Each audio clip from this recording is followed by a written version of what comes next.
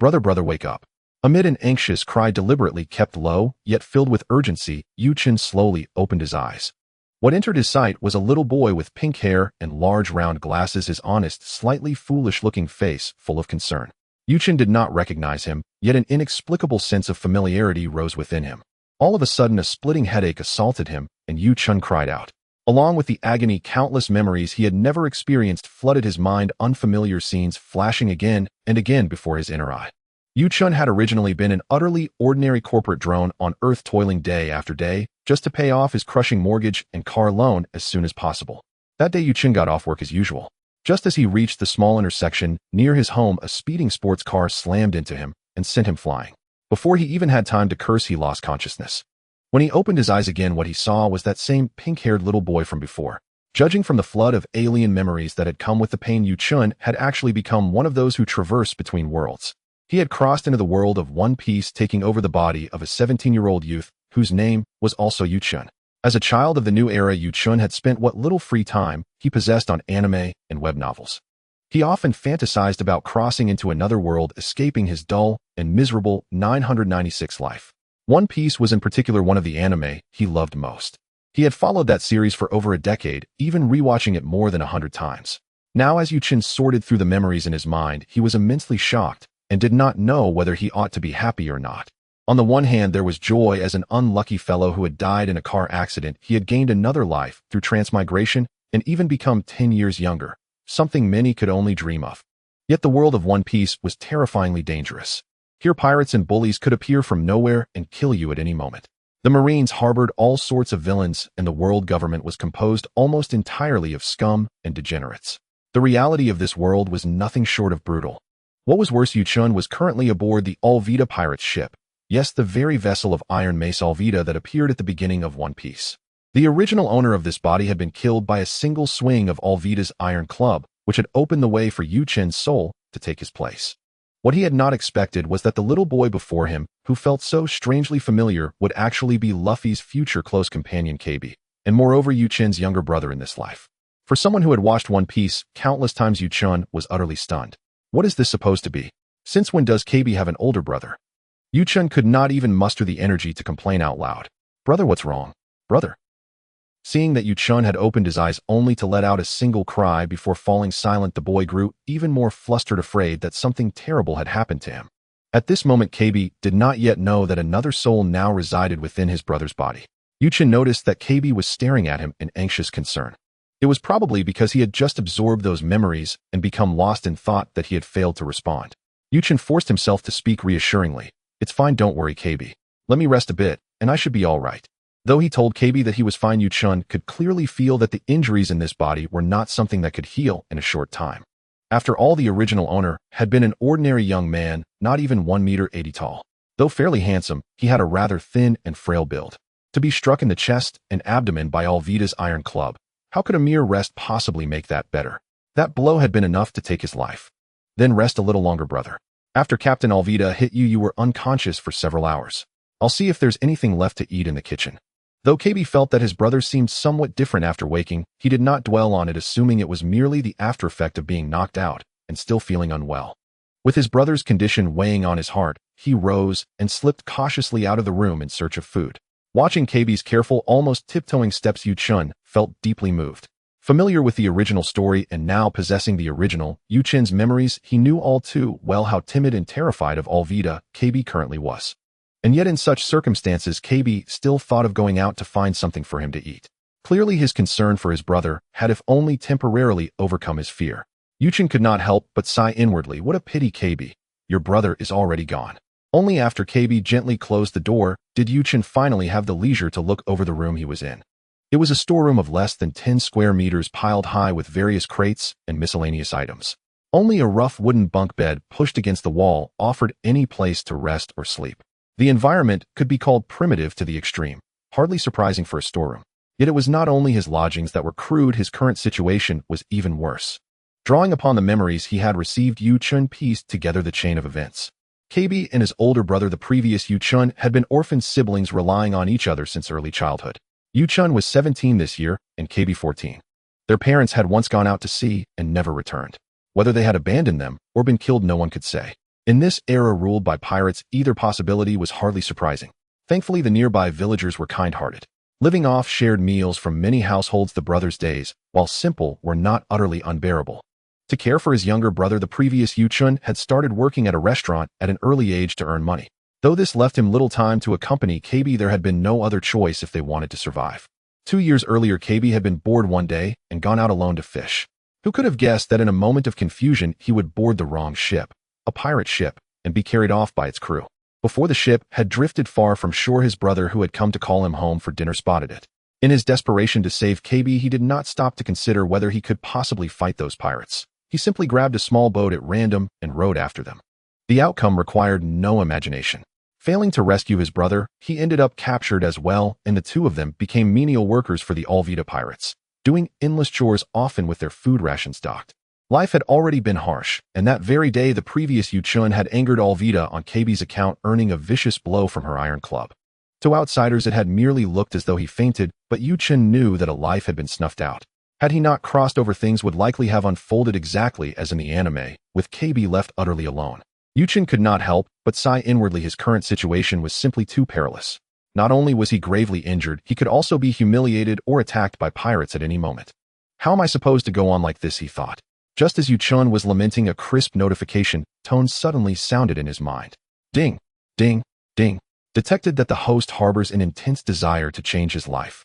The strongest life system has been successfully activated. Would the host like to bind with the system? Hearing the AI-like voice echoing in his mind, Chen was overwhelmed with excitement. Was this not the legendary golden cheat of every transmigrator, his very own system? Please confirm binding within 10 seconds. If the time limit is exceeded, the system will leave on its own.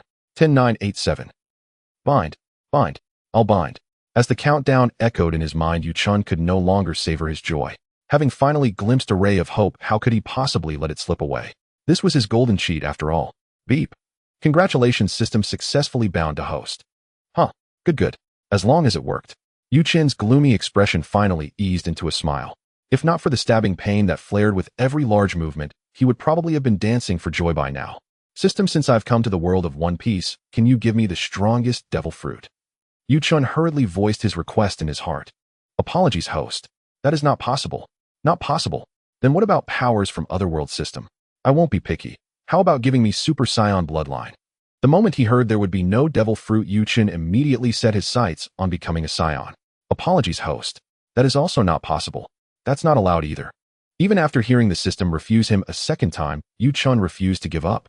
Then system, how about our ancestors' own power, a cultivator's path? I won't ask for much, just barely give me cultivation at the Great Ascension stage. Perhaps because he had just transmigrated and immediately obtained a system, Chen's heart was starting to float despite his injuries. His imagination was running wild. Yet this time the system remained silent. Unable to help himself, Chen called out anxiously in his heart, System. System, are you still there? Host, even though night has already fallen, I must still ask you to dream a little less. The system's voice was as emotionless as any artificial intelligence, yet Chen could practically hear the disdain in it. Hearing the system's reply, Chen felt as though several crows were flying circles over his head, cawing, idiot, idiot, as they went. He could only sigh inwardly. It seemed he would not be like those godlike protagonists who, upon binding a system, were carried to the heavens from the very start. Realizing just how unrealistic his wishes had been, Chen gradually steadied his mindset and asked the system, Then system, could you explain your functions to me? Certainly, host. This system's full designation is the strongest life system. As the name suggests, its primary purpose is to improve the host's living conditions. The system will provide the host with a portable storage space. Every day at midnight, random daily necessities will be delivered into that space. Food, medical supplies, household items, entertainment goods, and so on. Each delivery is random in both type and quantity. Today's supply of daily necessities, 10 caddies of charcoal grilled oysters, have been issued to the portable warehouse. Please check at your convenience. Huh. Chen was completely dumbfounded. Daily necessities. As the system finished speaking, mythical beasts of disbelief rampaged through his heart. Even the crows that had just flown off seemed to return, once more circling overhead. Caw, caw, caw. Chen lay on the shabby pallet beneath the crude double bed. Enduring the dull ache still spreading through his body, he slowly pushed himself up and looked out through the small glass window that was barely larger than a human head. His emotions were in turmoil. There was the joy of surviving a car accident and awakening in a new world, the panic of realizing he had descended into the world of pirates, and the helplessness of being gravely injured once more his life, hanging by a thread. It was night. By the pale moonlight, Chen gazed at the tranquil sea where waves occasionally rippled across the surface, and his breathing gradually steadied. Recalling what the system had just said, his thoughts finally cleared. What is this seriously? Charcoal-grilled oysters. System, this function is ridiculously useless. Aside from the so-called personal warehouse, which sounds somewhat practical, the rest doesn't seem of much help at all. Although he was grumbling about how useless the system's functions seemed, Chen, who had read countless web novels, felt a small surge of delight after thinking it through. A personal warehouse was essentially just another name for a system space. Used properly, it was a phenomenal ability. With this single function alone, Chen felt he had already profited with no losses. On top of that, he could receive daily living supplies for free. What more could he possibly ask for? Thinking of this, Chen could not help but feel his spirits lift. Given his current situation, the personal warehouse and the basic supplies provided by the system could at least alleviate his most pressing crisis. From the memories of this body, he knew that the current year was Sea Circle Calendar 1520, the very year Luffy set sail. If things unfolded as in the original story, and he could meet Luffy, his safety would be somewhat guaranteed. Yet Chen did not dare to gamble on that. He could not place all his hopes on Luffy alone. He had no way of knowing whether this time Luffy would still hide in a barrel after encountering danger, be fished out by the crew of a merchant ship, and then by sheer coincidence have their two ships cross paths here and now. Moreover, even if he could eventually meet Luffy, what about the period before that? During that time, his safety would be anything but assured. In this world of pirates, danger lurked everywhere. In the end, he needed strength of his own. Ding dong. Detecting the host's overwhelming desire for strength and considering that the host has only just bound the system and is currently in mortal peril, the system will issue a novice gift pack. It has been placed into the personal warehouse. The host is advised to open it at once. Wow, a novice gift pack. How that's great. Chen exclaimed as soon as he heard there was a gift pack. He immediately asked the system, how do I open the personal warehouse? The host only needs to silently think, open personal warehouse, in his mind. Inside the warehouse, you may arrange items at will. Storing and retrieving objects requires only a thought. Time is frozen within the warehouse. No item stored inside will decay, be damaged, or change in any way. In such a situation, simply doing as instructed was the most efficient choice. Sure enough, after he silently recited the command, the image of a warehouse appeared in Chen's mind. As his consciousness touched it, information about the warehouse flooded in. It covered an area of 500 square meters and was 50 meters high. For now, that size was more than sufficient. With 500 square meters of space, he could easily store the pirate ship he was currently on. The periphery of the warehouse was shrouded in chaotic mist, and he wondered whether it might expand in the future. After understanding the warehouse's basic information, Chen immediately focused his attention inside it. With a sweep of his consciousness, he sensed an antique-looking sandalwood box placed in one corner. The contents within should be the novice gift pack the system had mentioned. Beside it lay the supplies issued that day, 10 gene of oysters, which the system had thoughtfully placed in a stainless steel tray. The warehouse was extremely easy to use, and the positions of items could be adjusted freely. He set the oysters aside for the moment. What mattered far more now was what treasures the novice gift pack might contain. He retrieved it from the warehouse at once, his gaze locking onto the novice gift pack. This was the key that would determine whether he could break out of his current predicament. As the sandalwood box opened, a blinding light flared within the cramped storeroom. Startled, Chen hastily covered it with a blanket, afraid that the radiance would draw unwanted attention. Once the light subsided, Chen lifted the blanket. The contents of the wooden box were finally revealed before his eyes. A deep brown thread-bound book lay at the center, and 2 pills were placed to its left and right. Beneath them were 3 slips of paper, each corresponding to one of the items, clearly serving as their introductions. Staring excitedly at the 3 objects, Chen was inwardly showering the system with wild declarations of love. System, I knew you cared about me. Ha ha ha, this is amazing. I love you, system. He gushed inwardly and aloud, unable to contain himself. His unrestrained reaction was understandable. Each of these 3 items could greatly help him resolve his current crisis. The introduction for the deep brown book read clearly, from the world of Ren-ji Xia, the complete golden light mantra of the Tianshi Fu. By silently reciting, you may use and study it. The system can assist the host in learning and attaining entry-level mastery. Chen was filled with emotion. This was one of the Tianshi Fu's core town sect arts, in Ren-ji Xia. The old heavenly master had practically swept through the entire world of espers with the golden light mantra alone. Its power was beyond doubt. What was more, the system could directly help him master it, completely bypassing any limitations of talent and granting him instant entry into the art. After understanding the book in the center, he turned his attention to the pills on either side. One was described as granting the equivalent of 10 years of secluded cultivation. The other was a supreme healing elixir. Once consumed, internal injuries would be healed instantly and external wounds would rapidly close. With these three items combined, how could Chen not be overjoyed? Forcing himself to calm down, Chen first took out the healing elixir and examined it carefully. Worthy of being a product of the system, the pill released a rich medicinal fragrance the moment it left the box. Just inhaling its scent made him feel as though his internal injuries were already improving. Faint streams of light seemed to flicker across its surface. Without the slightest hesitation, Chen popped it into his mouth in a single gulp. A surge of warmth instantly flooded his chest, abdomen, and back, then spread outward to his head and limbs. In less than a moment, the heat flowed through his entire body. When the medicinal power gradually ebbed, Chen could not suppress a satisfied groan. He rose slowly from the bed and moved his body at random. There was not the slightest trace of discomfort anywhere. In fact, he felt even better than before he had been injured. Perhaps the pill had also cured the hidden ailments accumulated over more than a decade of hard living. Being healthy feels incredible. Next up is the Golden Light Mantra, he murmured. He took out the threadbound volume of the Golden Light Mantra and opened it to the first page, where the general incantation was prominently inscribed. Heaven and earth, mysterious ancestral line, myriad chi, the root of all. Through great calamities I cultivate extensively that my divine powers may be proven. The incantation continued. Within and beyond the three realms, only the Emperor stands supreme. My body bears golden light shining upon me in full. Seen by none, heard by none, yet it encompasses heaven and earth and nourishes all beings. Recited 10,000 times, the body will shine. The three realms shall guard, the Jade Emperor shall welcome. Then shall the spirits show reverence and the Thunder Lords obey. Demons shall cower, ghosts reveal their forms. Within me lies thunder, the lightning god's name concealed. My insight pierces through the five chi, surge forth golden light swiftly manifests, shielding altar and court. Just reading the general incantation made Chen's blood boil with excitement. Although there was still a thick volume of content behind it, he had no intention of continuing to read. No matter how gifted he was, he could never match the speed of the system's assistance. He could not possibly master it just by reading once. Silently, he thought, system, learn the Golden Light Mantra. Ding.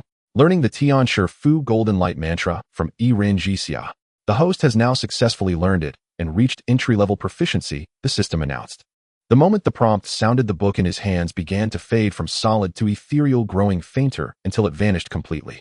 At the same time, Chen felt as though a flood of nectar had been poured into his mind, filling it with detailed information about the Golden Light Mantra. Cultivation routes, circulation methods, incantations. There were even numerous practical techniques for deploying the Golden Light Mantra.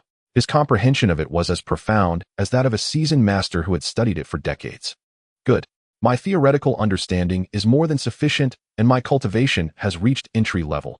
Chen muttered, unable to wait any longer to test the Golden Light Mantra. As he silently recited the incantation, a faint golden radiance truly began to emanate from his body. The Golden Light Mantra was a unique internal art of the Tian Shi Fu espers. When activated, golden currents of light, almost alive, flowed around the practitioner's body. Condensed, they formed an impenetrable defense. Unleashed, they could be used to strike down enemies. As one's cultivation deepened, the golden light would become increasingly tangible, and the more solid it grew, the more control it afforded. Although Chen was only at entry level now, once he activated the mantra, he could clearly feel that his physical toughness had already improved compared to before learning it.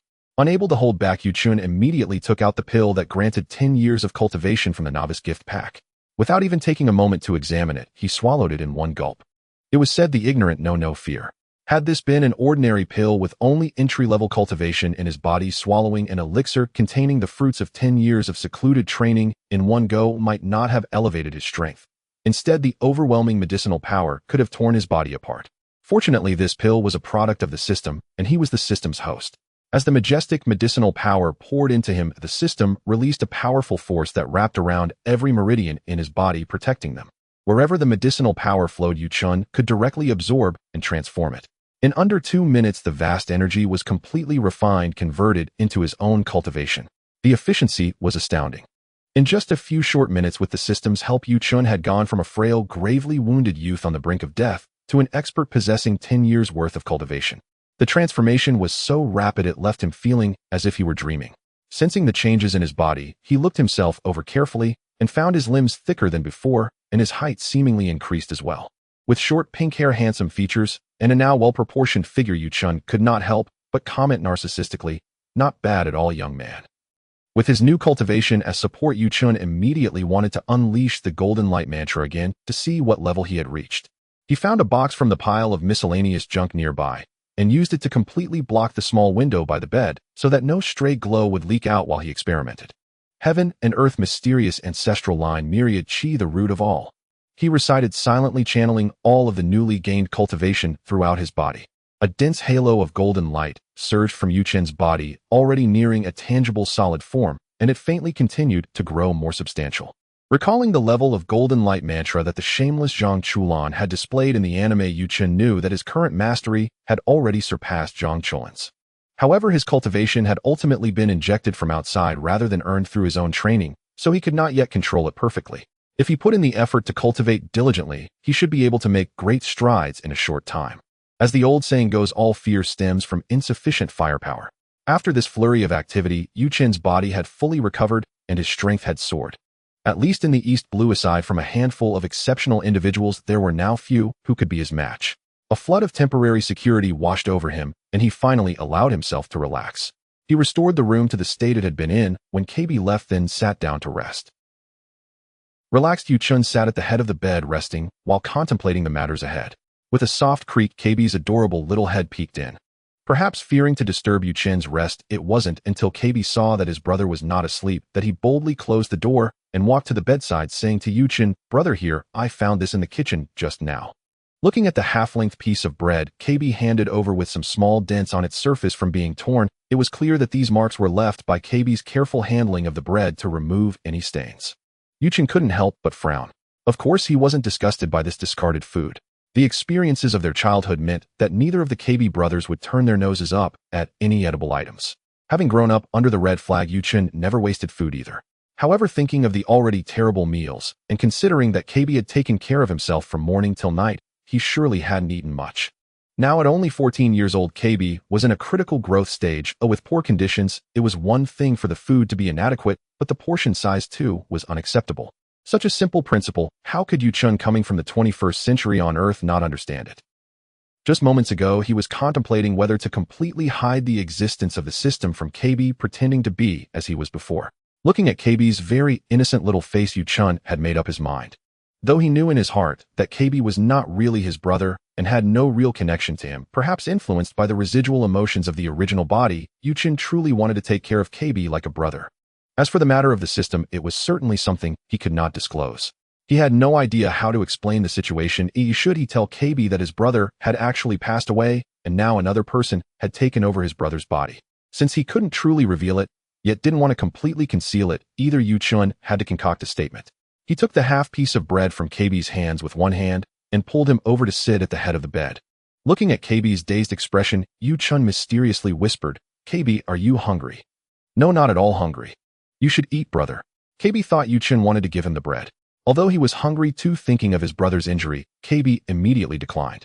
Let's set aside the bread for now. Control your emotions, don't be too surprised. Brother will give you something delicious. Making a shushing gesture, Yu-chun then waved his right hand and roasted oysters appeared at the simple bunk bed.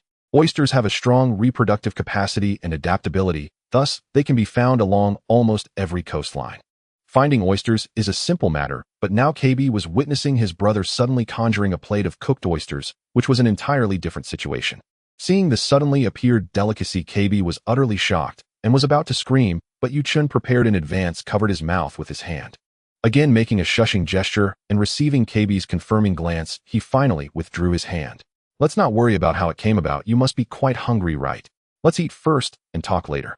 Yu-chun wouldn't let Kebi refute him. He set the bread aside, took an oyster from the plate, handed it to Kebi, and then took one for himself and began to eat. Before the tempting food, although Kebi was extremely shocked watching his brother already eating and smelling the roasted oysters' aroma filling the air, he could no longer suppress his appetite and started to eat one after another. Though 10 pounds of oysters sounds like a lot, the shells took up more than half, and the two brothers were eating one oyster at a time. Later, even splitting the piece of bread Kebi had found between them, dipping it in the sauce from the roasted oysters. Of course, while eating, Yu-chun was also contemplating what to say next. They finished all the food, then patted their bellies, feeling content as they sat back on the bed for a short rest. Ding, the host feels satisfied, emotional points 1. Ding, Kebi feels satisfied, emotional points 10. Oh system, what do these points mean? You didn't mention anything about points earlier. Hearing the system's notification sound, Chen silently asked in his heart. Host emotional points are awarded based on the fluctuations of the user's emotions after consuming randomly distributed materials from the system. Both positive and negative emotions can generate points. The greater the emotional fluctuation, the more points are awarded. The novice package is protective in nature, belonging to special actions. Thus, after the host uses it, even though there are significant emotional fluctuations, no points will be generated. Once the total emotional points reach 1,000, the system will unlock the points mall module. The system explained thoroughly, and Chen found it all quite understandable. Just now both he and Kebi felt satisfied, yet their points were different, which should be due to the varying degrees of emotional fluctuations. That makes sense. After the meal, Chen felt full, but didn't have any significant feelings, so getting 1 point was already quite good. As for the points mall, he currently only had 11 points, and with 1,000 points required to unlock it, he felt disinclined to inquire further. With a wave of his hand, Chen disposed of the leftover food scraps into a corner of his personal storage, intending to discard them later. Besides their now bulging stomachs, there was no other evidence to prove that 10 pounds of oysters had just existed here. After a while of silence in the room, Kebi's inquiring voice finally broke the quiet. Brother, what just happened? Was it magic? How did you conjure that? Although the food was gone, Kebi's shock had not fully faded, and he spoke with a slight stutter. Well, I was just pondering how to explain this. Kebi has already found a reason for himself. After a moment's thought, Chen decided to stick to the explanation he had prepared. After all, he didn't know any magic. He merely retrieved items sent by the system from his personal space. If he admitted to it, what would happen if Kebi asked him one day to conjure a flower? At that point, Kebi might just mock him, saying, "No way, brother, aren't you a magician? You can't even do such a simple magic trick as conjuring a flower." However, what Chen didn't know was that conjuring flowers would merely become a routine for him in the future. I don't know any magic. This is a skill taught to me by an old grandfather who came to travel while I was working as a waiter in town. He said I had exceptional talent, and knowing his time was limited, he wanted to take me as his disciple to pass on all his skills. However, my master warned me when he taught me.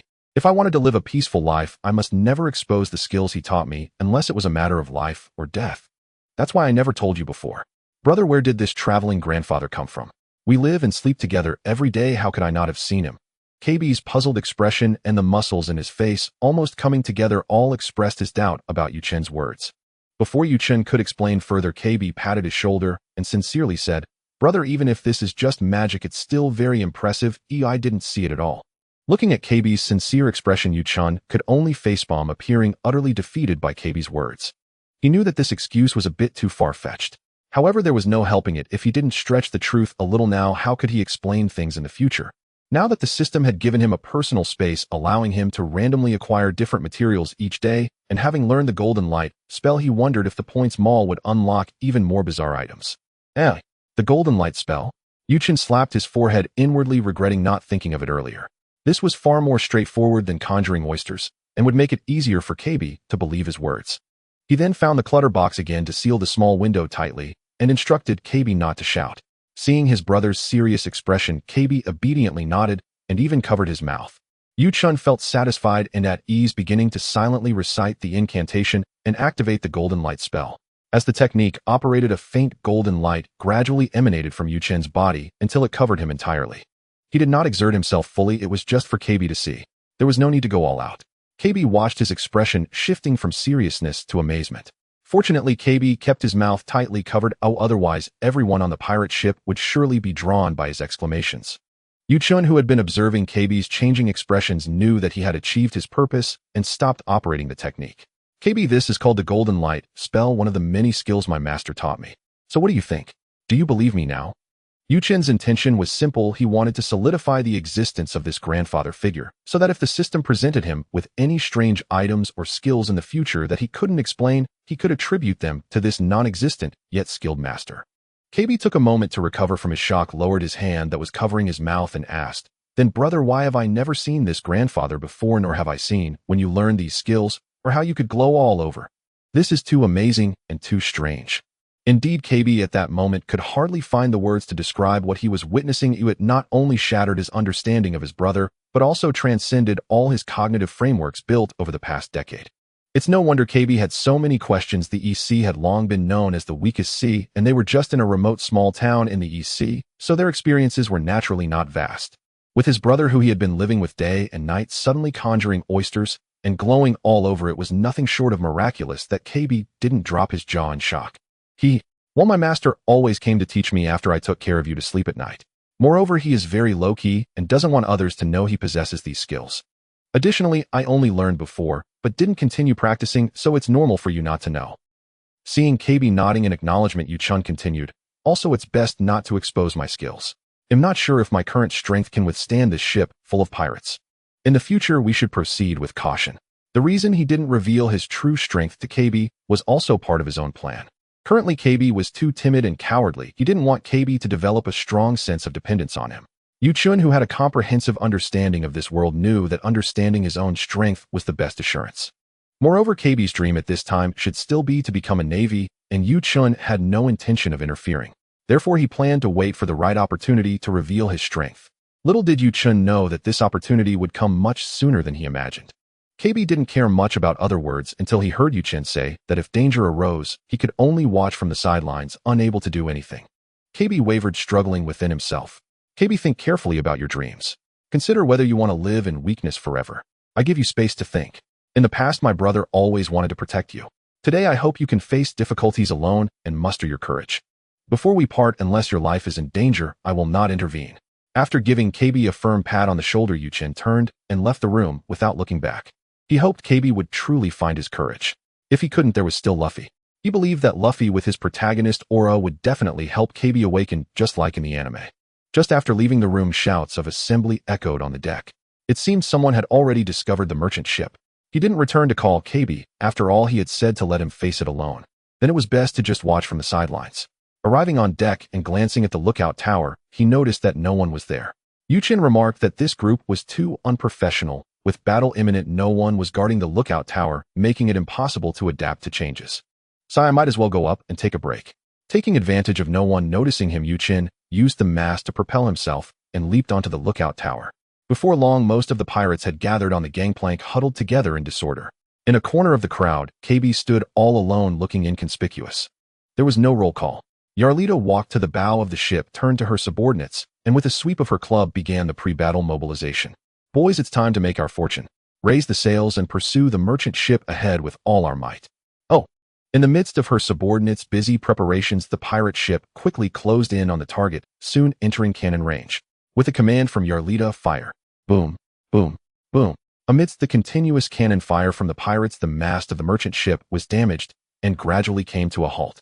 Moreover, the merchant ship did not retaliate, perhaps because the crew on board was too flustered, or perhaps they were not equipped with cannons. The reason remained unknown.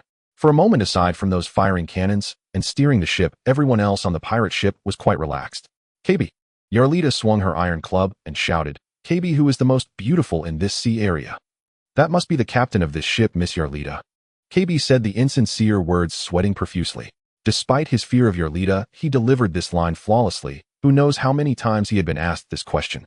Yarlita, hearing this, was very pleased. Regardless of truth, she simply loved being praised for her beauty. Haha, well said. Yarlita lowered her iron club, causing the deck to tremble. Captain Yarlita, this is quite a rare prey. A pirate not far from Kebi lamented behind him. Indeed. So let's board the ship. Oh. In just a few exchanges, the pirate ship had already caught up to the merchant ship. Next came the boarding battle.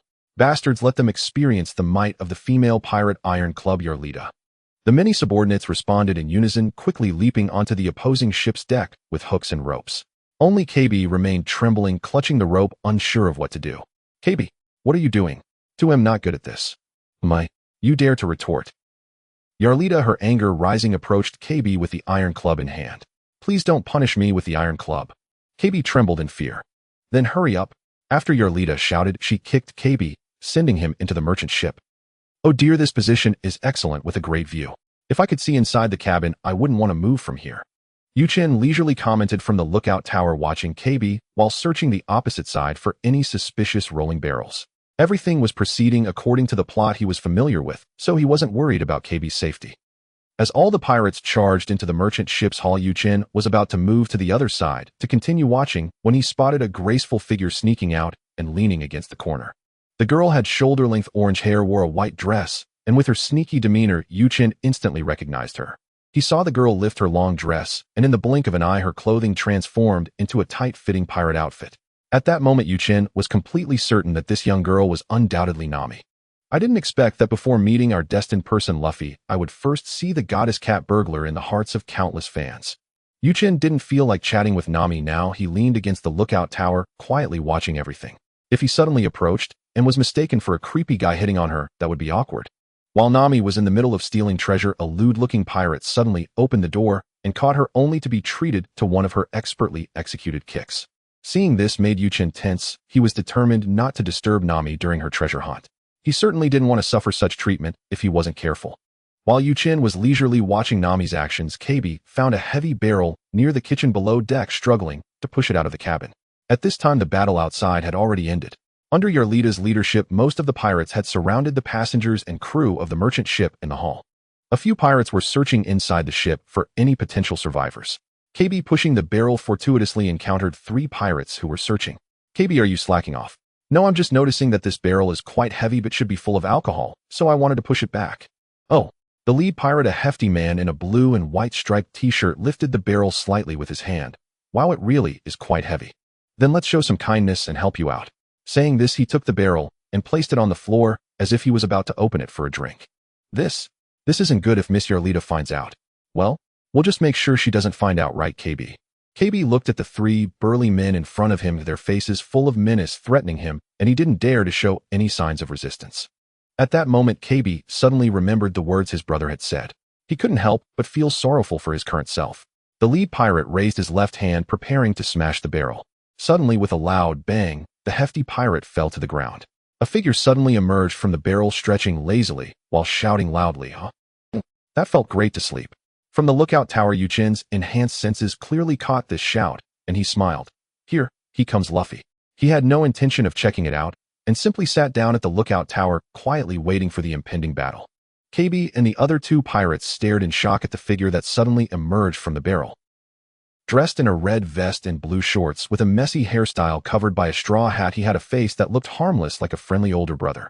Yet this very person instantly knocked down the hefty pirate, leaving him unconscious. Luffy finally finished stretching, looked at the fat man lying by the barrel, and asked, "Who are you guys?" "Who are you?" The 2 remaining nameless pirates replied in unison. "It's not good for someone to sleep here. They might catch a cold." Turning around, he stepped out of the barrel. "Is this all you're doing?" Suddenly, a long sword was thrust in front of Luffy. The pirate holding the sword gritted his teeth and said, "Bastard, you knew we were pirates and deliberately caused trouble, right?" Luffy, completely oblivious, ignored him and turned to Kebi. "I'm hungry. Is there anything to eat?" "Listen, well, you little brat." The 2 nameless pirates, feeling provoked by Luffy's indifference, immediately swung their swords at him. Kebi watched Luffy's exaggerated behavior in shock, unable to speak. Seeing the 2 fierce pirates attack this seemingly harmless older brother, he squatted down, covering his eyes with his hands, afraid of witnessing something he didn't want to see. When Kebi finally gathered the courage to lower his hands and prepare for a tragedy, he found the neighborly older brother standing perfectly fine in front of him. The 2 pirates who had just been holding swords instead sat on the ground in terror, their swords inexplicably snapped in 2. This was completely different from what he had imagined. Who on earth was this person? Luffy looked at the 2 attackers in confusion. "What were you trying to do suddenly?" "Who are you?" The 2 nameless pirates stuttered, trembling with fear. "Me." Luffy grinned. "I'm Monkey D. Luffy, nice to meet you." Hee. While Luffy was still trying to grasp the situation, the 2 nameless pirates had already dragged the unconscious leader away, seeking help. At this point, Kebi finally reacted and started urging Luffy to run away, saying there were too many of them, each looking very terrifying, especially the Captain Yarlida, who was extremely scary. Seeing that talking didn't work, he tried to forcibly drag him away. Unfortunately, given his small stature, he couldn't succeed, and instead was pulled along by Luffy to the food storage area. When hungry, Luffy could always find his way straight to where the food was, but he was a little directionally challenged otherwise. Who knows what the principle behind that is? Perhaps Luffy navigated not with his eyes, but with his nose. After closing the door to the storage room, Kebi temporarily let out a sigh of relief. He felt that it shouldn't be easy for them to find this place, so he began to inquire about Luffy. "To him, Kebi, and you are Mr. Luffy, right? How did you manage to do that just now?" "It was amazing." Since food was found, Luffy's personality naturally dictated that he would eat. Biting into an apple, he kept sending bites to his mouth. Eating was of the utmost importance, and there was no time to waste. Fortunately, Luffy's mouth was big enough that the apple didn't hinder his speech. Their conversation flowed smoothly. By the way, is this a pirate ship?" "No, it's not, but this ship is currently being robbed by Alrita and her crew." "Well, does it matter? I wonder if this ship has a small boat." I think it should. After all, this merchant ship is quite large. Oh, that's great. My ship was swept away by that big whirlpool. You mean the large whirlpool nearby that hasn't disappeared yet? That's incredible. A normal person would have died long ago. Ah, actually I was scared too. Ha! Luffy spoke of his fear, yet his face was bright and sunny, flashing a wide smile that showed all his white teeth, making Kebi feel that Luffy was not scared at all. Are you one of those pirates' companions? No, of course not. Kebi began to recount how he and Chen ended up on this pirate ship. It was a day 2 years ago when I was just bored. And that's how I ended up here now. Luffy listened and burst into laughter. You are not only confused, but also quite foolish. Ha! Kebi had a gloomy face. You are a bit too straightforward, aren't you? But in 2 years, why didn't you escape? Isn't it easy to just run away? Impossible, impossible. Just thinking about escaping and possibly being caught by Alvida and punished makes my legs go weak. I'm too scared to handle it. I don't know my brother's thoughts, but today he told me a lot and I realized he is a very capable person. Maybe he was doing it for me before. I don't know the specific situation. What's this? You're so timid, you really are quite annoying. Ha! Hearing Luffy's carefree taunt, Kebi could only weep while also recalling his brother's encouraging words, calming down. That's true. I really wish I could have the courage to sail out to sea like you riding a barrel. Actually, I have things I want to do too. Kebi looked up seriously at Luffy. So Mr. Luffy, may I ask why you're willing to go to such lengths to set sail? Me? I want to become the Pirate King. So I set sail. The Pirate King? Are you serious, Mr. Luffy? What about your companions? Companions? I don't have any yet. I'm just getting ready to find some. Hearing this, Kebi was completely stunned, more shocked than when he saw his brother cast the golden light spell, standing there dumbfounded. Luffy waved in front of Kebi's eyes to wake him up. Suddenly, Kebi seemed to be stimulated, filled with excitement. As everyone knows, the title of Pirate King is a name that can only be obtained after gathering wealth, fame, and power, and acquiring the legendary treasure, One Piece. Oh, that's right. Luffy nodded seriously. What is your reaction? Do you know that all the pirates in the world aim for that? Well, that's also my goal. Impossible, impossible, absolutely impossible, completely impossible. How can one stand at the top of this great pirate era? Impossible, impossible, absolutely impossible. Bang! Kebi's excited denial was met with a solid punch from Luffy on his head. Why did you hit me? I couldn't help it. Oh, I just wanted to hit you. Kebi lowered his head, reminiscing about the past 2 years on the pirate ship. Oh, it's okay. I'm used to it anyway. Hee. Kebi's self-deprecating laughter earned him Luffy's gentle words. It's not like that. It's not a matter of possibility. It's just that I want to be one, so I will be one. At this point, Luffy took off his straw hat and looked at it. I have made up my mind to become the Pirate King, even if it means dying in battle. That's fine with me. Luffy clapped his hands and slowly walked towards the storage room door. All right, I'm full now. Oh, it's time to find the ship and continue sailing. Hearing this, Kebi was greatly shocked. He thought of his brother's words and his own dreams. I have never thought like this before. Can I really do it? With the determination to face death. What are you talking about? Can I also join the Navy? The Navy? Kebi stood up excitedly, his voice several times louder than before. Yes, capturing those bad guys is my dream since I was a child. Can I really do it? How would I know? Luffy smiled faintly, sensing that Kebi seemed to understand. No, my brother told me the same thing, to have the courage to pursue my dreams. I want to give it a try. Instead of spending my life doing these chores, I would rather escape. I want to capture Miss Alvida. No, I want to capture that despicable Alvida. With a loud bang, the ceiling of the room was suddenly smashed open. For a moment, smoke and dust filled the air, obscuring Kebi's view. Alvida's voice came from amidst the smoke. Kebi, what did you just say you were going to catch? Huh? Kebi trembled in fear. The bravado he had just shown vanished in an instant, truly impressive, but for only 3 seconds. A number of pirates stood where the roof was broken, and outside the storage room, many swords and knives suddenly stabbed in surrounding Luffy. It seemed that the pirates who had escaped earlier had brought back reinforcements. Alvida looked at Luffy's appearance and sneered. It seems you're not the pirate hunter Zoro after all. Zoro. Luffy felt an inexplicable anticipation towards this name. Then Alvida stopped staring at Luffy, seemingly not concerned that such a little skinny guy could pose any threat to her.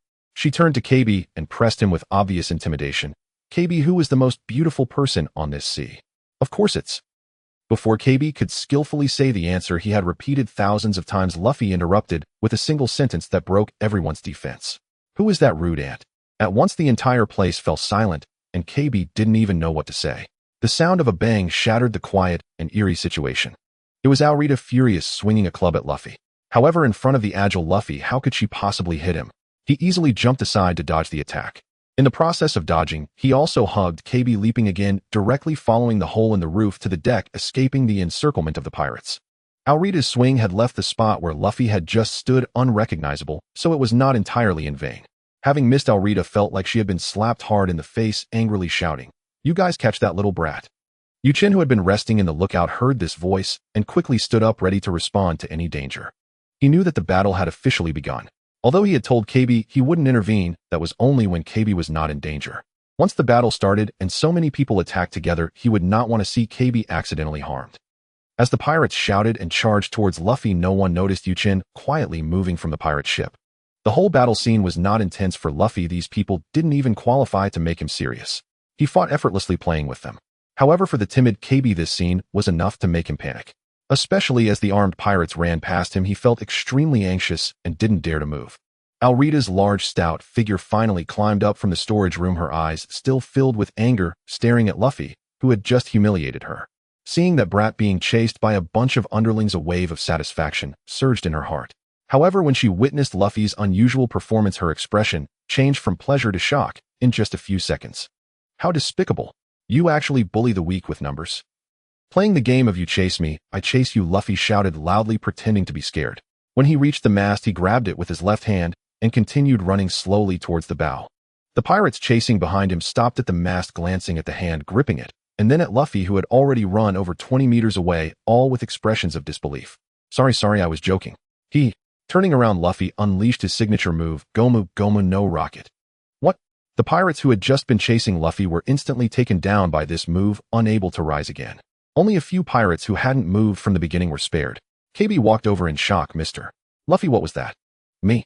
I ate a devil fruit and became a rubber man. As Luffy spoke, he stretched his mouth wide with his hands, demonstrating his words. Alrida looked at her defeated underlings, surprised by Luffy's performance, but not intimidated. A devil fruit. I have indeed heard of such rumors, but have never seen it in person. It is said that once eaten, one gains incredible power. Kid, your strength is indeed quite good.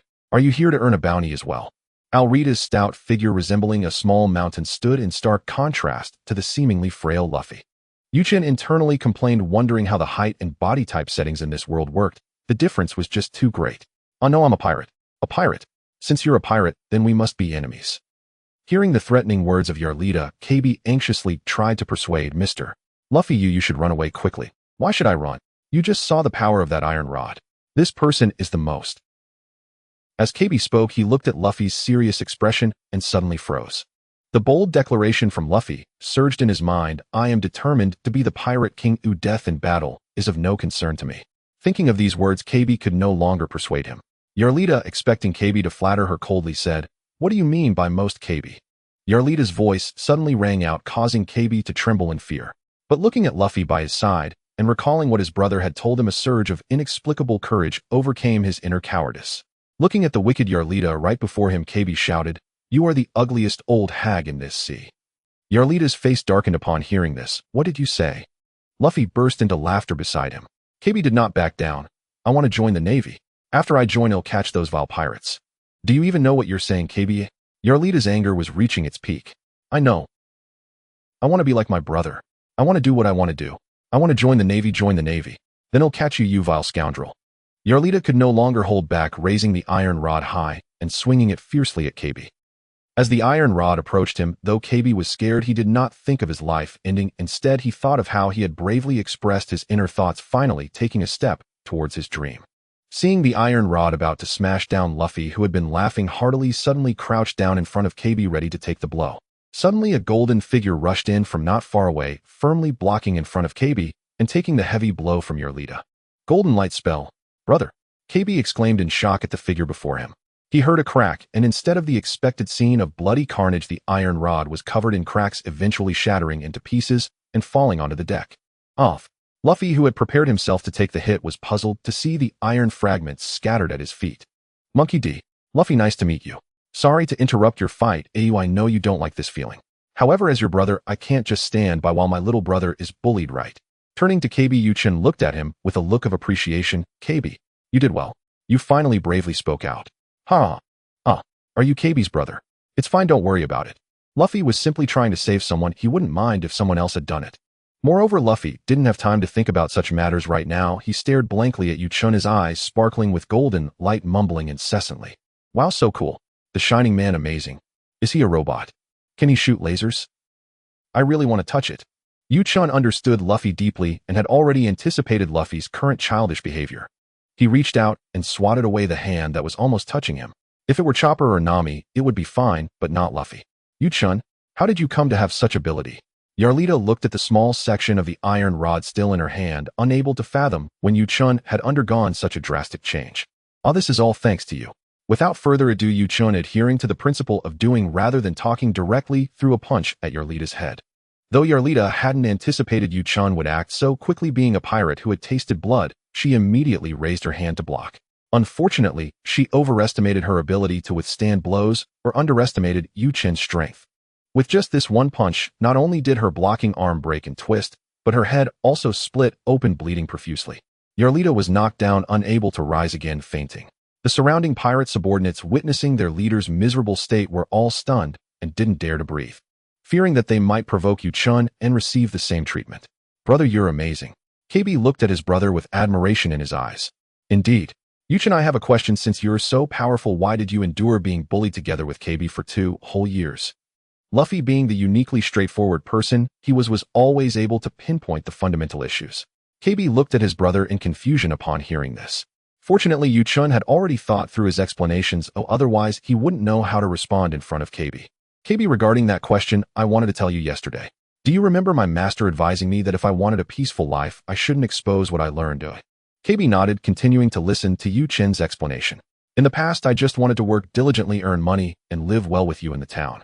Thus, after learning from my master, I never practiced again. Without cultivation, learning something would be no different from before. So these 2 years weren't that I didn't want to resist, but rather that I lacked the strength.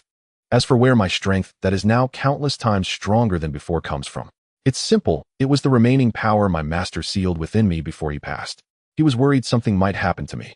At this point, Yu-chan picked up a suitably sized longsword from the scattered weapons and placed it in front of Kebi, continuing, Kebi, you don't think that the powerless me before could just take a solid blow from Yarlita and be unscathed, do you? That's impossible, right? Your brother has already died once, killed by Yarlita with a single blow. The current me is revived thanks to the powers sealed by my master. That's why I decided to bid farewell to the version of myself that has already died, taking what my master taught me to start anew. Since your goal is to join the Navy and capture scoundrels like Yarlita, he'll give you a choice. He pulled out the longsword he had just placed down and handed it to Kebi. Yarlita is right in front of you. Will you choose to use this sword to kill her for revenge, or will you tie her up and hand her over to the Navy, or will you let them go now and rely on your own strength to capture them later? Kebi, choose. Yu-chan, explaining half-truths to Kebi, was also giving a nod to Kebi's original brother. This was also the limit of what he could say. He didn't want Kebi to know more truths, as it would be too cruel for him.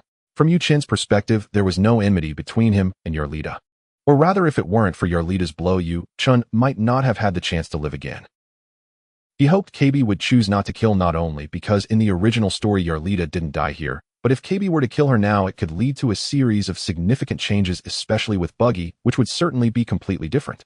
More importantly, whether capturing or releasing her, Yu-chan hoped Kebi could rely on his own abilities to do so, as this would provide more motivation for Kebi's growth. As for how Kebi would choose, since he had given him the choice, it was up to him. Even if Kebi chose to kill Yarlita, now causing a butterfly effect, Yu-chan would never stop him. Watching Kebi hesitate with the sword, Yu-chan did not urge him. He jumped onto the lookout and began to observe the surroundings. He vaguely remembered that in the anime, when Luffy finished fighting and ran away, a few warships seemed to have opened fire. Indeed, looking out, there were 3 warships approaching quickly from the right side of the pirate ship, estimated to be about 5 or 6 nautical miles away. It wouldn't be long before they would enter the firing range and begin attacking. Yu-chan scanned back and forth between the pirate ship and the merchant ship, but did not find Nami's figure. She was hiding quite well this time, little thief cat. After thinking for a moment, he decided to call out, shouting into the cabin of the pirate ship, Nami, you should still be there. You don't need to be surprised that I know of your existence. The Navy is coming. I hope that when we meet in the next place, we will have time to talk. By the way, the mice in your house are actually very weak. After saying that, he didn't expect Nami to respond and directly jumped back to Kebi's side. So have you made a choice? Brother, is the Navy really coming? Yes, they're only about 4 to 5 nautical miles away. Yu-chan pointed in the direction of the warships. Then let's leave now. I don't want to kill her. Since the Navy is coming, let's see if they can escape. Luffy beside them instructed the pirate subordinates who had not dared to move. Hey, give Kebi and the others a boat. They want to join the Navy. Kebi was secretly touched by Luffy's thoughtfulness. Yu-chan grabbed Kebi and Luffy with one hand each and directly ran towards the place where the small boats were kept. While running, he said, "You two must be fools at this time. If Kebi goes to the Navy, he won't be able to join and may very well get caught." Kebi and Luffy synchronously slapped their heads, saying, "Oh, I see." By the time the three found the boats, the warships had already started firing. As they set sail, Chen noticed Nami was also about to depart. He waved goodbye to her, then ignored her. Nami had paid some attention to the previous battle and knew that Chen was a very powerful person. This person actually knew of her existence and had just said a bunch of incomprehensible things. But that could only be set aside for now, as the warships were already attacking, and escaping was the most important thing. Thus, the two small boats began their escape under the bombardment of the warship's cannon fire. Half an hour later, on the small boat of Chen and his companions, who we finally got away, Kebi exhaled deeply, finally relaxing. "Brother, what are you going to do next? I can just find a place to join the Navy, but what about you? Aren't you still waiting for the fated person? Look, isn't that him?" Chen pointed at Luffy. Is it really Luffy? Kebi was incredibly surprised. What a coincidence. However, just thinking about Luffy's grand words, the term fated person didn't seem so unacceptable anymore. In fact, it felt quite fitting. What am I? Luffy, who had been leaning listlessly against the bow of the boat, suddenly became interested upon hearing his name. Well, Luffy'll tell you more about it later when the opportunity arises. Chen tidied his shirt to express formality. Although he was wearing just a plain crew white t-shirt, you might have learned some things about me from Kebi. But I still want to introduce myself formally. At this point, Chen cleared his throat again. "Mr. Monkey D. Luffy, my name is Chen. I am 17 years old, mainly skilled in the Golden Light spell, and I am applying to join the Straw Hat Pirates. I wonder what your thoughts are on this." Luffy neither agreed nor disagreed, dragging out his response, leaving everyone unsure of his thoughts. It would be a lie to say Chen wasn't nervous. Although Luffy was very easygoing, what if he was rejected? Especially since Luffy kept delaying his response. "Luffy, do you have any questions?" There is one," Luffy said with a mischievous smile. Joining the pirate crew is fine as long as you perform the glowing thing again." Chen should have seen that coming. Luffy was that kind of person. Feeling helpless in his heart, he couldn't perform the demonstration. Seeing Luffy's somewhat listless expression, Chen's eyes lit up. When it comes to what could pique Luffy's interest, fun adventures would only come second. Eating was Luffy's top choice. With a casual wave, a large pile of jerky and fruits appeared on the small boat. This was taken from the storage room just before leaving the merchant ship, and he had kindly left 1/5 for them. There are several small islands nearby, not far apart, with the furthest only a day away. Leaving some behind wouldn't cause any trouble, especially since he left 1/5. Thinking of this, Chen couldn't help but sigh. "I am really kind." Luffy's eyes couldn't leave the suddenly appeared food. "Wow, how did you conjure this? So impressive." Just a small thing. Forget about the glowing performance. You will see it often during fights in the future. Now let's have a feast. How about it?" Chen, you really are a good person. "Welcome aboard." Luffy said, effectively awarding Chen a Luffy card for good deeds. "Well, Luffy, I look forward to working with you in the future." Don't mention it, as long as everyone is happy." With food smoothing the atmosphere, they chatted and ate, and the mood instantly became harmonious. "By the way, Chen, can you conjure food? Is that your devil fruit ability?"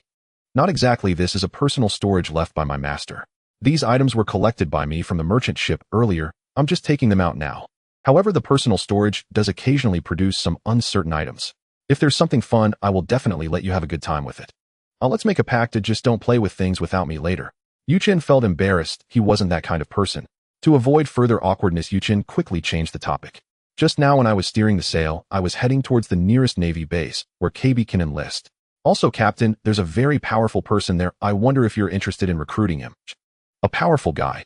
Who?" Luffy immediately perked up at the mention of finding a companion swallowing the 5 pieces of jerky in one go. "You should still remember that person mentioned by Alvida just now." Luffy thought for a moment. That bounty hunter. "I do have some interest." Kebi then spoke up. "Brother, are you talking about Zoro?" Chen nodded in agreement. Kebi continued. "There were indeed rumors that Zoro was captured at that Navy base." "What? Is this guy that weak?" Kebi immediately retorted. "Not at all. That guy is as terrifying as a beast." "A beast?" Luffy expressed confusion. "Exactly. That famous bounty hunter Roronoa Zoro. He is like a bloodthirsty beast, harvesting the heads of bountied pirates and turning their corpses into pieces. People call him the beast in human skin." In that case, let's go check him out. If he's decent, we'll recruit him." Upon hearing Kebi's description, Luffy instantly developed a stronger interest in Zoro and laughed happily. "Mr. Luffy, brother, you guys are going to cause trouble again. How could we want such a terrifying person as a companion?" "Well, I haven't thought it through yet. It all depends on whether he is a good person or not. Isn't the reason he was caught because he is a bad person?" Kebi excitedly retorted. Chen realized that Kebi was still too young and inexperienced. Since they were about to part ways, Chen seized the opportunity to educate Kebi. Kebi, remember not to judge a person based on rumors. Rumors are spread by word of mouth. What truly matters should be judged by yourself, not hearsay.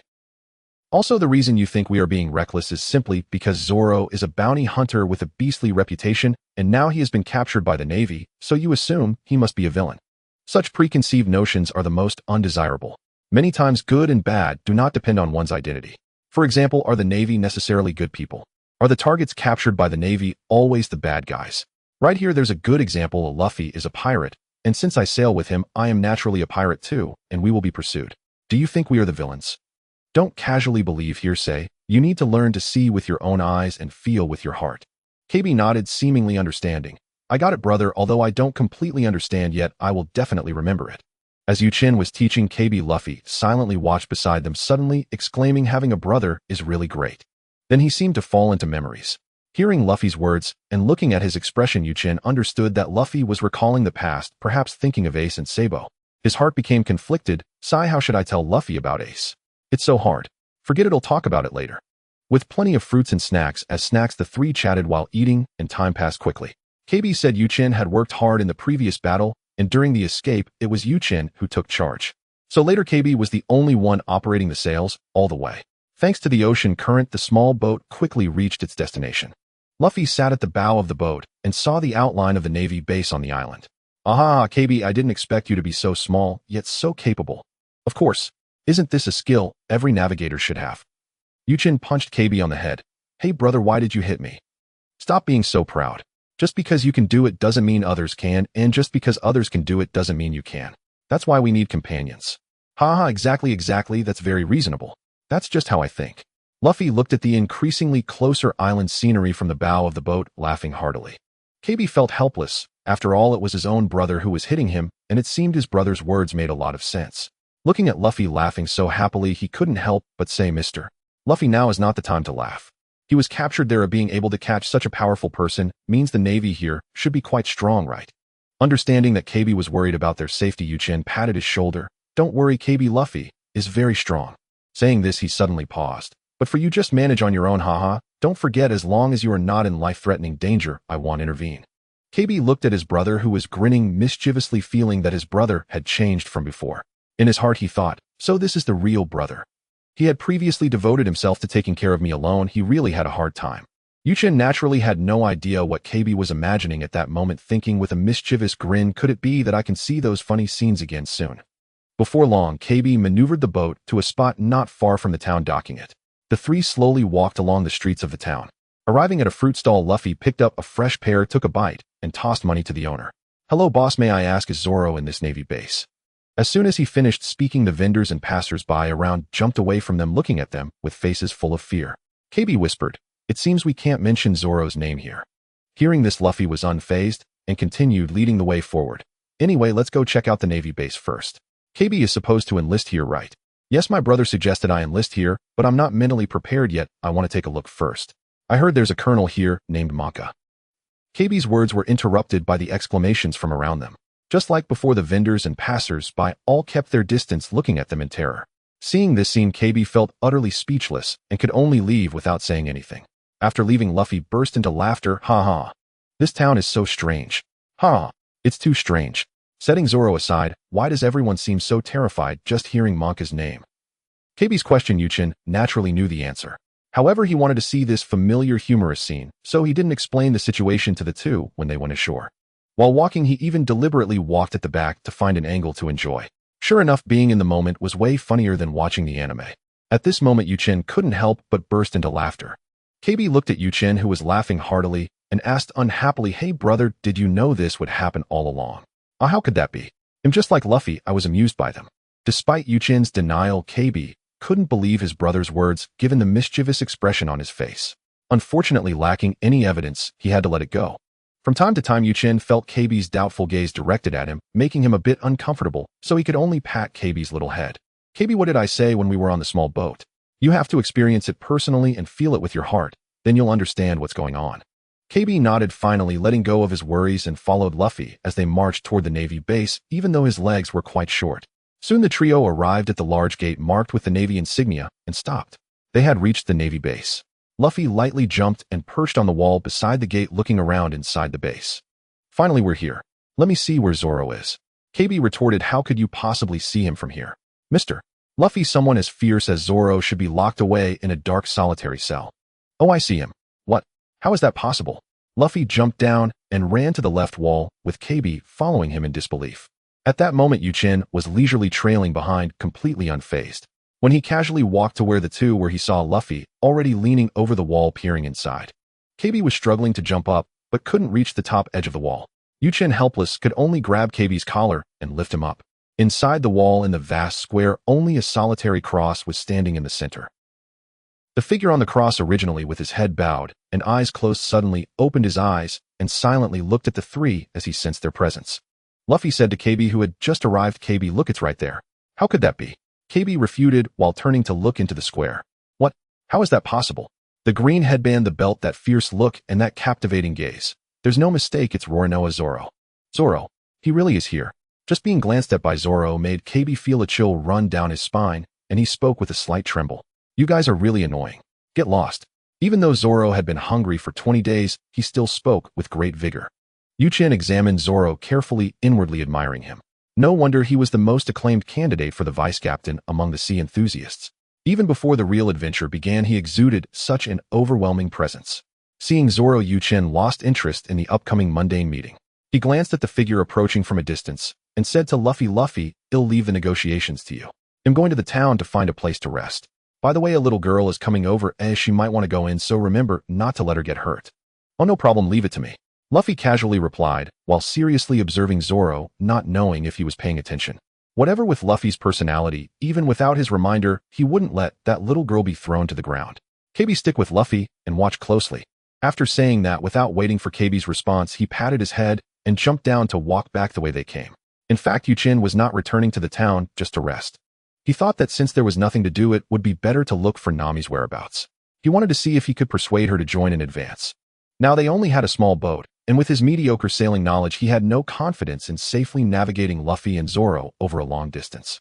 Although the main character group had incredible luck, Chen always preferred to prepare thoroughly. He didn't seek perfection, just a smoother journey. After wandering around the town for half a day without finding any trace of Nami, he unexpectedly ran into Luffy and the others returning from the base.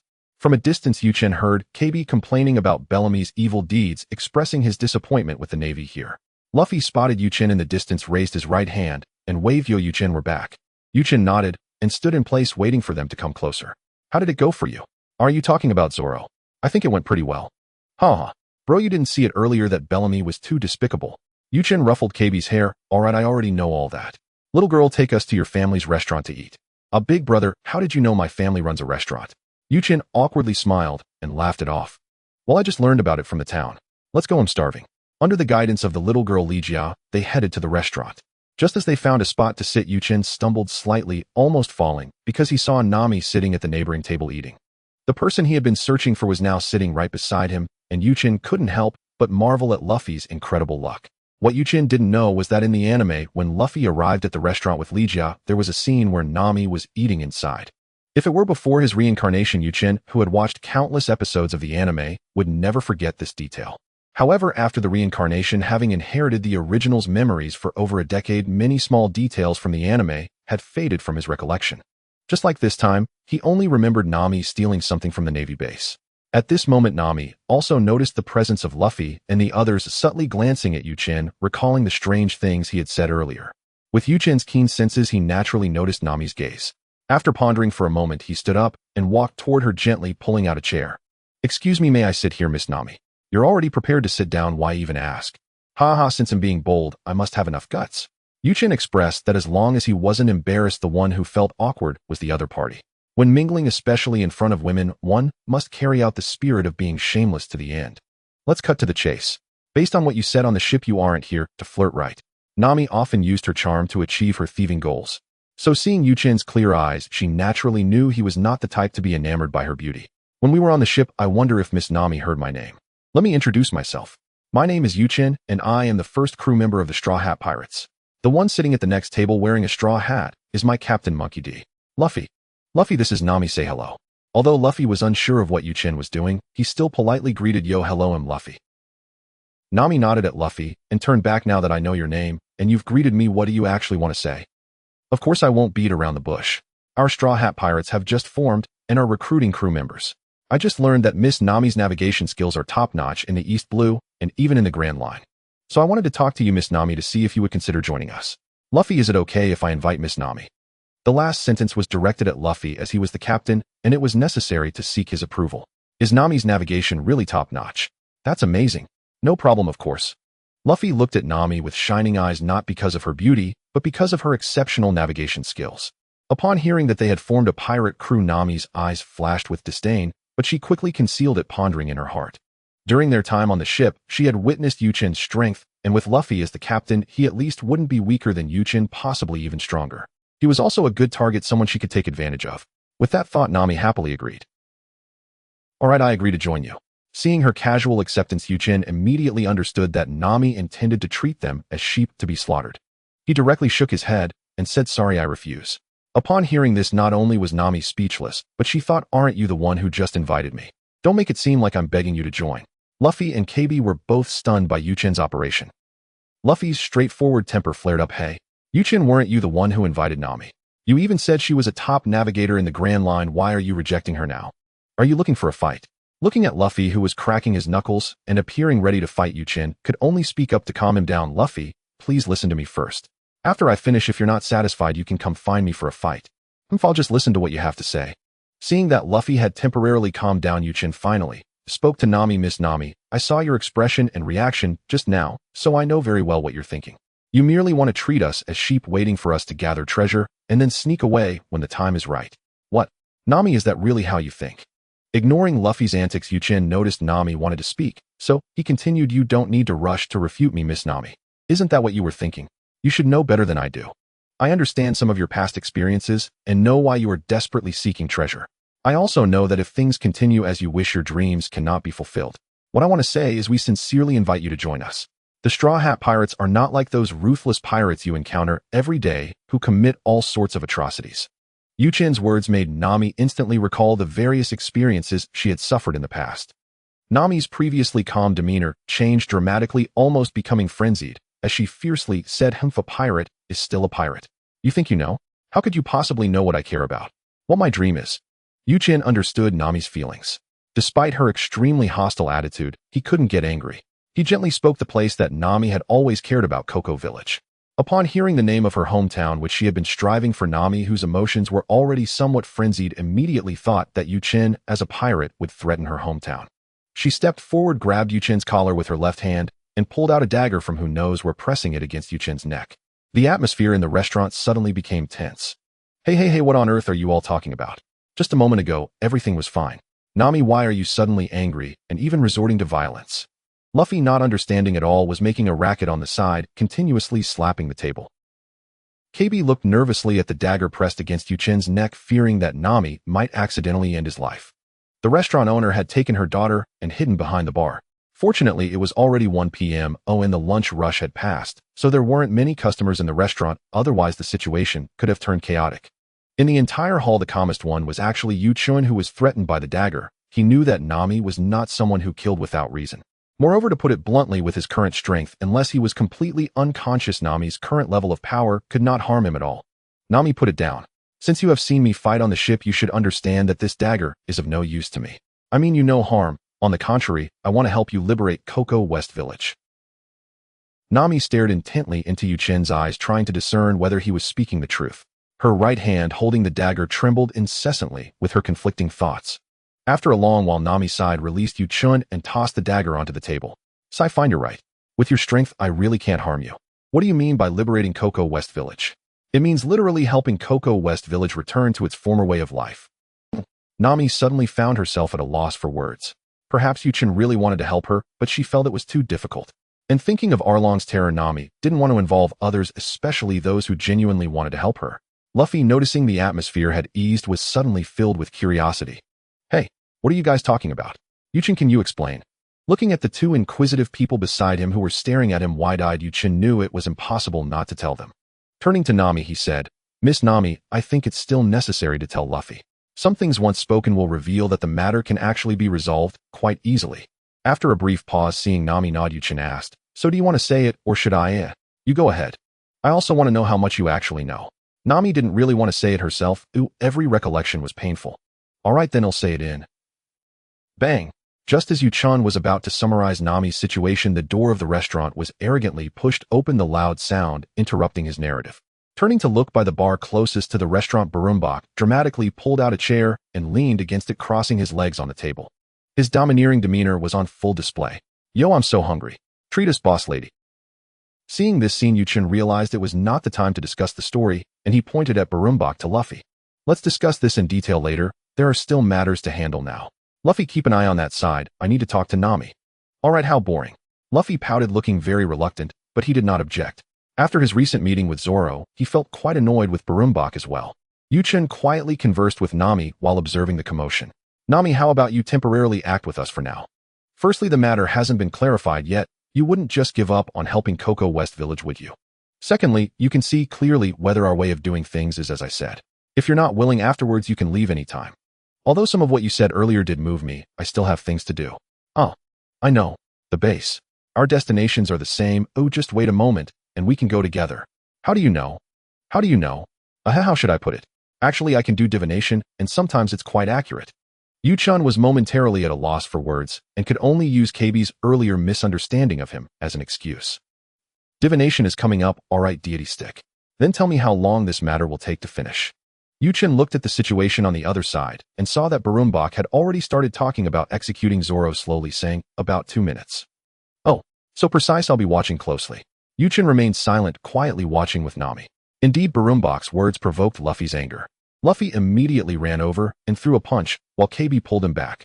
After Barumbak finished his threats, he ran off to complain to his parents, fleeing in embarrassment. In the end, Luffy declared, "Kebi, I've made up my mind. I want Zoro to be my companion." Perhaps it was because Chen knew that Barumbak was just a foolish, spoiled brat, just like a naughty child acts out to gain attention from others. Thus the entire scene seemed somewhat childish in Chen's eyes. But this was also the reason he was too lazy to intervene. Dealing with a child like this was better left to our passionate Captain Luffy. Less than 3 minutes. Not bad, deity stick. I'm starting to believe you can actually do divination. Just believe it. Seeing Luffy getting ready to leave, knowing he couldn't hold him back, Chen shouted, "Luffy, you all go on ahead. I'll catch up later." "Oh." The response came from outside, as Luffy had already set off, showing no intention of waiting for others.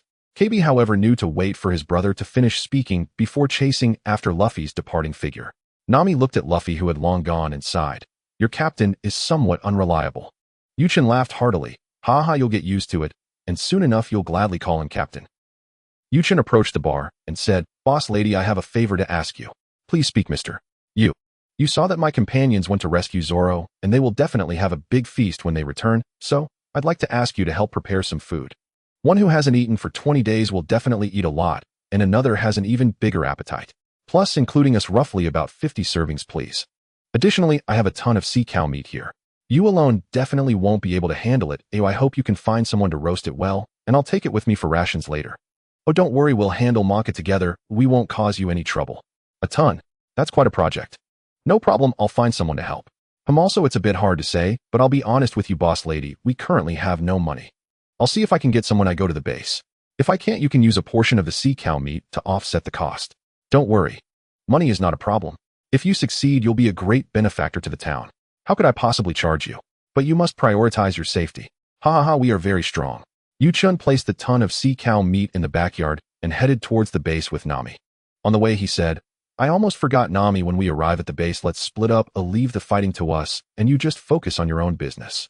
After you finish, if we haven't wrapped up, you can wait for us at the restaurant we were at.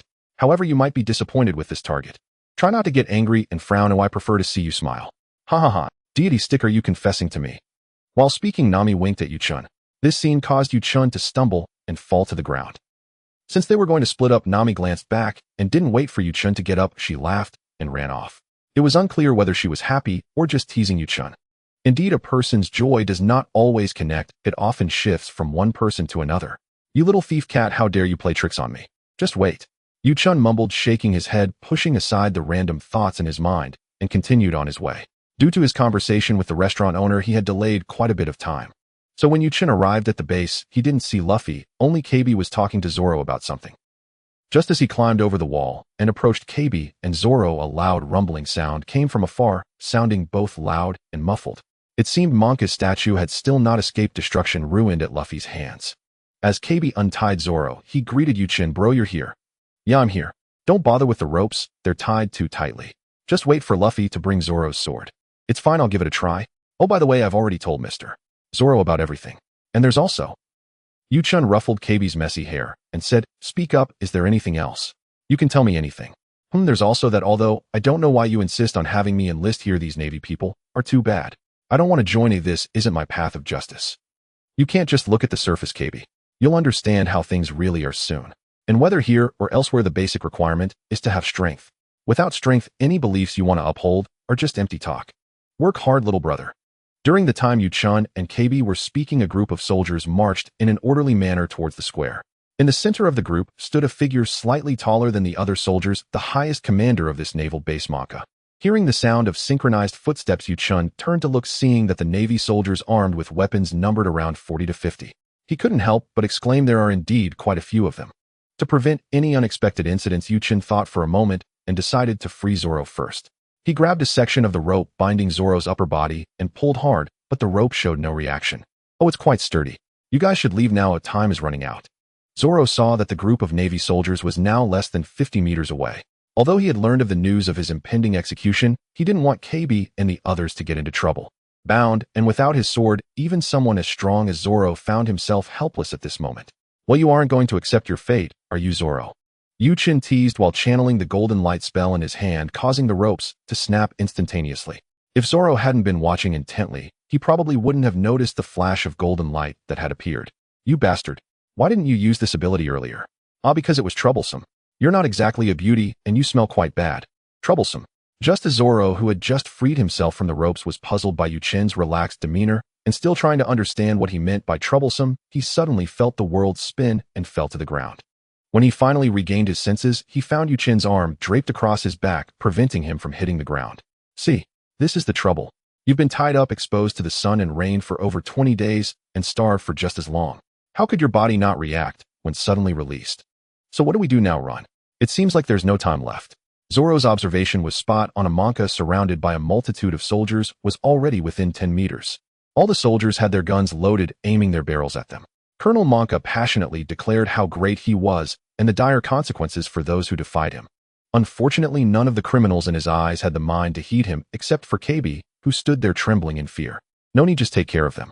"Oh, it seems you are quite powerful." "Not too bad, but don't get me wrong. I want to take action against them. I told Kebi that I would only intervene when his life is in danger. See, is this not a life-threatening situation?" "Naturally not." Hee. Zoro looked at Chen's smug smile, itching to slash him with a sword, but unfortunately, he had no sword at hand. "So where does your confidence come from? You can't possibly mean me, right? I'm a swordsman, I at least need a sword." Chen twitched his lips. "Listen to this. What does it mean, I'm a swordsman, I at least need a sword?" Zoro couldn't help but complain about how bizarre the language in the pirate world was and decided not to dwell on it. "Zoro, have you forgotten? We still have one person." See, Zoro remembered that Luffy had gone to find his sword. But now that a fight was about to break out, wasn't Luffy still not back? Distant water cannot quench a nearby fire. Monka couldn't hold back any longer. After boasting about himself for so long, the bastards across from him didn't pay him any heed. He directly ordered fire. At that moment, a figure suddenly descended from the sky, blocking the bullets coming towards the three. Upon closer inspection, the figure was spreading its arms, using its body to shield against the bullets. The familiar attire, along with 3 swords strapped to its back. Zoro realized that this figure was none other than Luffy, who had just said he would go retrieve his swords. Zoro felt a pang of regret for Luffy's foolishness in using his life to protect them. Suddenly, he heard Luffy shout, "Ha ha ha, useless." With Luffy's words, all the bullets were bounced back, injuring many in the Navy ranks. Just as he was about to turn to ask Chen what was going on, he saw the person supporting him radiating a golden light with a few stray bullets at his feet. "What are you? Who are you?" "Ha ha, Zoro, don't look so ignorant, it's embarrassing." Chen didn't bother to explain and continued to mock Zoro. As the cold-faced Zoro, apart from moments of losing his way, it was not easy to find another chance to mock him. Luffy was kind enough to explain, "I'm Luffy, the man who will become the pirate king. Oh, I ate a devil fruit, and I'm a rubber man." Chen hasn't eaten any, he just has the ability to emit light. Well, Luffy's language skills are hopeless. Seeing Zoro nodding and understanding to Luffy's explanation made Chen's worldview collapse. Why can Zoro even understand such nonsense? He himself didn't even know what Luffy was trying to convey. What does it mean to emit light? What the hell does that even mean? See. After a moment, Zoro suddenly processed what Luffy had just said. What did you say? You want to become the Pirate King? See. Do you even know what that means? The Pirate King is just the Pirate King. Does it have any other meaning? Kebi looked at Zoro's shocked expression and felt a deep sense of empathy. I was also startled when I first heard it, but Luffy is serious about it. He's that kind of person. He wants to become the Pirate King and find the ultimate treasure in the world, the One Piece. Ehe. Luffy placed the swords in front of Zoro. Hey, I didn't know which one was yours, so I brought all three.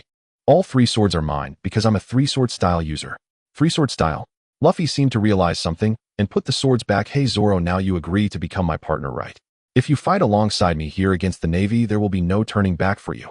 Or you could just let the Navy kill you. Which do you think is better? Are you the son of a devil? Forget it. Rather than die here, I'd rather agree to become a pirate. But let me make this clear, I will pursue my ambition to the end. Ambition? I want to become the world's greatest swordsman. If because of you I cannot achieve this goal, then you will have to commit seppuku and apologize to me.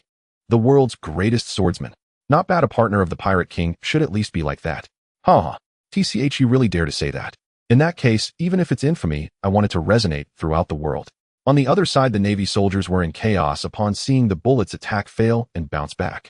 One soldier close to Monka reported the situation. Colonel, it seems he's a devil fruit user. We are no match for him.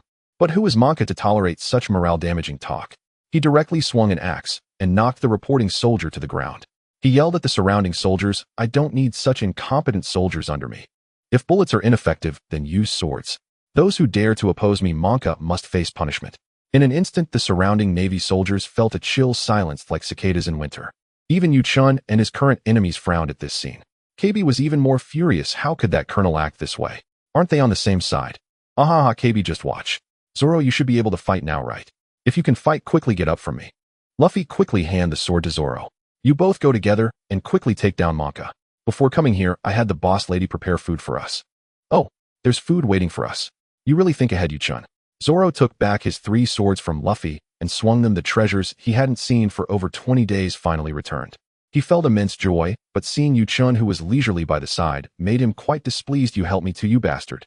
Huh, didn't you see Kebi still here? Is your memory that poor? Or is your body so weak that you can't handle this little scene? While Luffy watched the two bickering, he just chuckled, realizing that their bond was indeed quite strong. Kebi couldn't say much as his brother was just trying to ensure his safety. He could only scratch his head, looking apologetically at Zoro. TCH, forget it. Luffy, I'm going first. He said that and charged towards the Navy. Luffy immediately followed. Chen kept Kebi behind him, observing the battlefield. Fortunately, no Navy soldier with poor eyesight came around to trouble him, allowing him to relax.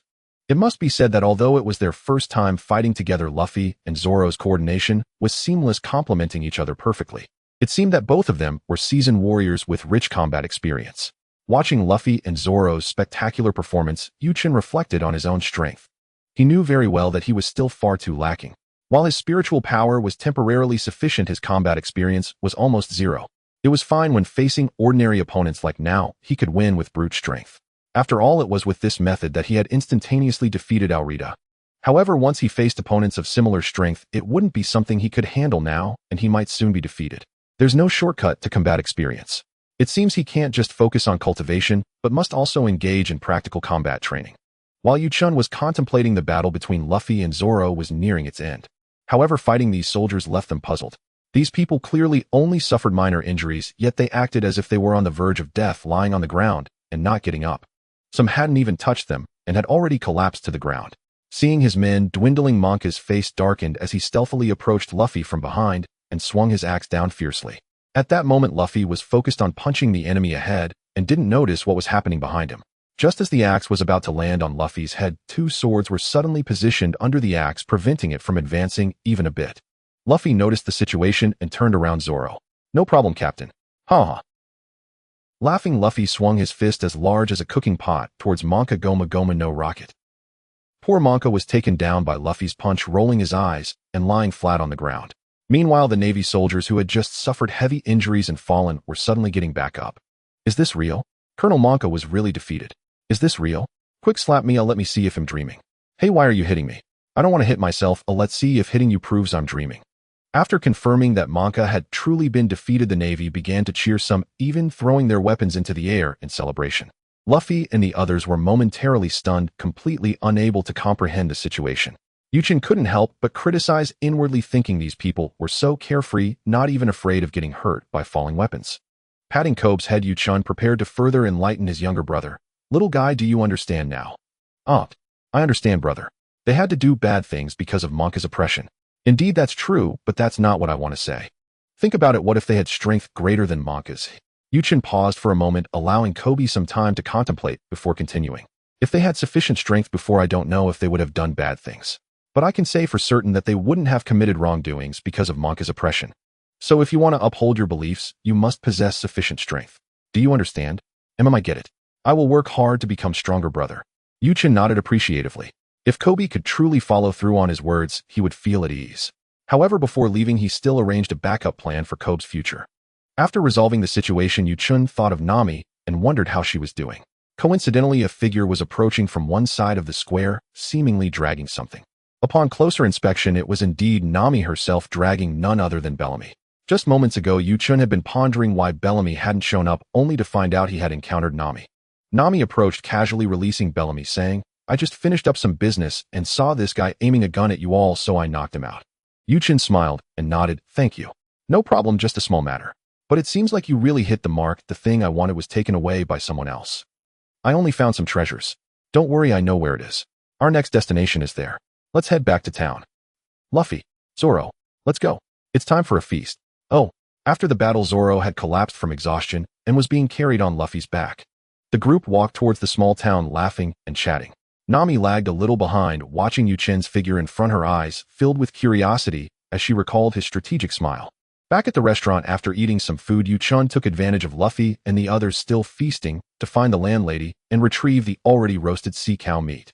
He also filled a few barrels with drinking water and stored them in his portable warehouse for emergencies. Although Chen wanted to use part of the meat to offset expenses, the landlady insisted on offering them free service this time. She even mentioned that everyone she had called to help felt the same way, and Chen had no choice but to give up. Returning to the dining table, the two big eaters had nearly finished their battle. The 50 servings prepared by the landlady were almost completely consumed. Luffy was engaged in a final cleanup operation. Zoro was already full, slumped in his chair. Phew, after over 20 days of eating, I finally feel full. But you, Luffy, why did you eat several times more than I did? Well, because it's so delicious, I just couldn't help myself. Luffy replied, his belly bulging to twice its size, looking thoroughly satisfied. Zoro, you'll get used to it eventually. Fine, as long as he doesn't have any issues eating. Now that we've eaten, we should be ready to discuss our next steps. Luffy asked in confusion. Do we really need to discuss what to do next? Isn't it to set sail? Zoro looked at Luffy, who was still licking the plate, and couldn't help but facepalm, feeling as though he had landed an abnormal captain. Yes. We are indeed setting sail, but Kobe wants to join the Navy, right? He was with us when we caused a ruckus at the Navy base just now. Moreover, don't underestimate the Navy's intelligence work. They will definitely find out about our pirate identities. All right, Kobe. What will you do? Kobe, listening to their conversation, also didn't know what to do, only watching his brother with longing. Chen certainly couldn't directly tell him to just hit Luffy. It felt wrong to actively incite his brother to get hit. Sighing, he said, Kobe, believe in yourself. Find the courage to firmly tell them you want to join the Navy. They will accept you. Remember, you are a man, so bravely pursue your dream. All right, I dislike the sad emotions that come with farewells. Everyone, I'll head to the shore to prepare you all. Come find me there later. By the way, Kobe, from now on, don't mention our brotherly relationship in front of anyone. If someone asks, it's best to say we have no relation. Otherwise, you will encounter trouble. After finishing his words, Chen left without giving Kobe a chance to say goodbye. Watching his brother walk away without looking back, Kobe's eyes brimmed with tears, but he held them back. He remembered his brother saying before that a man sheds blood and sweat, but not tears, even though he felt like crying inside. Nami, seeing Kobe's sorrowful expression, immediately comforted him. Kobe, don't be sad. Your brother left so quickly because he doesn't want to see you sad and crying. Rest assured, there will definitely be chances to meet again in the future. Without mentioning how the others in the restaurant comforted Kobe, as soon as Chen stepped out of the restaurant, he saw a small group of Navy approaching, heading towards the restaurant. Just as expected. No need for him to seek them out. Chen approached, glancing at the rank of the leading Navy officer. Excuse me, Colonel, may I ask if you are currently leading the base? If so, would it be possible to have a word? The Navy colonel recognized Chen as one of the people who had just caused a ruckus at the base and nodded in agreement. The two moved to the side and conversed for a while before Chen headed toward the shore. After Chen left, the Navy team resumed their actions and arrived at the restaurant where Luffy and the others were. A group of people pushed the door open, immediately catching Luffy and the others' attention. Many ordinary citizens outside also gathered to watch. The Navy colonel stood before them, speaking in a neither humble nor overbearing manner. "We heard that you are pirates. Is this true?" Luffy, unreserved, answered directly. Pointing at Zoro, he said, "We even found this guy from your base to be our partner, just formed a pirate crew. We are very grateful for you defeating Monka, saving our base and this town from that tyrant. But since we know you are pirates, we cannot just sit back and do nothing. Therefore, please leave this town immediately.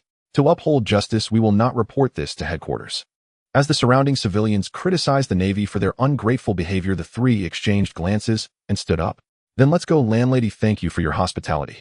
Luffy greeted the landlady before picking up his things and silently walking out with the other two, leaving Kebi standing there. "Aren't you one of their accomplices?" the Navy colonel asked Kebi, but unfortunately Kebi, nervously biting his teeth, did not say anything. Seeing Kebi's lack of reaction, the colonel turned back to Luffy, who was about to exit, and said, "Stop. What is going on here?" Luffy turned around to answer, "I know what this guy has been doing all along." Upon hearing this, Kebi turned to look at Luffy in disbelief. "There's a particularly fat female pirate. I think her name is Yarlita," Luffy said while slowly approaching Kebi. "She always wields a metal rod and is quite an ugly fat woman." As Kebi listened to Luffy's continuous remarks, his anger grew. He knew that if Luffy continued, he would likely be unable to join the Navy.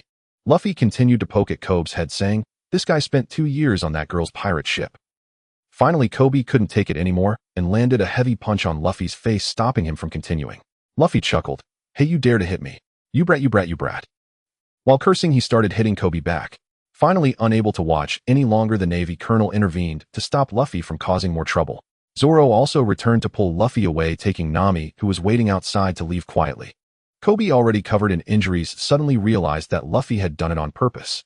He couldn't help but feel disgusted with his own cowardice and weakness, thinking passionately, "I originally wanted to join the Navy, and I promised my brother that I would work hard to fight. Just now my brother told me to find courage, but in the end I still relied on that person. I have not changed at all. No, I don't want to be this way." Finally, Kebi mustered up his courage, quickly getting up from the ground, standing tall, and saying loudly and sincerely, "Please allow me to join the Navy. Even if it's just to do menial tasks, I am more than willing, as long as I can join the Navy." A Navy officer behind the colonel stepped forward, saying, "Colonel, I oppose this. I still cannot fully trust this child.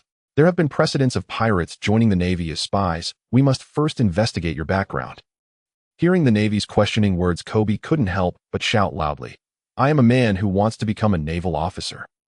The colonel stared intently at the agitated Kebi, observing his serious and sincere expression. Eventually, he was moved by Kebi's determination and agreed to his enlistment request.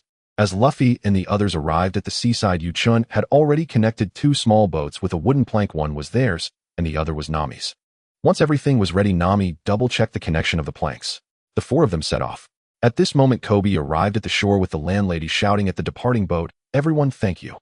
I will never forget this kindness." Due to Chen's instructions, he did not greet him individually nor call him brother.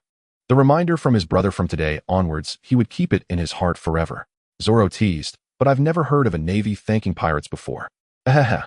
Chen, facing away from the shore, originally intended not to look at Kebi and leave like this. But hearing Kebi's voice, he couldn't help but wave goodbye to him with tears in his eyes. "Goodbye, Kebi, until next time." At that moment, the previous group of Navy also reached the shore. All hands salute. After a while, the colonel gently told Kebi, "You've made some good friends." Kebi wiped away the tears in his eyes and gazed at the departing ship, silently agreeing with the colonel's words in his heart. Under the afternoon sun, the entire Navy stood neatly and upright by the sea, quietly watching the pirates who had granted them great grace set sail. "The salute we just performed violated Navy regulations, thus all Navy personnel will be punished with 3 days without food." Yes. At this moment, Chen and his companions rode the ocean currents, enjoying the gentle sea breeze while leisurely feasting on grilled manatee meat aboard their small boat. A full ton of manatee meat had been processed and grilled, divided into pieces weighing about a pound each, quietly stored in his personal warehouse for easy access. The boss lady managed to accomplish this cumbersome task in such a short time. One wonders just how many people she called upon for help. Chen also took some utensils from the boss lattice shop for convenience. With his mouth stuffed with grilled meat, Luffy held 2 more pieces and expressed his high praise, saying the boss lattice cooking is truly exceptional. I can eat it endlessly. And Yuchin, your personal warehouse is truly impressive. The grilled meat comes out looking as if it was just cooked. Zoro and Nami were seeing food materialize from Yuchin for the first time and were amazed. Nami remarked that if she had such a skill, stealing would be incredibly easy, and even asked Yuchin if he would teach her the craft. Seeing Nami look at him with envy, Yuchin could only feel speechless. A gentleman loves wealth, but it must be obtained through proper means. However, it did remind Yuchin that he might indeed find it useful in the future, as the personal warehouse's ability to store items was truly seamless. Ding! You have earned a total of 300 emotional points. After they finished all the grilled meat, Yuchin received a notification from the system. However, such a high value was unexpected for him. The last time he earned points was when he and Kebi ate oysters. Kebi was so happy that he earned 10 points while he himself only generated 1 point. Looking at the detailed source of points, Luffy alone contributed 200 points, Zoro 40 points, Nami 50 points, and he himself had 10 points. What is going on? Yuchin felt that his emotional fluctuations now were no different from when he finished the oysters, and Luffy and the others' contributions were abnormal. Far too much. System, what was up with the points I just received? There shouldn't be any issues, right? Rest assured, host, the amount of points is determined by the degree of emotional fluctuations. Furthermore, the greater the impact on this world, the more points you earn. For instance, Luffy and the others as members of the main character group generate emotional points with a tenfold increase. Now that you have joined the main character team, your points will similarly benefit from a tenfold increase. What? Such important information, why didn't you say it earlier? If I hadn't been inclined to sail with Luffy and the others, wouldn't I have missed out on this tenfold increase? Because you had not previously asked this question. Additionally, this system is the ultimate life system designed to enhance life and will not coerce or tempt the host to make life choices in any form. Therefore, not proactively disclosing the existence of the increase is not considered enticing the host. It ensures that the host can make better decisions on their own. Yuchin knew that the system was right, but he felt quite displeased. Forget it, at least I'm already on board. It's not too late to know now. It seems using random resources for my own pirate crew will be the most profitable venture in the future. Yuchin shook his head, no longer dwelling on the points matter. Luffy, feeling satisfied after eating, leaned against the bow of the ship and leisurely declared, well, I'm full. Let's hoist the sails and set sail for the Grand Line, everyone. Yuchin covered his face in utter resignation. No wonder Nami often lost her temper in the original story. Having a clueless captain like Luffy makes it impossible for anyone to stay calm. Taking a deep breath, Yuchin tried to calm himself and slowly said, I wonder if our future Pirate King will listen to a few of my suggestions. Aha, go ahead, Yuchin. First of all, to reach the Grand Line, we need to achieve a few essential elements: a navigation map, a ship, and companions. As for companions, we already have 4, and we can gradually add more along the way. However, for the ships, relying on just these 2 small boats is definitely insufficient. We need at least a ship suitable for long voyages. Regarding the navigation map for the Grand Line, it's scarce in the East Sea. Nami went to the Navy base specifically for the map. Unfortunately, someone else got there first, so our immediate priority is to fulfill these conditions. Nami nodded in agreement. Zoro suddenly quipped, Luffy, this is what a normal captain should be thinking about. You should learn from this. Haha, what's the big deal? If I can't do it, you all can. We're a team after all. Hee. With Luffy's strong sense of teamwork, if he were born in the 21st century, he would definitely become a CEO, marry a wealthy beauty, and reach the pinnacle of a fulfilling life. And Luffy, don't forget that before heading to the Grand Line, we must first go to Nami's hometown and resolve the issues there. Zoro looked puzzled. Nami's hometown. All right. When we were talking, Zoro was tied up, and you didn't clarify what was going on, and now that there's nothing happening, you can share it, right? Nami is now recognized as Luffy's navigator, and now that her matters are mentioned, she is naturally very concerned. Zoro, can we not keep bringing up the fact that I was tied up? Thanks. Seeing that Nami had no intention of opposing, Yuchin began to explain clearly. All right, let me briefly clarify the matter. When Nami was still an infant due to the war, she became an orphan and was taken in by a kind-hearted female Navy officer named Belmere, who also had a sister adopted by Belmere. After adopting them, Belmere chose to retire and return to her hometown. Life was tough, but they managed to get by. Later, the Fishman pirate crew arrived in the East Sea, invading many small towns and enforcing violent rule, including Nami's hometown Kokoyashi village. Everyone there had to pay a hefty sum each month to buy their lives, of those who couldn't afford it would be killed. Nami's mother was killed when the pirate crew first arrived in Kokoyashi village, as she spent all the money to buy the lives of her 2 children. At that time, Nami was only a few years old. As Yuchin narrated, Nami's eyes turned red, filled with longing for her mother and hatred for the Fishman pirates. Noticing her emotions, Yuchin gently patted Nami's back. Are you all right? Do you want me to continue? Nami wiped away her tears and shook her head. I'm fine, you can continue. The fishermen pirates took notice of Nami's talent for cartography, so Nami secretly made a deal with them without the villagers knowing. Nami would draw maps for them, and in return for 1 billion, they would completely spare Kokoyashi village. In other words, Nami had to use 1 billion to buy back her village. Thus, over the years, whenever Nami had the chance, she went out to earn money, whether through stealing or deceiving. She has always worked hard for this life-saving money. This is why I said we need to help Nami liberate Kokoyashi village. It's utterly despicable. Nami, lead the way. Let's head to Kokoyashi village now. I will send that fisherman pirate crew flying. Zoro grabbed the furious Luffy, who was bouncing around on the ship. Luffy, calm down. I've never heard of Kokoyashi village in these waters. It must be quite far. Using these 2 small boats for a long voyage could easily lead to a maritime disaster. I know you want to resolve the fisherman pirates quickly, but so many years have passed, there's no need to rush in these few days. I'm sure Nami can understand. Right, Nami? Yes, that's right. Luffy, please calm down. Although Nami had not fully integrated into this team, and perhaps still preferred to handle things her own way, she could deeply feel that whether it was Luffy, Chen, or even Zoro, whom she was meeting for the first time, they all genuinely wanted to help her. Luffy, sitting cross-legged at the bow of the ship, thought for a moment and turned to the other boat, asking Chen, you think more comprehensively than I do. Do you have any suggestions for our upcoming journey? I only have one request: to reach Kokoyashi village as quickly as possible. Hearing Luffy's words, Chen was shocked. What is going on? Why would Luffy suddenly ask for my opinion? Is Luffy actually open to advice? In the anime, Luffy is always headstrong, and most of the time others are cleaning up after him. Is it because anime doesn't fully represent the real world, or has my crossing formed a butterfly effect? Chen felt a wavering in his memories for the first time. Though shocked, Chen wouldn't disregard Luffy's words. As I just mentioned, a navigation map and a ship are essentials. For the ship, there is someone in Syrup Village who can help us, and there we should be able to add a new companion. As for the map of the Grand Line, the closest person who has it is the clown Buggy, whom Nami returned empty-handed from the Navy base today. This person doesn't seem to display strong abilities, so you and I should be able to handle him, as Zoro might not be able to. But he could also be hiding deeper strength. We can give it a try. Even if we don't win, we should be able to escape. If everything goes smoothly with the map and the ship, we can sail to Kokoyashi village. Along the way, we should pass through the waters where the floating restaurant is located, and there we can find a chef to join us. A chef is essential for long voyages. The consequences of malnutrition can be severe. That's about it. What do you all think? Wow, amazing. Chen, how does your mind work? How can you think of so many things at once? Luffy's face was filled with admiration, and there were even stars shining in his eyes. Hey, next time you speak, you should use some light effects. I bet it would look awesome.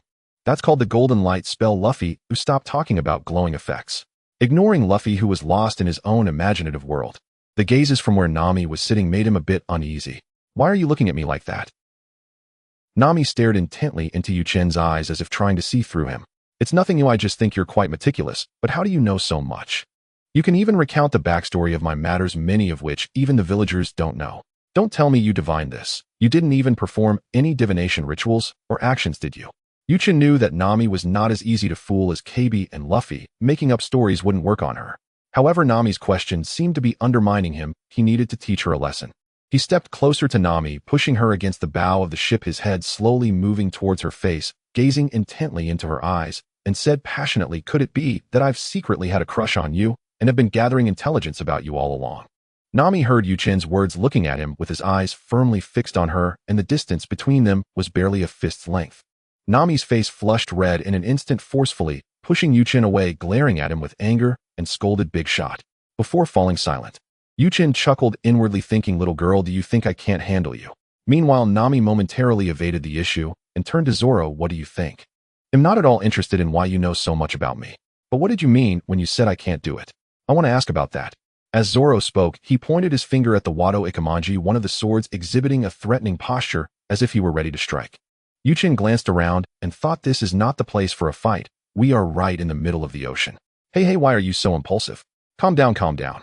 It's also my fault for not being clear earlier. I wasn't saying you are weak. Just calm down.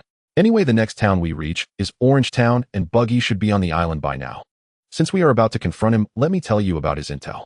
After signaling Zoro to lower his sword, Chen continued, in Buggy's pirate crew, there are hardly any strong members. Most are just minor henchmen, about 30 to 40 in number. Besides Buggy, it seems there is only one beast tamer and a juggling swordsman as officers, and their strength is not impressive either. They also possess a particularly powerful type of cannonball that Buggy has named after himself. One single shot is powerful enough to destroy dozens of buildings, so it's best not to let them have the chance to fire. Zoro, when you said you couldn't deal with Buggy, it wasn't for any other reason, but because of his devil fruit ability. Devil fruit. The one that Luffy ate. Exactly, Buggy's devil fruit ability is called Chop Chop Fruit. Even if you cut him into 1,000 pieces, he will be completely unharmed. It's not just you, all swordsmen, if they only use swordsmanship, will find it hard to deal with him. By the way, he can split himself at will, after splitting except for his feet, which must be on something the other parts can move freely in the air. So during battle, make sure to be aware of any of his body parts appearing unexpectedly around you. Especially his hands, he loves to stab others in the back with a dagger. Of course, Chen was actually poking fun at Zoro with this last remark. Zoro was unaware of this. Does he really have such a strange ability? Well, I guess I will reluctantly choose the juggling swordsman as my opponent. Upon hearing about Buggy's abilities, Zoro understood very well that he currently had no way to deal with him, and had to temporarily give up. In that case, Nami will focus on finding the nautical chart, and it's best to also strip him of his wealth. I will take care of all the minor henchmen. Oh, Luffy, you handle the beast tamer and Buggy. Huh, why do you want to leave the beast tamer to me? That sounds weak. Chen replied with a mischievous smile. Since you're not interested, then let me handle it. I heard he has a lion as big as a house. I need to ride that for a bit. Just thinking about it is exhilarating. Ha ha. Hey, we can't do that. Let me handle the beast tamer. With so many minor henchmen, it would be tough for you too. As captain, I'll just have to help you with this.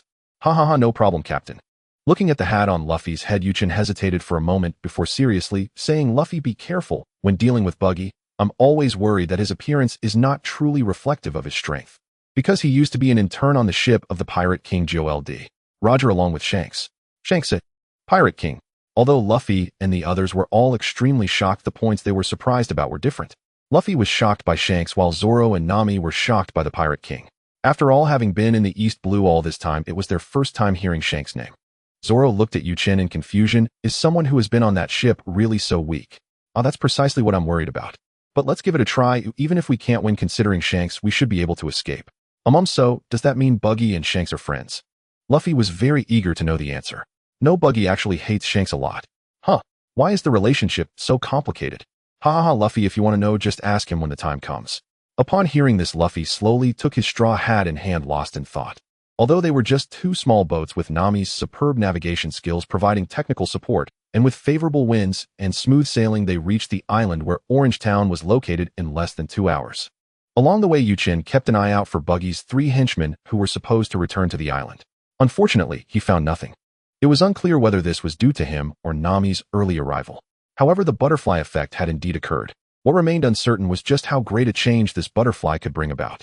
Just as they landed on the island and secured their boat at the dock, a tremendous rumbling sound echoed from the other end of the town. Following that was the sound of houses collapsing. Zoro looked at the distant flames and turned to Chen, saying, that sound just now couldn't be the special cannonball you mentioned, right? Its power is indeed extraordinary. Oh, they must be testing the power on the buildings in the town, which is why I said it's best not to let them have the chance to fire. Suddenly, Chen smiled wickedly. Hee, I just thought of a great idea. How about I team up with Nami to seize all their treasures and cannonballs? Hee. Luffy looked puzzled. Huh? How do you plan to seize it? Chen conveniently conjured 2 pieces of beef and placed them in Luffy's hands, then waved his hand to make them disappear, just like this. Oh, damn it, Chen, you gave me the meat, and then took it back. Only Zoro and Nami wore mischievous smiles, saying not a bad idea. Thinking of doing it, the 4 temporarily split into 2 teams. Luffy and Zoro slowly made their way through the town, ready to attract attention by engaging any enemies they encountered. Nami and Chen circled around from the side to strike from the rear. The plan was set, but Luffy remained rooted to the spot, declaring he wouldn't leave without meat. Unable to convince Luffy, Chen eventually retrieved the sea cow meat, and to show his apology, added 2 more pieces. Only then did Luffy happily leave with Zoro. Chen and Nami were quietly walking through the woods on the side of the town. Nami, whether intentionally or unintentionally perhaps, just because it was too quiet, began to chat. Even though Kebi didn't come along, why do I feel like you still haven't let go of your role as an older brother? Watching your interactions with Luffy, it feels like you're taking care of a younger brother. How could that be? It's just that Luffy has that kind of personality. If we are to talk about it as partners on the same ship, it's only natural for us to take care of each other, right? Ah, that is indeed true, but I just feel like you act like his brother when you're with him. Chen felt helpless inside. How could this be similar? After all, he was already 27 years old back on Earth. Facing the 17-year-old Luffy, how could he not feel like a brother looking after a younger sibling? But he certainly couldn't say that out loud. That's not true. How could I possibly be his brother? Or are you? Chen smiled slyly, setting a trap for Nami. Me? What? Or do you actually want to be Luffy's sister-in-law? After Chen finished, he laughed heartily and quickened his pace to distance himself from Nami. By the time Nami reacted, Chen was already far away, cursing under her breath, "Pa damn, trickster narcissist." She then hurriedly chased after him. Nami did not realize that when she initially learned that Chen and the others were pirates, she felt a strong aversion and resistance. At first, Nami wanted to treat them as sheep to be slaughtered. However, as they acted together and slowly got to know each other, she gradually opened her heart, and her resistance towards Chen and the others diminished. Perhaps she had already accepted this team without even realizing it. Nami cursed once and let it go. After catching up to Chen, she didn't lose her temper. Her face slightly flushed, silently following in Chen's footsteps.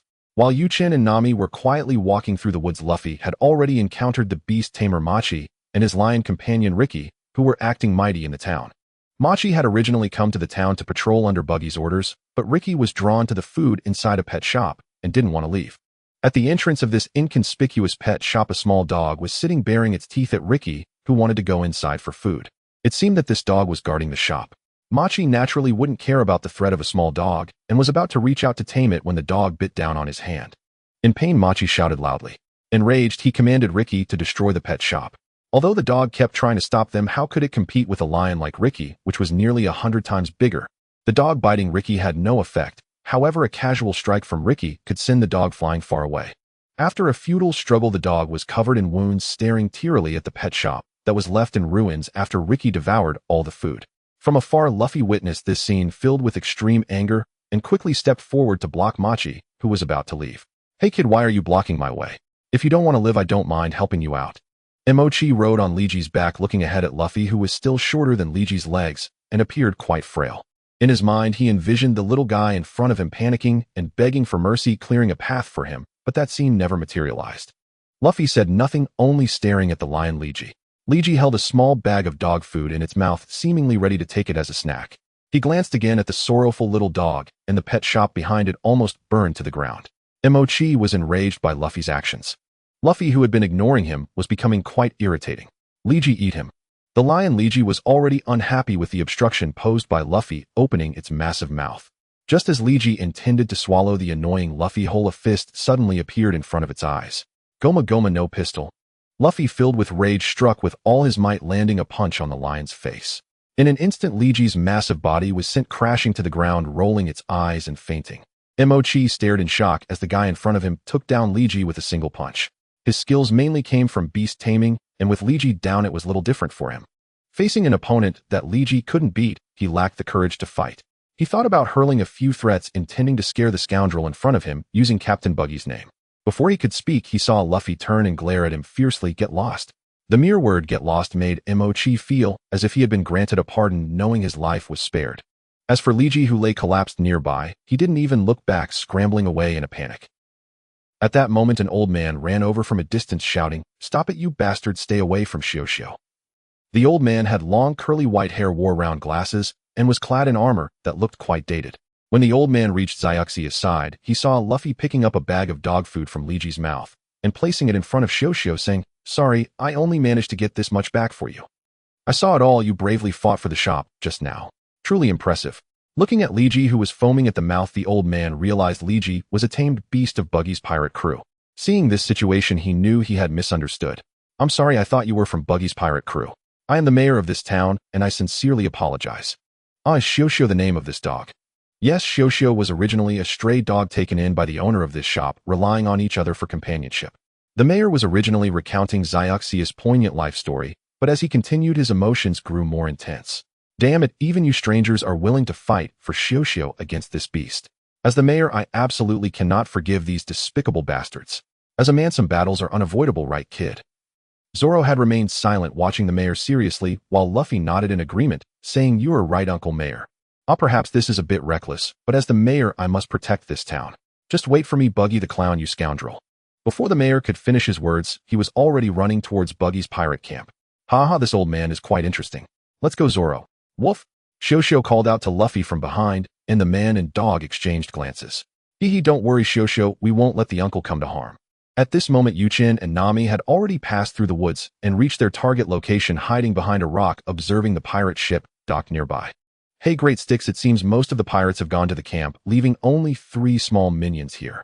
Buggy chose their camp near the small town, so the pirate ship by the shore is a bit over a kilometer away from the camp. Although the space between the two was quite open, as long as no one called for help, they shouldn't be discovered. Nami adjusted her not-so-loose clothes deliberately, pulling down one side to expose her snowy shoulder. In a bit it'll go up and attract their attention, and you can take them out without alarming the pirates in the camp. Great sticks, you can do it right. It's a small matter, but... Chen paused and stepped forward to pull Nami's clothes back up. You don't need to make such a sacrifice for something so small. In the future, when I'm around, you don't have to do this. Nami didn't expect Chen to say this, and was momentarily taken aback. She had always handled various situations on her own, using her beauty as a weapon. Now being stopped by Chen, she felt a bit shocked. Nami lowered her head, thought for a moment, then smiled slightly. Great sticks, are you jealous? TCH. It's just that your tricks are too childish. Without acknowledging Nami's thoughts, he unleashed his golden light spell, vanished in a flash, and appeared outside the pirate ship, delivering a punch to each of the 3 minions. He even held on to a few of their bodies to prevent them from being blown away by his strength, making loud noises. In the end, he placed the unconscious pirates against the side of the ship, facing away from the camp, retracted his golden light spell. The whole process took less than 10 seconds. If Nami hadn't been watching Chen, she might not even have realized what had happened. While waiting for Nami to come from behind the rock, Chen's side. The feeling of crushing is just great, but it doesn't contribute to training and improvement. It seems I can't go all out later. That's right, very reassuring. Keep it up, great sticks. Chen felt something was off since reaching Orange Town. Nami's words seemed strange.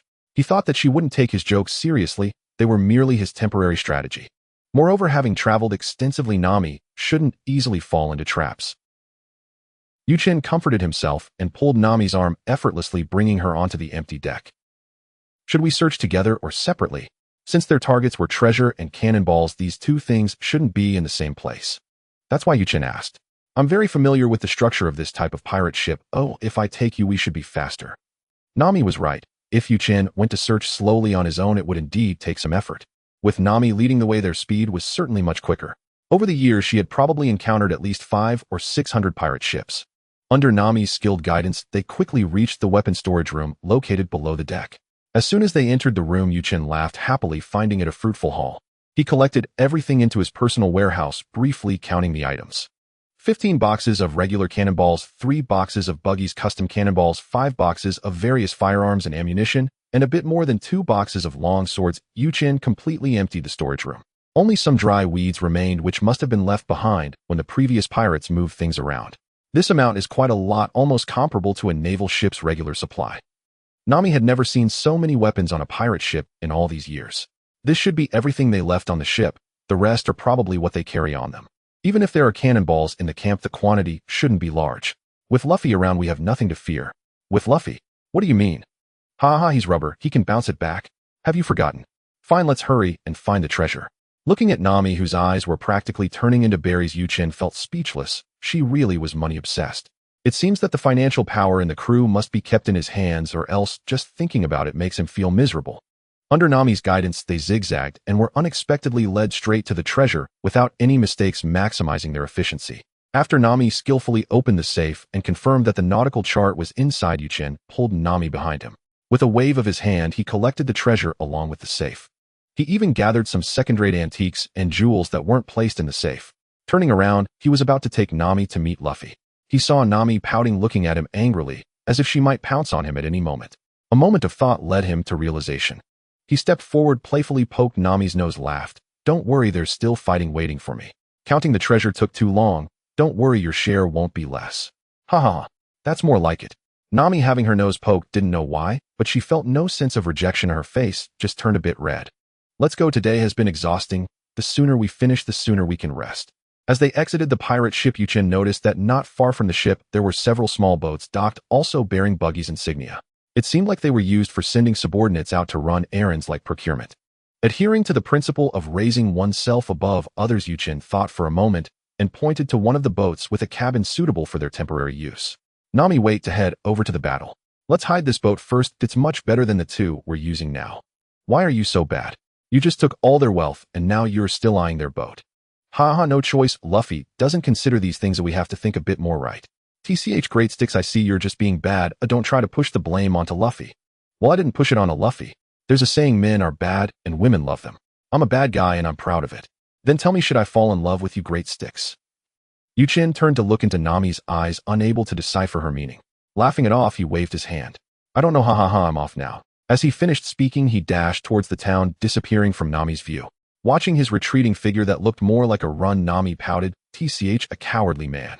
Fortunately, Chen didn't hear Nami's words, otherwise he would have had to discuss with her whether he was truly a coward. When Chen arrived at the camp of the buggy pirates beside the small town, he happened to see an old man in armor cursing at the camp. It must be the mayor of Orange Town. Looking around, some pirate lackeys had already been startled by the mayor's shouting.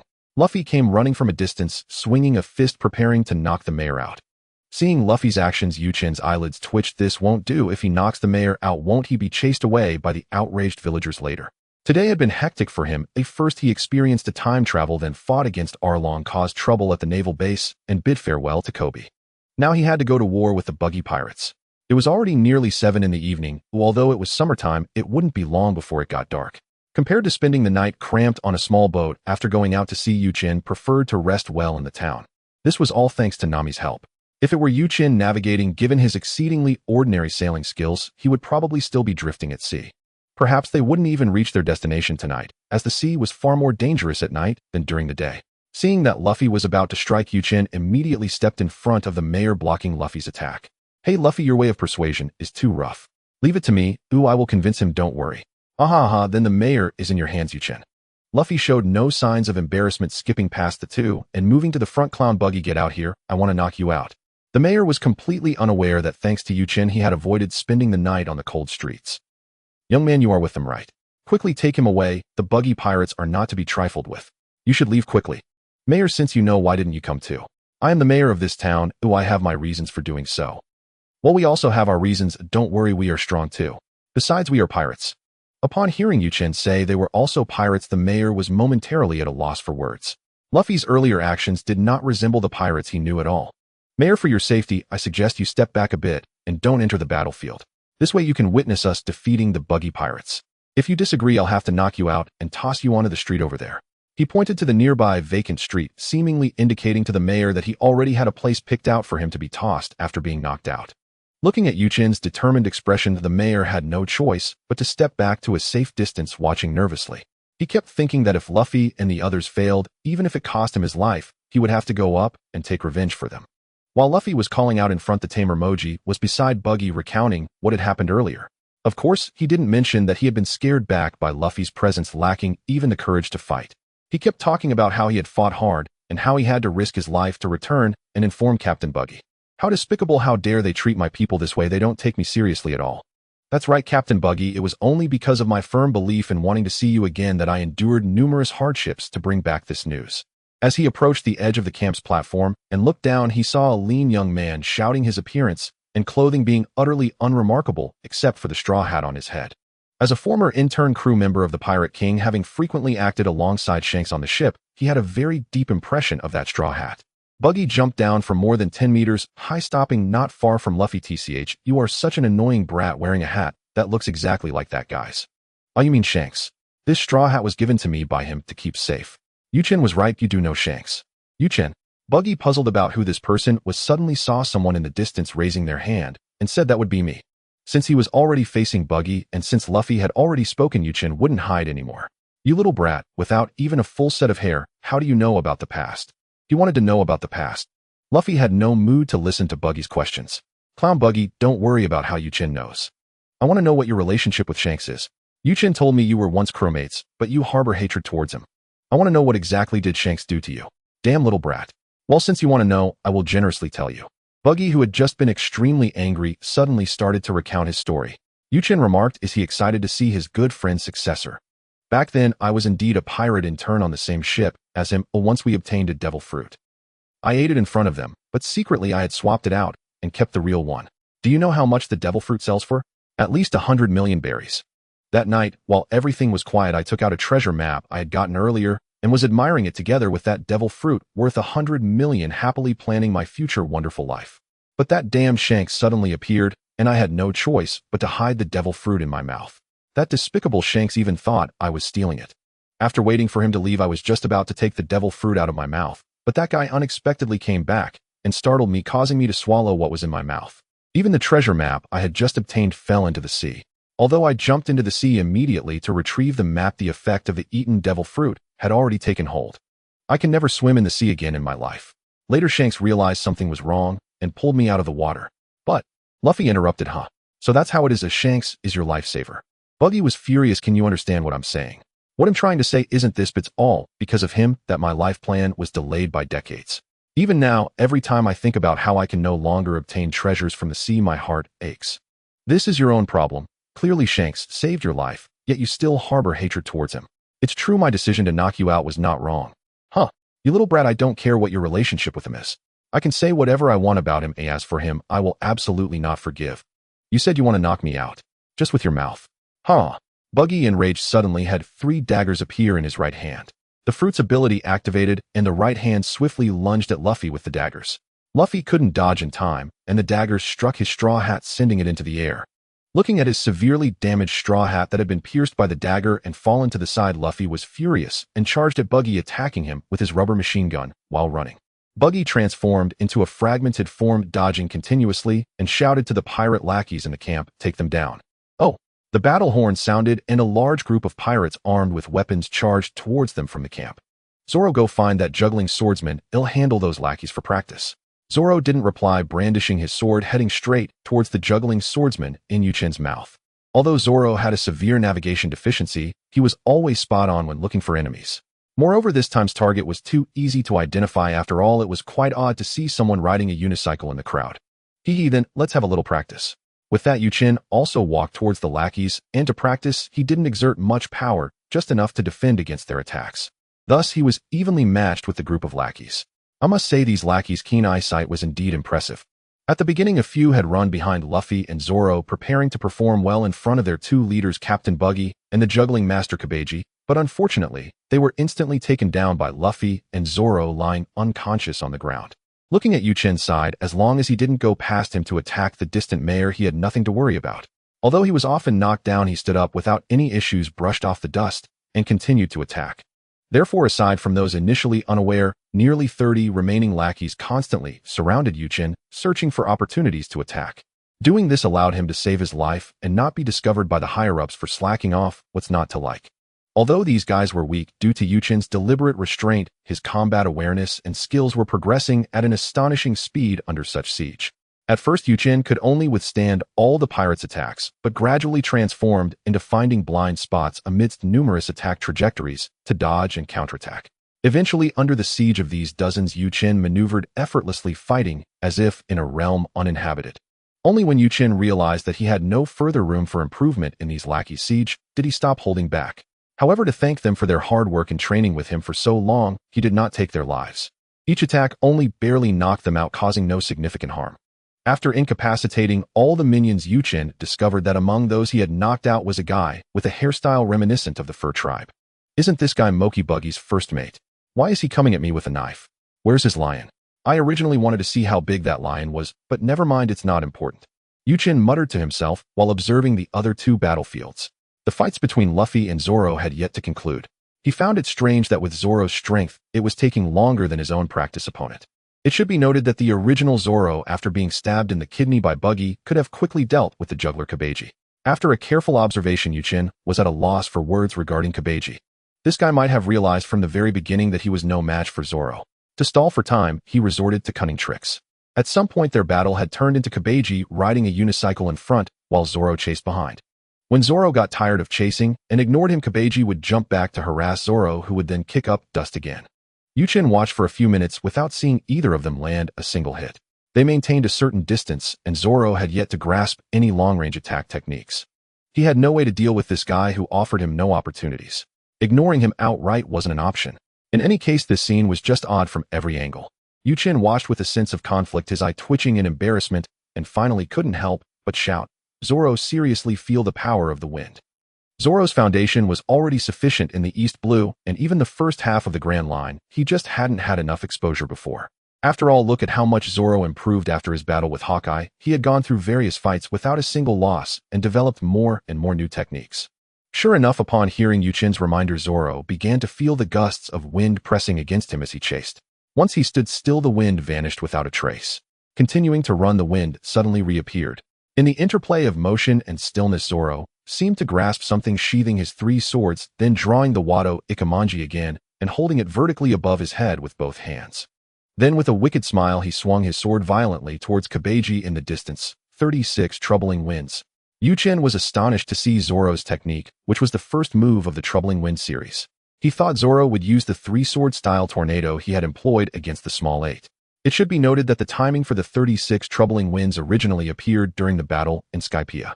This technique was no longer just a simple application of wind, it reached the realm of slashing. In the Skypiea battle, it was referred to by Zoro as the Flying Slash. Chen was at a loss for words as Zoro's technique had transcended a bit too much. When he fought Hawkeye in a few days, would it not evolve into a clash of waves? Well, never mind. What's important is that he has grown stronger. As for the juggler Kebi, he was now lying in the ruins of a house collapsed from the impact of the 36 Troubling Winds. Thus, apart from Buggy, it could be said that the entire Buggy pirates had been wiped out. Of course, Buggy's strength alone was sufficient to support the entire crew. Buggy had been in a stalemate with Luffy, exchanging blows, unable to outdo each other. Suddenly, he shouted angrily at Chen and Zoro, "Bastards! Bastards! You little bastards dare to treat my subordinates like this?" As Chen was closely observing Buggy, he noticed that the dagger in Buggy's right hand suddenly turned black when he shouted. Although the color of the dagger quickly changed back, Chen clearly saw that it was the phenomenon caused by the hockey coating the dagger. It seemed that Buggy's strength was indeed not simple, he had hidden it too deeply. In the East Blue, where the overall strength was not high, it was easy to conceal. However, in the anime, Buggy was already imprisoned in the deep-sea prison, and later he had to hide his strength during the perilous Marineford War. What on earth was this guy hiding so deeply for? Even if Buggy hadn't reached Shank's level of strength, Chen had already placed Buggy's power at the level of the 7 warlords, or even higher. Hearing Buggy shout, Chen thought, "What the hell? Although we came to fight you, it was you who let the minions start the fight first. Hey, you're in your 40s, can you please use some logic?" Of course, he only dared to complain in his heart, knowing that provoking Buggy, who was hiding great power, wasn't wise.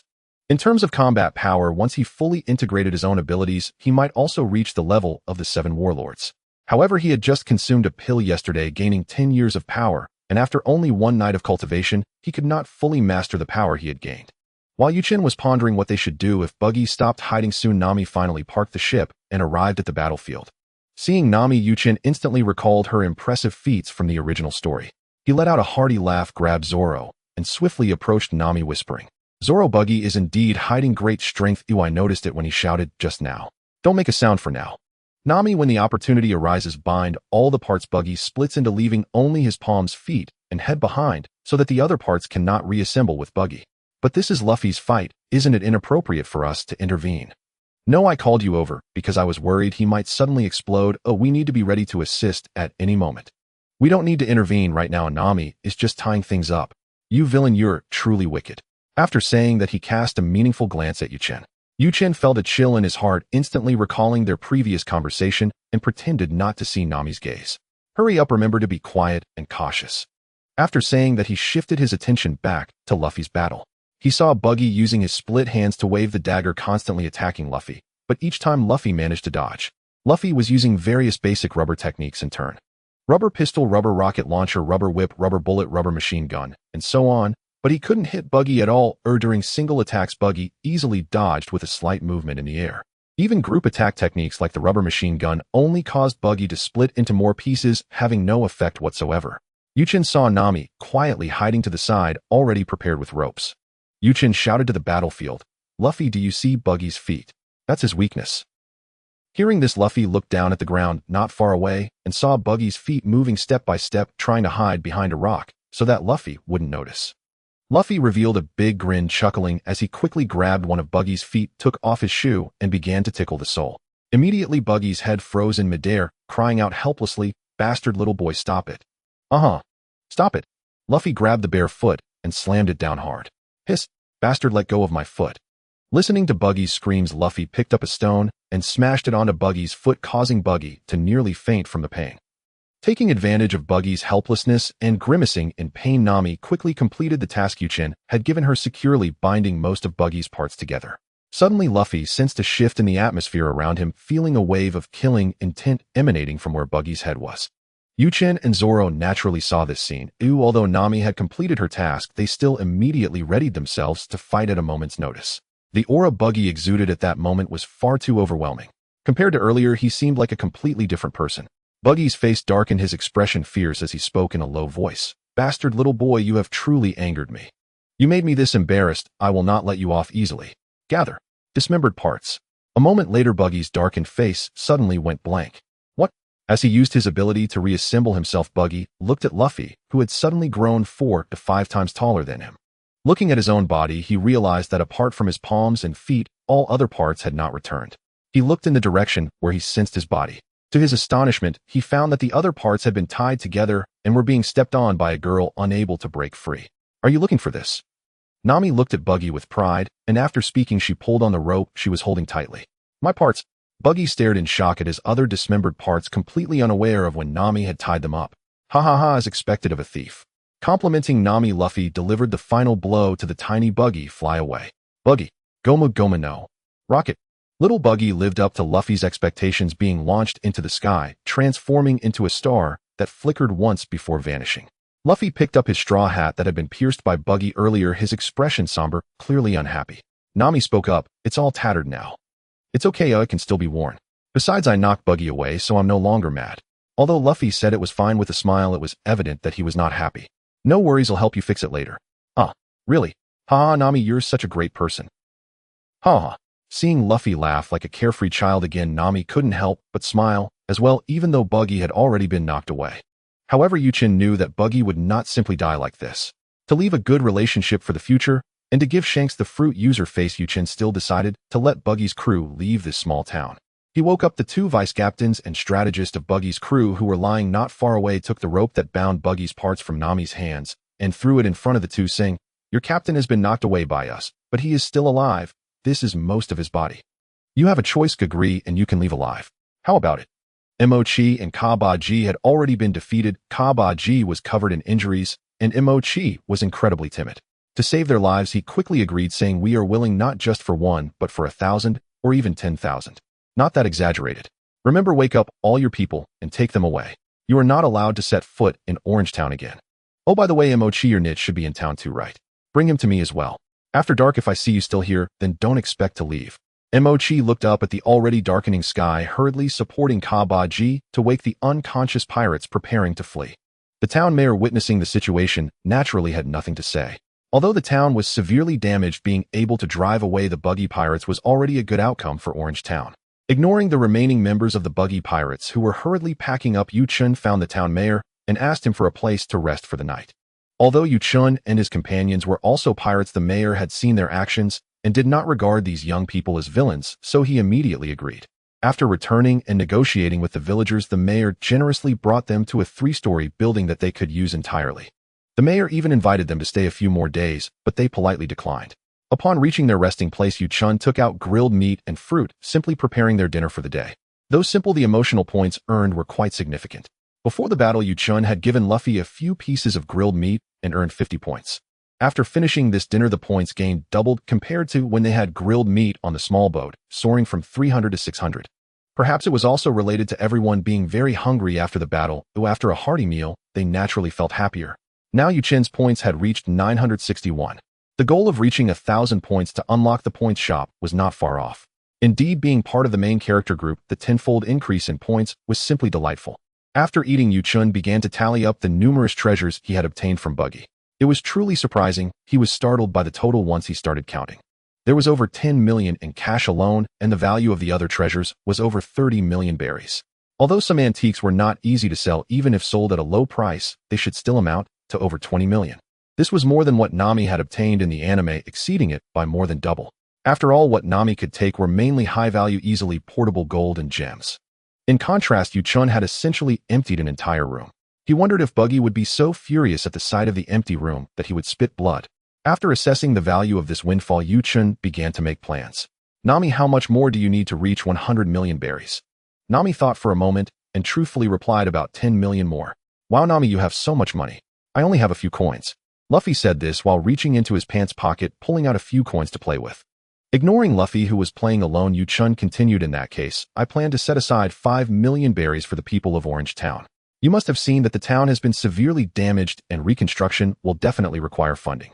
Moreover, I suspect that part of this treasure comes from Orange Town. Luffy and Zoro showed no interest in money and nodded indifferently, which Chen was not surprised by. What surprised him was that Nami, who usually valued money highly, did not voice any objections and readily agreed. Perhaps seeing Orange Town reminded her of her hometown. Then for the rest, Nami, you can take a portion to make up that 100 million. But we must agree that after we defeat Arlong, this money will be returned to serve as team reserve funds. Nami has been working hard for this 100 million since she was 10 years old. Although this trade has always been unfair for Nami's years of effort, let's let it have a result. Zoro also thought of his persistent goal and did not rebut. Aren't you afraid that I might run away with the money after I get it? No, I won't give it to you now. First, these things are heavy and numerous. It's more convenient for me to keep them. Second, I'm indeed afraid you might run away, so I'll give it to you later. I'm stingy man. You really are afraid I'll run away? Nami pouted. Well, I'm afraid you'll secretly run back to handle it alone. That would be too dangerous. Chen kept his gaze fixed on Nami, expressing his firm stance. Seeing Chen so resolute, Nami said nothing further, a warm feeling slowly passing through her heart. All right. Great divine stick you in. After discussing the treasure, everyone returned to their rooms to rest. They were all quite tired after today. A night passed without a word. The next day, when the mayor woke up and looked for them, they had already set off towards their next destination. In the room was the 5 million berries they had agreed upon last night, along with a farewell note stating, Uncle, we are leaving. This money comes from Buggy and is left for you to rebuild your home. Take care. On the coast of East Sea West Rob Village, a long-nosed youth hid with 3 small figures in the grass on a cliff, observing the pirate ship that was coming ashore. The people on the ship were Chen and his companions who had left Orange Town. Hey Chen, is this the place you mentioned where we can get a ship? Luffy was so happy after getting off the ship that he could almost take off, while Zoro stretched his arms. They had been sailing since dawn and finally arrived here by noon the next day after a day and night of travel. During this time, Chen's portable warehouse issued supplies twice. The first time was when they were resting in Orange Town, receiving 1,000 bottles of Guangdong herbal tea, which combined with the previous grilled meat earned them various praises from Luffy and the others. The second time, he was given 100 bunches of assorted flowers, each with 9 blossoms. When Chen inquired what kind of living supplies this was, the system unexpectedly replied, host life needs joy, it can't just be about eating and drinking. This left Chen feeling helpless, so he casually took out a bunch from the warehouse and gave it to Nami. When Nami received it, her face turned red, and she seemed to be lost in her thoughts. During this time, their eating and drinking earned him 100 points, most of which came from Luffy. That bunch of flowers he gave to Nami also brought him 500 points. This truly astonished him, as Nami had eaten grilled meat for several days and had not earned a total of 500 points.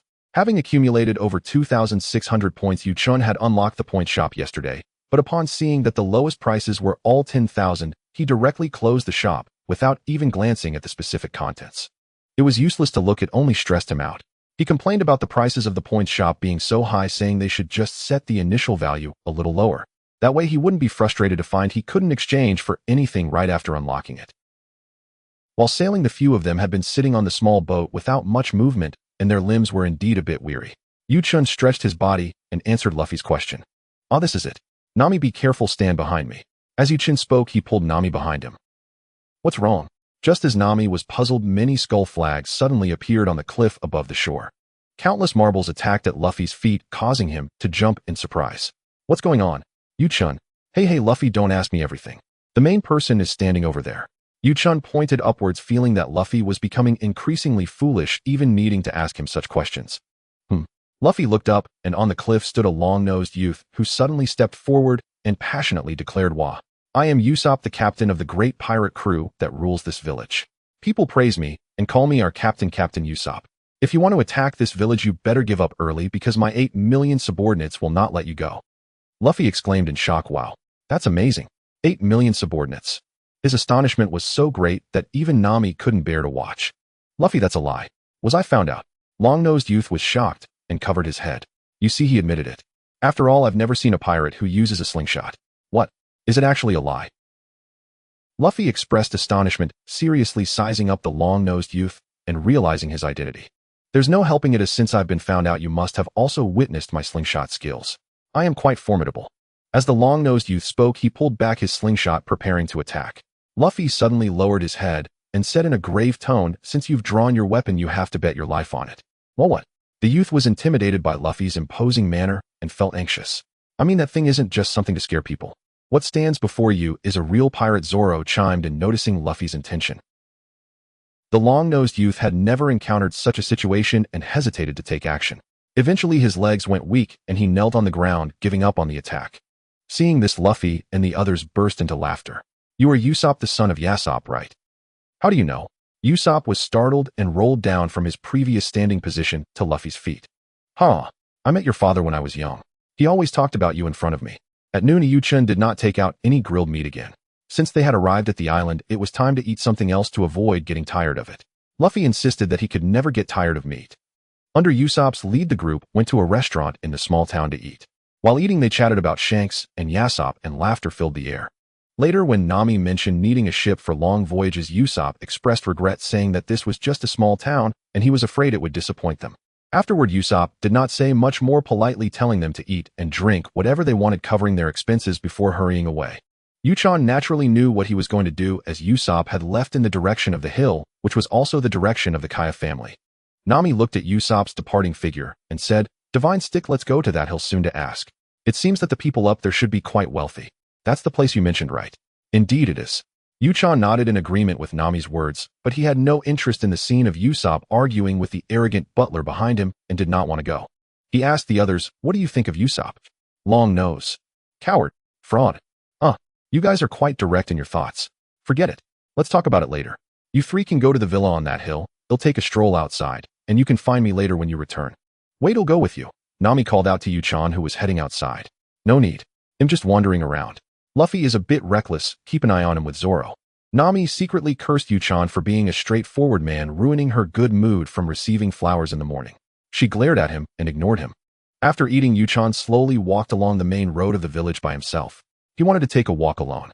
Ever since he arrived on this island, his mood had been unstable and his eyelids occasionally twitched. He had a vague feeling that something was about to happen. So he took this opportunity to walk around, thinking about whether he had overlooked something. Yuchan began to recall since coming to this world. He hadn't been here long, just a few days at most. Initially, due to the death of the original body, he replaced Kebi's brother in this world. Later, he activated the system and gained the power to survive in this world. He met Luffy, defeated Alvida, successfully joined the main character group, rescued Zoro from the Navy base, and Kebi joined the Navy. From fighting Buggy in Orange Town to now encountering Usopp in Syrup Village, waiting to confront the Kuro pirates. Everything was unfolding just like the original story, with only a few minor details changed. For instance, Alvida was not knocked away. Nami joined early, and on the way to Orange Town, they did not encounter Buggy's subordinates. These are just small details. Could it be that some detail he overlooked will evolve into a significant danger? But these people's strength is not formidable enough to pose any threat to them. As he walked, Yuchan gradually reached the outskirts of the village. He noticed a fence nearby. Feeling a bit tired, he sat on the fence and continued to ponder. However, Yuchan was restless at this moment, and the more he thought, the more confused he became. Just then his thoughts were interrupted by a voice. "Hey young man, could you tell me which way the village is, eh?"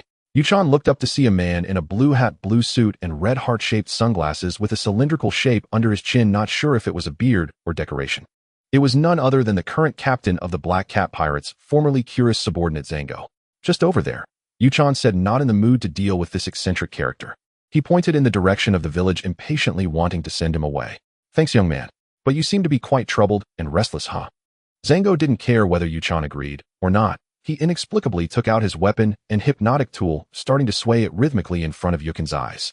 Yuchan didn't resist. He wanted to see if this guy's ability could affect him. "When I say 1, 2, Zango, you will sleep well. Did you remember? 1, 2, Zango." As Zango's voice finished, Yuchan's expression suddenly relaxed. His eyes closed automatically, and he slid down from the fence, falling into a deep sleep. "Well, it's unfortunate to have insomnia at such a young age.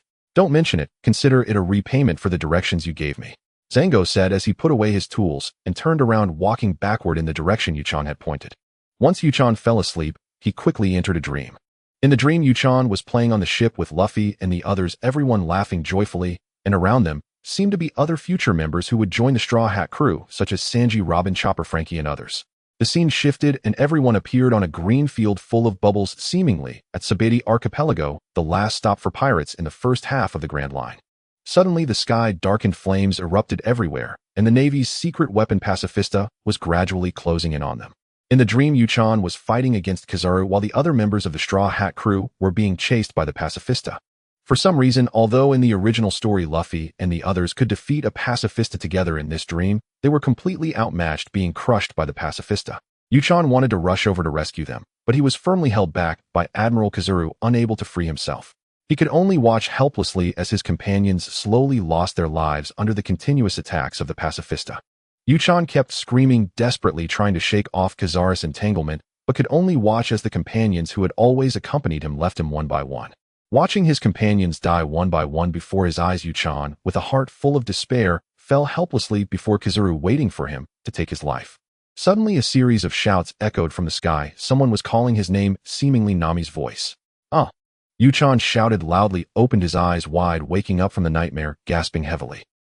Seeing Nami squatting alive beside him, the image of Nami dying in front of him in the dream resurfaced in his mind. Yuchan abruptly hugged Nami tightly, repeatedly murmuring, "You're okay, you're okay." Nami did not struggle out of his embrace. Instead she patted his back, comforting him. It's okay, it's okay. It's just a dream." After a while, Yuchan finally calmed down, realizing that he was holding Nami tightly, feeling a bit embarrassed. "Sorry, I just lost my composure." "It's fine. When I found you, you were lying on the ground, drenched in sweat, anxiously calling our names, and even some names I didn't recognize. It seems you had a nightmare." Nami's voice was very gentle. For some reason, when she heard Yuchan anxiously calling her name in the dream, she felt inexplicably happy. "Do you want to talk about what you dreamed about?" "Not much, just an ordinary nightmare. I can't remember." "I'm fine, don't worry." Seeing that Yuchan didn't want to say much, Nami didn't press further about the dream. "Then why did you fall asleep by the roadside?" I just encountered a hypnotist who made me fall asleep." "A hypnotist?" "A strange guy in blue clothes. We just encountered him too." "I can't believe he got you." "Yeah, I wanted to give it a try, so I didn't resist." "Alright, just now Usopp had a quarrel with the butler in the villa and ran off. Luffy also ran off to chase him. Zoro, and I couldn't find you in the town, so I let him and some kids continue looking for you in town while I came to check outside. I didn't expect to really bump into you." Nami's concerned expression eased Yukin's startled heart from his sleep slightly. "Let's go find Zoro first. If we leave that guy to act alone, he might get lost somewhere." When they found Zoro in the town, Yuchan noticed that Usopp's little brothers, the Onion Heads, were also with Zoro, but their expressions were serious. It seemed that Zoro hadn't gotten lost in the town. It was thanks to these little guys. Yuchan casually greeted Zoro to understand the situation. "Did anything happen?" Just now Usopp ran past with a serious and tense look towards the village. "I don't know what's going on." It's fine. He needs to face this himself. Let's go find Luffy first." "Onion Head, take us to the seaside where your boss often goes to relax." "Huh? Why are we going there?" "To find our captain. He should be there. Stop asking questions and lead the way." Yuchan still hadn't completely shaken off the shadow of the previous nightmare, his face serious and his tone a bit cold, exuding an intimidating aura. The little guys were scared into silence and dared not ask any more questions, leading the way in front. Nami furrowed her brows, noticing Yukin's unusual demeanor, gently placing a hand on his shoulder. "It's all right, we are all here." Hearing Nami's gentle voice, Yukin's heart warmed and his furrowed brow relaxed a bit. Looking at the three little guys leading the way in silence, he realized that his previous words had been too cold. "Sorry, little buddies, I was in a bad mood just now. You can lead us without worry. There are answers you want to know there." These three little ones were carefree. As soon as he apologized, they stopped being reserved and even started bouncing as they led the way. On the way, Yuchan recalled the earlier dream, filled with confusion. What was this dream about? Zango shouldn't have the ability to fabricate dreams, so the reason for having this dream must be his own. Was this strange dream just an ordinary nightmare, or was it a kind of omen? He couldn't figure it out at all, not even a clue. He could only bury it deep in his heart and consider it later. After a while, the group arrived at a cliff by the sea. Zoro looked around. "There's no one here. Did we come to the wrong place?" Yuchan glanced over and noticed that there was indeed a path from the beach to the cliff nearby. "It should be the right place." Looking down at the cliff, he said, "Look over there." Everyone looked and saw Luffy with his butt in the air, having fallen into the rocks at the bottom of the cliff, unmoving, looking as if he were dead. "Ah, he's dead," the Onion Head exclaimed loudly, already starting to shout. "Don't worry, he's fine." Yuchan couldn't be bothered to climb up and down. He simply found a wooden stake nearby and threw it at Luffy's backside. With a thud, the stake hit its target and Luffy's little legs, which were sticking out of the rocks, moved. Soon after, he forcefully pulled his head out from the rocks. Luffy slowly opened his drowsy eyes, clearly not fully awake. He looked around at the surrounding rocks, seemingly puzzled, and muttered, "Huh? How did I end up here? What am I doing here?" Yuchan stood at the edge of the cliff, shouting loudly at Luffy, who was still lost in thought below. "Luffy, wake up and come up quickly." Luffy suddenly swung his right hand upward, grabbing a tree at the edge of the cliff, and pulled himself up. The other little kids, seeing this, were directly frightened and ran around in a panic. A ghost! The ghost is here! Help! A monster is coming!" The rest of the people burst into laughter at the antics of the little ones. "Don't worry, he's a living person, not a monster. He won't eat you." Nami reassured the little kids, explaining the situation, which calmed them down. After asking Luffy, everyone learned that the butler of the villa was a pirate, and that the Black Cat pirates would attack the village the next morning. Onion Head said, "No wonder the captain was so anxious to run to the village just now. He must be notifying everyone to escape. We should hurry back to pack our things and flee." Exactly, let's hurry. Oh, the little kids spoke as they ran off, and Luffy suddenly shouted, "Ah, this is bad. Quick, go buy meat. If we're late, the meat shop owner will run away too." Zoro directly poked Luffy on the head with the hilt of his sword and said, "That's not the main point. Not being able to buy meat is terrible." Luffy didn't understand Zoro's point. For him, not having meat was a serious problem. Haha, Zoro, that's just how Luffy thinks. You have to get used to it. There's plenty of meat, don't worry, Luffy. Chen casually handed Luffy a few pieces of grilled meat, temporarily silencing the glutton. Let's walk back slowly. We should encounter Usopp returning in failure soon. On the way, Nami curiously asked, "What does it mean that Usopp returned in failure? Did he not go to deliver a message? Haven't you heard that Usopp lies every day?" The little kids mentioned that Usopp goes to see Kaya every day, making up stories to make her happy. The little kids really admire their captain, saying, "He is very great." Is that all? That's all. Alright, it seems you all don't know yet. Because of his mother, Usopp shouts every morning in the village, "Pirates are coming, pirates are coming." This has been the case every day.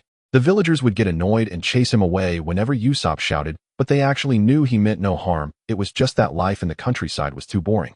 Luffy wiped his mouth, which was stained with grease from eating grilled meat, and quietly smeared it on Zoro as he walked, turning to Chen and asking his mother, "What's wrong with Usopp's mother?" She passed away when Usopp was young.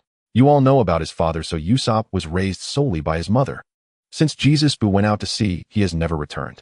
Although his mother never blamed Jesus Boo, it was impossible not to miss him. Before she passed away, she often gazed towards the sea, hoping to see her longed-for husband again. Therefore, for her sake, Usopp shouts every day from the shore, "Pirates are coming," and it continues to this day. A liar who shouts pirates are coming every day now claims that the butler is a pirate, yet this butler always presents himself as a good man. As a villager, who would you believe?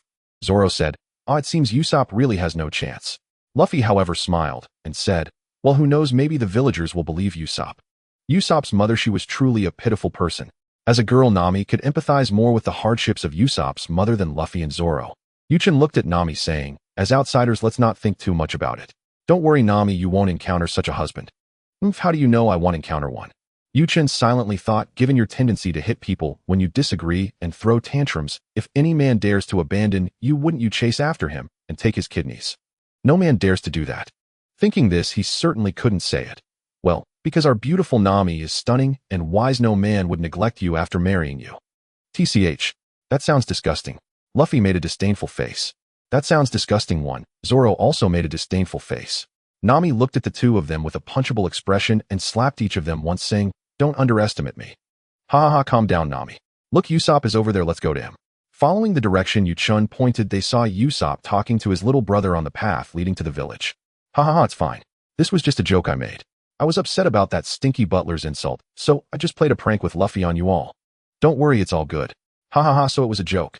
The three little ones laughed as they walked towards the village. Ah yes. You all go back. Don't worry, it's all fine. The three little kids, turning to leave, suddenly stopped laughing. Onion Head said, "Captain, I look down on you. Although you often lied before, you never made up nonsense to maliciously hurt others. You have truly disappointed me today." That's right, I feel the same way. The other two little ones also expressed their views and left without looking back. At this moment, Chen and the others had already approached Usopp. Nami said to the dejected Usopp, "Is this really okay? You know very well that pirates will definitely come tomorrow." After speaking, she noticed that there was a bullet graze on Usopp's left arm, still bleeding. "Do you have a bandage? Let me wrap it up for you." Usopp looked at her without saying anything, took out a bandage from his bag, and handed it to Nami. Throughout the bandaging process, Usopp remained silent, not saying a word. Alright, the wound isn't too deep. It shouldn't get infected if you don't soak it in water. After a while, Usopp finally came out of his silence and thanked Nami, looking at his hand. Luffy walked up to Usopp and asked, "Have you thought about what to do?" Usopp, who had been lost in his thoughts, suddenly noticed Luffy and was startled, his eyes wide open. You're still alive? You fell from such a high place and are still alive." "I'm fine, just took a nap." Don't change the subject. I'm asking you, what do you plan to do?" Luffy rarely became serious and did not get sidetracked. Usopp looked at Luffy with determination, saying, "I'm just a liar shouting every day that pirates are coming. I've made up my mind. I want to stop the Black Cat pirates outside the village and defeat them. Then all that just happened will become the same old lie as before." Nami sighed. You really are a good-hearted liar. Looking at Usopp, who was determined, yet trembling, Chen took over the conversation from Nami and said sternly, a good-hearted liar.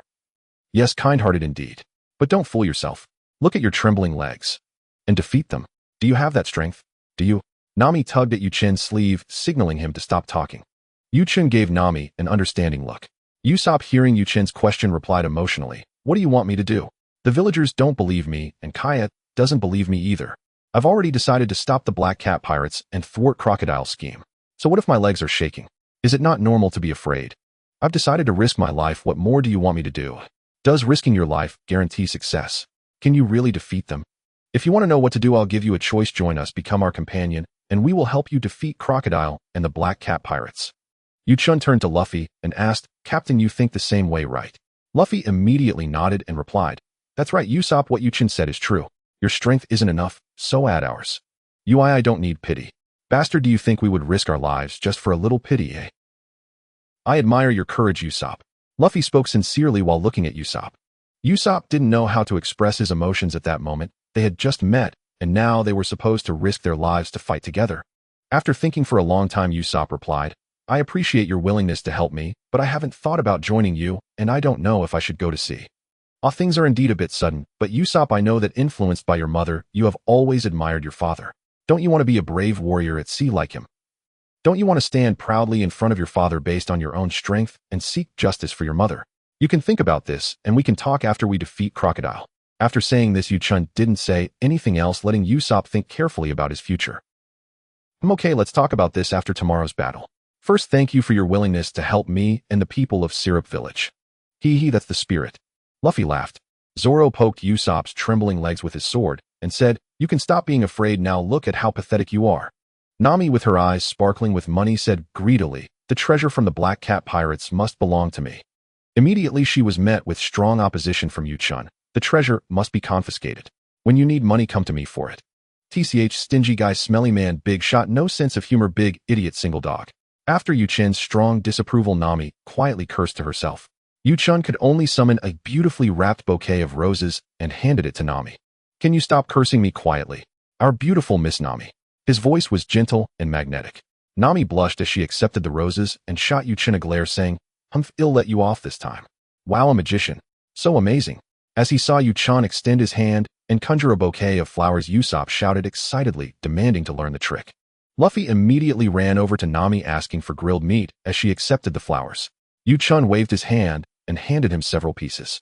Usopp watched as Luffy managed to receive steaming, delicious grilled sea cow meat with just 2 sentences, and his own words turned into a plea to eat as well. Zoro interjected, saying, 2 bottles of herbal tea, thank you. After satisfying the needs of the prominent figures, Chen looked at the ruckus caused by Usopp and Luffy, thinking that it might become even more lively once Chopper joined. In an instant, due to Chen's small gesture, the previously serious and passionate atmosphere dissipated, and the group was joyfully causing a commotion. Of course, while gaining happiness, Chen also accrued a significant amount of emotional points, now totaling 5,239. By the time the commotion subsided, the sky had completely darkened. Usopp suggested that it might be time to start preparing for battle. After all, based on the conversation between Kuro and the hypnotist Zonkao, the pirate crew would attack the village at dawn. Chen knew that his so-called preparations for battle were merely a few tricks effective only against small fries. However, if it could ease Usopp's mind, he wouldn't oppose it. But with him around, he would ensure that Usopp wouldn't forget the crucial detail that there was more than one way to enter the village. If they're attacking from the sea, there should be more than just the place we landed at. Chen reminded Usopp, who was busy making preparations on the slope leading into the village.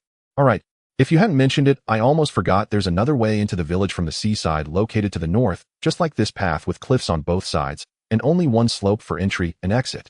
It's just that few people go that way, and I momentarily forgot. Oh no, what should we do now? Then let's split into 2 groups. Usopp, you take Luffy, and Zoro will guard that side. They'll stay here with Nami. Once day breaks, if either side doesn't see the pirate ship, they'll head to the other location. That's a good plan, but what if the pirates come from this side? Nami, as a girl, will you be okay alone? Chen looked incredulous, thinking, you weakling, what gives you the confidence to question others? At the onset of their journey to the sea, Usopp was practically powerless aside from his skill with the slingshot. While Nami's combat ability was quite poor, at least she could wield a stick and fend off a few small fries. Nami, take out your stick and show it to our brave Captain Usopp. Sure. It's quite cold tonight, so it's good to move around a bit. Nami said as she quickly assembled the stick strapped to her leg and swung it around a couple of times. Usopp was dumbfounded watching Nami skillfully wield the long stick. Well, never mind, I trust your abilities. I still need to hurry over there and prepare. With that, he quickly ran off, fearing he might be beaten if he stayed too long. Luffy and Zoro had no choice but to run after him. Before they left, Chen called Luffy over and handed him enough grilled meat and herbal tea, otherwise these guys would be starving all night. After they left, Chen gathered many branches nearby and started a fire to keep warm. It was quite chilly by the seaside at night. Once they had eaten by the fire, Chen found some hay and quickly prepared a sleeping area beside the fire for Nami. Nami, you can sleep if you're tired. Sleep? Don't I need to keep watch? No need, just me watching is enough. Besides, they won't take this route. Knowing they'll attack at dawn, they will naturally choose the path less traveled to enter the village. I'm just here to be cautious. Then should I go over and guard with them? Nami acted as if she was about to leave, secretly wanting to see if Chen would stop her. No need, those careless guys definitely won't start a fire. You should stay here. Plus, with Luffy and Zoro around, it will be fine. Hearing what Chen said, Nami felt warm inside, sensing his constant concern for her. She smirked, ready to tease him. Am I that delicate? Don't forget, I've often slept outdoors. Are you looking down on me? Or do you want to be alone with me? Seeing Nami's mischievous expression, Chen knew exactly what she was thinking and chose to ignore it. Well, you certainly can endure hardships, but having a fire is better than not having one. I will start cultivating. If you're tired, just sleep. It'll wake you up when the sun rises. With that, he disregarded whether Nami wanted to sleep and directly closed his eyes, sitting down to meditate and cultivate. Seeing that Chen was no longer paying attention to her, Nami had no choice but to lie down on the hay obediently. Watching Chen's youthful and handsome face illuminated by the faint glow of the fire, she quickly fell asleep. In this wild seaside location, Chen did not engage in deep meditation to avoid sudden attacks from wild beasts. He remained alert to any disturbances in the surroundings, as he could sense even the slightest movement. In the middle of the night, he added a few branches to keep the area warm. During this time, he checked his storage warehouse for supplies that arrived on schedule, including 10 first aid medical kits. The bag was well stocked with bandages, disinfectant spray, hemostatic needles, anti-inflammatory injections, fever reducers, and even emergency cardiovascular medications like heart-saving pills. Though some items might not be needed, bandages for external injuries would definitely come in handy. In the world of pirates, injuries were exceedingly common, especially since they were pirates. At dawn, Chen woke up from his cultivation, fully dealt with the branches that still had some embers, and looked out at the distant sea. With his keen eyesight, he could spot a pirate ship within a 10-mile radius. After observing for a while, he saw only the rolling waves and nothing else, so he woke Nami, who was still asleep. I slept so well. Nami stretched, and her t-shirt rode up from sleeping, exposing a large expanse of fair skin. Chen immediately turned away, but the image he had just seen kept replaying in his mind. Noticing this, Nami smiled slightly and patted Chen's shoulder. So, did you see anything? In this direction, there are no traces of pirate ships within a 10-mile radius, and it seems there's a sound of shouting and killing coming from the north of the village. Just as you suspected, is it over there? Nami said, smoothing out her messy orange hair from sleep, and headed north first. Chen naturally followed closely behind. When the two arrived, the two groups had not yet engaged in battle. The members of the Black Cat Pirates were looking in terror towards the direction of the pirate ship. They saw a large piece of wood from the bow to the bottom of the ship that had been removed at some point, lying on the ground. Chen looked closely and found Luffy was sleeping soundly, pinned under that large piece of wood. He thought to himself, this fool, is he still under hypnosis? Turning to Zoro, who had noticed his arrival, he said, I'll leave these small fries to you. They'll take Nami to see if there's any loot on the ship. Oh right, Zoro, when dealing with a lion, you should use your full strength. Be careful. Quit the chatter. There are so many people in between, and you say you'll leave it to me. How will you get past? Jump over. Jump over. Ignoring Zoro's confusion, Chen called to Nami and walked to the edge of the cliff beside the slope, looking for a spot closer to the pirate ship. Nami, we're going to jump over. Do you want to grab me, or shall I carry you over? Nami looked at the distance of 50 to 60 meters, uncertain if she could hold on tightly. You should carry me then. Chen nodded, said nothing more, and directly placed one hand under her neck and the other under her knees, completing a princess carry. With the golden light spell fully activated, he leaped across the dozens of meters and landed steadily on the deck of the Black Cat pirate ship. Looking down, he noticed Nami's face was slightly flushed, likely due to the embarrassment of being carried. Otherwise, she seemed unfazed by the distance and impact, and he slowly set her down. It made sense, as he had intentionally used some strength to protect Nami and cushion the impact. Zoro, witnessing this scene, was astonished, exclaiming, to leap over such a wide distance, just how strong is this guy? Bastard, what are you doing on our ship? Hypnotist Zonkao furiously questioned Chen, but as Chen turned to look at him, he broke into a cold sweat. It wasn't that Yu-Chun looked particularly fierce, but at this moment with the golden light spell fully activated, his aura pressed down on Zonkao, making him feel as if his body could be crushed at any moment by the guy in front of him. Seeing that Zonkao was already intimidated, Yu-Chun calmly said, "Do you still have the leisure to worry about other matters? Don't forget the time set by your captain is approaching." After saying that regardless of how Zonkao would react, he took Nami to search for any treasures. If Zonkao was previously sweating profusely from Yu-Chun's aura, now hearing what Yu-Chun said, he was drenched in cold sweat. Zonkao was terrified of Kuro and clearly knew that if he delayed the time set by Kuro, death awaited him. He immediately stopped thinking about the two and focused on what those who came onto his ship were doing. Even if the entire ship were to be lost, his life was much more important. He shouted loudly to the pirates who had just been knocked down by Luffy, "Brothers, the time set by the captain is almost up. You all understand the consequences of angering the captain. Right now, there are only two enemies blocking your way. Think about the consequences of defying Captain Kuro. Now immediately give it your all to clear the obstacles in front of you and reach Captain Kuro." "Oh, yes, Mr. Zonkao. Everyone charge. We must not delay our meeting with Captain Kuro. Charge. We absolutely cannot delay or we'll be killed. We must charge with all our might."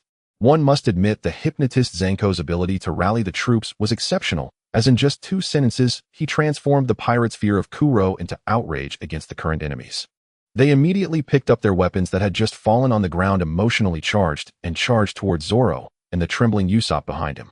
Watching the nearly frenzied pirates charging towards him down the slope, Zoro's eyes lit up. Perfect timing. With a cold smirk, he also rushed towards the pirates.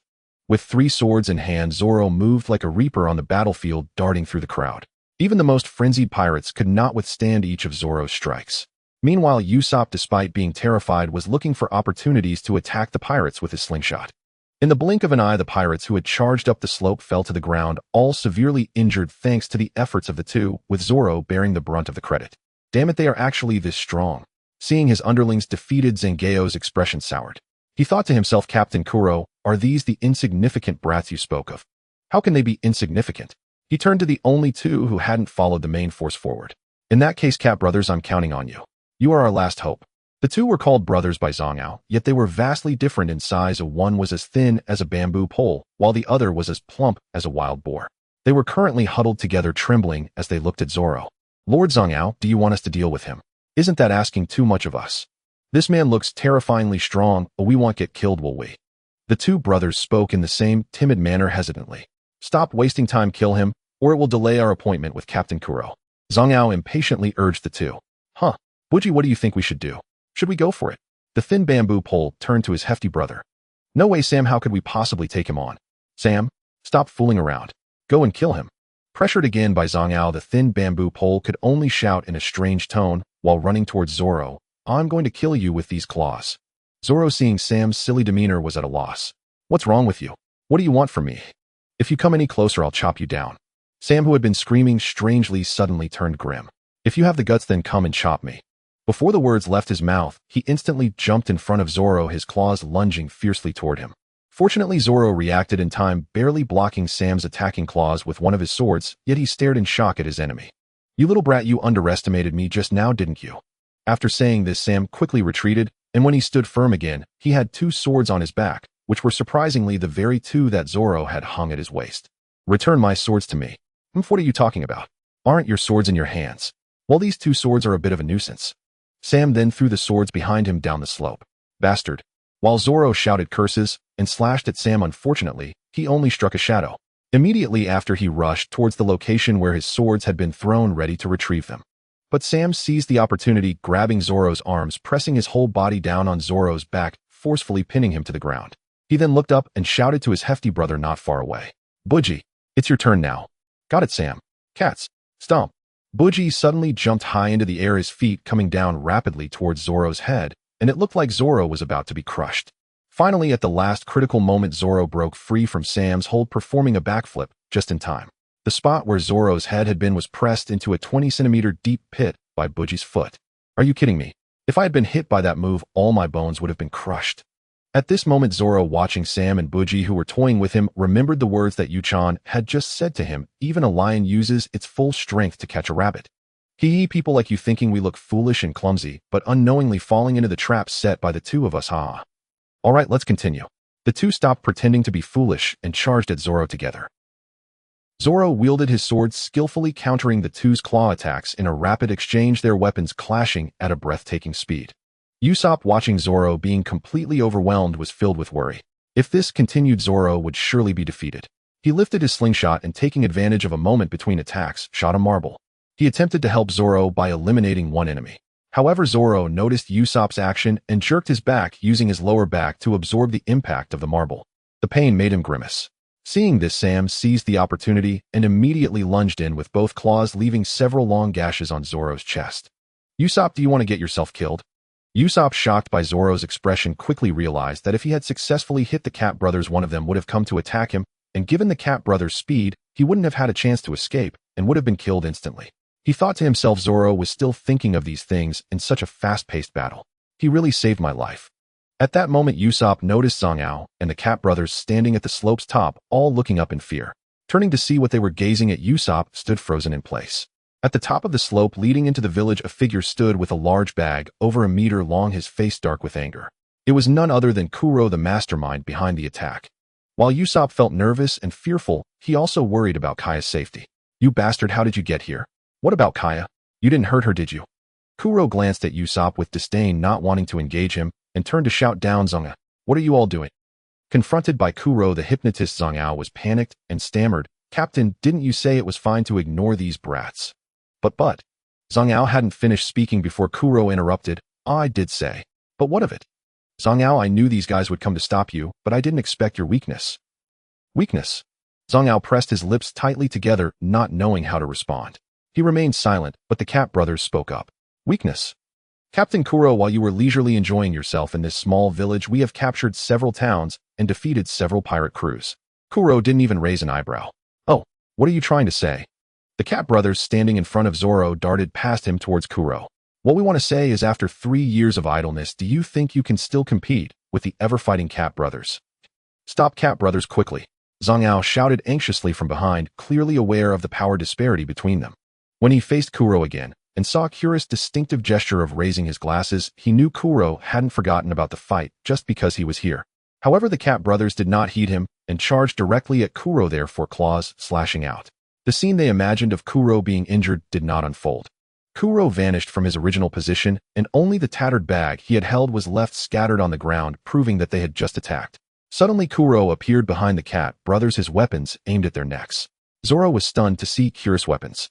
What are those strange things? Kuro's weapons were a pair of black claws, but the originally short claw-shaped blades had been replaced by several sharp long knives over a meter long. The Cat brothers, feeling the cold glint of the blades threatening them beneath their necks, involuntarily trembled as they found themselves back to years ago when facing Kuro. Just as you said, my body is indeed not as agile as before." Kuro spoke darkly while the Cat brothers dared not make a sound. "Well, fine. Out of respect for our past, I'll give you 10 minutes. Kuro said, releasing the Cat brothers, finding a stone to sit on behind them. "But if you don't finish in 10 minutes, then 10 minutes later, I will kill all of you." "You say you will kill all of us?" The Cat brothers were about to respond when a voice suddenly interrupted them from the direction of the pirate ship. Though far away, the voice clearly reached the ears of everyone present. Looking in the direction of the sound, they saw a man and a woman approaching from the pirate ship. "You want to kill your own subordinates. I can't control that. But when you say you will kill everyone, I wonder if that includes us, the Straw Hat Pirates." Zoro glared at the suddenly outspoken Yu-chan, cursing inwardly. "You bastard, have you finally finished rummaging around?" In fact, Yu-chan and Nami had quickly found the treasure room after boarding the pirate ship, but there was only a meager amount of valuables worth tens of thousands of berries. Such a small haul could hardly satisfy Nami's greedy appetite. She dragged Yu-chan around, insisting on checking every corner. Everything with even a little monetary value was stripped clean by the two, and Yu-chan finally stored it all in his personal warehouse.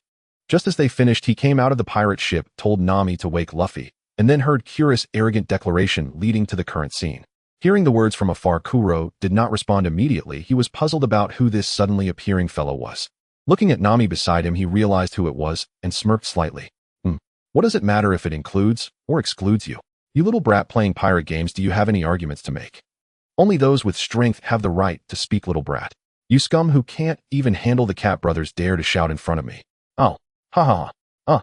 Kuro was laughing arrogantly when he was suddenly interrupted as the man who had been 60 to 70 meters away just moments ago flashed and appeared right in front of him enveloped in golden light, grasping his throat and lifting him up.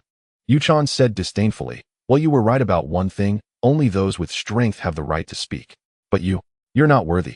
Kuro was gripped by Yu-chen's hand around his throat, his feet forced off the ground, and he wore a face of terror as he struggled against the pressure Yu-chen exerted, finding it hard to breathe.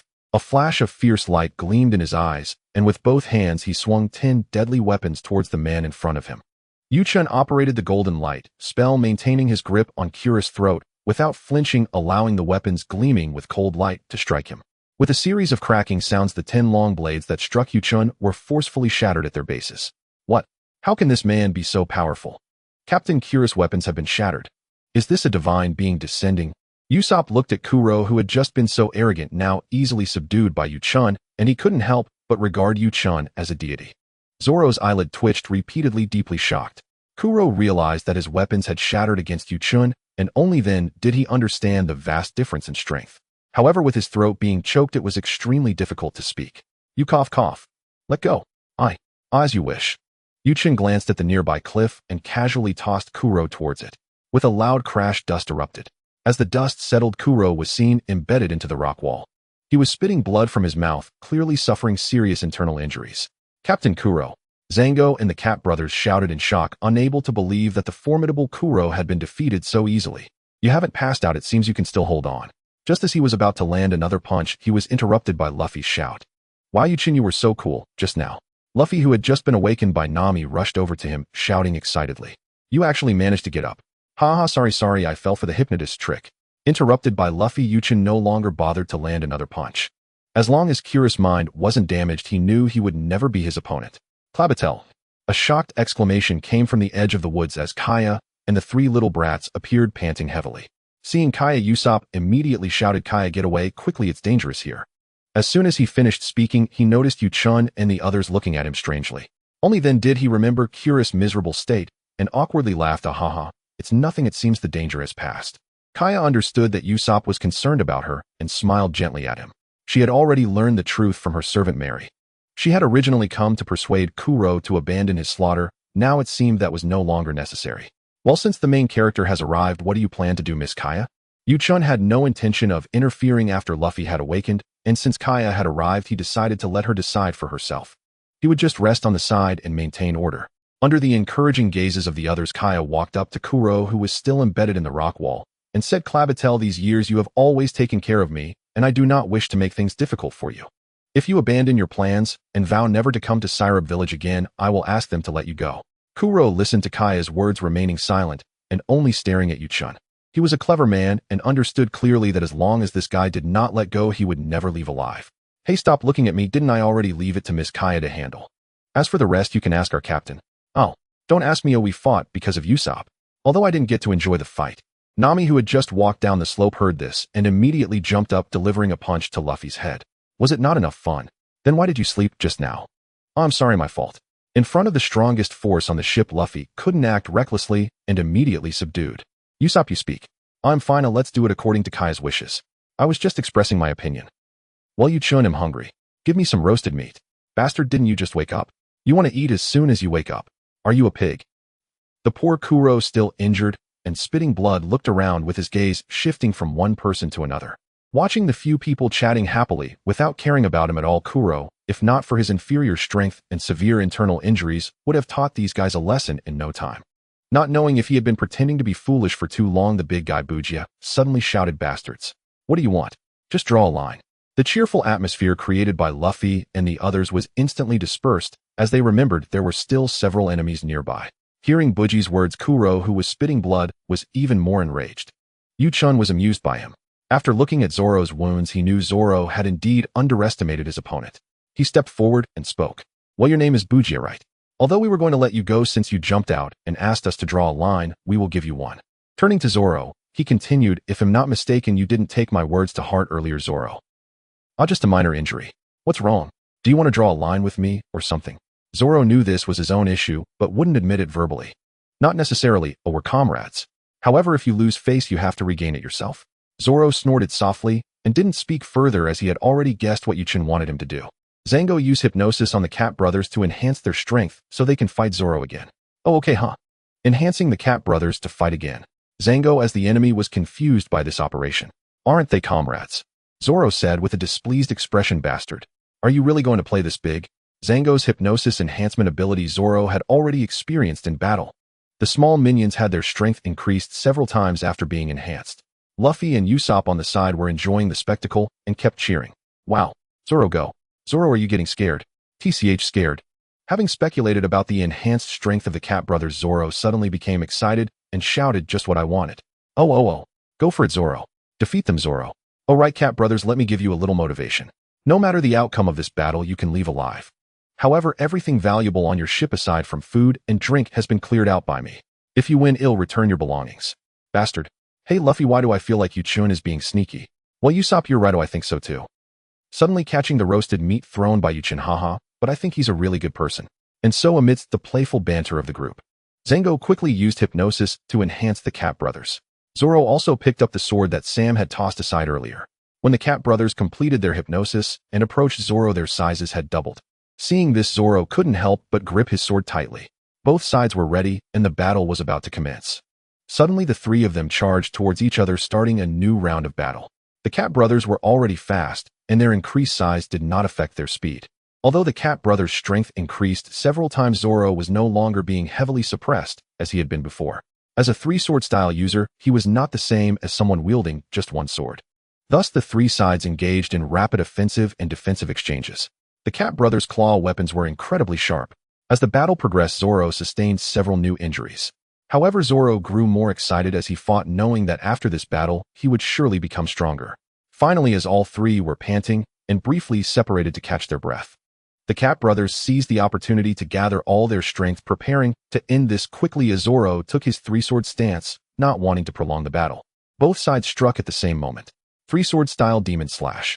As the name of the technique was shouted, Zoro transformed into a flash of light and disappeared. When he reappeared, he was already behind the two, slowly sheathing his sword. Oh. With Zoro's sword returning to its sheath, a mist of blood burst from the Cat brothers' chests, and they fell to the ground, the outcome of the battle evident. Zoro quietly walked up to Chen and said, "Next time, please arrange a stronger opponent for me." After saying this, he arrogantly turned away, leaned against a big tree, and fell asleep as soon as he sat down. Usopp shouted excitedly, "So cool, so cool. Absolutely amazing. I want to set sail too. I want to become a brave warrior of the sea." Next, everyone silently watched as Zango struggled to pull Kuro out of the rock wall. They woke up all the pirates who could still move and carried those who were still unconscious back to the pirate ship. After casually fixing the ship's bow back in place, the defeated Black Cat pirates left in shame. Until the shadow of the pirate ship disappeared over the distant coastline, Usopp came to his senses and solemnly said to Luffy, "Luffy, can I really join you?" Luffy looked at Usopp, who was earnest, and laughed heartily, "Of course." Ha. Usopp, seeing Luffy's agreement, was also incredibly excited. However, he suppressed his excitement and shouted loudly, "Usopp, pirates." Yes. The three little brats immediately ran out and stood at attention. "I've decided to go on adventures with Luffy and become the brave warrior of the sea I dream of. After I set sail, you all should live happily working towards your dreams. If you have time, you can go accompany Kaya more often. Also, don't tell the villagers about what happened here. It was just a joke as usual. Now I declare the Usopp pirates disbanded." Yes.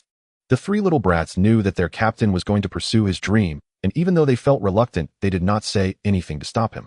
Tears streamed down their faces as they loudly agreed, turning back 3 times as they left.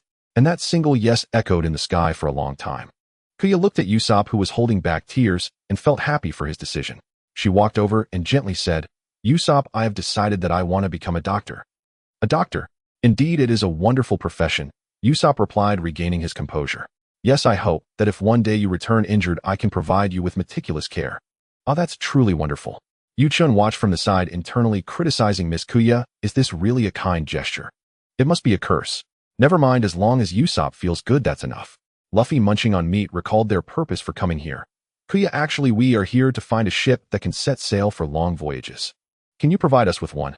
"Of course, this time it's all thanks to Usopp and you guys. I will go back now and let Mary choose a good one to give to you.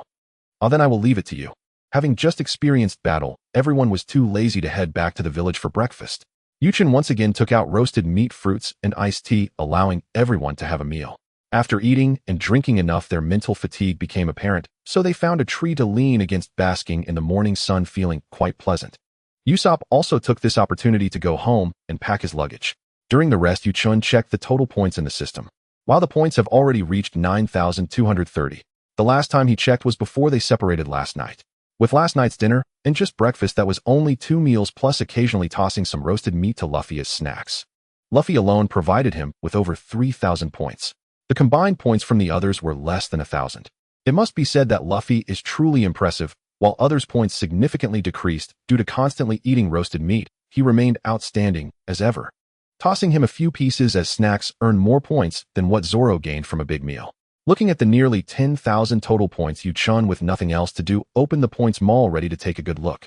The last time he opened it, he found the prices too high and didn't look closely before closing it. Silently opening the points mall, a beautiful interface appeared in his mind.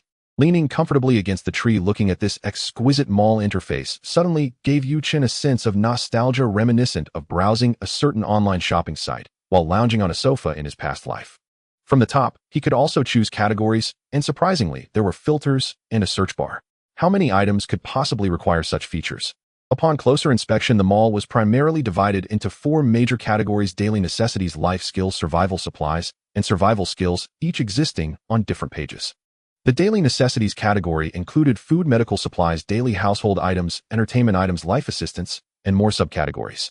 The items within ranged from low-end to high-end, a wide variety.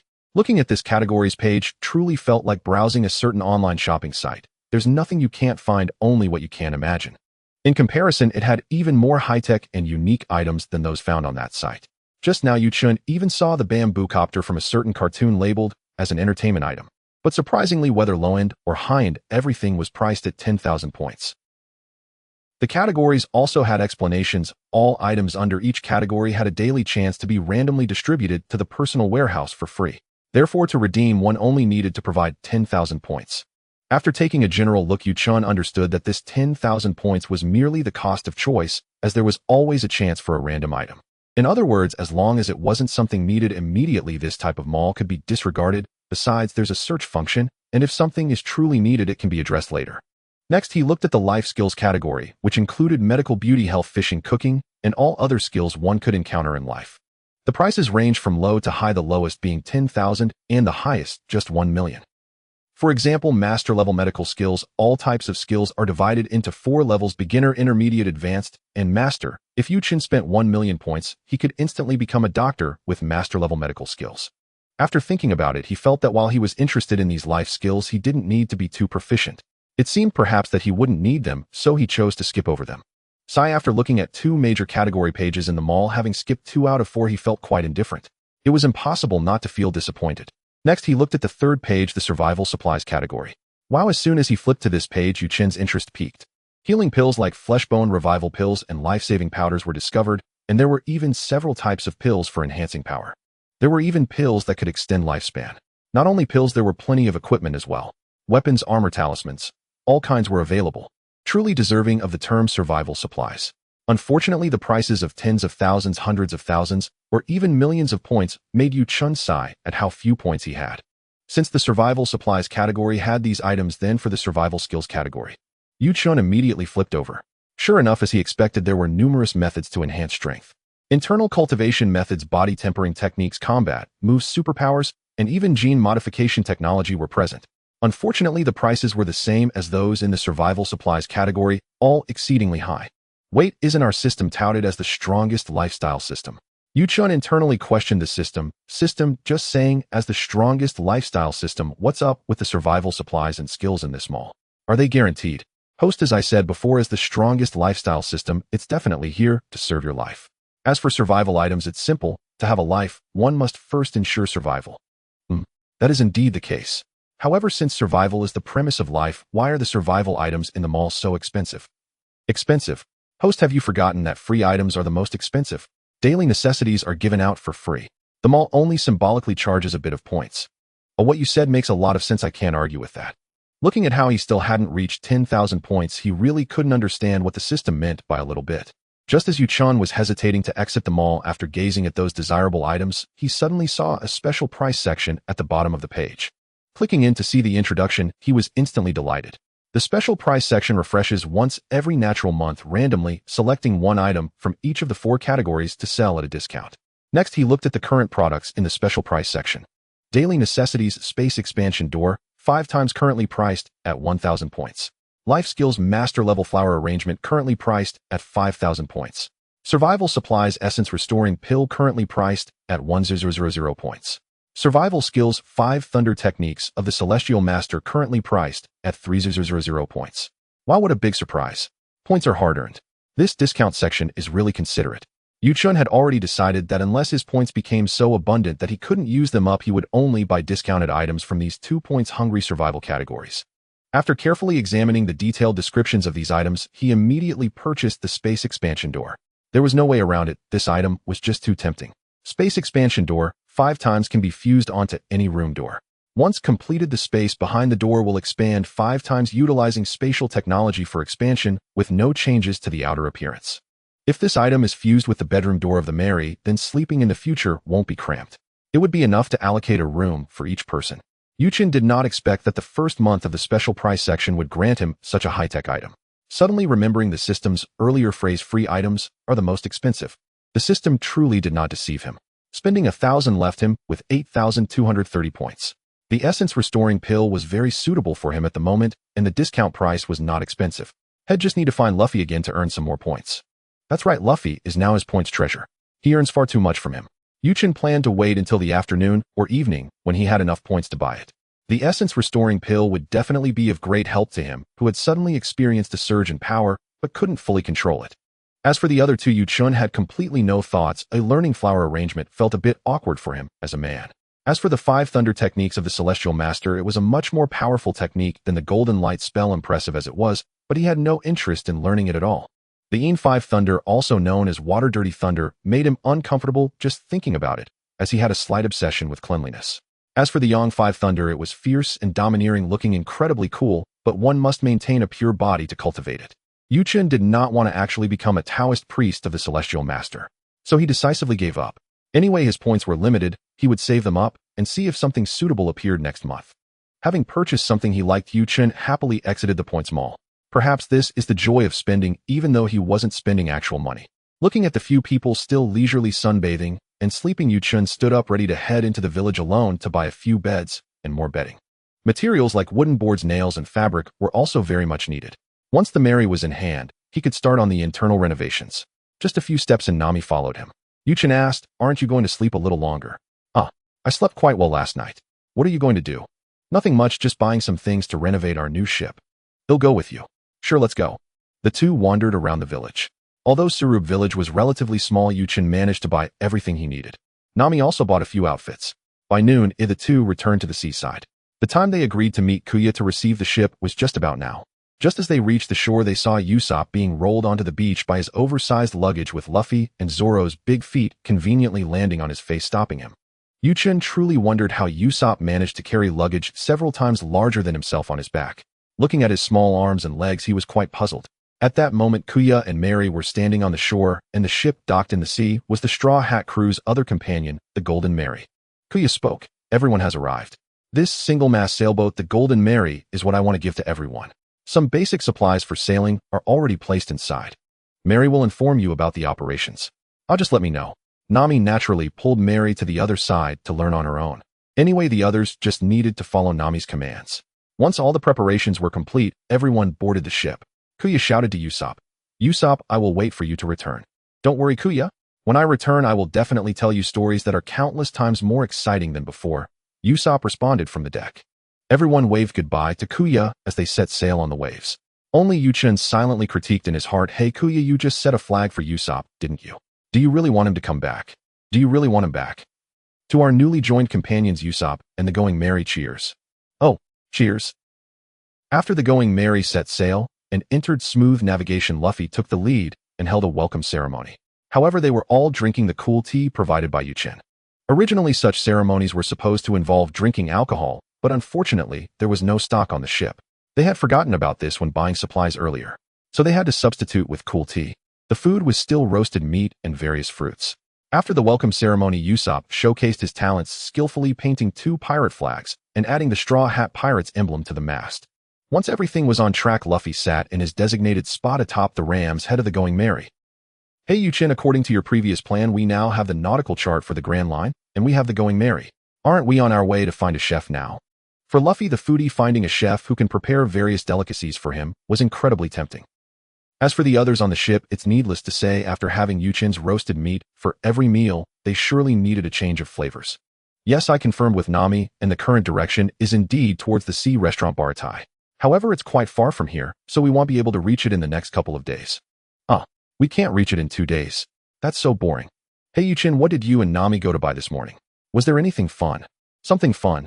Let me show you something interesting, but remember not to touch it. Chen thought it was time to tidy up the bedroom after being reminded by Luffy. Having just finished lunch, if he moved quickly, he could sleep in a single room tonight. Previously, Chen's plan was to expand all bedrooms and the lounge as a single unit. However, after observing the actual structure of the Going Merry, he discovered that the entrances to these areas were not located in the same place. There was no choice. Chen could only choose to expand the male crew's bedroom. As for Nami's dedicated female quarters, he could only apologize with a sorry. Upon hearing this, Luffy seemed interested in something fun, and his curiosity piqued. What is it? Show me quickly. Hurry. After reminding Luffy not to touch it again, Chen took the spatial expansion door from his storage. A 2-meter-tall silver metal door appeared before everyone. Chen, did you buy a piece of iron? What fun is this? What kind of eyes do you have, Luffy? It's clearly a door. Usopp patted Luffy's head, continuously voicing his complaints. Oh, a door. Although it looks quite nice, it's not very interesting. Don't be anxious, Luffy. You all just went down to see our sleeping area, right? Going down from the mast is quite convenient. Exactly. Zoro and Usopp echoed in agreement, affirming Luffy's viewpoint. Chen walked towards the mast, placing the 2-meter-tall metal door on the panel next to the mast, which was less than a meter wide. Below the panel was their male crew's bedroom. Come, let me show you something interesting now. Chen operated the display panel above the metal door for a while, and with a ding the scan was completed and fusion began. Luffy suddenly exclaimed, "Wow, this piece of iron can talk." Not only that, he noticed that after the iron called out, it began to sink slowly into the deck as if it had sunk into a swamp. With the prompt sound of fusion complete, the spatial expansion door that had just been before everyone had vanished without a trace. Luffy, still not believing it, jumped onto the panel, seemingly wanting to sink down as well, but there was no change whatsoever. Wow, amazing. Chen, what kind of magic is this? It's incredible. Is this really amazing? Let's go down and take a look. Saying this, Chen pulled open the panel and climbed down the mast first.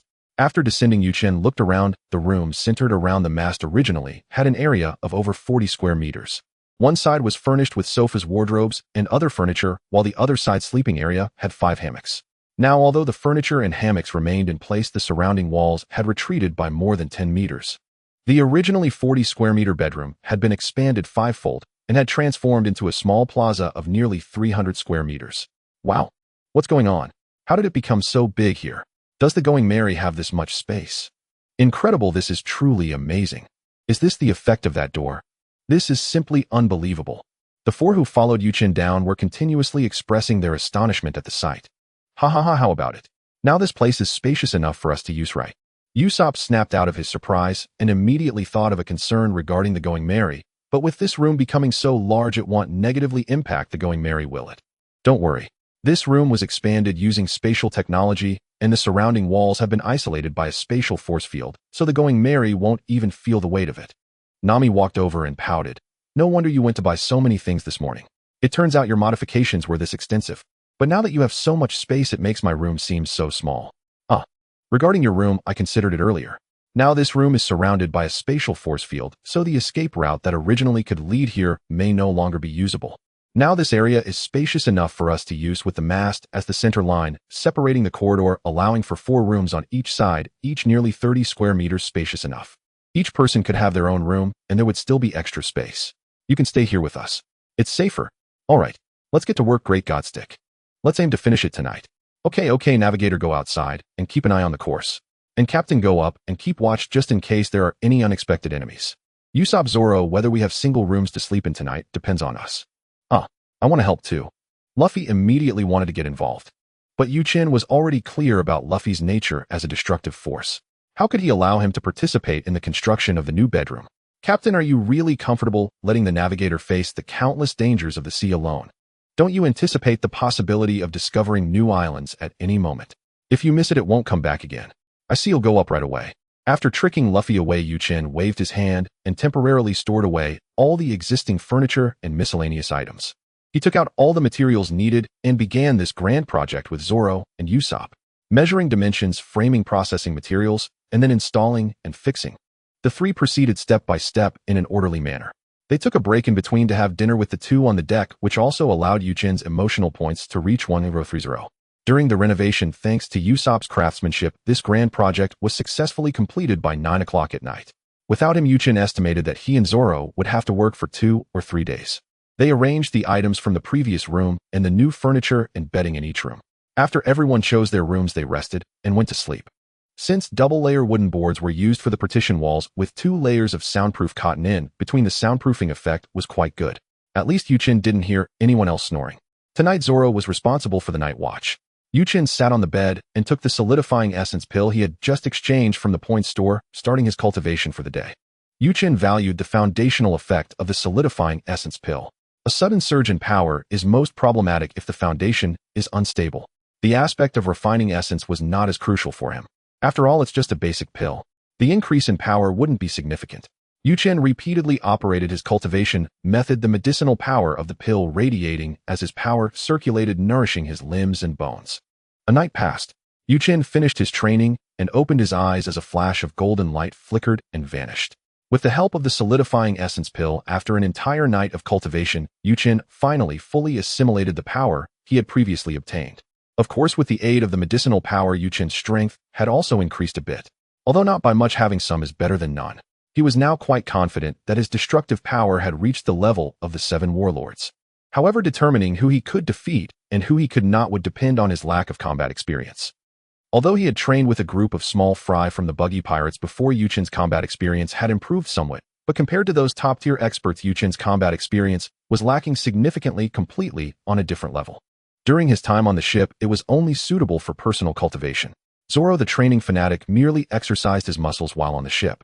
If it came to actual combat, training the ship couldn't withstand it. Moreover, Yuchin hadn't yet decided which way to fight, whether to continue barehanded like now or choose a weapon. If he chose a weapon, which one should he select? With too little experience, it was quite vexing. I really need to think of a way to properly improve my combat experience. Saying this, Yuchin walked out of his room and onto the deck of the Going Merry. Everyone else was already awake and the ship had set sail. Luffy and Usopp were arguing and fighting over the fruit. Yuchin had placed some of these temperature-stable, non-perishable foods on the ship. This way those guys could get them whenever they wanted to eat without bothering him. Seeing Nami approaching, Yuchin directly handed her a bouquet of flowers. It wasn't that he wanted to pursue Nami, he just had too many flowers in his storage and planned to give one bouquet each day to earn some emotional points. Otherwise they would be useless sitting there. Good morning, thank you for the flowers. Perhaps having received flowers a few times already, Nami this time wasn't as shy as before. Her face didn't flush after receiving the flowers. I just checked the map, and it seems we'll be passing by the legendary treasure island today.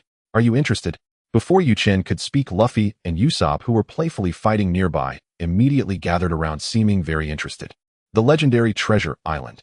Quick, tell me what kind of legend it is. This island is quite famous in the pirate circle. Nami paused, turned around, and looked at Usopp ominously. Legend has it that those who get close to the island will experience some strange and unfortunate events. So everyone says that those who approach there will anger the gods. What? Luffy, I suddenly feel like I've caught a disease that prevents me from going to the island. Usopp was directly scared by Nami's expression and words, clutching his heart, with one hand, his face turning pale. Ha ha, Usopp, you're so funny, ha ha ha.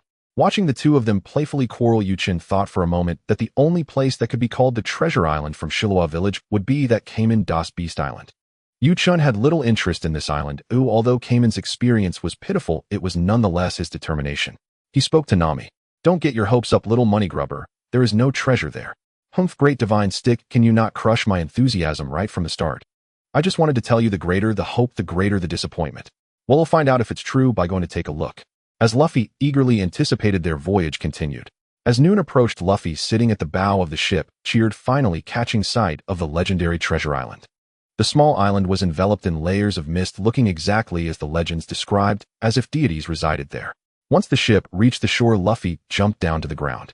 Adventure, adventure. Huh. Yuchin, roast me some meat.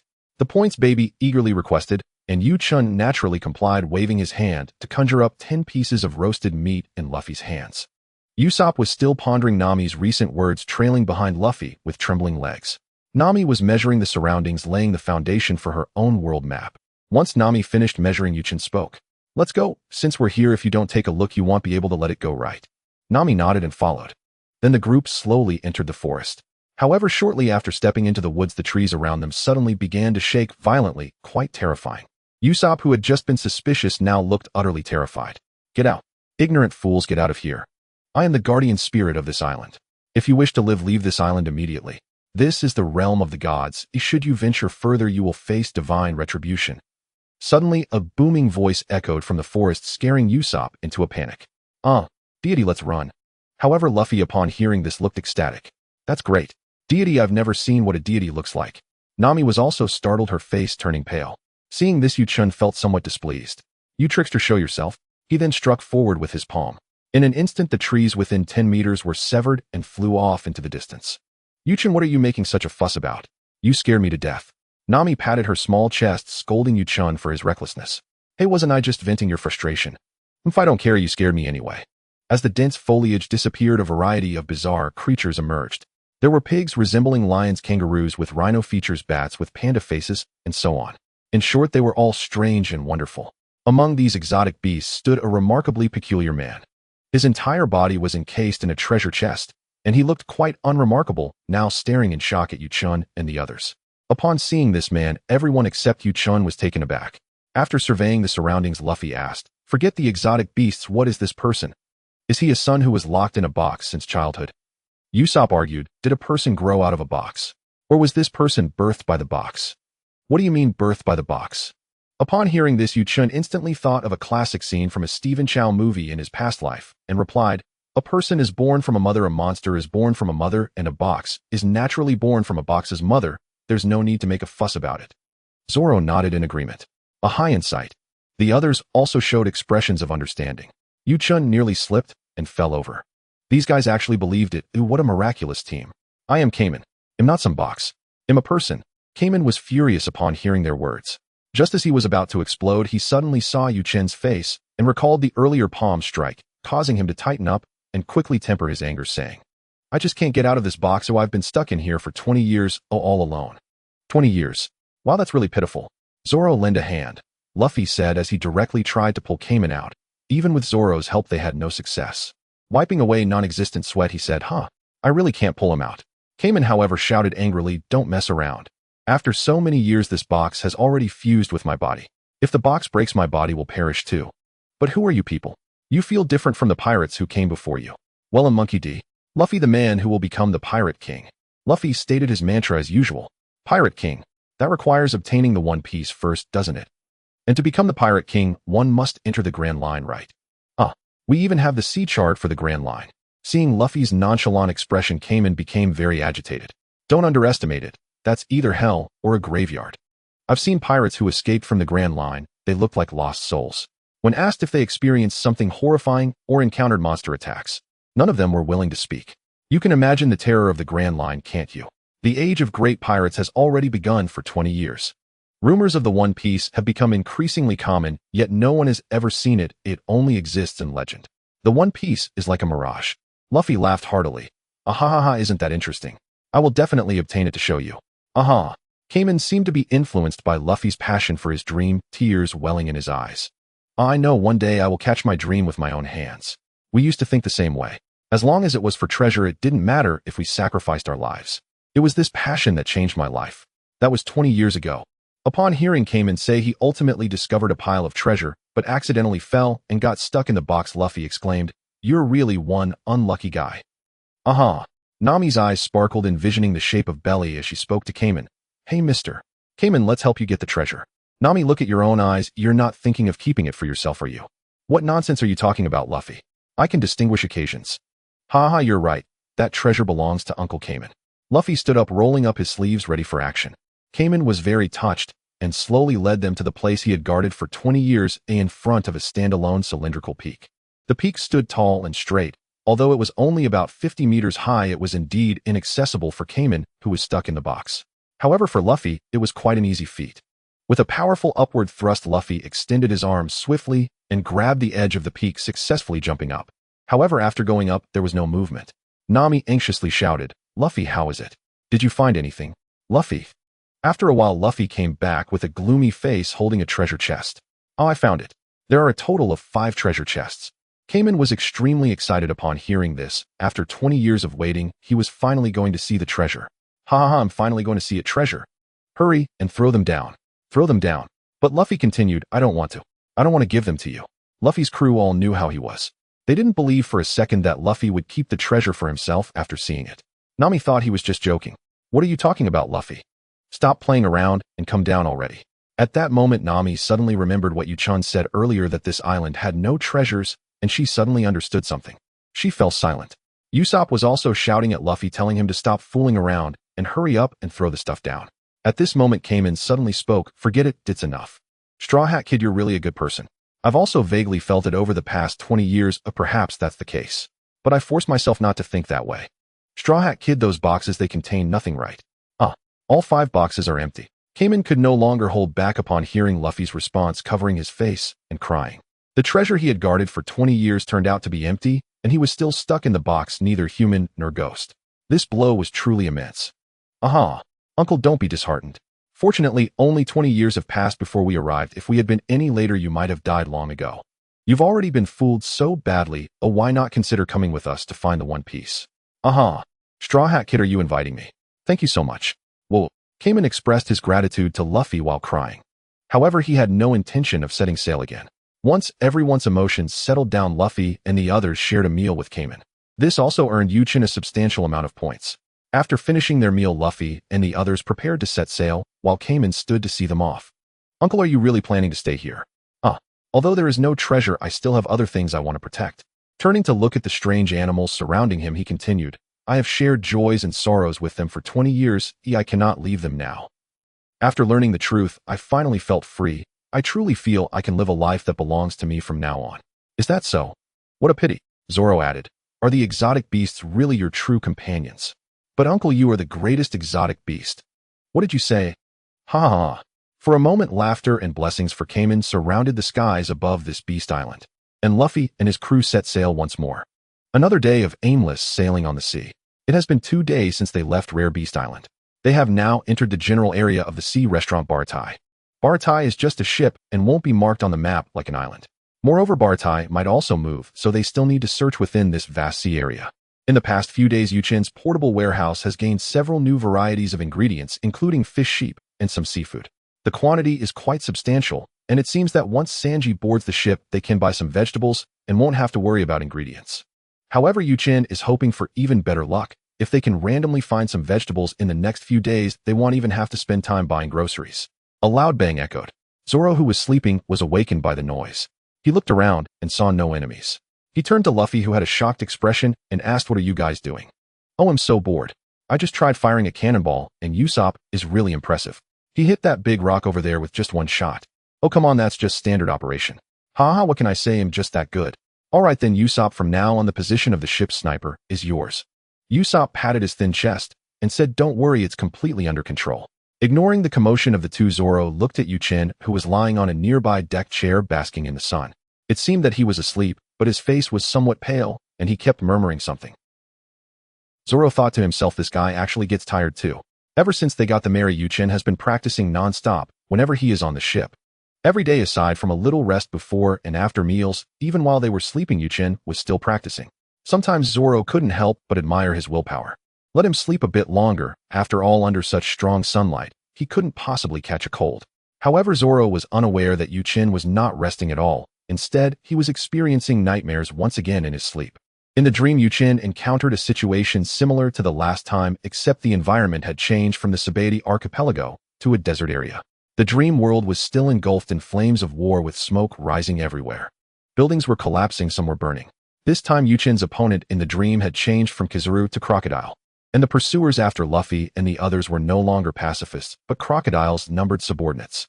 Suddenly, a figure jumped onto the ship's deck and shouted, "You vile pirates, was that cannonball you fired just now? Are you trying to kill my companions?" Zoro recognized the voice and turned to see Johnny. Zoro. The newcomer was Johnny, one of the 2 people Zoro had met when he was part-time bounty hunting. He looked surprised to see Zoro. "Ah, Johnny, where's Joseph?" Johnny walked to the spot where he had jumped onto the ship and looked down. With a sad expression, he said, "Big brother, boo-hoo. My partner Joseph." "What?" Zoro followed Johnny's gaze. A small boat was secured alongside the Mary with a hook and Joseph was lying on the boat, his face, pale, seemingly unconscious. He had various wounds that were bleeding. After Zoro and the others moved Joseph onto the deck of the Mary, Johnny slowly spoke about what had happened.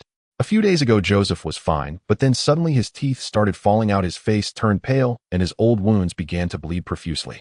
I had no idea what to do, so I brought him to that big rock to recuperate, hoping he would get better. Suddenly a cannonball came flying, landing near the rock. I was pulling Joseph to dodge, and another cannonball shot from this ship directly hit the rock. Hearing this, Luffy and Usopp were dumbfounded, realizing they had caused trouble. Sorry. Johnny continued to cry. If apologies were useful, why would we need the police, right, partner? Big brother, do you think Joseph will be okay? Zoro felt a bit worried after hearing this. Luffy and Usopp, who had made the mistake, lowered their heads, feeling extremely regretful and unsure of what to do. Nami walked over from a distance, examined Joseph's eyes and tongue, and said, "Are you all idiots? His condition has nothing to do with the cannonball. Can't you see the obvious symptoms of scurvy? Luffy, Usopp, quickly go to the warehouse and bring some limes." I remember Chen left some in the warehouse. The two hurriedly followed Nami's instructions, fetching limes, squeezing the juice, and dribbling it into Joseph's mouth. Scurvy used to be common among sailors, and it's simply caused by a lack of plant-based nutrition. After supplementation and some rest, he should be fine. Really? Big sister, Joseph will really be okay. I'll be fine, just let him rest. And stop calling me big sister. After a while, with Luffy and the others' efforts, Joseph's complexion improved significantly, and he began to regain consciousness. At first, he looked at Johnny with a puzzled expression, but when he suddenly saw Zoro next to him, he jumped up from the ground and struck a pose. Johnny also jumped beside Joseph to join in. Sorry, I should have introduced myself earlier. I'm Johnny. I'm Joseph. We are a bounty hunter duo targeting pirates. We used to be in the same line as big brother Zoro, so please take care of us. Seeing his two friends so lively, Zoro smiled slightly and walked forward. I never expected to run into you guys in a place like this. We were also surprised. We didn't expect pirate hunter Zoro to become a pirate. Zoro looked at Johnny and Joseph while speaking, extending his hand to them. Well, it doesn't matter. It's great to see you again. Oh, that's great. Johnny placed his hand on Zoro's fist, while Joseph, whose hand hadn't yet reached, suddenly stiffened and fell to the ground. Nami looked at Joseph, who had collapsed again, and was furious. I told you to rest. Rest? Ha, this guy is so funny. Luffy laughed joyfully, completely forgetting the fact that he and Usopp had almost blown someone up just moments ago. While this group was laughing joyfully, Chen on the distant deck chair was still suffering in his nightmare. In the dream, Chen was in a fierce battle with Crocodile. He hoped to shake off the clutches of this sand crocodile quickly because Luffy and the others were about to be cornered by Crocodile's subordinates.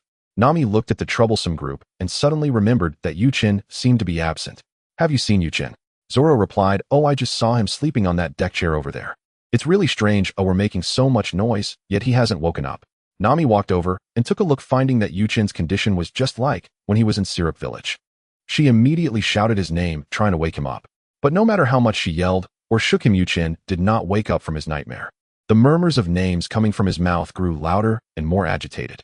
Luffy and the others also noticed something was wrong and turned to look, discovering Chen's body on the deck chair, struggling and shaking, repeatedly calling out several names. So they all gathered around to see what was going on. Nami, do you know what's happening? Is he sick? Why can't he wake up no matter how much you shake him? Nami, who was already a bit worried, became even more concerned when questioned. However, she had just checked Chen's forehead, and he didn't have a fever or any other common symptoms. He just looks pale and is sweating profusely. Last time in Syrup Village, after he was put to sleep by the hypnotist, he was like this too, but I woke him up quickly then. Why can't I wake him up this time? What if something happens? Seeing the situation, Zoro directly went up and picked Chen up, running to the side of the ship and jumping into the sea. Sure enough, the sudden drop into the sea jolted Chen awake. However, he hadn't fully regained his senses and was flailing around in the water. Zoro supported Chen with both hands to prevent him from drowning and shouted, Luffy. Oh, Luffy understood immediately. He quickly pulled both of them back onto the ship. After being pulled back onto the ship, they lay on the deck to rest. Zoro quickly recovered, but Chen was still panting heavily. What happened? How did I fall into the sea? Nami soon returned with 2 towels from the cabin and wrapped them around both of them. Did you have another nightmare? No matter how much we called you, we couldn't wake you up. In the end, Zoro had to throw you into the sea. Chen let out a long breath, finally escaping the terror of his nightmare. Thanks. I feel like I've come back to life. What are you thanking us for? We're companions, aren't we? Nami helped Chen dry off the seawater, asking, what kind of nightmare did you have? Can you tell me? I don't know how to explain. I really don't understand why it happened. Next time if I have a nightmare and you can't wake me up, just hit me. Many people say that nightmares are related to one's worries. Can you tell me what you're worried about? Seeing Nami's concerned gaze, Yuchen's heart was slightly touched. It's not that I don't want to say, but I really don't know. He'll tell you when I figure it out, okay? This was not Yuchen's evasion, but he truly couldn't understand. He certainly knew the principle of what one thinks during the day will manifest in dreams at night.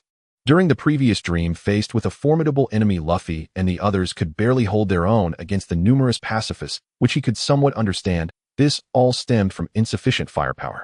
However, in this dream, Luffy and the others couldn't even defeat Crocodile's subordinates. That left him very perplexed. Yuchen himself was uncertain about what he was worried about that led to such a dream. Or rather, what this dream might signify. He had a gut feeling that this nightmare was trying to tell him something, but he just couldn't grasp it at the moment. Seeing everyone gathered around him, Yuchen felt warmth in his heart. However, he didn't want to worry them, and said, "I'm fine, don't worry. You all know my strength. It's just a minor nightmare, nothing I can't handle." He redirected the topic upon seeing Johnny and Joseph beside him. "Who are these two over here guests? Oh, I forgot to introduce them. These are my friends from my days as a bounty hunter, Johnny and Joseph." Zoro naturally took over the conversation. He understood Yuchen's desire not to worry others, as he was that kind of person too. Looking at Joseph, he seems to have acquired septicemia, huh? Have you dealt with it? Wow, Yuchen, you're amazing. You noticed immediately. Luffy exclaimed in surprise. Nami just made us give him some lime juice. Who would have thought that such life-threatening dangers could exist during our routine sailing? Yuchen wasn't really impressive, he simply knew the plot. However, no one should reveal his secret. Well, it's just a common illness among former crew members, nothing serious. That's why I've always emphasized the need for a good cook here. At sea it's fine for a short while, but for long voyages we must ensure a balanced diet. Johnny responded to Yuchen's words. So you guys are looking for the sea restaurant Barity, huh? I know where it is. Really? Ah yes. It's not too far from here, just in the northeast direction. Also, big brother, that area of sea has been rumored to have news about the man you're looking for recently. Upon hearing this, Zoro tightened his grip on the sword hilt, his face showing both tension and excitement. Haha, if that's the case, everyone adjust our course towards Bartai. With Johnny's news, everyone excitedly took action. After several hours of sailing, they finally saw the silhouette of the sea restaurant Bartai. Wow, what a big fish. Luffy shouted happily, looking at the golden fish-shaped Bartai in the distance. The others echoed his excitement, as such uniquely shaped ships were quite rare in the East Sea. As the group cheered, a clattering sound came from the right side of the Mary. It turned out that a warship had unknowingly approached. Zoro frowned and said, "TCH, did we run into annoying guys?" Usopp looked terrified. "Will it attack us?" Yuchen knew that these Navy officers were just there to eat. As long as they didn't attack, he couldn't be bothered to take action. At that moment, a figure walked over from the naval warship. "I've never seen this pirate flag before. I am Lieutenant Iron Fist Hordy of the Navy headquarters." "Who is the captain? State your name." "I'm Luffy." "I'm Usopp. The pirate flag was just hung up a few days ago." "I personally painted the pirate flag," Luffy replied naturally. But every time he spoke, Usopp chimed in, causing Luffy to look at him with disdain. "What's going on? Seriously?" "Well, whatever." Hordy seemed to look down on Luffy and Usopp, curling his lip and scanning the surroundings. "Hey, I actually recognize those two over there. They seem to be a pair of bounty hunters targeting minor pirates. So have they finally been captured by pirates?" That's just laughable. "What a... Do you dare say this is what bounty hunters targeting minor pirates do?" Johnny, provoked by Hordy's mockery, became furious. He pulled out a stack of bounty notices and threw them into the air. However, Hordy just turned and left with a woman, completely ignoring his actions. The bounty notices floated with the wind, landing on the deck. Nami quietly picked one up, gripping it tightly with both hands. Yuchen saw this and worried that Nami might overthink walking over to her. "What's wrong? Are you scared seeing Arlong's bounty? You don't want to run away, do you?" "No. Since you promised me, I will definitely trust you and everyone." Nami smiled slightly, with one thing left unsaid. As long as Yuchen was by her side, she wouldn't feel scared at all.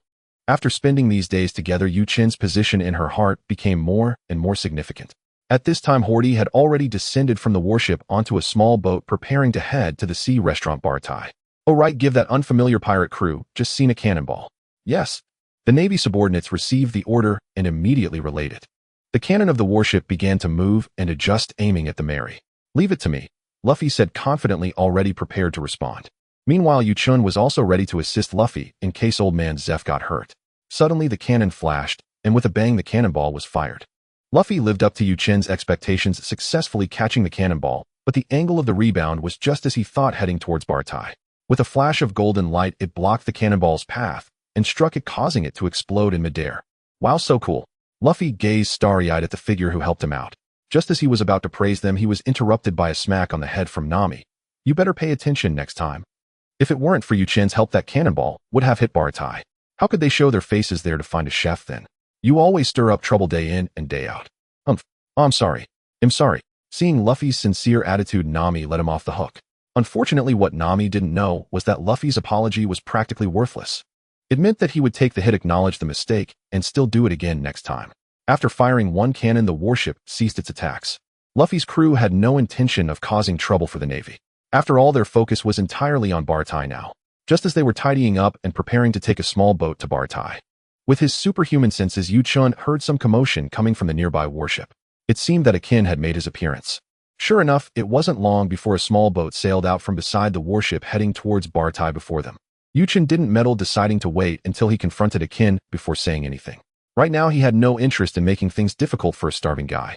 When their group arrived at Baratai on the small boat, they happened to see the previously mentioned Navy Lieutenant Horty running out of the restaurant in a panic. From inside the restaurant came the sounds of cheers. Looking in from the entrance, a fierce chef was seen beating up hungry pirates. "Go, chef. Wow, chef, you're amazing." Among the crowd, a man in a black suit silently walked towards the kitchen.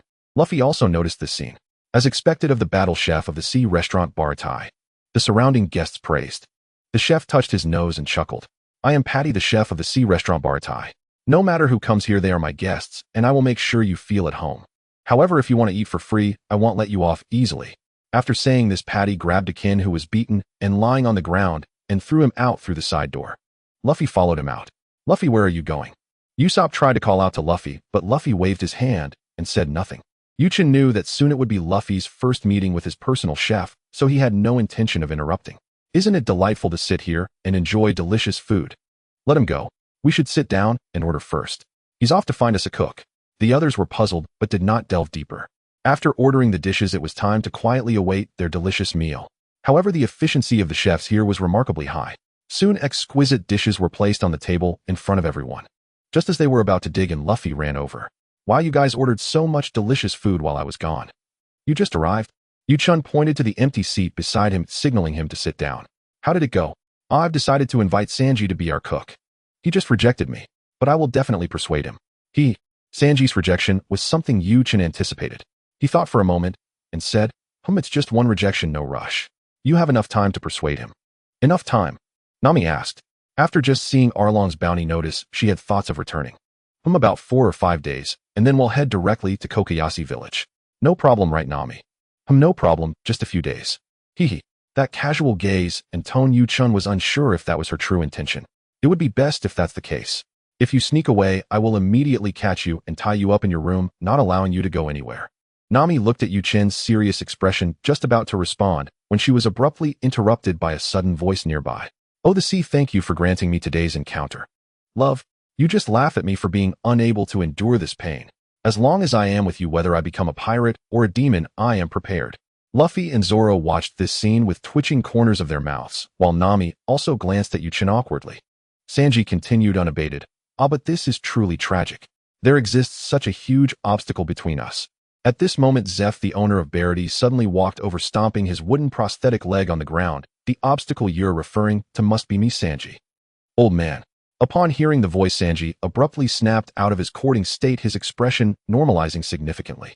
"Now is a great opportunity to get rid of me.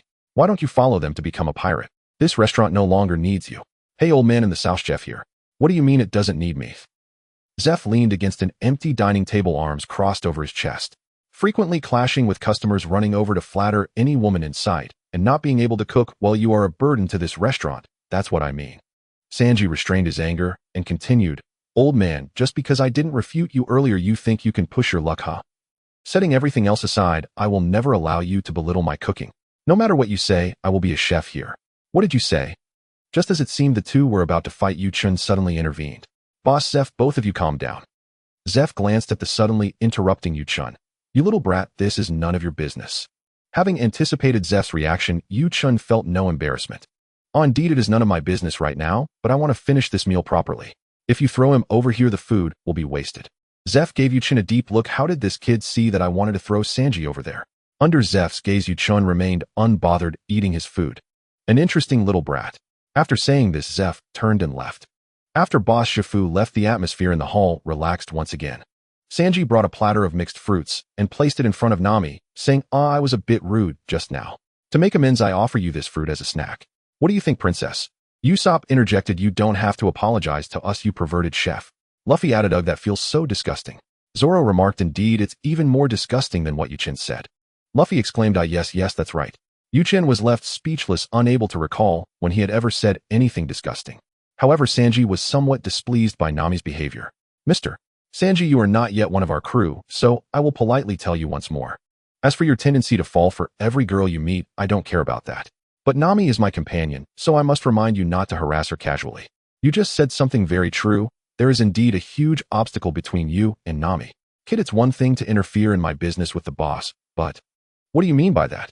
Sanji's expression was unreadable, his tone very calm. Just the literal meaning. What do you mean to say that this huge obstacle is you? I never said that. But if you insist on thinking so, then yes. Chen was originally referring to Nami's own feelings. However, he didn't want to state it outright. Since Sanji thought that way he wouldn't mind playing the role of Nami's shield against suitors. Upon hearing Chen's words, Nami's face turned bright red, her heart racing as she thought, does Chen saying this mean he is indirectly confessing to me? Do I need to show some indication? Sanji felt provoked, but even though he was angry, he wasn't the type to start a fight in the restaurant. In a different setting, he might have acted differently. Just as he was about to say something harsh before leaving, he heard Chen speak again. If you're still thinking about other matters, you might as well practice the kicking techniques you learned from Zhifu, as there's a major battle coming up in a few days thanks to the person you just saved. If they really dare to cause trouble, I'll make sure they regret it. With that, Sanji lost all interest in harsh words and turned to walk into the kitchen without looking back. Although it was disappointing that Sanji left without a fight, and there was no commotion to witness, Luffy was more puzzled by what Chen had just said. What did you mean by that? Are you saying that Akin will come to cause trouble? Who is Akin? The others looked at each other in confusion. Luffy then explained what he had seen outside just before. Looks like this perverted chef isn't too bad after all. So what you just mentioned about 4 or 5 days is because of the clique pirate crew. Nami immediately connected this to the departure time Chen had previously provided. That's right, although Sanji is a good person sometimes, he is too much of a saint, which leads to trouble. However, this time the trouble brought in is something he can't resolve on his own. Chen, are you saying we have a fight to look forward to? Luffy, the hot-blooded warrior, was very excited to hear this. Zoro was also thrilled. Will there be swordsmen? Seeing Zoro's excitement, Chen asked Zoro, are you prepared? Prepared for what? Zoro clearly didn't grasp the meaning. Didn't you already hear Johnny's words? Chen looked at him seriously. I mean, be prepared to face the world's #1 swordsman, prepared to die. Zoro remained silent upon hearing this, but beneath his stoic exterior his heart was in turmoil. Great diviner, how do you always know so much? Didn't I tell you? I can read fortunes. Nami scoffed, not wanting to pursue the topic further. Time flew quickly during these calm days. Over the past few days, Chen would only appear at Bartai during meal times. The rest of the time, he spent training aboard the Mary. Conversely, Luffy spent most of his time at Barity, quickly becoming close with the combative chefs there. Naturally, he would occasionally invite Sanji, but every time Sanji would refuse. Although after a few days of familiarity, Sanji no longer rejected Luffy and the others, it was still not enough to make him leave Boss Shifu to go sailing. Without experiencing something, he wouldn't break through his internal barriers. In the blink of an eye, it was already the 4th day of their arrival at Bartai. The random supplies over these days had been quite ordinary apart from 2 instances of vegetables, 1 instance of seafood, and 1,000 bottles of golden rum. The golden rum did surprise him a bit. This was a good deal for Zoro, as he likely wouldn't be lacking in drinks for a while. However, Chen did not take it out immediately. Zoro was about to challenge Mihawk, having suffered severe injuries, so he should wait until his body is healed before worrying about drinking. Meanwhile, his points had not increased significantly. Everyone was dining at Barity, and he would only earn points occasionally by giving Luffy a few pieces of grilled meat and Nami a bouquet of flowers daily. This prevented him from going completely empty-handed, and his points balance rose from 300 to 2,930. That morning, the fog at sea was thick. After breakfast, everyone sat bored on the deck of the Mary. I'm so bored.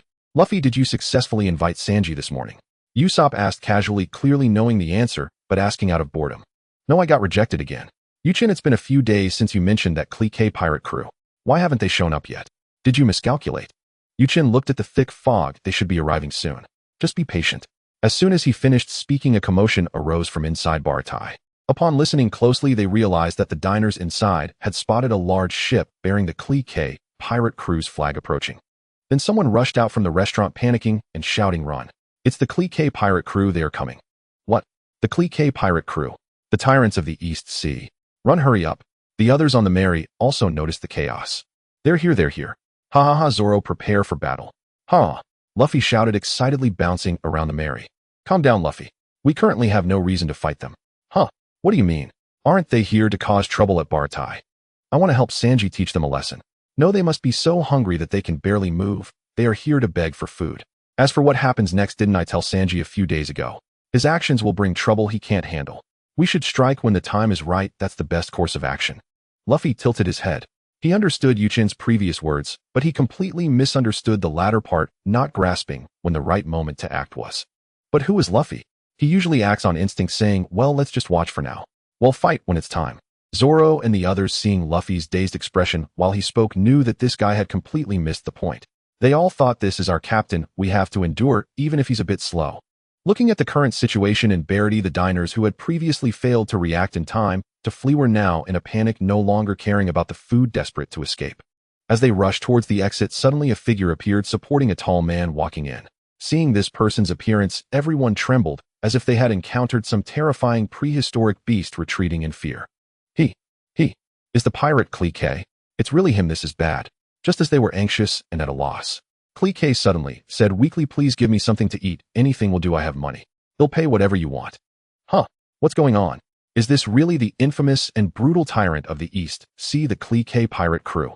Seeing this scene, everyone was stunned, completely unaware of what was happening. At that moment, a voice shouted from outside. What happened to this pirate ship? How can it be so damaged? Did they encounter a shipwreck? But it doesn't look like that kind of damage. At this moment, the gigantic, once mighty ship of the East Sea Tyrant had become a wreck. Everyone was once again taken aback. Returning to their senses, the diners shouted in anger. What a joke, how can we feed someone like this? He's now too weak to move. If he recovers, he'll be that infamous and brutal Clique again. That's right, it's rare to see the East Sea Tyrant like this. We absolutely cannot let him recover. Someone like him deserves to starve to death. The man who had been supporting Clique was Akin. Hearing the words of these people, Akin immediately knelt on the ground, pleading, please, the captain hasn't eaten for many days. He's almost at his limit, I beg you. The chefs at Bartai also opposed this. The captain of the Clique pirate crew. I never expected you, who are notoriously ruthless, to have such a day. Wanting to eat. That's impossible, get lost. If it weren't for our restaurant's rule against killing, I would kill you all right now to prevent future troubles. While everyone was shouting angrily, Sanji, dressed in black with a cigarette in his mouth, approached and placed a plate of food in front of Clique. Thank you so much, Mr. Sanji, Akin said, deeply moved by the kindness shown to him. Meanwhile, Clique, kneeling on the ground, had already picked up the plate and began to eat ravenously. He paid no attention to the insults and mockery directed at him. It wasn't that he was magnanimous. He was simply too hungry to care. What are you doing? Don't you know who he is? He is the cruel and cunning tyrant of the East Sea, Clique. Sanji, what are you doing? That's right, Sanji, take away the food in front of him. Letting a villain like him go without punishment would be doing the whole world a favor. Sanji finished speaking, took a puff of smoke, and looked sternly at the Bartai chef Caln, who was accusing him. Suddenly, he felt a strong gust of wind coming from behind. Bang! Before Sanji could fully turn around, he was blasted away by Clique, crashing hard onto the stairs of the restaurant. Sanji trembled, spitting out a mouthful of blood. As for the cigarette in his mouth, it had long since fallen somewhere during his flight. Clique had already stood up by this time. Everyone looked over, and he no longer bore the appearance of someone down on his luck. Instead, he wore a ferocious and arrogant expression. This was the true face of Clique, the captain of the pirate crew that dominated the East Sea. Akin looked at Sanji, who was spitting blood, and finally reacted. Captain Clique, this is not what we agreed upon. You promised not to attack this restaurant, and that's why I brought you here. Furthermore, he is our savior.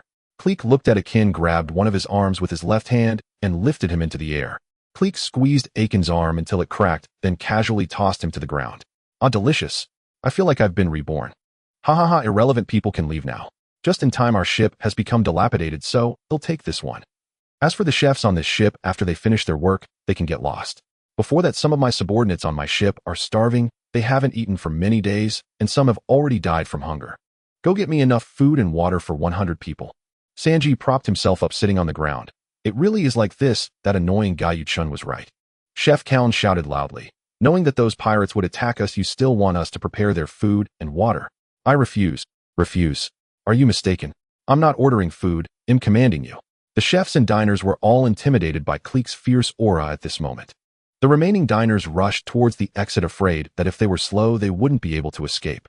While the other chefs hesitated and didn't know what to do, Sanji got up from the ground and walked back. Hey Sanji, where are you going? To the kitchen. I still need to prepare food for 100 people.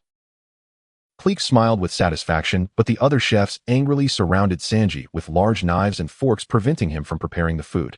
Sanji looked around at the companions who were stopping him. If you want to stop me, then go ahead and make a move. I don't care whether the opponent is a wicked villain. Oh, as long as someone is hungry, I will make sure they are fed. That is my duty as a chef. Oh. Before Sanji could finish speaking, he was knocked to the ground from behind by Chef Potty. Potty rummaged through something in a cabinet from behind and said, Sanji, I know you often wait outside the side door to deliver food to those I chased away. I don't know who is right or wrong between us, but this time you truly misjudged. Mr. Cleek, have you finished eating? How about a dessert? As he spoke, Potty suddenly pulled out a handheld cannon. Iron dessert after a meal. The cannonball shot directly at Cleek with Potty's words. Smoke and dust filled the entire restaurant. Just as the chefs were discussing how to deal with the aftermath, Cleek shouted, Foolish chefs! How dare you serve me such a terrible dessert? This shout even dispersed the smoke. From Cleek's cloak and armor, numerous gun barrels emerged, beginning to spray fire at the chefs. Many of Barity's chefs who failed to dodge in time fell to the ground injured. Luffy, seeing this scene from outside, was stunned and shouted, Wow, golden armor! This guy has so many weapons on him. Others were also watching the restaurant's every move from the Mary.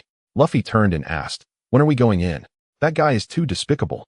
Moreover, the cannonballs hit him, and he was unharmed. He seems quite strong. Luffy had already regarded the people of Baratai as friends, who when friends were in trouble, he would definitely be anxious. Don't worry, Luffy. There are still 100 enemies hungry. Inside Barity, the chefs were angrily cursing. Boss Zeph suddenly appeared, throwing a large bag of goods in front of Cleek. The food and water you wanted are here. You can take them for now. Caln shouted loudly, Boss, why are you acting like Sanji? If they eat their fill, they will attack us afterward. Zeph shook his head. Even if they are full, we have to see if they still have the will to fight, right? The loser of the Grand Line, Cleek. What a... Even the overlord of the East Sea has failed. How is that possible? Cleek gave Zeph a deep look, picked up the food and water, and temporarily left. After Cleek left, Zeph walked to the center of the restaurant and shouted loudly, Those who are scared, hurry up and leave now. Potty said, I want to stay, or I can't just sit here and take a beating. That's right, I also want to stay. If I leave here, I have nowhere to go. In an instant, all the chefs expressed their desire to stay and fight.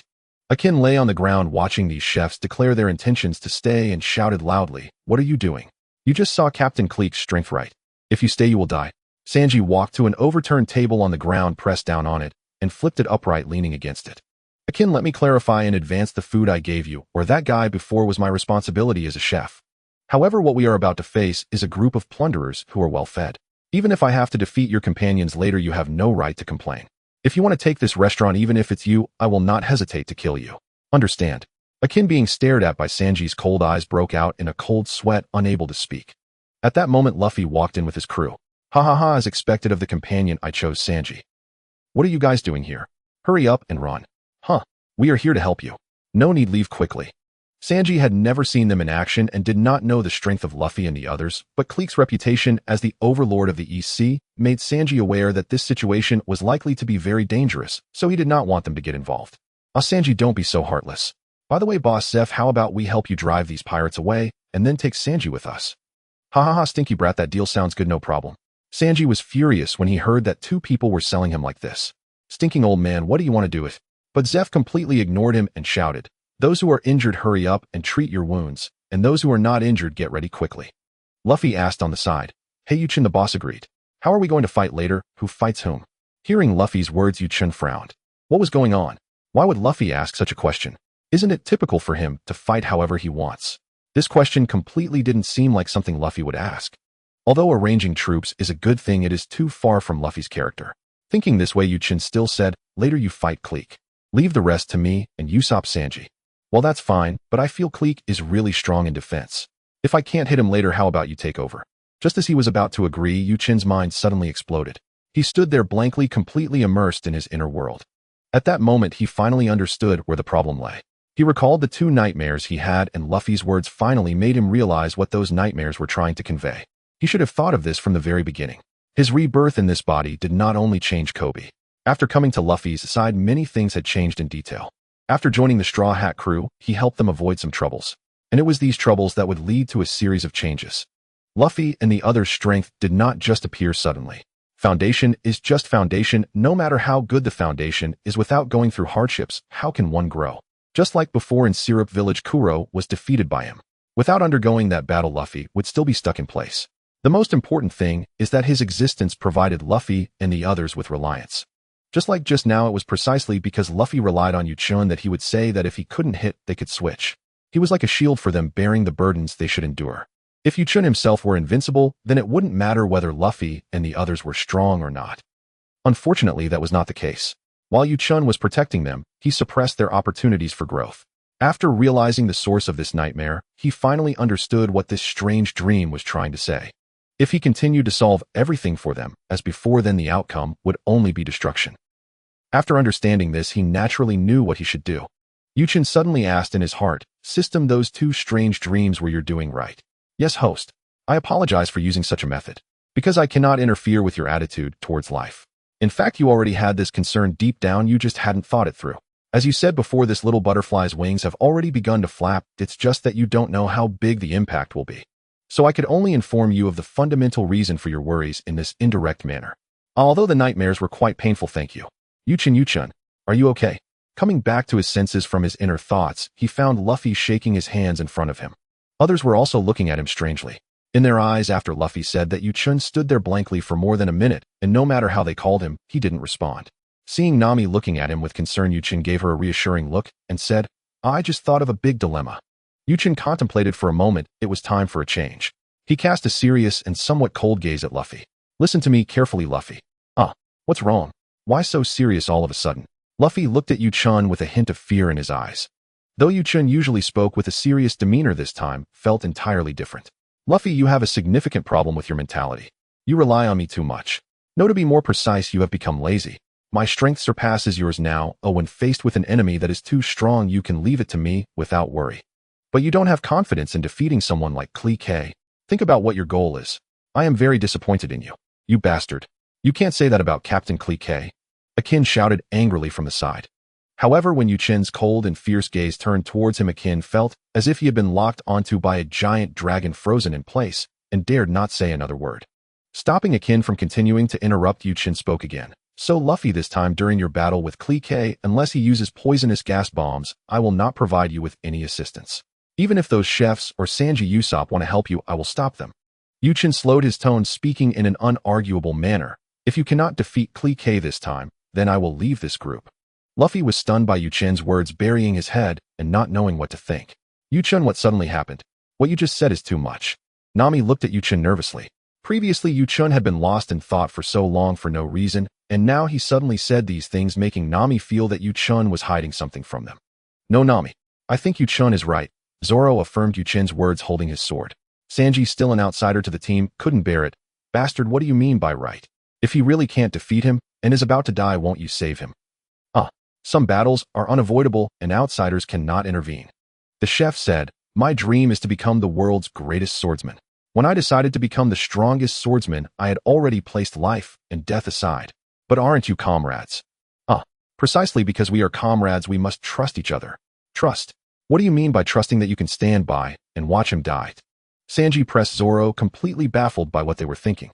At this moment, Luffy, who had been downcast, suddenly laughed. Sanji, they're saying that they believe I can defeat that guy." He turned to Chen. "Although I didn't quite understand all that you said before, as long as I defeat K, you want leave, right? No, to put it another way, if you defeat K, I will leave this matter to you. But this challenge will not be easy for you. Zoro's challenge is tougher." Zoro, what do you mean? Didn't you just say there was no enemy arranged for him?" Zoro's opponent is extremely strong. Even I wouldn't be sure of surviving against him now. Moreover, even if I wanted to intervene, Zoro wouldn't allow it." As Chen spoke, he glanced at Zoro, noticing that his eyes were already filled with fighting spirit. Is it coming?" It's coming." The two exchanged riddles and walked straight outside. "What is it?" "You two bastards, who is coming?" Luffy grumbled as he followed the two outside. "Well, Chef Zeph, it's better to raise the anchor now." Chen walked onto the outer deck and casually said to the restaurant, "Before I entered the restaurant, I instructed Johnny and Joseph to raise the anchor and move the Mary away from here, at least to a position where we won't be affected by the battle. We can come back after the fight." What do you mean?" As soon as a chef asked this, the entire ship suddenly shook. "What's going on? What happened?" Someone went outside to check the situation and rushed back and exclaiming, Kleeka's pirate ship suddenly split in two, as if it was cut in half with a knife. Now it's sinking and the waves are too high affecting us here. What? Split in two. Quickly, idiots, didn't you just hear? Hurry and raise the anchor. Otherwise the ship will capsize. Quickly. After raising the anchor, the Barity's ship finally stabilized. Everyone went outside to take a look. They saw a small boat resembling a western coffin floating beside the wreckage of Kleeka's pirate ship. On either side of the small boat, two white candles glowing green were lit, and on the boat sat a man carrying a long sword. The man had short black hair and a mustache shaped like an 8 with sharp eagle-like eyes that sent chills down one's spine. Aiken's expression suddenly changed to one of horror. It's this man. He inexplicably attacked us in the Grand Line, leaving only this one ship from the 50 pirate ships that escaped. Why is he here? Who is he? Luffy asked in confusion. Usopp exclaimed in panic. He looks so powerful. Just looking into his eyes sent a chilling sensation through me. Zoro fixed his gaze on the man before him, excitedly declaring, "This man is my goal for setting sail, the world's greatest swordsman, the warlord of the sea, Dracula Mihawk." What? It's that man. Hearing Zoro's words, many chefs gasped in shock. Why is such a terrifying man here? You bastard, why have you chased us all the way from the Grand Line to here? A pirate standing on the wreckage shouted loudly at Mihawk. Nothing much, just a bit bored. Damn. The pirate in a fit of rage fired at Mihawk, but Mihawk merely flicked his sword, slightly deflecting the bullet. At this moment Zoro had already stepped onto the wreckage, walking forward. I've never seen such a soft sword. Was this ship cut by that sword? Exactly, Mihawk replied, still sitting on the boat, without even glancing at Zoro. As expected of the strongest swordsman. I set sail to meet you. What is your goal? To be the strongest. You seem quite relaxed. How about a duel? Zoro said as he drew a sword and pointed it at Mihawk. Pitiful weakling, Mihawk said as he swiftly jumped from the boat.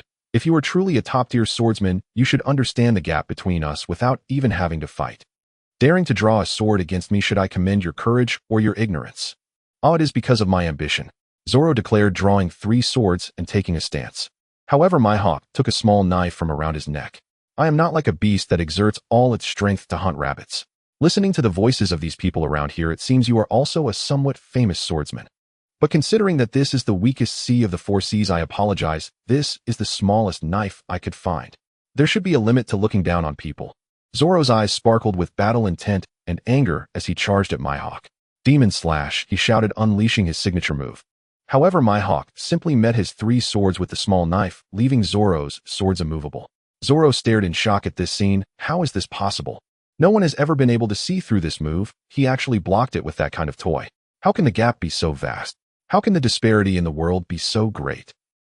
Zoro roared, retreating to regain his sword before launching a frenzied offensive.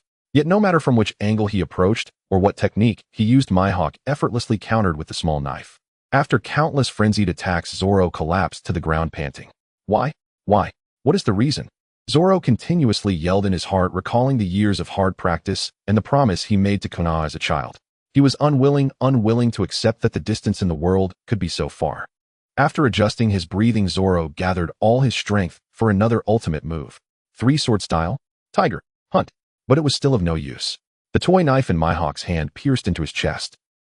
Mihawk's yellow eyes showed a look of surprise. You should have been able to dodge that just now. Do you wish to be pierced through the heart? Why not retreat? Zoro, with the sword hilt in his mouth, slowly replied, I don't know. I just feel that if I take even a single step back here, all the important vows and promises I have made until now will vanish, and I will never be able to return here again. Exactly, that is called defeat. Then I absolutely cannot retreat. Would you rather die than retreat? A death would be better. Mihawk revealed a smile full of meaning. Luffy stood by the Barity, gripping the railing tightly, enduring the pain. Seeing this, Chen encouraged, Luffy, you're doing great. Watch closely. This is a challenge that Zoro undertakes with a resolve to die. Luffy nodded upon hearing this, gritting his teeth in endurance. Mihawk gazed at Zoro, impressed by his strong heart, withdrew the small knife, and took a few steps back. Kid, state your name.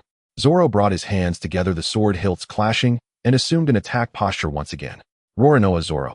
As Mihawk drew the long sword from his back, he said, I will remember you, a long-lost strong warrior. Now, as a sign of respect for swordsmen, let this world's strongest black blade send you to the depths of the sea. I truly appreciate it. At this moment, Zeph watched the scene in awe. He has actually drawn out a serious side from that Mihawk fellow. What an impressive kid. The others around, whether pirates or Baratai chefs, all looked astonished. In the arena, the 2 swords in Zoro's hands began to spin continuously. This is the final strike. Three-sword style secret technique. 3,000 worlds. Zoro and Mihawk faced each other, their attacks colliding. The two maintained their postures after the attack. Suddenly both of Zoro's swords shattered, leaving only the sword in his mouth, the Wado Ikemanji, unharmed. Sheathing his sword, Zoro murmured, "I've lost. Is this the power of the world's strongest swordsman?" Zoro turned around, spreading his arms towards Mihawk. "What are you doing?" Mihawk looked at Zoro in surprise. Zoro smiled, saying, "The scars on my back are the shame of a swordsman." Incredible. Hawkeye's gazed in admiration at Zoro, who stood before him with arms wide open, then struck with a single decisive slash. Zoro! Zoro! Luffy and Usopp could no longer contain themselves, roaring his name in anguish.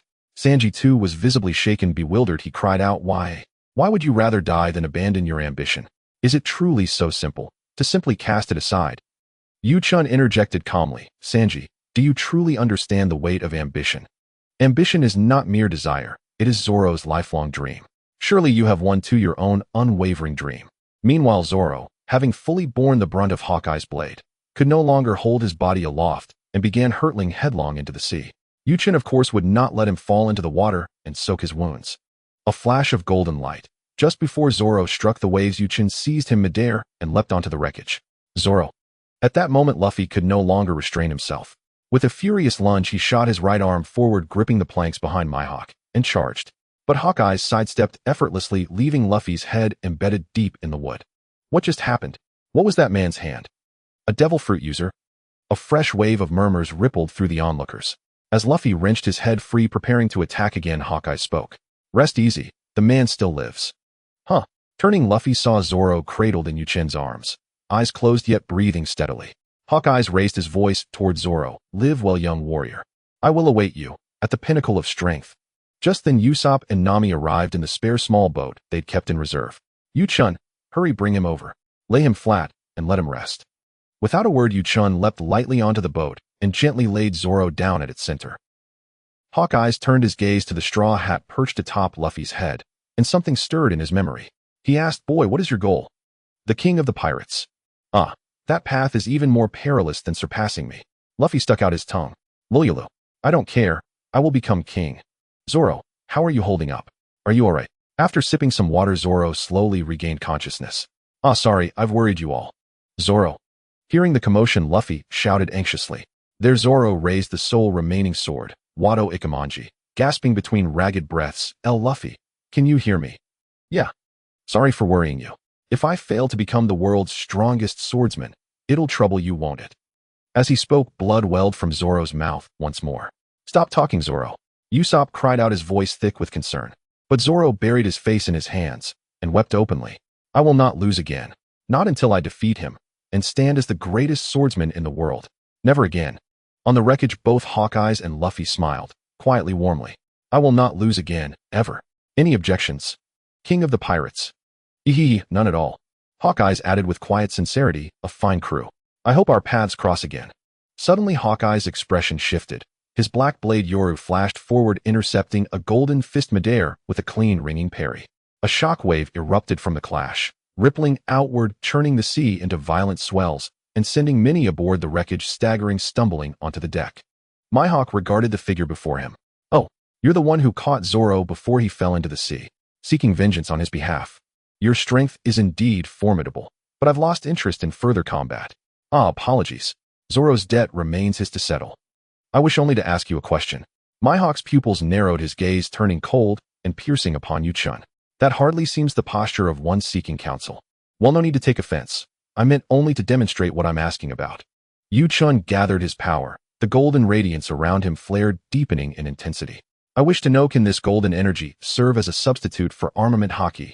Gazing upon Yu-chan wreathed entirely in shimmering gold, Hawkeye's curiosity was genuinely piqued, and he grasped Yu-chan's intent. "This energy is potent. Its function mirrors armament haki closely. Yet whether it can suppress devil fruit powers or harm Logia users, that lies solely in your testing. A pity you're no swordsman, otherwise I'd relish sparring with you now. Then, if I wish to master a weapon, what counsel might the world's strongest swordsman offer?" Yu-chan had long contemplated wielding a weapon. Until now he fought barehanded. Not from choice but necessity. He knew no martial discipline, and his golden light art remained more than sufficient. "Choose a weapon that resonates with you." That said, great blades, or other sweeping forceful arms, would best channel such energy. After all, you've never wielded a weapon before. Chen bowed deeply to Mihawk, gratitude clear in his gesture. He nearly asked for precise methods of haki cultivation, but held his tongue. After all, Mihawk owed them nothing. That he'd spoken so freely was already extraordinary. Besides, haki could wait. Wasn't another master soon within reach? That man would surely share what he sought. Seeing Chen fall silent, Mihawk turned to leave, when suddenly Krieg stepped forward, stomping heavily onto the wreckage. Hawkeyes, didn't you come to claim my head? Take the head of Krieg, the East Blue's sovereign ruler. Without glancing back, Mihawk replied, I did intend to, but I've grown bored. Time to sleep. TCH, you're done playing. I've been getting pummeled this whole time. Before you go, die first. With that, Krieg unveiled an arsenal of cannons and gun barrels, unleashing a deafening barrage straight at Hawkeyes. Gunfire roared, smoke and shrapnel filled the air. When the haze finally cleared, Hawkeyes was gone. Mihawk and his Western-style coffin ship had vanished without a trace. Humph. He slipped away. Men, our interruption is over. Now we begin anew. Our ship lies in ruins. Seize this floating restaurant. Yeah. Zeph watched, knowing battle could no longer be avoided. Deploy the fins. Protect the interior at all costs. At the chef's command, two broad semicircular flotation plates rose slowly from beneath Barity's fish-shaped hull. Wooden fins emerging from the sea. Incredible. Luffy bounded onto the newly surfaced fin, bouncing lightly. Hey Chef Zeph, we've got a deal. We'll drive these scoundrels off for you. And you'll let Sanji join us. Agreed. Hey old man, did anyone ask me? Humph, trash like this. We'll handle them ourselves. Chen now stood atop the fin. Meanwhile, Nami and Usopp had already carried the gravely wounded Zoro to the distant merry-go for urgent rest and care. Watching Sanji's unshaken confidence, Chen remarked, Sanji, are you overestimating your fellow chef's combat prowess? Or do you truly believe you alone can hold back all these enemies? Brat, don't belittle us. We're the brawling chefs of the floating restaurant. Exactly. Spot on. Chen surveyed the fired-up chefs, and then the growing tide of Krieg's men clambering up the fins.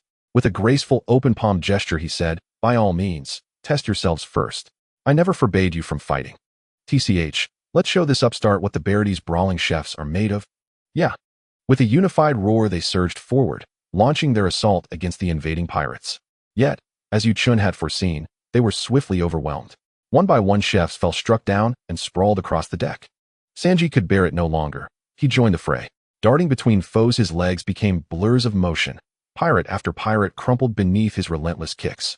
Whoa, Sanji's amazing. No wonder I picked him. Luffy watched idly from the side, offering cheerful commentary. Go fight Krieg instead. Chen muttered, exasperated, then seized Luffy's collar and hurled him straight onto the wreckage where Krieg stood. Boom. Luffy landed squarely on target. Brushing dust from his clothes, he grinned. Was hoping to watch a bit longer. Chen's got quite the temper, huh? Fine, time to end this quickly. Krieg sneered, disdain dripping from every syllable in me. Straw Hat, yes, you're a devil fruit user. But out here on the open sea, a landlubber like you dares challenge me. I'll send you flying. No sooner said than done. Luffy reeled his arms back, fists clenched, and charged full speed at Krieg. Goma Goma no rocket. Tum. His fist slammed into Krieg's golden armor, yet not a dent appeared. Krieg rocked back slightly, unharmed. Ha. See for yourself, Straw Hat. This is my golden armor, my supreme might. You cannot defeat me. Your shell is tough. Then I'll just hit it, again and again, until it breaks. Luffy drew back his arms once more, readying another strike. Krieg, seeing Luffy charge again, flipped his right hand backward, sword mountain cloak. Instantly his body bristled with razor-sharp needle-like blades. Luffy twisted mid-leap, his fist slamming harmlessly beside the spire of blades. You really are packed with gear, aren't you? This is barely the beginning. Krieg unleashed a relentless barrage of weapons upon Luffy. While Luffy deflected cannonballs and dodged lethal spikes, Sanji's battle atop the fin reached a stalemate. As the chefs of Baratai were all defeated, the swarm of pirates was entirely held back by Sanji alone. Although these minor henchmen were no match for Sanji, their sheer numbers were overwhelming. After taking down dozens of foes, Sanji, though no longer facing any brazen pirates, was already panting heavily from exhaustion. Looking at Chen, who was leisurely leaning against the railing, Sanji was infuriated.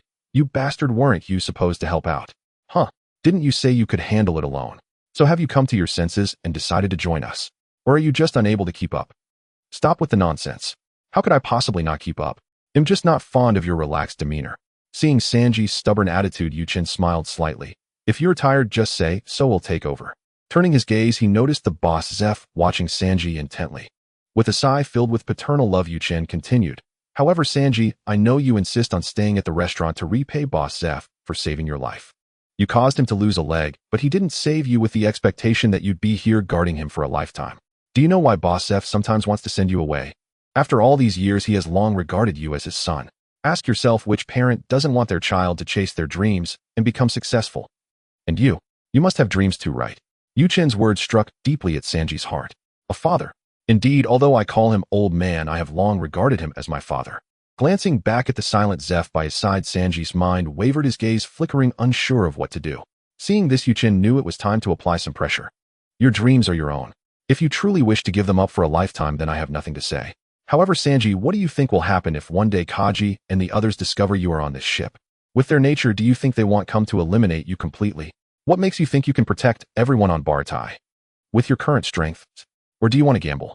Gamble that they wouldn't bother to act. Yugi, how do you know these things? Who are you really? Sanji was utterly astonished. He had never told anyone, not even boss Zeph. If you join us, you'll find out the answer.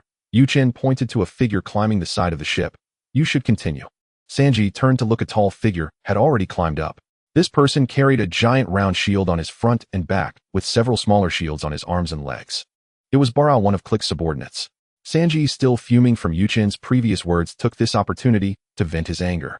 Even as Bara was injured and bleeding, igniting into flame, Bara, it did not change the tragic outcome of being beaten.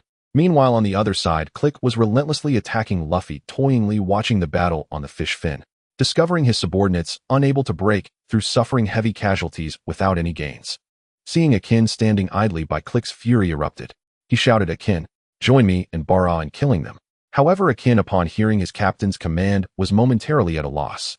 Hey, leisure time is always short. Click's pirate fleet captain, the demon Akin, you're a smart guy, what will you do? Have you thought about your stance? Watching Bara get beaten, Chen felt compelled to speak. If Akin really acted like in the anime, and suddenly kidnapped Zeph, that would indeed be troublesome. Sanji and some of the remaining conscious chefs were astonished by Chen's words. They had previously thought Akin was just a minor henchman. They never expected him to be the captain. Akin, under Chen's cold gaze, finally reacted. He recalled Chen's fierce demeanor when he warned him in the restaurant. He also remembered the power this guy displayed when he clashed with Mihawk moments ago. Akin raised a gun, his voice trembling slightly. I know your strength far exceeds mine, but what if I take the boss hostage? You can try. Chen smirked, a hint of disdain in his smile. Seeing Chen's contemptuous and confident demeanor, Akin let out a heavy breath, dropping the gun to the ground, feeling considerably relieved. You and I surrender. You can kill me, but I hope you can spare Captain Click's life. You're indeed a smart man, Akin. However, I can't meddle in Click's affairs. His opponent is our captain, Luffy. At this moment, Click, who had ordered Akin to kill, was filled with rage upon seeing Akin surrender without a fight. Akin, you bastard. Not only do you disobey my orders, but you also surrender without a fight. What's worse, you dare to plead for these kids to spare my life. Am I that weak? Since neither of them could be relied upon, it seemed he had to take matters into his own hands. Click said as he took down a shield-shaped cannon from his left shoulder. Several of his subordinates in the water noticed Click's actions and shouted in alarm. That's MH5 of the captain's most potent poison weapon. Quick, put on the masks. The masks, hurry. In an instant, Click's pirates frantically took out and donned gas masks. Akin also slowly pulled out a mask, but was halted by Click. Throw it away. Akin, you don't deserve to wear my mask. Luffy shouted angrily. You bastard, using poison gas. How despicable. Hurry, someone give me a mask. He's actually going to launch poison gas shells. Masks? Huh. Poison gas shells. Luffy suddenly felt that term sounded familiar, as if he had heard it somewhere. Turning around, he saw Chen smiling at him, and suddenly realized, oh, poison gas shells. That's no problem, no problem. Click looked at Luffy's dazed expression, thinking he had been scared silly. Kid, scared dumb, huh? Whether it's poison gas or any other weapon, as long as it achieves the goal, it's all my power. Oh, go ahead and launch. After you're done, we'll continue fighting. Luffy, in a daze, was picking his nose, waiting for Click. Hey, that guy Luffy isn't really scared dumb, is he? Hurry and bring him back. Sanji said to Chen beside him. Not at all, you might have forgotten what I said earlier, but he remembers. He simply trusts me. Ignoring Sanji's confused expression, Chen slowly walked forward, ready to collect the poison gas shells. Yes, collect them. Chen had spatial abilities. Such small operations were quite ordinary. As long as it was something he could capture with his mind, Chen could collect it all. Click laughed heartily as he put on his gas mask. He pulled the trigger. With a loud bang, a purple abnormal shell flew out of the cannon towards Bartai. The shell that had just begun to fly suddenly disappeared. What? Click, witnessing this strange scene, thought it was merely his imagination, believing the shell hadn't launched. So he pressed the trigger again, but nothing happened. He pressed again, only the empty sound of the mechanism clicking reached his ears. Watching Click repeatedly press the trigger, Chen mocked. What? Did you only prepare one shell? Seeing that Click noticed him, Chen continued, aren't you the strongest in combat? Is this it? I was hoping to stock up on a couple more. How boring. Hearing this mocking remark, Click realized that it hadn't been an illusion. Bastard, was that you playing tricks? Click directly fired a shell at Chen, and the same thing happened again. The shell disappeared as soon as it was launched. However, this time Chen did not continue collecting it. A regular shell in motion was pointless to keep. He waved his hand, releasing the shell back towards Click. With a bang, the shell exploded on Click's golden armor. One must say the quality of Click's golden armor is superb. Even being hit by his own shell, it remained unscathed. Should I try Buggy's special Buggy Ball? Forget it, using it on Click would be a waste. Meanwhile, Luffy was laughing heartily at the side. Luffy, stop laughing, hurry up and act. No matter how hard you fight after the battle ends, there will be plenty of meat. I've dodged long enough already. You're absolutely right, his strength relies entirely on his equipment. Damn Straw Hat Kid, how dare you underestimate me. Since that's the case, let me show you something good. Click combined the two discs on his shoulder, creating a spear nearly 4 meters long through some operations. The Great War Spear. Click sneered, swinging the spear towards Luffy. Caught off guard, Luffy was struck by the spear, which normally wouldn't faze him, but it unexpectedly exploded upon impact, sending him flying. Haha kid, did you see that? My Great War Spear contains thunderfire explosives. Every thrust causes an explosion. Luffy spat, still just relying on junk equipment. Once again he charged forward, only to be blown away once more. The surrounding pirate henchmen roared with laughter. Captain, kill him. Kid, have you seen how powerful our captain is? Haha. Luffy paid no mind to the taunting, repeatedly getting blown away as he continued to charge towards Click. Sanji grabbed Chen's shoulder. Did you see that? Luffy is already injured. Are you really not going to step in? Sanji, I know you care about Luffy, but his dream of setting sail is to become the Pirate King. This battle belongs to him. It's a fight he must endure. Just watch. Turning to Boss Zeph, he said, Boss, teach your foolish son, he's getting on my nerves. If this continues, I fear I won't be able to hold back from intervening. Upon hearing Chen's words, Gifu reluctantly called Sanji back to stand beside him. Sanji had initially intended to retort, but upon hearing Chen refer to himself as the restaurant owner's son, he found no fault in the arrangement, and obediently stepped forward when summoned. On the battlefield, Luffy was blasted skyward again and again, yet each time he rose without hesitation, launching fresh assaults. He stood like a war god, unbroken, unyielding, forever refusing true defeat. Even Krieg's underlings fell silent now. Watching Luffy rise time after time to fight anew, Sanji felt his heart stir deeply. Damn it. Krieg is armed from head to toe. Luffy fights barehanded. No matter how strong he is, even 100 weapons may falter before a single gun fired from within the belly. At least that boy never hesitated. Gifu cut in. Is victory won by tools forged for survival, or by the unwavering conviction that death holds no dominion? Sanji watched closely. Sanji glanced at Gifu, then fell silent. Luffy charged Krieg once more, only to be hurled backward again by the massive blunderbuss. Yet this time as Luffy rose, the blunderbuss's spear-tipped barrel snapped clean off. How could this be? Krieg stared in disbelief at the shattered tip lying on the ground. What did you do, brat? Luffy, charred black from the blast, grinned broadly, revealing gleaming white teeth. I struck it 5 times. That halves its power, doesn't it? Krieg snarled, furious at Luffy's smug grin. Half or whole? It's more than enough to crush you, battered as you are. No, I will win. Goma Goma no Gatling gun. Luffy dropped into a firm horse stance and unleashed a furious barrage of punches. Krieg stood motionless, letting Luffy's blows rain down upon his golden armor. Useless, utterly useless. This is my custom-forged hyperalloy battle armor. Not even a scrawny monkey like you could crack it, even with hundreds of punches. Is that so? Still, I think I'm almost ready.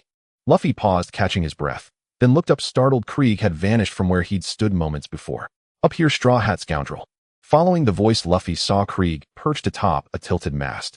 True supremacy lies only where supreme equipment meets supreme strength, the ultimate expression of martial might. Might makes right, Straw Hat boy. Willpower alone means nothing. Luffy locked eyes with Krieg, then surged straight upward along the mast, arms drawn taut behind him, shouting fiercely. If might makes right, then I am king. Krieg swung the blunderbuss once more, detonating it before Luffy, but failed to knock him down. Goma Goma no rocket cannon.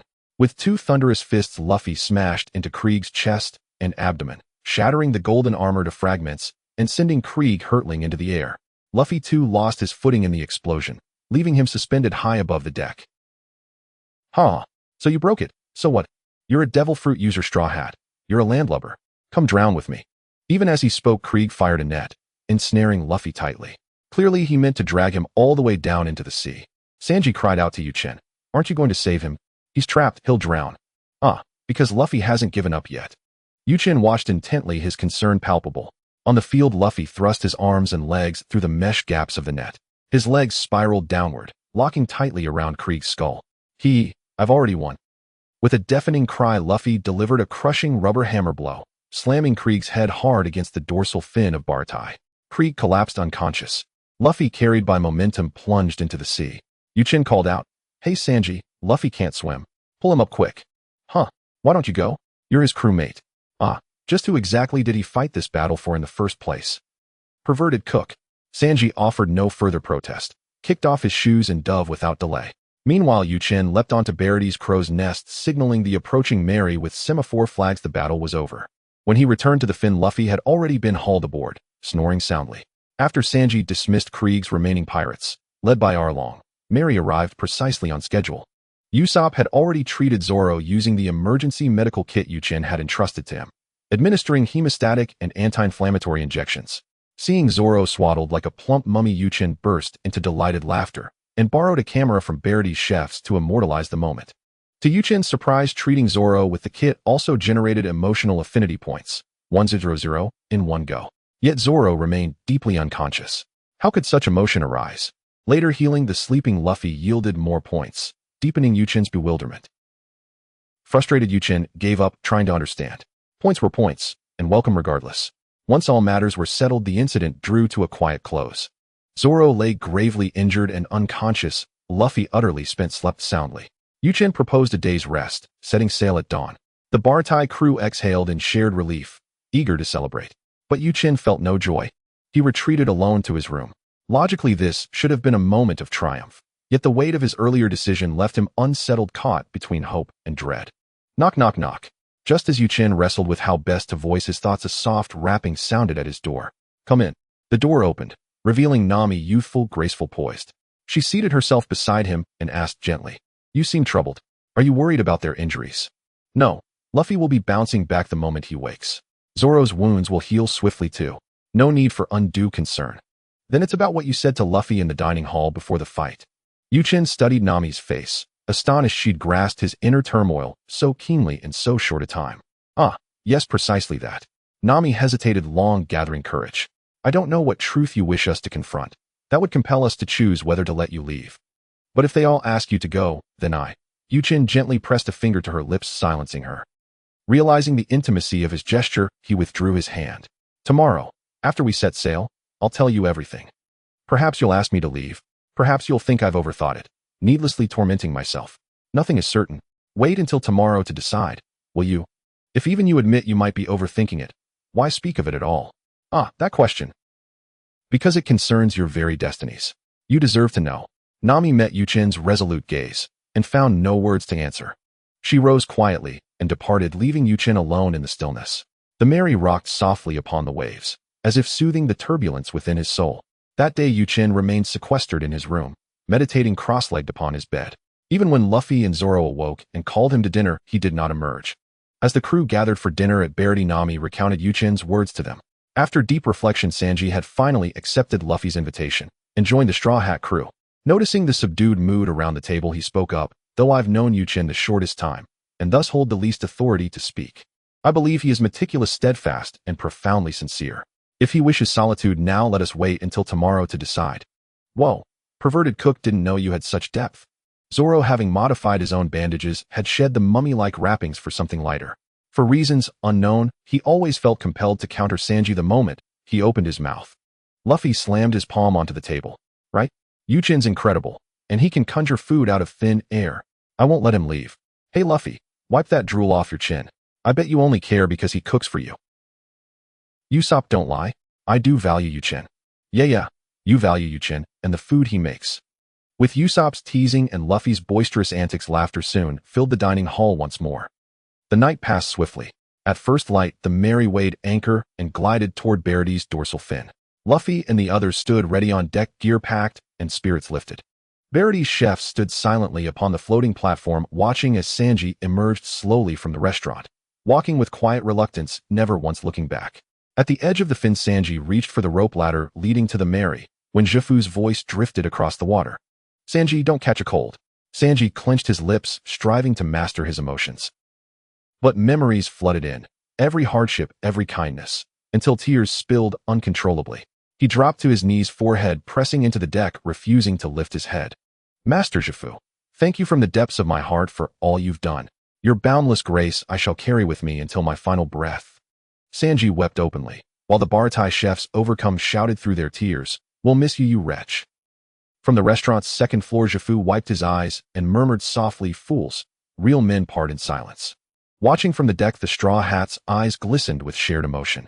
Luffy threw back his head and laughed. "Let's go. Full sail." And so the Mary set forth once more, carrying with it the fierce affection and heartfelt blessings of Verity's indomitable culinary warriors. After a flurry of activity, the Melee was sailing steadily. Chen left the room and walked onto the deck, where he saw everyone on the ship standing sternly in the middle of the deck, seemingly waiting for him. Johnny and Joseph remained in their room, uninvolved and unable to participate. "Hey, why do you all look so grim? Are you waiting to beat me up?" "Huh? How can you ask that? Do you know you've been locked in your room all day yesterday? We were worried about you." "Bastard!" Luffy exclaimed, gesturing wildly with his hands. Especially Nami, she looked like she was crying. Before Chen could ask about Nami, Luffy was knocked out with a single punch, collapsing to the ground. Nami shouted furiously, "Bastard, what are you babbling about?" Usopp looked at the momentarily downed Luffy and quietly commented on Nami's violent aesthetics. "Oh, I really like the way Miss Nami gets angry." Sanji was also getting a bit starry-eyed. "Perverted cook, can you stop being so foolish?" Zoro complained with a look of disdain. The group started making a ruckus again. Watching the sudden change in the atmosphere, Chen felt a headache coming on. Although it looked fun, weren't they supposed to be preparing to listen to him? These guys can't be serious for more than 3 seconds. After calling out several times to no avail, he could only activate the golden light spell, directing his imposing aura towards the rowdy group. Instantly, the group ceased their playful demeanor and looked seriously at the frowning Chen. "Luffy, do you remember when I told you in Kebi that I am someone who has died and come back to life? You said you were killed by Alvida, and it was your master's power that brought you back to life. Isn't that a great thing?" Seeing that Luffy remembered, Chen nodded and continued, "For me, being able to live again is indeed a good thing. But aren't you curious why I know so much about your matters? I know you don't believe I can predict the future, and I indeed cannot. The reason I know is that during the period I was unconscious after coming back to life, I saw a long series of images. A glimpse of the future over 2 years long." "What? The future?" Usopp exclaimed from the side. "Yes, the future. Many things happened in the images, most of which revolved around Luffy and you guys. My master had extraordinary abilities, and I suspect that this segment of images is a long prophecy he left regarding the future before he passed away. As the seal on the power within me was released, it appeared in my mind." Chen couldn't explain the system more, nor could he reveal that he knew so much because he had watched One Piece. So he could only attribute everything to the non-existent master. Anyway, he said that the master has already passed away, and there's no way to verify it. "Wow, that's amazing. Your master is incredible to even know the future." Usopp exclaimed in awe while Luffy nodded repeatedly beside him. "You two stop interrupting. What do you mean by revolving around us?" "Let me put it this way, this segment of future images is like a storybook, and the main characters in this storybook are Luffy and everyone in the Straw Hat crew. What I want to say is, in this segment of images, there is no presence of me. If you think about it carefully, that makes sense. After all, I had already died before this. This means that I, who originally did not exist in the future, is now present by your side." "Huh? What are you talking about, Chen? This is really making my head spin," Luffy said with a confused expression, his eyes spinning as if there were many stars orbiting around his head. However, Zoro understood immediately. "So what? The future is inherently uncertain. Since you've joined us, let's create our own future together." "Oh, that's indeed correct. But what we can change is only ourselves, and many things in the future are things we must go through. What I'm worried about is that because of my joining, you guys might miss out on many experiences you should have gone through, hindering your growth. I fear that when we encounter strong enemies, I can only watch as you are annihilated by them.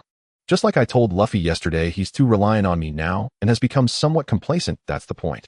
You all should remember when I had nightmares twice before. That was my subconscious reminding me of the seriousness of this matter. Why do you say that our growth will diminish because of your joining?" Sanji, being a smart person, quickly got to the point. "Since we are already on the way to Koko West Village, Chen directly recounted everything from the beginning of the One Piece anime until the fight against Arlong, emphasizing how their experiences differed with and without him. After finishing, everyone looked enlightened, as if they finally understood. It seemed they had taken it all in. Usopp touched his long nose. If it weren't for you, would I have really won that battle at Syrup Village so badly? Yes, Usopp, I didn't expect your will to be so strong to keep fighting even after suffering such serious injuries. That's to be expected, and the brave warrior of the sea, Usopp. Zoro looked at Usopp's proud appearance, feeling frustrated, and hit him on the head with his sword sheath. What are you so smug about? Didn't you hear what Chen said? Because of his joining, it alleviated the trials we should have endured ourselves. In terms of mentality and strength, we have not reached the level we should have to some extent. Especially you, Usopp. Stop hitting me. I know. I'm just happy that I can fight so hard. Nami finally asked her most pressing question after hearing this.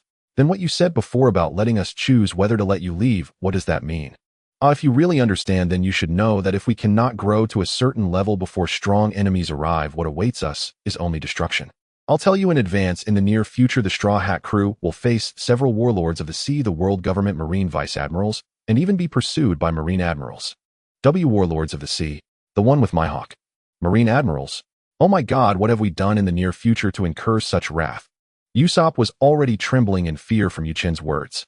It's not that we've done something to incur wrath. I can only say that everyone in the Straw Hat crew, present and future, is a good person.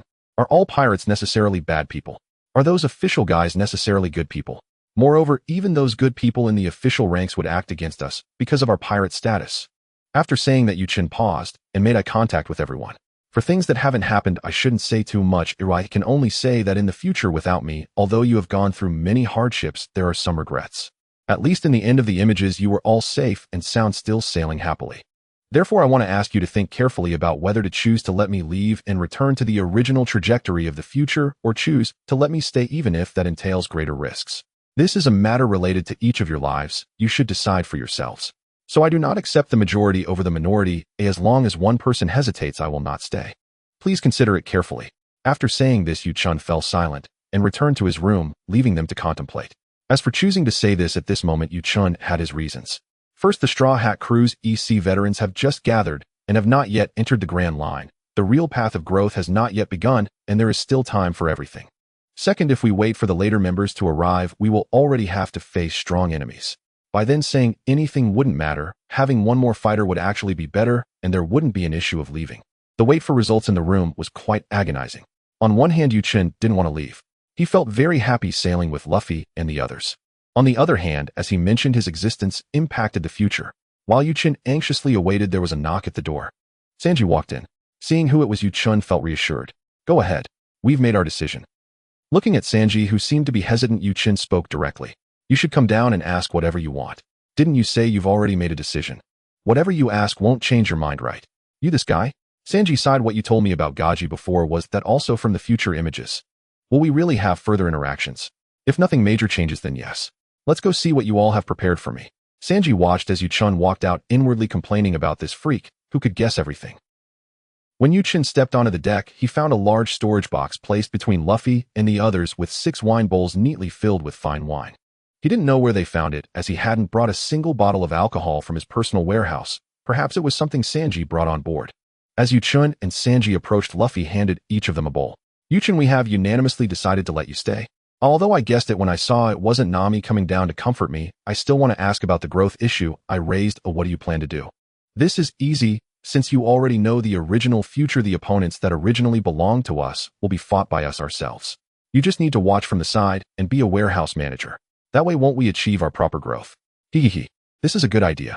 Just don't say I'm slacking off when the time comes. But when did I become a warehouse manager? Chen looked confused. Shouldn't the appointed position be that of a fighter? Luffy laughed heartily, saying that it was the captain's right to appoint positions. As long as you're on the ship, I can appoint whoever I want. Ha ha ha. I just appointed you. I'm the captain, and I have the final say. Luffy said, raising the wine bowl in his hand. Come, let's drink this bowl of brotherhood wine. From now on, we are comrades. No matter what difficulties we face, we will face them together. Together. Cheers. The 6 clinked their bowls, draining the bowl of brotherhood wine. Even with Zoro, who was injured, Chen did not stop him. This bowl of wine held a different significance. After seeing them finish the wine, Chen smirked mischievously. Since you all agreed to let me stay, I've decided that after the Koko West Village matter is settled, I will start supervising your daily training. Especially you two, Luffy and Usopp. What? Usopp looked at Chen with a face full of mischief, feeling a sense of dread that this smile hid something ominous for him. After seeing Hawkeye, you should have some understanding, right? Our current strength is too weak. Since I stayed behind, you don't really think I would heartlessly watch you hover on the edge of life and death during every battle, do you? You should understand the principle of sweating more during training and bleeding less during battles, right? I see. Chen, your mind is indeed thorough, haha. As Luffy praised him from the side, he kept patting Chen on the back. Chen couldn't stand the slapping and activated the golden light spell in resistance. Ouch, what's going on? Luffy slapped Chen's back covered in golden light vigorously, suddenly letting out a scream. What's wrong, Luffy? He looked at Luffy confused as Luffy blew on his palm. Your back is too hard. It hurt a bit when I slapped it just now. I didn't feel anything when I hit Click's armor yesterday. Chen wondered. It shouldn't be, he hadn't retaliated just now, it was merely a rebound of pure strength. Isn't Luffy made of rubber? Could it be that the golden light spell truly restrains the abilities of devil fruit users like Haki? With this thought, Chen directly activated the golden light spell and lightly swung a fist at Luffy's head. Oh, that hurts. Chen, why did you suddenly hit me? Luffy covered his head with a wronged expression. And why does your punch hurt as much as my grandfather's? Aren't you rubber, Luffy? You felt pain from such a light punch. Usopp looked incredulous. And is your grandfather as powerful as you, Chen? Luffy seemed to recall something unpleasant upon hearing Usopp mention his grandfather, hastily shook his head and stopped talking. He no longer cared about Chen hitting him on the head. Ha ha ha, I'm not as strong as Luffy's grandfather. In front of him, I might just be a slightly larger grasshopper. Sanji exclaimed in surprise, so strong. Stronger than Hawkeye. In his experience, no one except the few in front of Luffy had seen a stronger being than Hawkeye. Alright, enough curiosity. You will meet him in the future. I really want to meet this powerful elder soon. Usopp looked at Chen with admiration, making him laugh heartily. Usopp, do you really want to meet this powerful elder soon? Of course. Well, I'll kindly tell you that you will meet him in a few months. However, he is in the Navy. After saying this, he walked away, leaving Usopp trembling in fear, feeling as if he had already been targeted by this big shot. Standing alone at the edge of the ship facing the sea and feeling the sea breeze, Chen felt extremely relaxed. Expressing the worries in his heart indeed benefits mental and physical health. At this moment, Nami strolled over leisurely, leaning against the railing. Hey, great diviner, didn't you just say you saw me go down to comfort you? How can you be sure that if they abandoned you, I would comfort you? You're still calling me great diviner, didn't I already say it? I don't do divination. I'll just call you great diviner. Don't change the subject, you still haven't answered me. Chen smiled slightly, gazing into Nami's eyes, and retorted, you won't comfort me. Nami blushed from his gaze, scolding. I knew you were bullying me. Great diviner. I haven't received flowers today. Suddenly Sanji, who had been afar, perked up his ears and rushed over. Holding a rose, he struck a prince-like pose and presented it to Nami. Miss Nami, I heard your call. This beautiful rose is as lovely as your radiant beauty at this moment. Please accept it. Nami looked awkwardly at Sanji while Chen facepalmed. This guy clearly didn't take his words to heart. Chen snatched the rose from Sanji's hand and threw it directly into the sea. Ignoring the stunned Sanji beside him, he turned to Nami, waved his hand, and two beautifully packaged blue roses appeared in her arms. I overlooked it. Here are the flowers from yesterday as well. Is that good? Nami looked at the exquisite flowers in her arms, took a deep breath of their fragrance, and walked away contentedly. Sanji finally reacted, endlessly complaining and cursing at Chen. Suddenly, a golden fist shadow flashed over Sanji's head, and the world fell silent. As noon approached, Johnny and Joseph appeared on deck, shouting with Luffy and Usopp, asking when Sanji would serve lunch. At this moment, Sanji, with a large bump on his head, was sweating profusely in the kitchen, using the ingredients provided by Chen.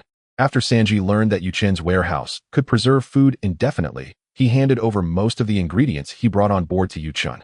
Only a few ingredients and condiments that didn't require preservation remained in the kitchen. Thus, Chen's role as the warehouse manager officially began.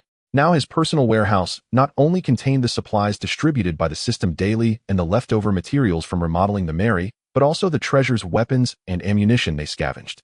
Now even Sanji started to stuff things into his warehouse. The space that could easily accommodate the Mary was now somewhat cramped, and with future adventures the items might increase even more. He had previously searched in the shop for items that could enhance the personal warehouse in the survival supplies category, but they were incredibly expensive. Just to double the area, it cost 2,000 points. He was looking forward to when the special price area would refresh items to expand the warehouse. At noon, after a fierce food battle, everyone was satisfied with the lunch prepared by Sanji relaxing on the deck in various places. From this meal, Yu-chun earned over 3600 points, making him suspect that Sanji's cooking might have a point bonus. With over 3,000 points earned combined with previous scattered gains, Yu-chun's points finally broke 10,000 again, reaching 10560 points.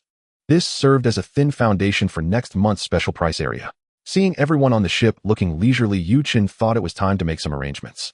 Nami, when do you think we will arrive at Koko West Village? If we don't stop at night, we should arrive around midnight. Are you still insisting on using money first?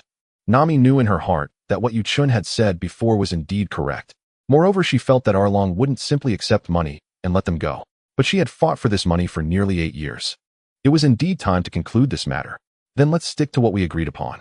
I'll go back first and tell Arlong that the money is almost gathered and see his reaction. All right, your decision, I'll follow your lead. Yu-chun gathered everyone who was lounging around. Everyone, I'll briefly outline the battle plan, and then we can discuss any additions together. Luffy and the others nodded in agreement one by one. First, regarding the itinerary, Nami at night, choose a secluded spot far from Fishman Island to dock. Tomorrow morning, Nami will act according to her method. You can comfortably sleep in. If nothing goes wrong before noon, the Navy should come to trouble Nami and take her money away. At that time, we can take action. This time, the Navy consists of soft-footed shrimp, no need for arrangements. Anyone can jump in whenever they want. The captain of the Fishman pirate crew, Arlong, along with his officers Xiao Ba and Crocodile, are their main fighting forces. The others are just small fry. Arlong, a shark fisherman, wields a serrated sword, and his teeth should be noted. Luffy will handle him. Xiao Ba, an octopus fisherman, wields 6 swords. According to his own words, he practices 6-sword style. Of course, he will be left to Zoro. Alright, Zoro, if possible, just defeat him, don't kill him. He is the only good person among these guys, just too naive. Forget it, you can decide how to handle it. No problem, it's a piece of cake. Crocodile is skilled in fishman karate and possesses great strength. Sanji, he's your responsibility. As for the last officer, this guy is the weakest among them, but still stronger than those small fries. He is somewhat impulsive and brainless. Usopp, in terms of strength, you can't even beat the small fry, so after the battle starts, draw him away and use your wits to defeat him. The small fry can be handled freely. Anyone can fight them. A gentle reminder, the strength of ordinary fishmen is more than 10 times that of adult men, while Arlong and the others might be dozens of times stronger. In the water, their strength will multiply, so do not engage those officers in the water. Your current strength stands no chance there. That's about it. Does anyone have anything to add or ask? Sanji glanced at Zoro's heavily bandaged chest. Are you sure this guy is okay? Bastard perverted cook, are you looking down on me? Do you want to have a match now to find out? I'm just worried you might drag me down later. Sigh, you two calm down. Don't worry, the originally heavily injured and feverish Zoro has recovered a lot now. Johnny and Joseph, who hadn't participated in their discussions earlier, didn't understand what was originally the case, but raised their hands and asked, what about us? We want to help too. You both have very important tasks. Just say it. No matter how difficult, my brother and I will take it on. At that time, the villagers of Koko West Village will likely be very agitated and will launch an attack on the Fishman pirate crew. You are responsible for stopping them and preventing unnecessary casualties from entering the battlefield. Yes, we guarantee to complete the task. Yu-chun looked at the two guys, who had a serious look as they ran off to maintain their swords. Not bad. The youth is indeed teachable. Yu-chun, can I really do it? Hearing the trembling voice, it was clear Usopp was scared and his legs were shaking. Yu-chun placed a heavy hand on Usopp's shoulder. Usopp, believe in yourself. You can do it. I know you are very scared and have little confidence right now. But trust yourself, using your gadgets and your brain, you will definitely win this battle. Hearing Yu-chun's encouraging words, Usopp nodded seriously. He bid farewell and returned to his room to prepare his gadgets. Zoro watched Usopp's departing figure and said to Yu-chun, is it really okay to encourage him like this? I always felt he lacked more than just courage and confidence. He should really strengthen his training. No, Zoro. He indeed needs to strengthen his training, and I will supervise him on that in the future. However, you also underestimate his abilities. After watching that future vision, there's a phrase I feel aptly describes him. In dire straits, rely on Usopp. Zoro looked at Yu-chun with confusion, unable to understand why Yu-chun held such a high opinion of Usopp. With a slight smile, Yu-chun explained, in that lengthy footage, despite Usopp's cowardly nature, several times you faced dire situations. It was Usopp's contributions that turned the tide in your favor. Usopp really is amazing. I knew he could do it. Luffy felt happy for Usopp upon hearing of his capabilities. Zoro smiled with satisfaction. He is indeed a dependable companion. The group continued to chat for a while before each finding something to do. aside from Zoro, who was directly pressed back to bed by Chen to rest. Soon it was midnight, and under Nami's guidance they had anchored the Mary in a secluded bay far from Fishman Island. After finishing their tasks, everyone went to rest. Nami stood alone at the edge of the ship, gazing towards the direction of Koko village, a hint of sorrow on her face. Tonight Chen was on watch. Sighing, he walked over. Are you thinking about the past? Yes. Don't worry, this nightmare will end tomorrow. Nami looked at Chen's handsome face and suddenly threw herself into his arms, her head pressed tightly against his chest. I'm so scared that meeting you is just a dream. I'm afraid that when I wake up tomorrow, I'll return to the village and the nightmare will continue. Chen, initially unsure of what to do, slowly tightened his embrace around Nami upon hearing her voice tremble with tears. Don't be afraid. Tomorrow I will be with you, ensuring that the previous nightmare is completely over. Chen gently patted Nami's back, calming her emotions. In that moment, Chen himself was uncertain about his feelings for Nami. The playful mood he once had may have changed gradually with their time spent together. After an unknown period, Nami stopped sobbing, and there was no more movement in her embrace. Looking down, he found the girl's face slightly flushed, her eyes closed as if she had fallen asleep, so he gently carried her back to the bedroom. He gently laid her back on her bed and tucked her in. Suddenly, he noticed that this little girl's eyelids were fluttering occasionally, as if she were trying hard not to open them. Pretending to be asleep. Chen's lips curled up. Next time if you pretend to be asleep to make me carry you back to your room, be careful, or I might just eat you. Chen's teasing words made Nami unable to pretend any longer. She pulled the blanket over her head, completely hiding her face. Watching Nami's behavior like an ostrich, Chen placed a bouquet of roses by her bedside, said good night, and returned to the lookout of the Mary to keep watch. While sitting at the lookout, he spread out his senses, able to detect even the slightest disturbance in the wind or grass, which did not hinder Chen's cultivation. A peaceful night passed while everyone slept soundly. Just as dawn broke, Chen sensed Nami appearing on the deck and jumped down from the lookout. Nami wore a sleeveless top that exposed the Fishman pirate emblem on her arm. Upon seeing Chen, she seemed to recall her bold actions from last night, her face slightly reddening.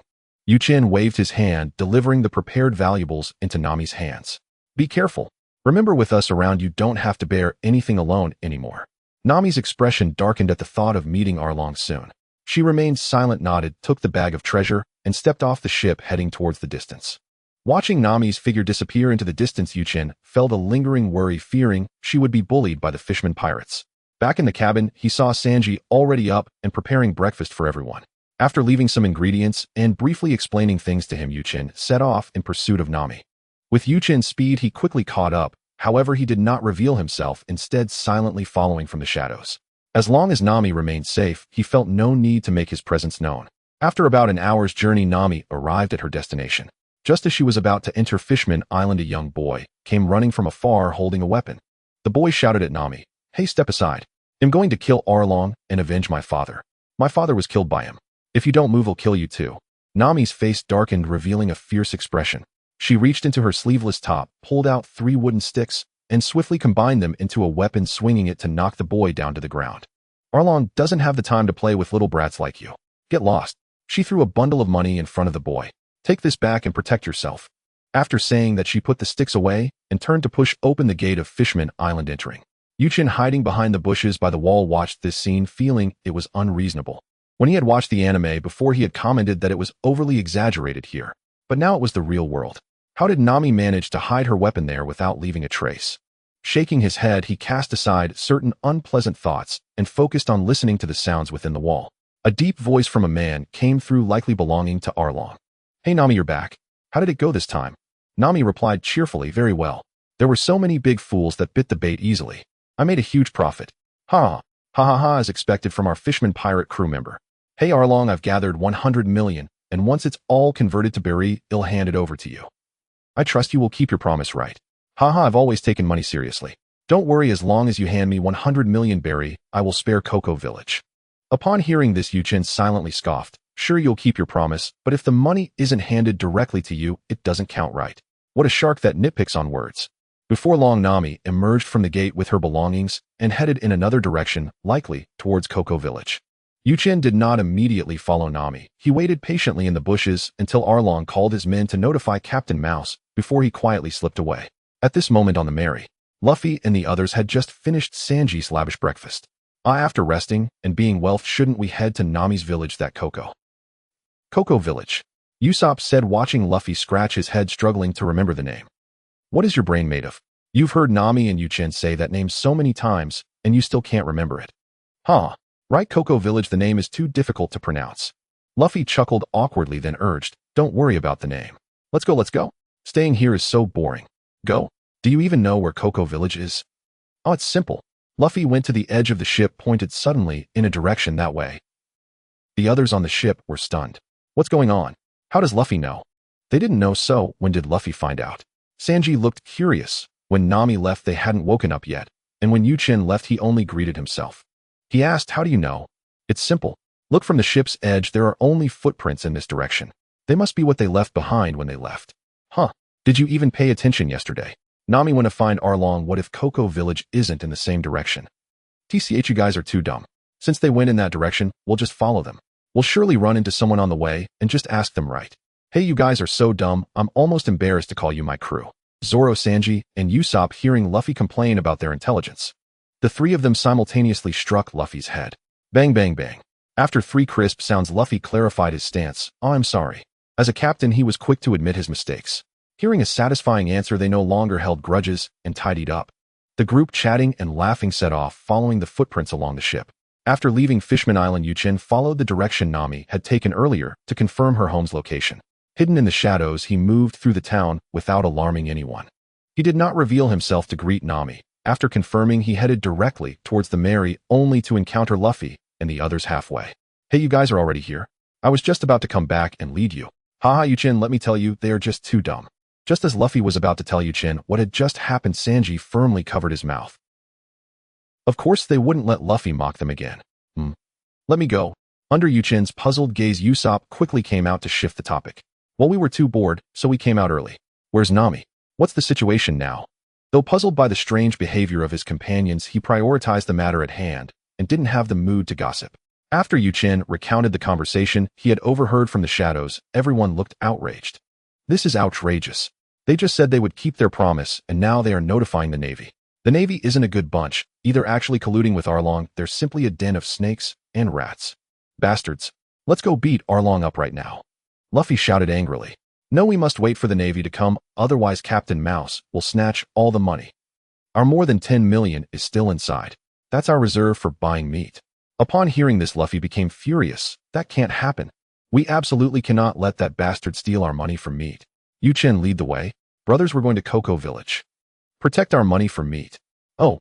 The others, hearing Luffy's words, responded weakly, slowly trailing behind, unable to muster any enthusiasm. As Chen led a few people back to Kikoya Village, the naval warship had already docked at the shore, and a group of men walked orderly towards the village. The villagers looked at the sudden arrival of the Navy with great surprise. They had previously sought assistance from the Navy, but it had always been in vain. Each time their pleas seemed to sink into the sea without a trace, or the Navy that came to their aid was annihilated by Long's gang in the ocean. No Navy had ever reached this place. Thus they had long given up on seeking help from the Navy. The sudden appearance of the Navy astonished the villagers because they had not recently called for assistance. How did this group manage to break through Long's guard and arrive here? What was their purpose? The village guard, Jian, sensed clearly that these Navy men were not here to attack Long. He stepped forward and asked, "Excuse me, what brings you here?" The leading officer, Colonel Mouse, calmly replied, "Where does Nami from your village live? I need to find her to understand the situation." Jian indeed saw Nami this morning, and he wondered if these Navy officers were brought back by her after much effort. Although he still harbored some doubts, he led the way to Nami's residence. Meanwhile, Nami, having heard the commotion from the village, stood outside her door waiting. Although she already knew the outcome from Chen, she had made ample psychological preparations. However, seeing the Navy approach her step by step made her feel uncomfortable, and she felt a sense of sadness for the nearly 10 years of effort she had put in. Colonel Mouse had now reached outside Nami's house and said, "You are the thief, Nami, right? I heard you hid the treasures you stole from the pirates. Given that the items in your possession are obtained from pirates, we will not pursue your theft any further. However, we, the government, are now confiscating all your stolen goods."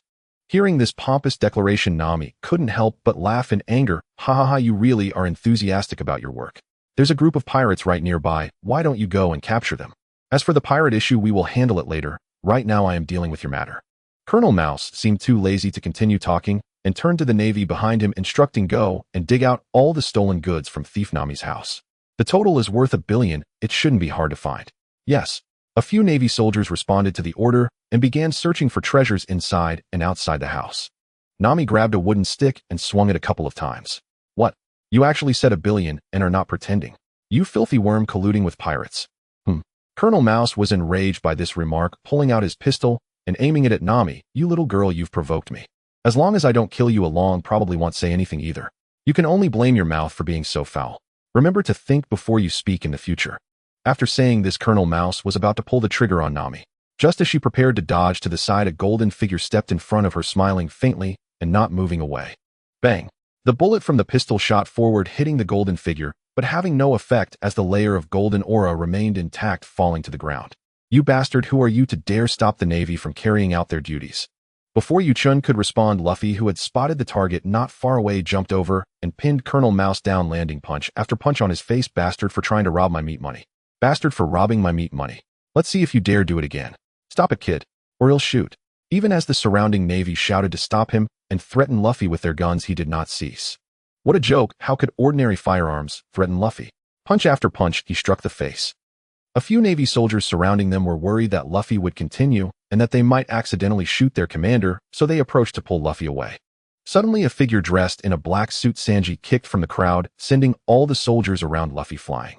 He elegantly took a puff of his cigarette and exhaled a smoke ring. Our captain is having a great time, so don't interrupt him. Zoro and Usopp also stepped up, standing between Luffy and the remaining soldiers. Roronoa, Zoro, what is the bounty hunter doing here? Some soldiers recognized Zoro by his features, causing an uproar. But when they saw Zoro's fierce gaze fixed on them and his fingers unsheathing his sword, they were all scared stiff, unable to move. Luffy, perhaps a bit tired from the beating, tossed the now bloodied and disfigured Colonel Mouse to the ground. Yo, Nami, we've arrived. How's our meat money? Meat money? What meat money? Nami looked at Luffy with confusion, and after Chen explained beside her, she finally understood. Ha ha ha, it's fine. The treasures are still here. You came just in time. Hee, as long as it's still here. Nami picked up the already unconscious Colonel Mouse and threw him back into the Navy's ranks. You can get lost now. The little soldiers had already been frightened by Zoro, and at this moment they dared not linger, quickly carrying Colonel Mouse away and disappearing. Nami watched the Navy's retreating backs, feeling a wave of sadness in her heart. Although neither the treasures nor the belly had been taken away, she had sacrificed nearly 8 years of her youth for it. Colonel Mouse's arrival finally told her a harsh truth. Her 8 years of effort were merely a joke, a complete waste of time. Sitting on the ground, Nami reminisced about the past, thinking of Belmere, the brutality of Along and his gang towards the villagers, and the threats and temptations she faced as a child. She couldn't help but shed tears of regret and resentment. All right, it's over now.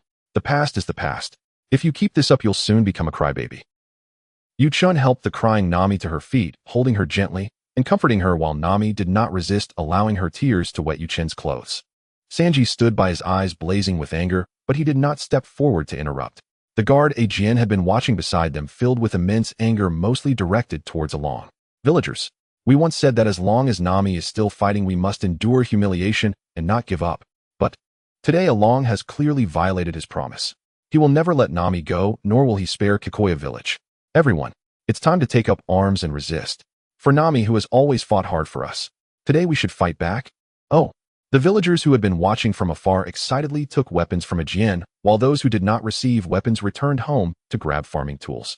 Nami cried out, pleading for them to stop, but the enraged villagers did not heed her advice. They gathered together and charged towards the Fishman Paradise. Seeing Nami's anxious expression, Chen smiled and patted her orange hair. Silly girl, don't worry, I've already arranged for Johnny and Joseph to block them on the only path to the paradise. Now it's time for us to take action. Nami finally stopped crying, her eyes firm. Chen, everyone, help me. Luffy silently gazed at Nami's tear-streaked, haggard face. He let out a loud snort and shouted, of course. He placed his straw hat on Nami's head. Brothers, let's go. Oh, watching Luffy's determined figure walk ahead, Chen couldn't help but marvel at this guy's ability to stir emotions. Even he, who had not arranged for opponents, felt a surge of excitement. He wanted to fight. At the main road in front of the Fishman Paradise, Johnny and Joseph stood with big knives crossing their blades in the center of the road. At this moment, the enraged villagers had already arrived here. Hey, we are here to find the fishmen. Please let us through. Since we know about Sister Nami, we cannot remain indifferent. But facing Along, we have no chance of winning. So sorry, we cannot let you through, as you have even less of a chance. What? The villagers were both shocked and angry. We are waiting for a few men who will definitely come here. A few men. Even if it costs our lives, they will surely come here. If anyone can save Kikoya village, it must be them. At this moment, several figures slowly walked over from not far down the road. They're here. Luffy and his crew lined up, striding forward with great spirit. As they got closer, the villagers instinctively parted to clear a path. Finally, the four of them arrived at the entrance of the Fishman Paradise. Luffy stretched out a hand, and with a punch struck heavily against the door. With a loud bang, the door shattered, revealing a large hole. "Who is Along?" Luffy stepped through the door, shouting loudly. At this moment, Along was leisurely lying on a beach chair surrounded by many subordinates, and said slowly, "Along, that's me. What about you?" "I am Luffy, a pirate." "Pirate, what do you want with me?" Luffy moved his hands, knocking down the two subordinates blocking his path, and walked up to Along, throwing a punch that landed squarely on Along's face. "I sent you flying." Along was directly knocked against the opposite wall by Luffy's punch before coming to a stop. Several Fishman subordinates, seeing this, angrily charged towards Luffy. "I won't let you lay a finger on Along, you bastard kid." A flurry of legs flashed, and the Fishman subordinates flew out at an even faster speed. Sanji walked up to Luffy and said, "You always want to show off, but wait for us." "Well, it's fine, I won't lose." "Huh, I meant don't hog all the prey. I'll be more careful next time." Zoro and Usopp also stepped up, and a great battle was about to break out. As Chen led Nami over, they arrived at the wall just in time to see Luffy's feet planted in the ground, his hands gripping the horns on the sea cow's head, preparing to unleash the Gum Gum windmill. All the Fishman subordinates were swept away, and of course Zoro and the others were almost caught in the crossfire. "Bastard, are you trying to take us out too?" "What? You guys aren't hurt, are you?" "Huh, should we thank you then?" As a few of them scolded Luffy, they completely overlooked his unusual behavior. Chen facebombed, feeling helpless. "How could I forget about this?" Chen sighed, and in an instant appeared amidst the arguing group, separating them. "Hey, you bastard, why are you here? Weren't you supposed to stay out of it?" Sanji was still consumed by jealousy after seeing Nami leaning against Chen, his attitude towards him extremely unfriendly. Ignoring the crazy Sanji beside him, Chen lightly stepped, shattering the stone slab beneath Luffy's feet, and pulled him out. "Hee, thanks, Chen. You guys talk too much," Chen continued without acknowledging Luffy's gratitude. "Luffy, watch out for his teeth and the serrated sword, and help Nami destroy this building." He tossed two knives to Zoro from his storage. "Use the three-sword style directly. Little 8 is not something your one-sword style can handle right now. Otherwise, your heavily injured self will be worn down in a prolonged battle.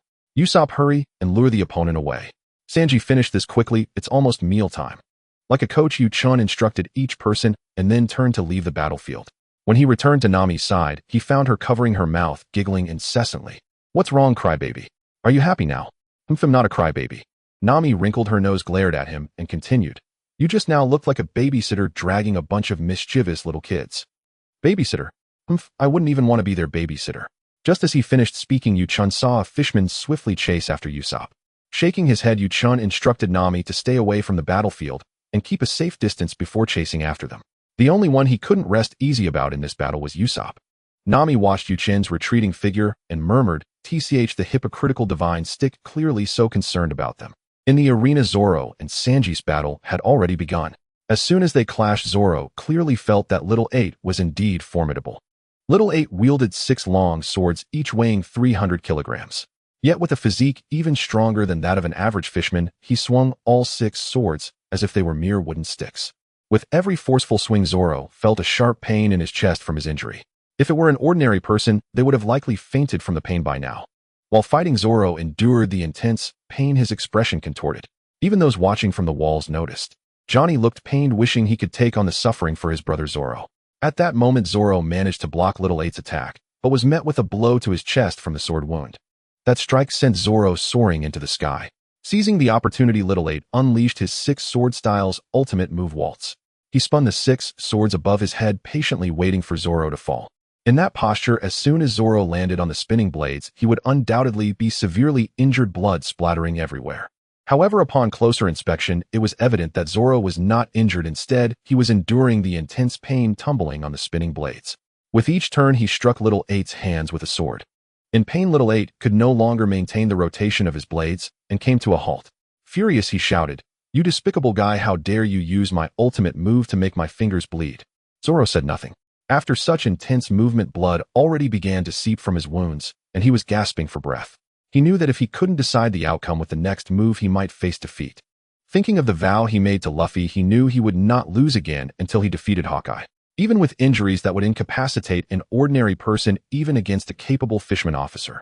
To surpass Hawkeye, he must not be an ordinary person. Amidst his thoughts, Little 8 had already regrouped, charging at him again with all 6 swords. As Little Eight's attack was about to land, Zoro finally steadied his breath and summoned all his strength to his physical limits. Three-sword style. Tornado. With one strike, Little Eight was sent flying into the sky by a whirlwind of attacks. When he landed again, he was already unconscious. With the outcome determined, Zoro removed his bandana and slowly walked out. Meanwhile, Sanji's battle had also reached a fever pitch. At that moment, Sanji had just been sent flying by Crocodile's 100 paperweight punch, rolling back over 10 meters before struggling to get up. Seeing his comrade Little Eight knocked down by Zoro, he prepared to quickly deal with Sanji to seek revenge. Crocodile angrily declared, "I'm really angry now, let me show you the essence of Fishman Karate. What just sent you flying was the 100 paperweight punch, but my ultimate move is the 1,000 paperweight punch, and your chances of survival are 0. Hearing this, Sanji's forehead broke out in a tic. He stood up and charged forward, unleashing a series of kicks. Front meat, shoulder meat, back meat, chest meat, thigh meat. He taught Crocodile a lesson, turning his pupils completely white with kicks. Just as Crocodile finally regained his footing and searched for Sanji's figure to use his ultimate move, 1,000 paperweight punch, Sanji leaped through the air, following up with a kicking technique, lamb shot. He kicked Crocodile from this side of the Paradise building into the fields behind, joining the ranks of the unconscious. Everyone was astonished at the destruction Sanji had caused. There were 3 walls between them, yet he broke through with both man and wall. While Sanji's fighting posture is quite handsome, but the names of his moves make it hard to associate with the word handsome. Nami looked on in amazement as the 2 fisherman officers were defeated so quickly. Suddenly, a familiar voice sounded beside her. It was Chen, who had just chased after Usopp. "Oh, you're back. So Usopp took care of it too." "Yeah, although I got a little hurt, I managed to perfectly outsmart the opponent." At that moment, Usopp finally ran over from a distance, covered in dust with some blood stains. However, he looked particularly cheerful, not at all resembling someone who had just fought. Nami patted his shoulder. "Not bad, Usopp, you finished so quickly." "Ha ha, I am the brave sea warrior Captain Usopp. How could that little fishman be my opponent?" As he spoke, Usopp suddenly noticed a few drops of water flying towards him from the direction of Arlong. He couldn't dodge due to their speed. Fortunately, Chen had been keeping an eye on the situation and directly blocked it for Usopp. With a bang, one of the drops hit the wall. That tiny drop of water created a fist-sized hole in the wall. What? Usopp exclaimed, breaking out in a cold sweat. If that had hit him, he would probably be done for. Arlong laughed mockingly. "Humph, a coward like you could never be a match for me. You must have used some scheme to take him down." Initially, Arlong refrained from attacking due to the persuasion from Little Eight and others. The truth is, if he started fighting, the commotion would be too great, and even the Fishman Paradise might not survive, so he had been quietly watching from the side. Meanwhile, Luffy was watching with great interest. After enjoying Zoro and Little Eight's spectacular battle, he finally realized he hadn't even started fighting yet. "Hey Arlong, your opponent is me. You are not allowed to attack Usopp again." "Oh, you say your opponent is you? Straw Hat Kid, you have taken down my beloved brothers one by one. Do you think you can withstand the fury I feel right now, eh? Huh, I will kill all of you." Arlong roared ferociously, his shark-like eyes making anyone who looked at him shiver.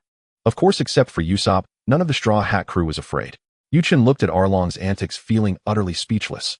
Luffy, hurry up, I am about to fall asleep. Don't make me take action, or you'll go 3 days without food. Oh, no way.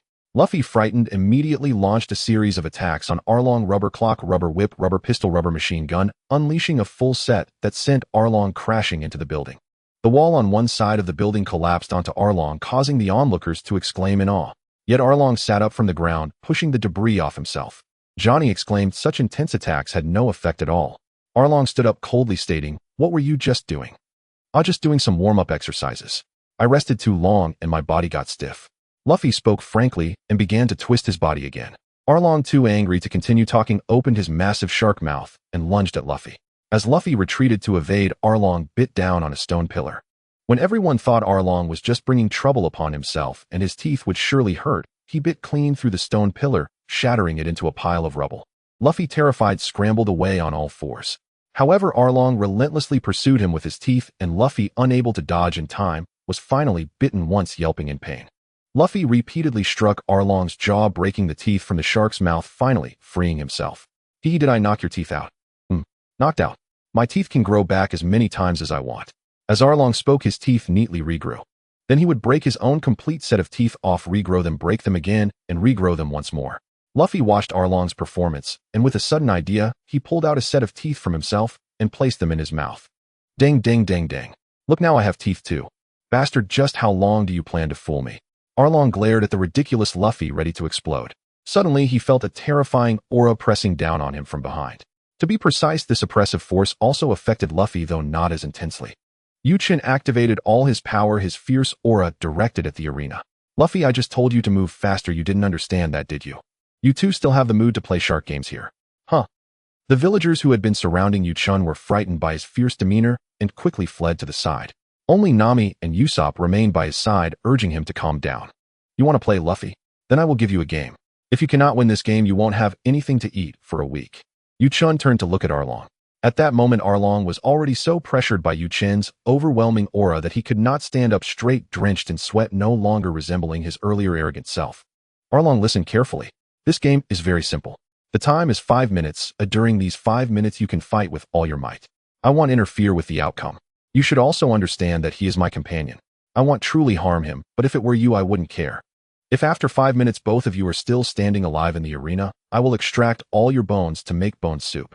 With your knowledge, you should realize that I have the strength to do this. At this moment, facing Chen, Arlong felt as if Chen were an incredibly ferocious shark, while he was merely a tiny shrimp. Under the immense pressure from Chen, he asked, You really won't care about the result of the battle? Even if I kill him, you won't take action against me? That's right, as long as you have the strength, go ahead.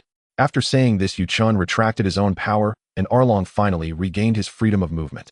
He left a quick remark to wait a moment, and immediately jumped into the building, not revealing what he was going to do. In truth, Chen wasn't really angry, he just realized that Luffy was too playful. While it was fine to fool around at times during a battle, carelessness could easily lead to losing one's life. Thus, he pretended to be angry to make Luffy take things seriously. Chen, this is my battle, Luffy said with an unhappy expression, immediately questioning Chen after the latter withdrew his oppressive aura. Zoro and Sanji also approached Chen, looking as if they wanted to persuade him. That's right, this is your battle, so take it seriously. Do you remember what you said? Original enemies should be dealt with by oneself without my interference, Luffy retorted. Then do you know why I just pulled you out from the stone floor when you entered? If I hadn't pulled you out, Arlong would have thrown you and the stone into the sea. If Zoro and Sanji had tried to save you, they would have been badly injured on the ground right now. Fooling around is one thing, but during a battle, you can't let your playfulness endanger your companions. Do you want to wait until you harm someone in battle due to your antics before you realize you need to fight seriously? Luffy lowered his head, seriously contemplating. He realized that he had almost endangered Zoro and Sanji. If Chen hadn't intervened, he would have caused trouble again. After a moment, Luffy lifted his head, grinning, and said, Sorry, Zoro, Sanji. I will fight seriously. Though Luffy appeared playful, his eyes were very determined. The members of the Straw Hat crew knew he had taken their words to heart. Sanji quietly said, Since he understands, can we cancel this 5-minute game? Zoro shot him a glance. Do you think this is child's play? Idiot, chef. What did you say? Sanji was about to clash with Zoro when Chen intervened. 5 minutes will be more than enough as long as both of them take it seriously. In fact, if they went all out from the start, even 1 minute would suffice. We just need to trust Luffy. He was already capable of winning, and now he is in an even better position. He has no reason not to win. At least he wasn't thrown to the bottom of the sea to choke on water. Just then, Arlong finally jumped down from the building, holding a long serrated sword about 5 meters long. Each serration gleamed with a cold light. Originally, Arlong wouldn't have taken so long to retrieve a weapon, but he was hesitating on whether to use it. Although the previous fight wasn't serious, he had gained a preliminary understanding of Luffy's strength. Without a weapon, he had no confidence in ending the battle quickly. On the other hand, once he wielded this serrated sword, he wouldn't be able to hold back. If he truly killed Luffy, he worried that Chen wouldn't spare him either. After much hesitation, his murderous intent erupted. At worst, he would die, or if he could take down one more before that, it would be worth it. He jumped down from the 3rd floor, gritting his teeth, and shouted, Kid, blame your companions. Dying under my serrated sword, you should be proud. Luffy responded calmly, Let's begin. 5 minutes is neither short nor long. Arlong went all out, wielding his sword with fierce wind. Every strike he made left a deep gash. Luffy, amid the slashes and sweeps, constantly dodged, while occasionally finding opportunities to counterattack. As Chen watched Arlong swing his serrated sword, he pondered his own weapon choice. What kind of weapon should he select? Just as Mihawk had said, he had never dealt with weapons, so compared to agile and nimble small blades, he was more suited for large, powerful weapons. The large swords commonly found in the pirate world are typical of such weapons. The serrated sword Arlong was wielding belonged to this category, but Chen did not like it. In his past life, when Chen was a child, he played role-playing games with many friends, and while they wielded toy swords pretending to be chivalrous heroes, he had no interest in such roles. Whenever he fantasized, he expected himself to be a general on the battlefield, wielding a long-handled weapon, defeating enemies and scattering their ranks. Especially after learning about Zhao Zilong's legendary feats at Changban Slope, he regarded General Zhao Yun as his childhood idol. However, in the places Yu Chun had traveled at sea other than the battle spear from Click, he had not encountered any long-handled weapons. It seems he would have to go to larger places in search of luck. If it really came to it, he could only commission someone to customize one for him, or find an unlucky guy to rob. He recalled that Enel from Sky Island seemed to have a rather decent-looking halberd. If push came to shove, he would have to make do with this Sky Island god. While Yu Chun was deep in thought about his weapon, Luffy and Arlong had already fought into the building of the paradise, with every layer of the structure becoming unrecognizable due to their clashes. The crowd outside could not see what was happening inside the building, and could only infer from the sounds of the battle that it was still ongoing. Suddenly, a lot of papers and documents flew out from the fourth floor. Nami looked closely and saw that they were all the sea charts she had drawn over the years under the pressure of the fishermen pirates. Tears streamed down her face again as she quietly murmured Luffy's name. After a brief lull in the battle, the onlooking villagers began to speculate whether it had ended. Suddenly, a loud bang shattered the silence. A large foot broke through the rooftop of the building and shot upward, climbing more than 100 meters before finally stopping. With a great roar, Gomu Gomu no battle axe. This foot shot upward with great force, and then came crashing down. From the perspective of Yu Chun and the crowd, the paradise building was split in half by this foot, and the entire structure began to collapse, ultimately shattering into rubble within the paradise. It's over. With Yu Chun's declaration, Luffy pushed aside the rubble that had pinned him down and stood up. Hee Nami, I took care of Arlong. I also helped you destroy the paradise, so you can smile now. Ha! Looking at everything before her, and then at Luffy's silly expression, Nami, as Luffy had said, finally broke into a smile. She grabbed Yu Chun's arm and shouted, "Thank you, everyone." The others scratched their heads, feeling a bit embarrassed. Luffy said, it was nothing. Usopp added, "Hey, you're too polite. It's my honor to help Miss Nami." Sanji said, suddenly appearing in front of Nami. "However, if Miss Nami could give me a thankful hug, I would be the happiest man alive." "Ah, then you might as well just go die." As soon as the words left her mouth, Yu Chun kicked Sanji against the wall. "Bastard, don't think I want kick you." Sanji struggled for a moment on the wall before falling down, but Yu Chun was not really using much force. After returning, he continually shouted at Yu Chun, looking as if he wanted to start another fight. Calm down, you can't take on Yu Chun." Usopp quickly intervened, finally bringing a bit of rationality back to Sanji, preventing him from rushing into a fight. Meanwhile, victorious Luffy began to stir up trouble again. Of course, Zoro wouldn't miss this rare opportunity to mock him. Sanji, go for it, don't be a coward. You're a man. Yo, perverted chef, can't take it, huh? Maybe you should stop looking at women from now on. Nami watched speechless as these guys began to fool around right after the fight. They each threw a punch. You just got in a good mood, don't ruin the atmosphere. Sorry. All four apologized at once. Except for Yu Chun, even Usopp, who tried to mediate, was not spared. She shot Yu Chun a glare. Don't bully Sanji in the future. He just talks big, but won't actually do anything. Yu Chun could only nod and smile, otherwise his head might also suffer abuse. Moreover, he hadn't been serious, he was just playing around with Sanji. Seeing Sanji's infatuated look, he felt a bit displeased. However, seeing the group start to stir up trouble again amidst the villagers' praises, he finally spoke up. "Nami, have you decided how to deal with these people?" Upon hearing this, Luffy and the others along with the villagers fell silent. This topic was quite heavy for Koko Village. Should we arrest them, drive them away, or just kill them? Nami was momentarily unsure of what to do. She hadn't considered this issue before looking towards the villagers for their opinions. Does anyone have any thoughts? The villagers looked at each other, unsure of what to say. It was a Jien who stepped forward. "Nami, Arlong, and the others have been defeated, and our village has played no part in it. It's all thanks to these few young men. So we won't give you any advice. Now that the village is finally liberated, it's time to celebrate. Also, we should inform the nearby villages of this good news. We will take our leave first." The villagers all bid farewell and left, leaving Nami alone in a dilemma. After a long while, she truly didn't know what to do. Logically, the fishermen pirates had oppressed them for 8 years, and Arlong had even killed her adoptive mother Belmere. Before this, Nami would have wanted to tear them apart. But now it was different. Although she still hated them for some reason, she found it hard to bring herself to kill these unconscious fishmen. Nami sighed and said, "Let them leave now. Whether they live or die depends on their own fate." Such a generous Miss Nami, you shine like a goddess from the heavens, so radiant that I can hardly keep my eyes open. Sanji exclaimed, his starry eyes nearly glued to her. Yes. Sanji, move your face away. Nami helplessly pushed Sanji aside, thinking that this guy really wasn't afraid of getting hit. After letting Luffy and the others escort Nami home, Yu Chun proceeded on his own, unearthing Arlong and Choba and dragging them to an open area. He also made a trip outside the amusement park, retrieving Crocodile and Shu. With a splash of water, he awakened the unconscious bunch. Just waking up, Crocodile saw a human towering above him and was about to explode, but was stopped by Arlong. Arlong was well aware that these few individuals were no match for Chen. Moreover, they were all injured. Humans, since you didn't kill us, and instead woke us up, tell us what conditions would allow you to let us go. You're quite clever, but you guessed wrong. It was Nami who decided to let you go. Just leave behind the spoils you've exploited from here, and don't come back. There are no other conditions. However, now that the conditions are gone, I actually have some words for you. Seeing that Arlong had no intention of retorting, Chen continued. You must admit that there are good and bad among humans. No matter how much you've suffered at the hands of humans in the past, that does not justify your oppression of these weaker humans now that you've come so far to the East Sea. If you cannot rid yourselves of your racial discrimination, then let Choba leave and return to Fishman Island. He has a good heart, and staying with you will only bring him harm. Chen looked coldly at Arlong, indifferent to whether he would heed his advice. As long as they no longer provoked him, Chen wouldn't care about these guys. Only after Arlong and his crew set sail did Chen turn to walk towards Koko West Village. By the time he returned to the village, a buffet banquet had already been arranged, though there were only a few scattered tables at that moment.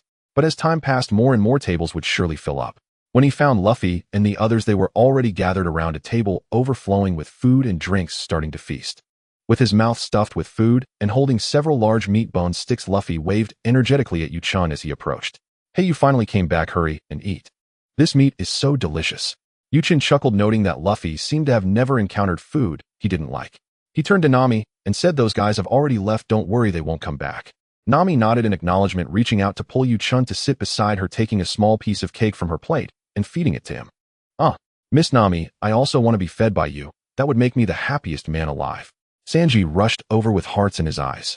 Chen was left speechless. This guy really could show up at any moment. After punching Sanji away, Chen finally took a bite of the cake Nami offered him. Sanji, who had been knocked away, quickly ran back, cursing, bastard, come out and fight me. Seeing Sanji throwing a tantrum, Chen remained calm and said, Sanji, no need to rush. Tomorrow you'll have plenty of opportunities to spar with me. Nami gently pinched his arm, reminding him that she had previously told him not to bully Sanji. Chen casually flicked Nami's nose, saying, when men are talking, you should quietly listen. Nami didn't quite understand what that meant. However, she suddenly realized that her actions with Chen seemed to be growing increasingly intimate, causing her face to flush. Yet she didn't retract her hand, gripping Chen's arm. Luffy observed Chen, who looked serious, seemingly not in a playful mood. Hey Chen, you're not really going to teach Sanji a lesson, are you? Seeing Luffy and the others' expressions, it was clear they had misunderstood. Have you all forgotten what I said before? After the battle in Koko West Village, we need to urge you to train. Starting tomorrow, we will train in Koko West Village for 3 days. Not just Sanji, but you, Zoro, and Usopp, all of you will train. Of course, Nami and I will also join. Hearing this, everyone suddenly realized that Chen had indeed mentioned such a thing before. The others go without saying, but even Zoro and I have to. Nami asked, shaking Chen's arm, seemingly ready to pout to escape training. Don't worry. I will tailor different training plans for everyone based on their situations. Zoro can't escape, and neither can you. Chen then flicked Nami's nose again, saying, and our lovely little thief cat wouldn't want to hide behind a bunch of stinky men forever, right? Originally, Nami wanted to argue that hiding behind Chen was pretty good, but ultimately, she was too shy to say it out loud. She simply pinched Chen hard. Although it hurt her hand, Chen only smiled bitterly and didn't resist. Well, since training starts tomorrow, let's have some fun today. Luffy immediately jumped to an open space, kicking off the festive mode. The others quickly got into the spirit, laughing joyfully. For the rest of the day, the entire village was immersed in a festive atmosphere, seemingly trying to make up for all the joy they had missed over the years. As it was a buffet banquet, the crowd was constantly moving around. Before long, the Straw Hat crew was off on their own adventures. Luffy was the fastest, rapidly sweeping through the various tables. Sanji also wandered among the tables, but unlike Luffy, he wasn't gorging himself. He mainly wanted to sample a variety of delicious dishes. Usopp stood on a high platform, boasting about his heroic deeds, singing various versions of his support songs. Meanwhile, Zoro quietly hid in a corner, drinking, fearing he would be discovered by Chen. He felt that if he were found, he would definitely be cut off from drinking. However, he certainly didn't expect that at that moment Chen was holding a drink, searching for him to clink glasses. The banquet continued late into the night. Chen and Nami sat together on a long bench, drinking quietly, watching the lively crowd. At that moment, a beautiful silhouette settled down next to Chen. She didn't speak, just rested her chin on her hand, staring intently at him. Madam, I don't mind having another such beautiful admirer, but staring at me like this isn't quite right, especially in front of your sister. Chen calmly turned his head to look back. Wouldn't you agree, Nojiko? Nojiko, who had suddenly sat down, seemed surprised that she was recognized, and turned to scold her sister Nami. You've talked too much about this man, even describing what I look like to him. You aren't bad-mouthing me behind my back, are you? Nami certainly hadn't said any of that as she understood why Chen knew about Nojiko. Not exposing her, she played along saying, what nonsense are you talking about? I definitely told others how great of a sister I have. Nojiko raised an eyebrow. Oh, really someone else? But I can't shake the feeling that this handsome young man has already taken my sister away. How annoying. Nojiko, what nonsense are you spouting? Ignoring Nami's blushing face as she came over to confront her, Nojiko turned to Chen with a teasing smile. Handsome young man, what do you say? Chen replied, ah, then it is indeed my honor. Ha ha, I'm really starting to appreciate you more and more. I really want to compete with Nami. Sister. As a modern young man who had undergone years of social education, Chen wouldn't be intimidated by such a small scene. He smiled slightly and said in such a beautiful moment, I won't interrupt the two sisters' heartfelt conversation. Standing up, Chen left the two beautiful girls to share their feelings. After finding a few still having fun, he reminded them about training tomorrow and then returned to the Mary where he meditated and practiced. The next morning, Chen discovered that apart from himself, no one else had returned to rest on the Mary. Nami, needless to say, was definitely sleeping at home. Luffy and the others had played enough and simply fell asleep on the spot. It took a great deal of effort to finally gather all the scattered companions. This banquet would last for several more days, ignoring Luffy and the others who still wanted to continue being happy. He dragged them to a wide open area preparing to arrange today's training. Chen, everyone is celebrating so happily. Why do we have to start training today? Aside from Zoro and Sanji, everyone else seemed reluctant. Chen had no choice but to do some psychological construction. Once we leave here, we'll be entering the Grand Line. Opponents of Arlong's level are everywhere in the Grand Line. In this unknown situation, you indeed won, but the number of enemies you face will only increase in the future. What will you do then? Let's not talk about anything else. As you keep fighting, your strength will continue to grow. But I still insist we start training as soon as possible. Do you even know why? Chen at this moment seemed to transform into his high school homeroom teacher, continuously explaining the consequences to his students who didn't put in effort. You all know about the future images, but do you know where you spent the most time over the past 3 years? Of course it was sailing. The Grand Line is all sea. Usopp replied, looking as if it was obvious. The others nodded in agreement. No. In the early stages, you only sailed for a few months before reaching the last stop of the first half of the Grand Line. Yet at that time you were beaten to a pulp, scattered all over the place. The 8 members of the Straw Hat crew were all beaten to different islands. Damn it, who did this? Chen, tell me I must beat him up. Luffy's face was filled with anger upon hearing that someone suggested separating him from his companions. How could he remain calm, especially when he cherished his friends so dearly? The others shared the same expression. Chen looked at everyone and solemnly said, I can tell you his name. It's not so you can seek revenge later, but to remember his kindness. Remember the name Bartholomew Kuma. He risked everything to send you flying and saved everyone in the Straw Hat crew. What? How could there be such a way to save someone? Tell us what will happen in the future. Chen shook his head. What good does it do to tell you? The reason I suggested we start strengthening our training now is to prevent such things from happening again. Luffy, even though Kuma sent you flying, he bought the Straw Hat crew a chance to enhance their strength. Moreover, this 2-year period was set by you later on. How was it really me? Luffy looked surprised. He clearly couldn't understand why the version of himself that was so eager to set sail, the one who loved his companions so much, would set such a long time frame. Because you went through a great ordeal. You even lost Ace. You fell into a state of mental breakdown. Just when you were about to completely collapse, you remembered everyone and thought of the companions you still had. After experiencing such a huge change, you finally realized the reality of not having enough strength and thus had to stop and silently enhance your abilities. Without strengthening yourself, there would be no way to survive, let alone pursuing your dreams. Ace. I lost Ace. I. Luffy mumbled Ace's name in a daze. His carefree heart finally shattered completely. 2 years, a full 2 years. Can you now understand how painful it was for you to make that decision back then? Can you feel the heart-wrenching sadness of not being able to save Ace because of your weakness? Although the others didn't know who Ace was, they could see how important he was to Luffy. Nami held Chen's hand, urging him not to provoke Luffy further. Chen shook his head and added the final remark. I've said what needed to be said. As for the specific details, there's no need to discuss them now. Luffy, the future has yet to unfold. We can strive to change it, but we must possess enough strength to have a chance. That's right, Luffy. Trials and tribulations come in succession. What we should do is give our all to improve ourselves. Zoro, the tough guy, always understood Chen's good intentions right away. Sanji, Usopp, and Nami were also comforting Luffy nearby. From Chen's words, they understood the challenges that lay ahead. They were likely to be forced apart due to their weakness. That was somewhat acceptable. However, Luffy seemed to have lost someone important. Whether it was the comfort of his friends or Luffy's optimistic nature at play, he lifted his head, placed his right hand on his straw hat, and smiled. The future hasn't happened yet. As long as we have strength, anything is possible. The future awaits our change. He he he. That's right, let's work hard together. Ha ha ha. Yes, let's strive together. Now that's our captain. The others happily echoed. Only Zoro, the man willing to risk his life to improve his strength, calmly said to Chen. Then let's not waste any time. What do you want to do? All right, since you're so eager, let's get started. Upon hearing this, everyone focused and settled down to listen to Chen's arrangements. With a wave of his hand, Chen revealed many stones of varying sizes on the ground. These were collected from the ruins of Fishman Island yesterday. In battle, endurance and stamina are crucial. Only with enough endurance and stamina can one ensure the continuity of battle. Today, as the first step, we will do a weighted long-distance run around this wilderness for 1 hour. Today, we will find out our limits. Nami, Usopp, you two will start by testing stones weighing about 10 kilograms. Luffy and Sanji, remember to choose wisely. This is a long-distance run, and don't pick something too heavy right off the bat.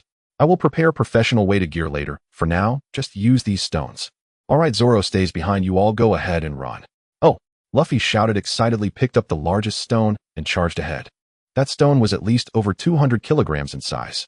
It was clear that he didn't understand what choosing wisely meant, and was unaware of the difference between carrying it for a short distance and for an hour. Sanji was much smarter than Luffy. He weighed a few stones, and chose one weighing about 40 kilograms to start running. Nami and Usopp obediently chose stones weighing around 10 kilograms. For the two of them, if they could hold on for an hour while running, Chen would be very pleased. As the others began, Zoro asked in confusion, "What do you underestimate me, the injured one?" Chen didn't dare to underestimate him. Preventing him from running was solely out of concern for this guy overexerting himself. The wound on his chest was too deep. If it relapsed, it could easily be fatal. After a moment of inwardly complaining, Chen shook his head and began to explain, "I never worry about your enthusiasm for training. You always give your all when you train. However, you must admit that your current body is not suited for intense exercise. Therefore, you can choose to rest well or engage in harder training." Oh, harder training. Hearing this, Zoro became excited, his whole body brimming with eagerness. Although I currently know nothing about weapons, I've benefited from glimpsing into the future. Indeed, this was one of the reasons why Chen dared to speak boldly and supervise their training. Having watched the anime, he knew precisely how their strength should improve later on. So what do you mean by harder training? Since you can't do intense exercise, I hope that during these few days your understanding of the sword can reach the next realm. A realm you have long known, but haven't been able to achieve, the realm of cutting steel. Chen then shared his insights about the realm of cutting steel with Zoro. He let him ponder and comprehend on his own. Interesting. So the words my master said were referring to the realm of cutting steel. Zoro murmured to himself before closing his eyes to meditate. While Zoro was understanding his meaning and meditating with his eyes closed, Chen turned to observe the others. At this moment, Luffy was already panting, yet he stubbornly held up the stone weighing over 200 kilograms. This particular stone was originally prepared for Chen. Even without using the golden light spell, his passive strength enhancement made him the strongest in the Straw Hat crew. Seeing Luffy, who was gasping for breath, Chen knew that if he didn't stop him soon, he might not be able to run anymore. Without saying much, he directly stepped forward and snatched the stone from Luffy's hands. Kicking him back to the starting point, he urged him to choose another stone and continue. Luffy, sent back to the starting point, realized he had overestimated himself and picked a stone weighing about 150 kilograms to continue running. Zoro sat cross-legged, feeling everything around him, sensing the breath of all living things. He also felt the changes in others' breathing as they ran. In this way, an hour quickly passed. Except for Chen, the others collapsed to the ground, completely soaked and exhausted after completing the run. They had all witnessed Chen running with the largest stone for an hour and were now acting as if nothing had happened. Except for a light sheen of sweat on Chen's forehead and a hint of redness on his face, which told them that what they had just seen was not an illusion. They all began to curse under their breath about being a big freak. Especially Luffy, who had just carried the same stone for a short while. At this moment, he truly felt the power of Chen. After finishing his run, Chen sighed inwardly. Through this hour of exercise, he roughly guessed that his current limit was around 350 to 400 kilograms.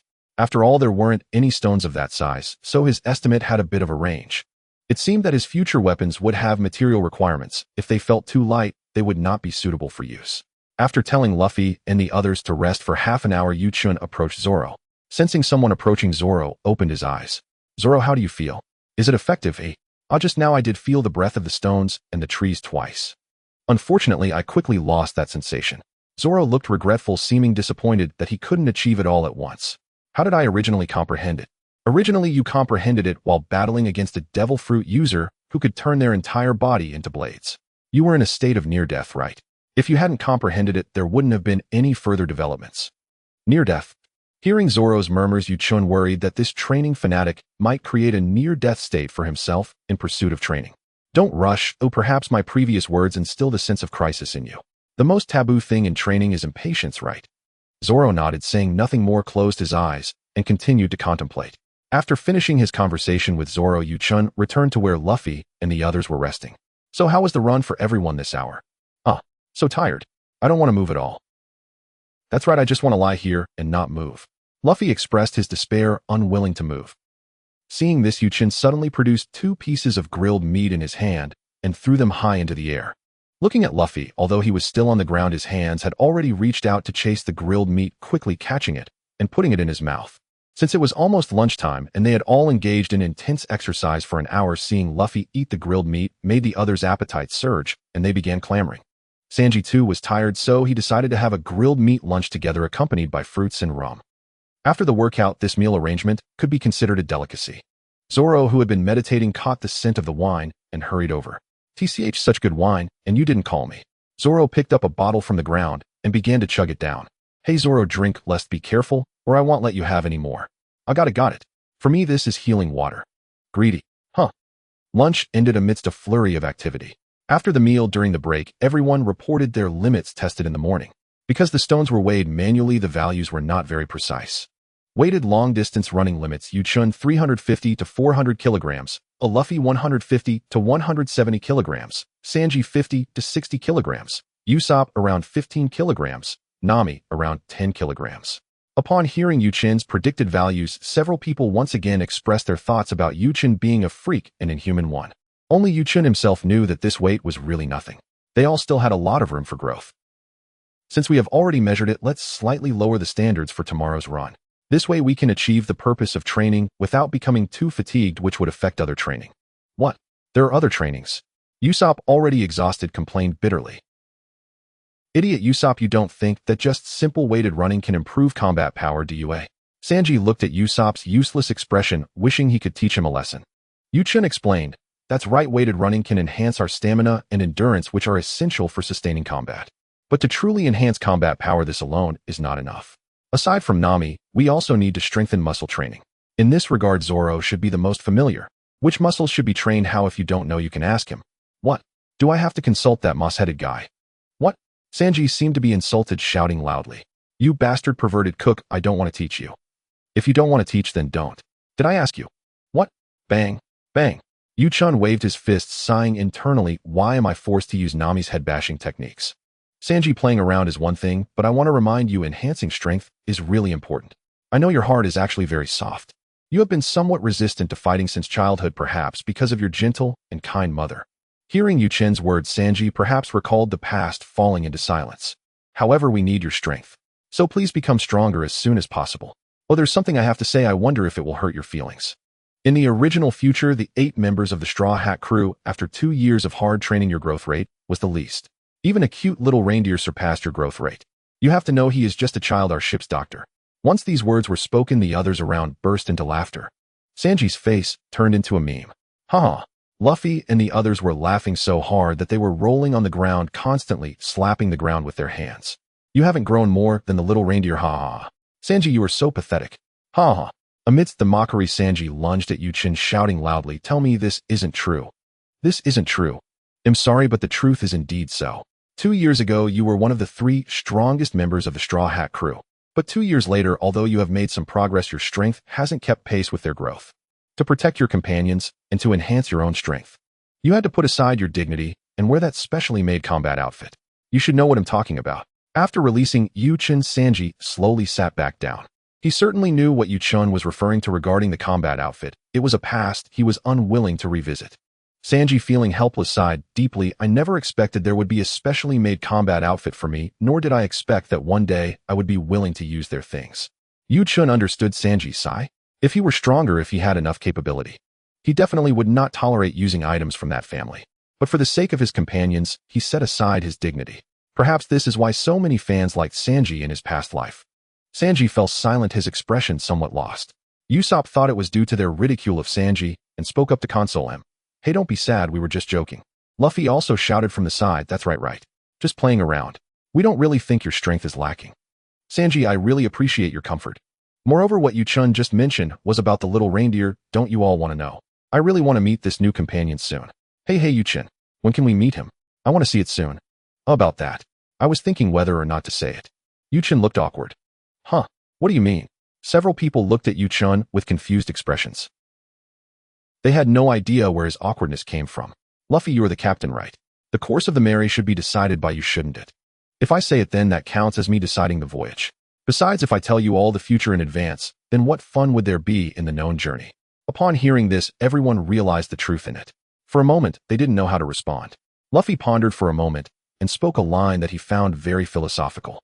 In the original future, I should be the one deciding the direction of the voyage. Even if you tell us in advance, we would still be following my decision, right?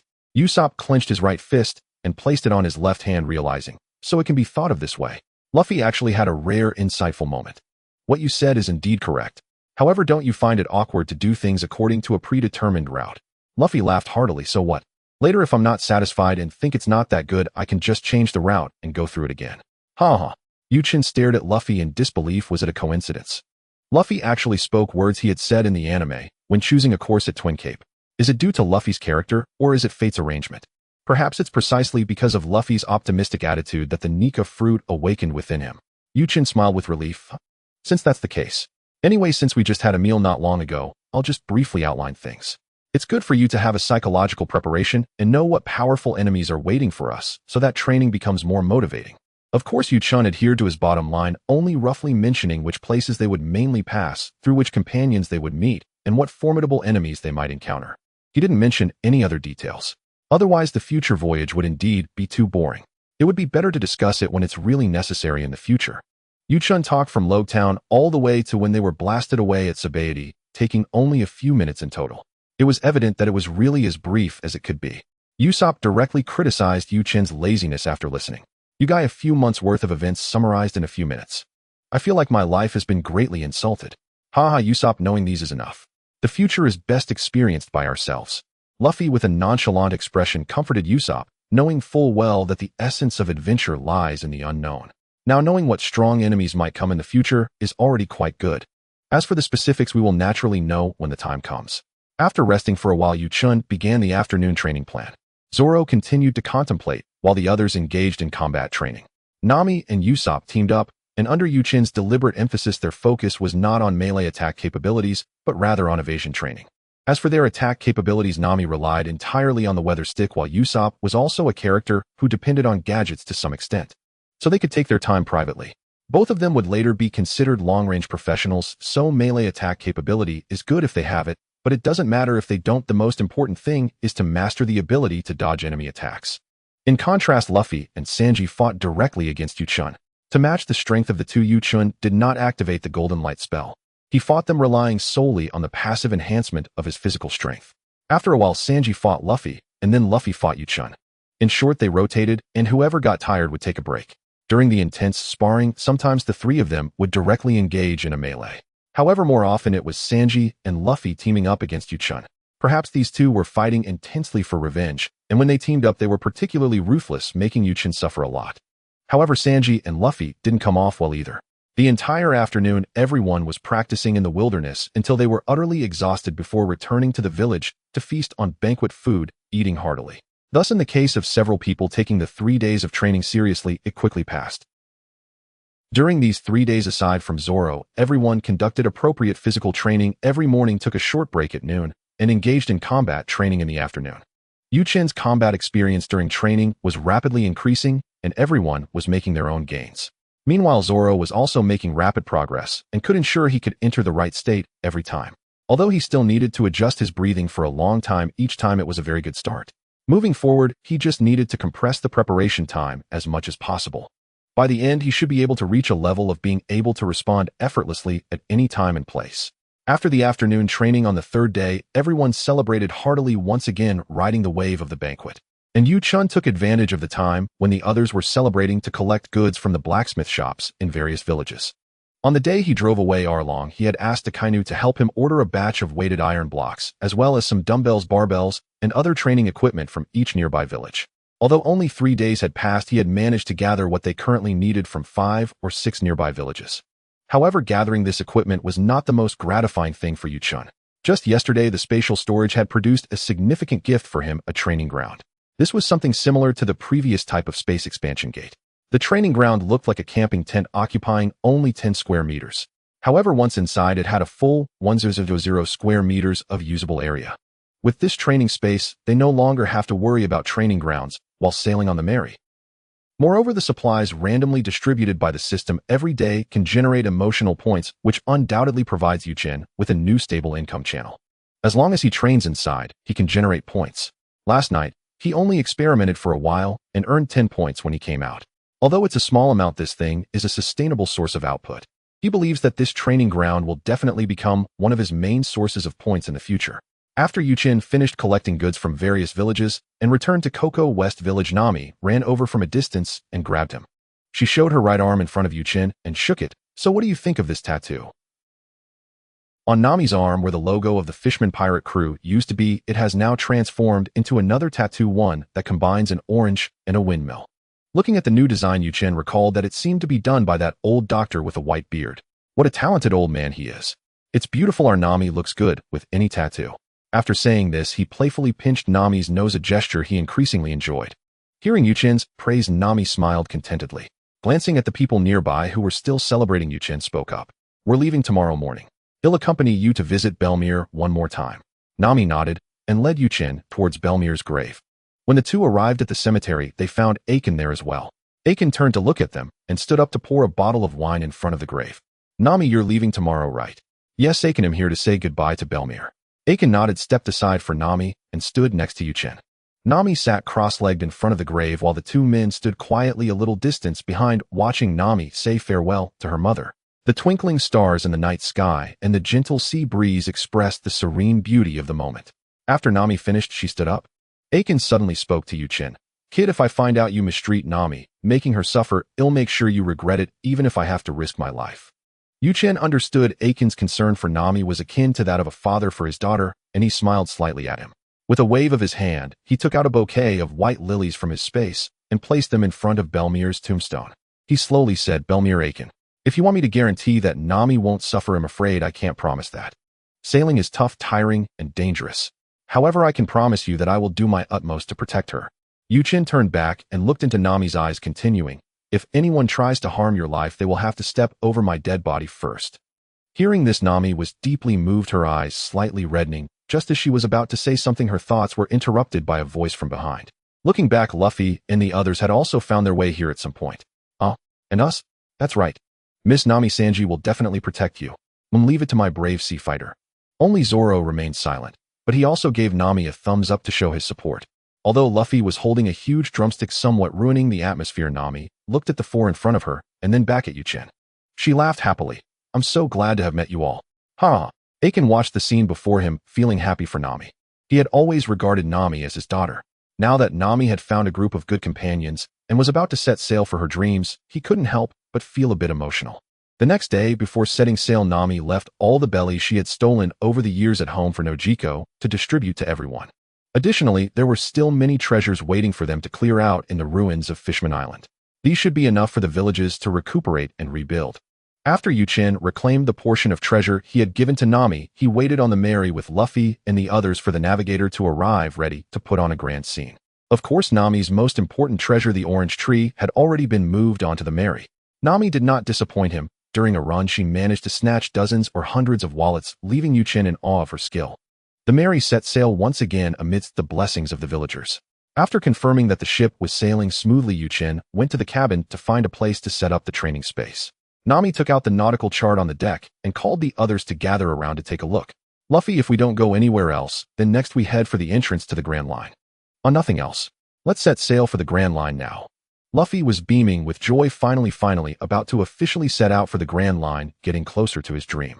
Then now we need to figure out what the mountain marked as the entrance to the Grand Line on the chart is about. What mountain? Let me take a look.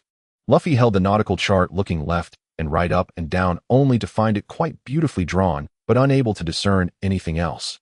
After looking for a while, his eyes became blurry and he directly tossed the chart back to Nami. I can't take it anymore, my eyes are spinning. Really, you can't even understand the chart, yet you want to go out and become the pirate king. What are you thinking? Nami complained while the others also chimed in with their disdain except for Zoro. Zoro didn't dare to mock Luffy because he couldn't understand it either. Ha, it doesn't matter as long as we have a navigator, that's enough. Nami ignored the clueless Luffy and frowned, saying, what should we do now? If we don't understand, we can't recklessly head out. The entrance to the Grand Line is said to be very dangerous. A little carelessness could lead to shipwreck and loss of life. What? Just the entrance is so dangerous. Luffy, let's reconsider going to the Grand Line. Usopp began to show signs of cowardice, mumbling to himself. Zoro looked puzzled. Why go to that mountain? Isn't the Grand Line the sea? Can't we just go over it? Sanji explained. No, Zeph once told me that the Grand Line can only be accessed from one mountain for ordinary people and pirates. He also warned me that the entrance is particularly dangerous. Then tell me how to get in. Don't keep us in suspense, you perverted cook. Damn it, Zeph only said this much. How would I know the rest? TCH, if you don't know, then stop talking, show off. You want to fight, green algae head? Bang! Bang! Nami quieted the two who were about to start a fight. Can you all stop arguing? Don't you see him struggling right now? At this moment, Chen walked out from the cabin. He had tidied up the previously vacant female crew quarters and placed the training space, which occupies an area of 10 square meters inside. After placing it, there was still plenty of room left in the bedroom, and the height was also suitable. Currently, this was the most appropriate place on the Mary. As Chen walked over, he saw Nami with a worried expression and gently pinched her nose. What's wrong, Nami, my beautiful lady? We just set sail. Why do you look so troubled? After setting up the training space, Chen was in a particularly good mood and spoke somewhat frivolously. Seeing Chen's face, Nami's eyes lit up. Yes, this guy must know. She raised the map in her hand and waved it. It's about the entrance to the Grand Line. We were discussing what that mountain is all about. Silly girl, you don't need to worry about such small matters in the future. Even if we don't know, we can still find out. Chen then took the map from Nami.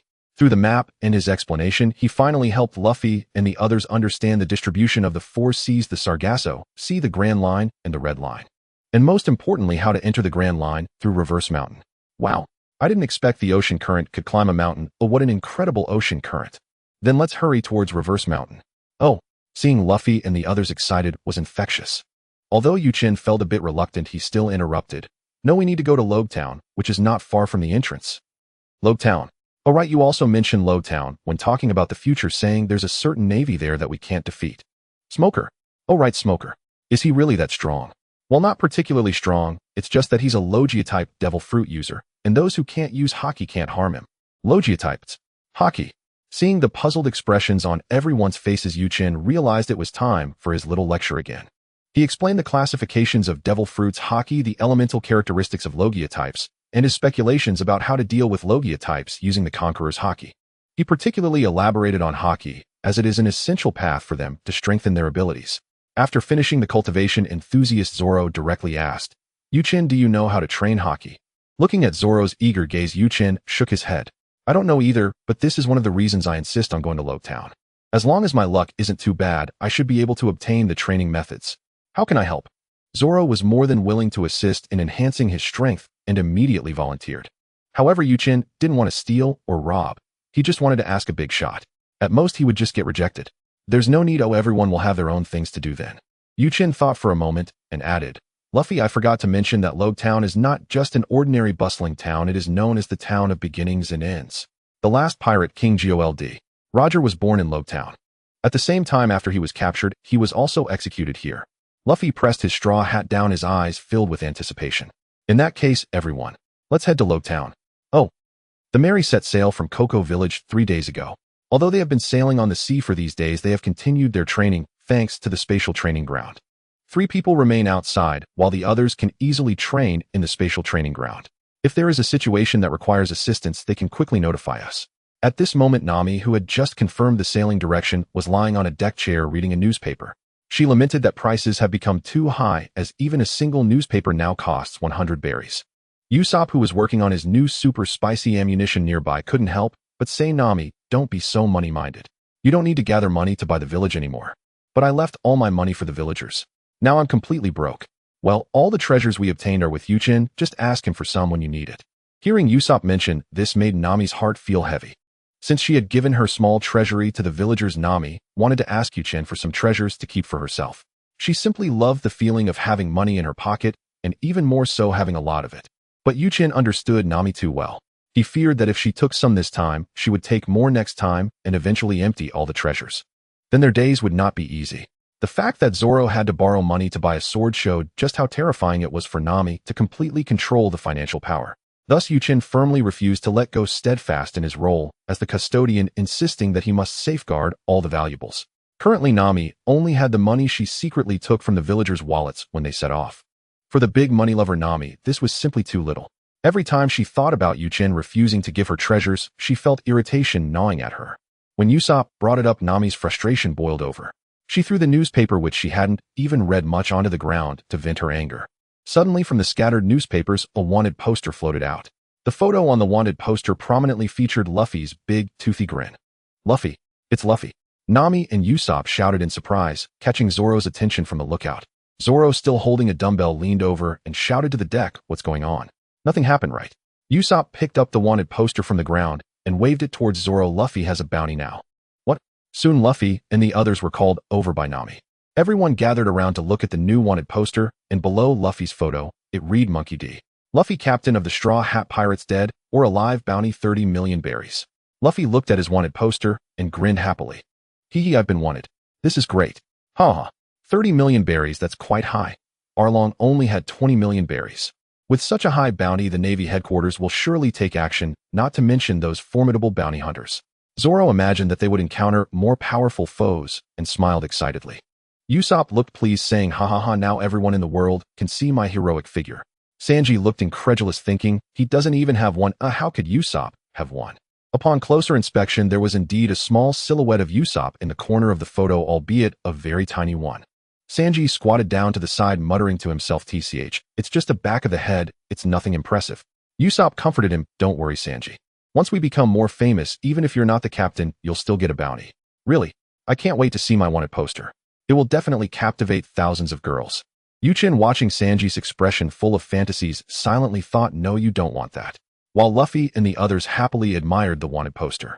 Luffy's sunny smile reached far and wide, being remembered by many. In the Goa Kingdom, in the Windmill Village at Makino's Tavern, the villagers happily clinked their glasses.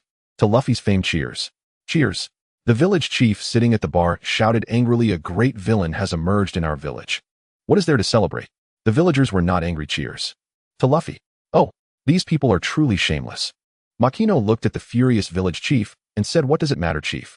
We all know that with Luffy's character, he won't cause trouble. Look how happy he is. He's working hard for his dream." On an island in the New World, a group was scattered in the woods taking a break. Suddenly, an anxious voice approached. Boss, big trouble, it's bad." A man shouted as he ran over, perhaps too fast. He was out of breath and couldn't speak when he arrived. "Don't panic, drink some water and speak slowly." The boss in front placed a cup of water in front of him. The man gulped down the water in one go. "Boss, Hawkeye has come." As soon as he finished speaking, the man felt someone standing right behind him. Turning around, it was none other than Hawkeye. He was so frightened that he hurriedly ran to the side. Seeing who had arrived, the person who had just been called boss spoke. "Mihawk, are you here to duel with me?" "Sorry, I'm feeling a bit unwell today." Mihawk glanced at the empty sleeve on his left side and said, "I'm not interested in dueling with you after you lost your left arm, Shanks. I'm here today because I encountered some interesting little brats before. It reminded me of some things you told me." With that, Mihawk unfolded a wanted poster in his hand, and the person in the photo was none other than Luffy. "Luffy." The people around also became interested, exclaiming, "Is it Luffy? Is he finally coming?"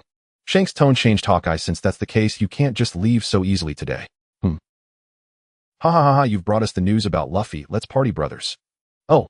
Mihawk looked helplessly at Shanks, who was pouring himself a drink, red marks on his cheeks from drunkenness. "You aren't hungover, are you?"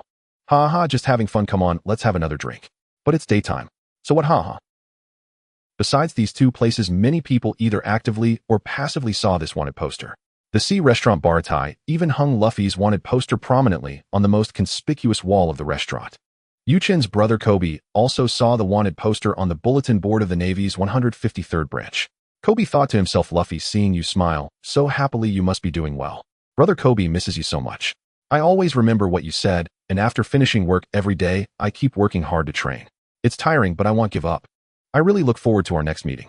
As the wanted poster spread across the world with the newspapers, Luffy and the others had calmed down from their initial excitement over receiving the wanted poster and returned to their training. Time flew quickly while sailing at sea. Before they knew it, another 10 days had passed. A few days ago, they had entered a new month and the discounted section of Yuchen's point shop had been refreshed. On the day of the refresh, Yuchen couldn't wait to take a look. Lifestyle Supplies Doraemon's bamboo copter currently priced at 1,000 points. Lifestyle Skills Master Level T Art currently priced at 5,000 points. Survival Supplies Armament Hockey Pill currently priced at 2,000 points. Survival Skills Tang Family Overlord Spear Technique currently priced at 1,000 points. After reading, Yuchen immediately bought the bamboo copter. It was a great item with not only fun but also practical uses in battle against non-flying enemies. It was very useful and affordable. If it weren't for the fact that items in the discount section couldn't be purchased repeatedly, Yuchen would definitely buy 10 bamboo copters, this time one for each member of the Straw Hat crew. Looking at the tea art, it was similar to last month's flower arrangement. Although both were master-level skills, it held no meaning for Yuchen, so he decided against it. The Armament Hockey Pill was a fantastic item. According to the detailed description, it could awaken armament hockey, and anyone, even a small infant, could successfully awaken it after consuming it. Unfortunately, it could only initiate a basic awakening, and its power would not be too great. Moreover, it was quite expensive, requiring 2,000 points in the discount section. Wouldn't the original price be 2,000? This amount of points could have doubled the space of his personal warehouse. After accumulating points for over 10 days and deducting the 1,000 spent on the bamboo copter, Yuchen currently has only 3,650 points. Therefore, Yuchen decided not to purchase the Armament Hockey Pill for now. He needed to think about it more. Points are precious, and every point must be spent wisely. As for the survival skill of Tang Family Overlord Spear Technique, the introduction mentioned it as the family inheritance technique used by Stephen Chow in The King of Comedy. Yuchen was a huge fan of Stephen Chow's works in his past life. When he thought of Tang Family Overlord Spear, he had a strong visual image, especially the line, "Who says you can't kill someone without a spearhead," which left a deep impression on him. Although most of its techniques focus on finesse rather than brute strength, which differed significantly from Yuchen's expectations of an all-out spear technique, it would undoubtedly fill a significant gap for him as a beginner. In Yuchen's mind, the spear technique he most wanted to learn was undoubtedly Xiang Yu's Overlord Spear Technique. It is said that the Overlord Spear Technique of Xiang Yu is of the fierce and powerful type, with each move being unstoppable. However, purchasing items from the discount section would save a lot of points. And with so few points, he couldn't afford to buy anything else. Since the shop's discount section offered the Tang Family Overlord Spear Technique this time, after buying it and combining it with his own characteristics, he might be able to create a powerful spear technique of his own. Thinking about it made him excited, and excitement should lead to action. He directly spent 1,000 points to acquire it and immediately started learning. With the help of the system, every move of the Tang Family Overlord Spear was deeply etched in his mind. In the following days of training, Yuchen tried to modify a wooden stick to create a rough wooden spear. He had once searched for various spear materials online when he idolized Zhao Yun in his past life. He still had some memory of Xiang Yu's Overlord Spear, so when crafting the wooden spear, he used this as a prototype. Although it was quite unwieldy due to its weight, it still created a fierce wind. In battles against Luffy and the others, they were all in despair. Only Zoro, the training fanatic, became more excited as Yuchen used the wooden spear to train him. After 8 days of sailing, the Mary finally arrived at Lobetown. Once the crew anchored the ship in a secluded area, they disembarked. A few of them stood at the port of Lobetown, gazing at a triangular archway overhead which read Lobetown. Various shops lined the streets, bustling with people coming and going. Luffy exclaimed, "Wow, this place is so vibrant." Usopp added, "You're right. This time I want to browse thoroughly and prepare more gear to lay the groundwork for entering the Grand Line." Nami chimed in, "Aha, I want to buy lots of beautiful clothes." Sanji remarked, "I wonder what good ingredients can be found here." Zoro expressed, "I hope to find 2 good swords." Only Yuchen remained silent, busy distributing shopping funds to everyone. Zoro, however, did not receive any money as he wouldn't need it anyway. But Yuchen certainly couldn't tell him that. He simply mentioned that if Zoro found something, he should wait at the weapon shop as he would go there soon. He reminded him to check out the shop of Iban Song, the weapon shop owner, for swords priced at 50,000 each. After distributing the funds, Luffy shouted excitedly and dashed out. He completely ignored Usopp's question about where to meet. "Don't worry about that. We'll all gather at the square of Chuxingtai after we finish with our own errands. There will likely be a battle waiting for us there." Usopp chimed in, "What if something unexpected happens?" Zoro replied curtly, "If something unexpected happens, it will definitely be where Luffy is." Zoro tossed the remark over his shoulder and turned to leave. "Exactly," Sanji agreed, surprisingly not disputing Zoro's words, and followed him out. I see. I guess you could say it's typical of Luffy. Usopp laughed and walked away. Hey, it's just the two of us left now. Where should we go first? Let's go exchange some money first. Upon hearing this, Nami's eyes lit up in the shape of berries as she walked ahead looking around for a money exchange. In any slightly larger place, there would be a money exchange. Lobetown should have one that's easy to find. Indeed, after just a short while on the street, Nami found a money exchange. From then on, Nami took center stage while Chen only needed to take out the gold and silver jewelry, gemstone necklaces, and antique jade pieces from the warehouse. These treasures were previously scavenged from Buggy and Kuro with a total value of over 30 million. Given the situation, Chen estimated they could exchange for around 25 to 6 million. Unexpectedly, after a round of haggling, Nami managed to secure 32 million to reward her relentless efforts. Chen came out of the money exchange and directly gave Nami 2 million berries, telling her to buy some beautiful clothes. Excited by her windfall, Nami jumped up, hugged Chen, squeezed her legs around his waist, and gave him a peck on the forehead before happily rushing off to shop. Chen touched the spot where Nami had just kissed him, shook his head, and thought, this girl is so materialistic. She didn't even react like this when we liberated Koko Village. Now that she received 2 million, she suddenly became affectionate. Truly, Sai, what can I say? Chen was completely embodying the typical mindset of someone who gets a bargain and acts coy. Moreover, he realized that he seemed to have genuinely developed feelings for Nami. After being kissed by her, he felt no repulsion, only joy. As they walked leisurely, occasionally buying items, Chen directly purchased several important navigational pointers for sailing in the Grand Line. Finally, they arrived at Iban Song's weapon shop. As soon as he pushed the door open, Chen saw a girl slumped on the ground. Upon closer inspection, Zoro was also inside the store, currently with his eyes closed and his left arm extended. Below him, a sword glimmering with a purple hue was embedded deep into the ground. The weapon shop owner and his wife both wore looks of shock. Chen silently lamented that he had missed the famous scene of Zoro and the cursed sword Yoru betting their luck by gawking for too long on the street. Zoro opened his eyes and smirked. Hey, looks like I won. Boss, I'll take this sword. Please help me choose another one. His last remark was directed at the girl slumped on the floor. The girl was none other than Tashigi, a petty officer in the Navy. Tashigi was still in shock and responded mechanically. The owner, having regained his senses, shouted loudly, wait a moment. Then he hurriedly turned and dashed upstairs. When Zoro pulled the sword from the ground and sheathed it, he finally noticed that Chen had entered the store. Hey, your choice is quite good. It looks like you found a nice sword. Chen shook his head. You were bound to pick it this way. What about the other one? Zoro is quite impatient when it comes to swords and fighting. Chen pointed to where the owner had stood. He'll be here soon. Zoro nodded in understanding. Tashigi looked at Chen and asked Zoro, is this your friend? Yes, he is my friend. Hello, Ms. Tashigi, it's a pleasure to meet you. Nice to meet you. Huh, did I just say my name? Seeing Tashigi's adorably confused face, Chen burst into laughter. I just heard someone calling your name on the street earlier. Tashigi didn't respond as the owner returned, holding a sword, her attention drawn to the weapon in his hands. Uncovering the cloth covering the sword, the owner began his introduction. The blade is made of black lacquered steel with a chaotic edge, and it's a swift blade snowfall. Though my shop isn't famous, this is the best sword we have. Oh, how much is it? Zoro, clearly interested, stared at the snowfall. No, it's free. Of course, Yoru won't take your money either. It's been a while since I've seen the gaze of a good swordsman. They say swords choose their masters. I wish you good fortune. Since the owner offered it for free, Zoro naturally accepted it happily. With Zoro's matter settled, Chen still needed to choose his gun.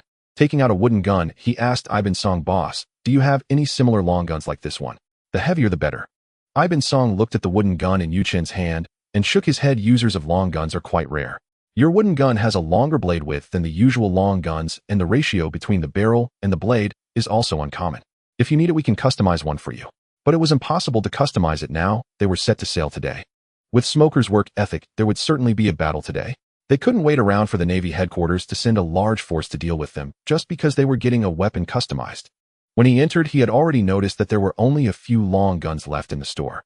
Since there wasn't anything suitable, he would just have to settle for something to use. He weighed the few standard long guns in the barrel. Unfortunately for him now, they were all too light, most weighing just over 10 pounds, with only one being slightly heavier, around 30 pounds. He had expected that the battle guns of Crick would weigh a ton and that other long guns in the pirate world should weigh several hundred pounds. He was surprised to find them so light. Every day during long-distance running training in the training ground, he carried a 350-kilogram, 700-pound iron block. In Chen's mind, he wanted to choose a long gun weighing between 400 and 500 pounds. The heavier the weapon, the more it could enhance a bold fighting style. Moreover, with something weighing 400 to 500 pounds in his hands, Chen could swing it freely without worrying about fatigue during prolonged battles. He sighed, boss, do you have anything heavier? These are all too light. Ideally, I'd like something weighing several hundred pounds. Ibn Song looked at Yu Chen in astonishment. In his mind, Yu Chen would probably choose that 30-pound long gun. Now he was complaining about it being light. It's worth noting that those who looked several times sturdier than Yu Chen were only choosing dozens of pounds for their swords and axes. Well, we do have one which I received many years ago, but once it got here, no one has inquired about it. Later, I had a few people help me lift it to the warehouse. A few people helped lift it. Hearing this description, Yu Chen felt a surge of excitement, completely ignoring the owner's condescension. Haha, boss, just how heavy is it? Tell me. The seller said it weighs 349 pounds. When we lifted it back, it felt about that weight. Only a bit over 300 pounds. Well, that's acceptable. Boss, let me see the goods. Hearing Yu Chen's tone, the owner was a bit speechless at the thought that he regarded over 300 pounds as light. All right, since you want to see it, come with me. I can't carry it out by myself. After telling Zoro to wait outside, Yu Chen followed the owner inside. They went to a warehouse in the backyard where the dust indicated that it hadn't been cleaned in a while. It seemed that the weapons stored here were those that very few people bought, or perhaps none at all. The owner looked around at the dust and felt a bit embarrassed. I apologize, I rarely come here myself. It's no problem, it's only natural. Who would tidy up merchandise that no one asks about? Soon the owner found the target in a corner of the warehouse. Pointing to a long weapon wrapped in cloth lying on the ground, he said, "This is it." Yu Chen nodded and effortlessly lifted the weapon from the ground. Ignoring the owner's astonishment, Yu Chen removed the cloth and examined it closely. Upon seeing the design of this gun, he immediately recalled the ancient iron spear from his past life. The design was unremarkable, but the weight far exceeded that of ordinary long guns. At that moment, although the owner was still in shock, his professional duty compelled him to introduce it.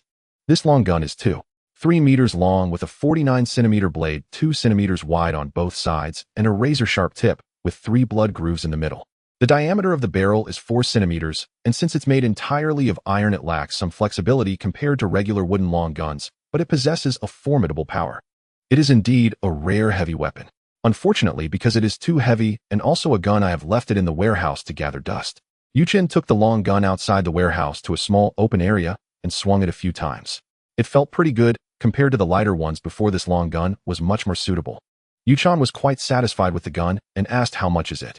This gun was sold in a hurry by the previous owner, and I only paid 250 berries for it. If you think it's suitable, feel free to add a little more. After all, no one has looked at it since it was left with me. Yu Chen understood that this gun was worth far more than that. If the owner wanted to rip off customers, he could easily price it at 2 to 3 million. Nodding, he asked Ibn Song for some maintenance tools and followed the owner back to the store. After stepping out, he found that Dasiki was no longer there. At this time, she must have been summoned back by Smoker to prepare for dealing with the Straw Hat crew, that is them. Seeing Zoro in a daze, Yu Chen teased, "What's wrong? Did you already miss her the moment she left?" "Don't worry, you'll see her again soon." Zoro's face turned both shy and angry, as if he had been hit on the mark. "Bastard, you just called her name directly. Do you know she looks very similar to Koko?" "Ha, yes I do." Yu Chen found Zoro's flustered expression quite amusing and was ready to continue teasing. "So what if I do? I didn't tell you because I wanted to give you a surprise. How do you feel about seeing your first love grown up?" Zoro merely snorted, refusing to engage. At that moment, the owner approached with the maintenance tools. "Here, I've brought you some maintenance oil, cleaning cloths, and whetstones." Yu Chen accepted the items and placed 1 million berries on the bar counter.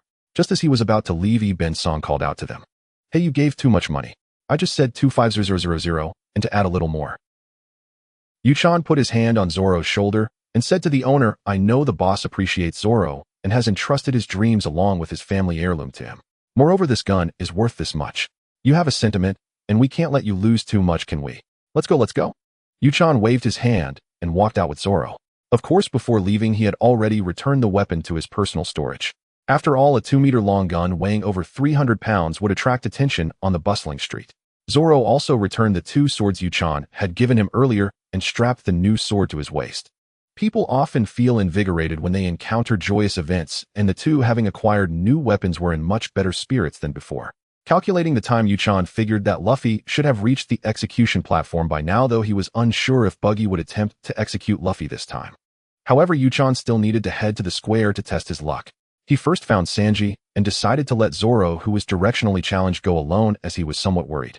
He also stored the large quantities of fresh ingredients Sanji had purchased into his personal storage.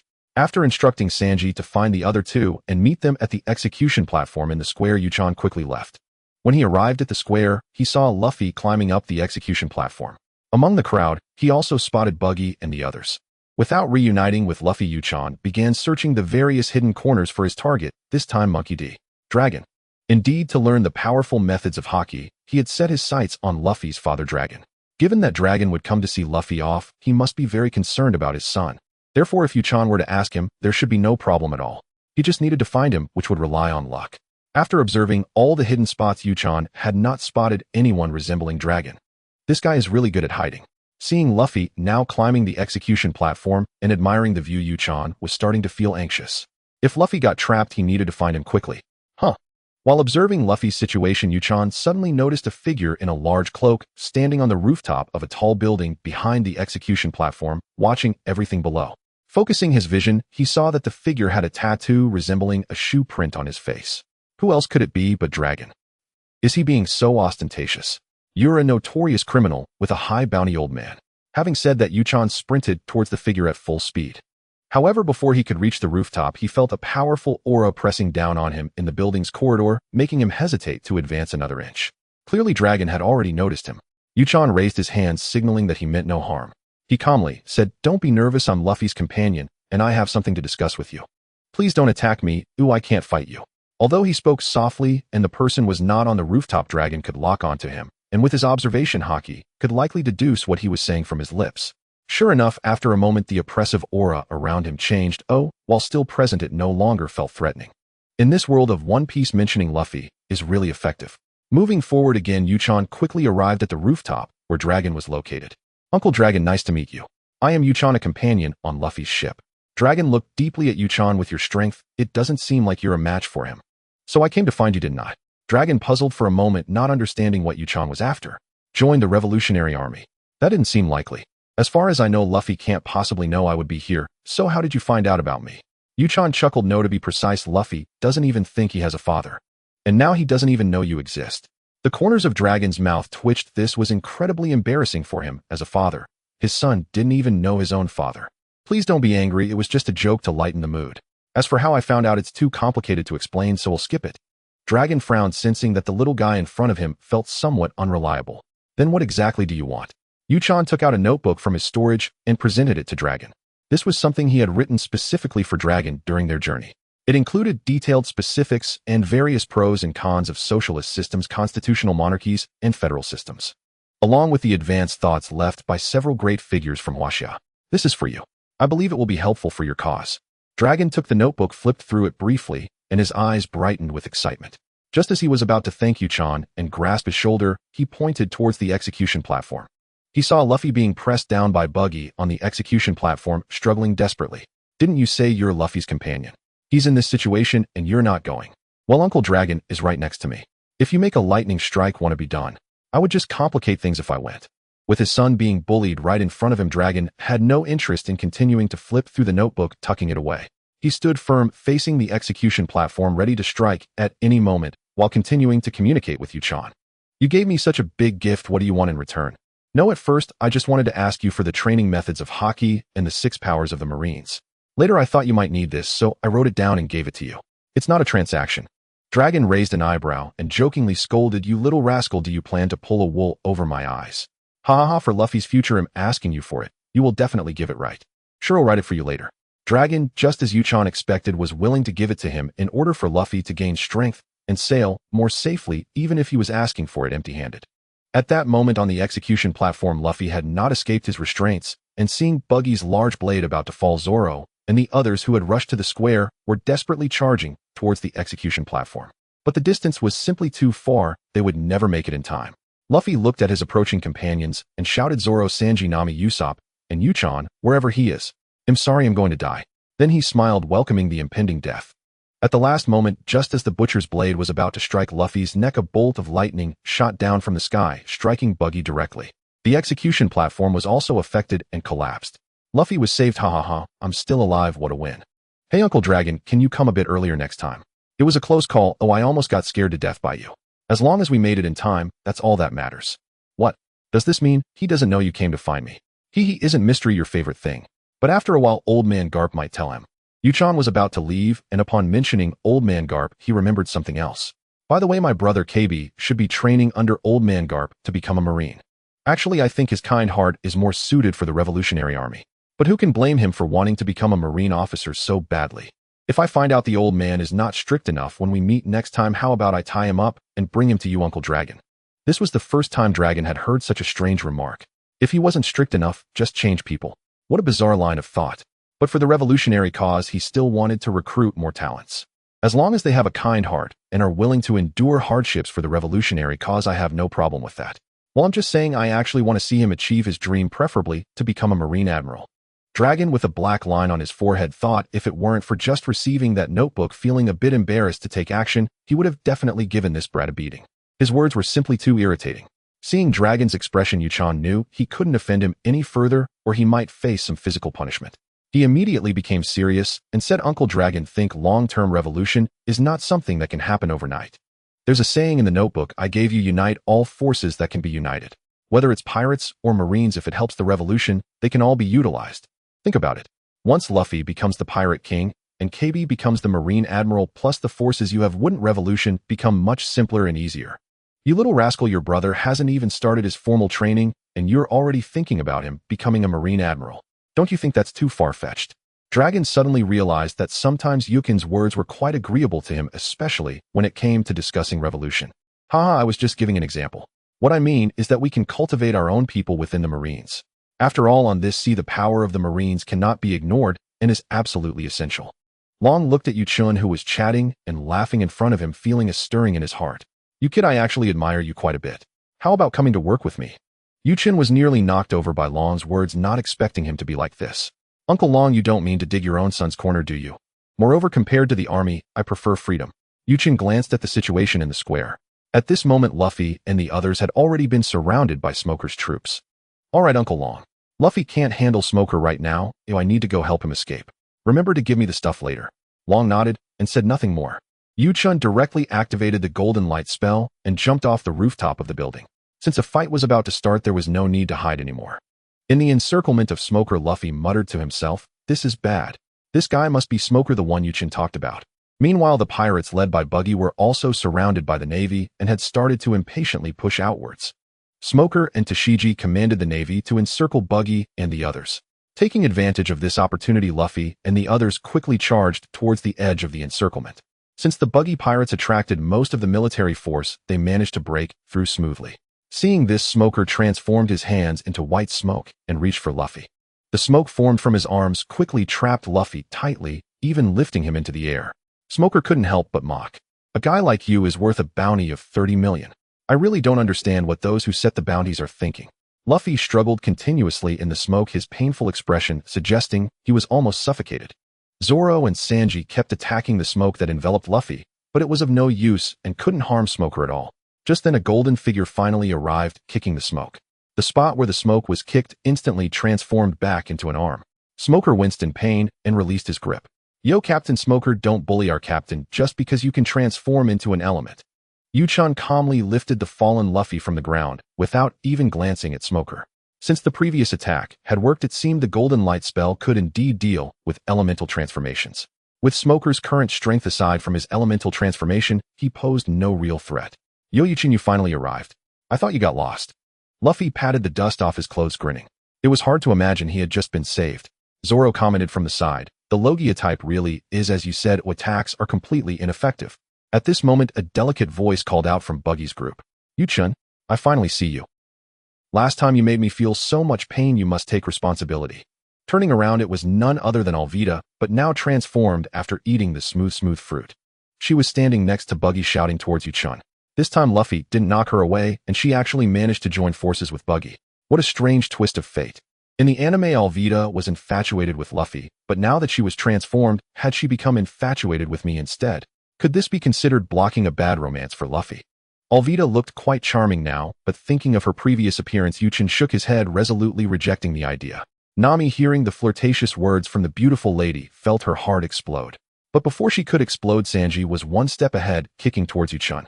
Bastard, what exactly did you do to this beautiful lady? Sanji questioned Yu-chan while attacking. Dodging Sanji's attacks was too troublesome, so Yu-chan simply knocked him out with a punch and handed him over to Usopp. He then started explaining to Nami. Nami, don't misunderstand, that's Alvida. Huh, Alvida? How is that possible? Nami looked disbelievingly, having seen Alvida before, a super fat woman. Luffy seemed to recall something and spoke up. Right. They did call her Alvida just now. But who is Alvida? I felt like that name was familiar. Of course, how could Luffy's brain connect two vastly different appearances? That iron stick Alvida Luffy is the female pirate Alvida we first encountered with the iron stick. Oh, I remember there was such a person, but Alvida doesn't seem to look like this, does she? Luffy wore a troubled expression, his brain seemingly overloaded. A few meters away, Smoker stood with a dark expression. Ever since this Golden Light guy appeared, Luffy and his group all looked relaxed. Now they were even chatting and joking in front of him. This was intolerable. Bastards, how long are you going to ignore me? Yo, Smoker, you're still here. Chen knew Smoker had been there all along and was always paying attention to whether this guy would suddenly attack. He just didn't expect him to listen for so long before erupting. Bastard. Smoker, enraged, directly transformed his whole body into smoke, launching a wave of white smoke towards the Straw Hat crew. Unfortunately, Chen simply turned around and delivered a kick, sending Smoker back from the edge of the square to the center, where Buggy and his crew were. Chen, you bastard, why did you kick him over here? Buggy looked at the Smoker in front of him, feeling furious. With the strength he displayed, now facing Smoker would only lead to capture. Unfortunately, he had no time to think further. After Smoker got up from the ground, realizing that the Straw Hat crew wasn't so easy to handle, he charged directly towards Buggy and his group, planning to deal with them first before pursuing Luffy. Haha, obstacles removed, let's hurry and run. Yo, little ones, let's skedaddle. Luffy laughed happily. Even though Smoker hadn't been kicked by him, he was still glad about Chen's strength. The Straw Hat crew fled quickly. Although some Navy soldiers were chasing them, they couldn't keep up with their speed. Dark clouds rolled in the sky, and it had started to rain heavily. Nami looked at the sky and reminded, everyone move a bit faster, it's going to turn into a downpour soon. Okay, everyone responded, but suddenly they all felt a voice was missing. Luffy, where did that guy run off to? Chen thought for a moment. It seemed he had passed a fork in the road earlier. He said to the others, I'll go find him, you guys head back to the ship and prepare. There might be Navy by the seaside, so everyone be careful. At this moment, Sanji, who had been on Usopp's shoulder, also woke up. The situation was urgent, and he didn't cause trouble for Chen. The few of them nodded and quickly made their way to the Mary. When Chen bypassed the fork in the road, he already heard the sounds of Luffy fighting Smoker. It seemed Buggy hadn't exposed his strength and had been captured by Smoker. Following the sounds before Chen could spot Luffy, he saw Long draped in a large cloak, standing on the rooftop of a nearby building. He hurriedly jumped up. Uncle Long, do you always find such a conspicuous spot? Isn't it to keep you from not being able to find me, eh? That was indeed a good excuse, leaving him with no room to refute. Long took out a stack of paper, and Chen immediately received it in his warehouse, as it was raining now. If he delayed for a while, it would be gone. Long looked ahead at Luffy, who was still trying to defeat Smoker, and spoke, should you go, or should I? Since you asked, you should go. I can't possibly take the opportunity to personally send off my son, can I, eh? Long nodded, just about to act when Chen stopped him. I forgot to mention earlier. Next time you see Sabo, remember to remind him that Luffy and Ace are his brothers. It's best if he can regain his memory, otherwise he will regret it. Chen didn't even look at Long's reaction and left towards the shore. This guy seems to know a lot. Long sighed inwardly and hurried to help Luffy. Meanwhile, Luffy was continuously attacking Smoker. However, without the ability to use Haki, he couldn't inflict even a bit of damage on Smoker. Soon Smoker seized the opportunity to pin Luffy to the ground, pressing his head firmly down, making him unable to see anything but the ground. The 30 million bounty criminal Monkey D. Luffy has reached the end of his luck. Smoker was preparing to take off the Sea Prism stone cuffs from his back to restrain Luffy when a hand suddenly grabbed his. Oh really? That's not necessarily true. Turning around, Smoker's eyes widened in shock, clearly recognizing the person. He said to him, the government has been wanting your head. But Long completely ignored him, uttering a perplexing remark, the world is waiting for our answer. A gust of wind swept through the entire rogue town. Both Luffy and Smoker were unable to resist and were blown away. Meanwhile, Sanji and the others had already reached the Mary, all tightly holding onto the ship's body, not being blown away. However, the Mary had already been carried away from the coast by the hurricane. Buggy and the others who had been captured in the square also escaped due to this hurricane. Once the hurricane calmed down, Luffy and Chen were blown to the shore. The houses on the beach helped them withstand the last bit of wind and waves, preventing them from being blown into the sea. Luffy, Chen, the partners on the ship shouted. Hurry up and come up. Okay. Luffy replied loudly, turning to run back, preparing to use the powers of the gum-gum fruit to bounce onto the Mary. Chen saw this and knew it wouldn't do. To prevent injury to himself and the Mary, he hurriedly stopped Luffy. Wait, Luffy, I have something fun to show you. Something fun? Fly. Upon hearing something fun, Luffy immediately stopped moving and came to Chen's side. By the time Yu-chun brought Luffy back to the merry, Luffy's excitement had already faded. While flying was quite fun, but it felt a bit slow, not as fast as when I returned using my fruit ability. Next time, let's just bounce back instead. Yu-chun immediately expressed strong opposition. No, I think flying is great. If you don't want to fly, you can just bounce back by yourself next time. The Mary continued its journey. The group busily adjusted the sails and stabilized the ship amid the torrential rain, and by the time the rain subsided, it was already 9 p.m. After causing a ruckus in Road Town for so long and being busy in the rain for half a day, everyone felt a wave of fatigue as they finally had a moment to relax. After a hurried dinner, everyone returned to their respective quarters to rest. Yu-chun stayed on the lookout to keep watch. Originally, it was supposed to be Zoro's turn, but he was also quite exhausted today, so Yu-chun volunteered to take his place. Sitting on the mat in the lookout tower, Yu-chun took out the materials that Long had given him. After opening and carefully reading through them, he felt an urge to curse. This stack of paper contained a total of 7 sheets. The first 6 detailed how to train in the Navy's 6 styles and the techniques for their use, and the content was exceedingly detailed. However, regarding the training of Haki, both the armament Haki and observation Haki, such crucial information was surprisingly not even summarized on a single sheet. Moreover, what was written was not much different from the scattered bits of information Yu-chun had gleaned from the anime. It only mentioned that the awakening of armament Haki could be accelerated by being struck by someone who already possesses it. It seems that the discounted armament Haki pill cannot be obtained without points and must be purchased. But who should use it? Since he himself could restrain devil fruit users due to the golden light curse, he wasn't particularly anxious to acquire Haki. As for the fact that the golden light curse could function as armament Haki, Yu-chun had already considered the reason. Armament Haki is a type of energy that exists within everyone in the pirate world, and guiding this energy out of the body is tantamount to awakening armament Haki. And the golden light curse is a form of energy refined through training, which strictly speaking should also fall within the realm of energy. Perhaps it is for this reason that he can restrain devil fruit abilities. That night, Yu-chun spent his time reflecting and training. By the next morning, everyone stepped out of their rooms feeling refreshed. After a busy day yesterday, it seemed everyone had slept well after feeling tired. After breakfast, Yu-chun called everyone together and took out the materials that Long had given him. After sharing the information about Haki training that Long provided, a brief silence fell over the room as Yu-chun had already informed them about Haki before. Especially the armament Haki, which could directly enhance their attack and defense, drew everyone's attention. During the previous days of sailing, they had all tried to tap into this hidden energy within their bodies during their training, but they couldn't feel it at all. They had expected to receive specific training methods, but were met with the same information, leaving them unsure of what to do next. Zoro spoke up first as his mind always raced quickly regarding power enhancement.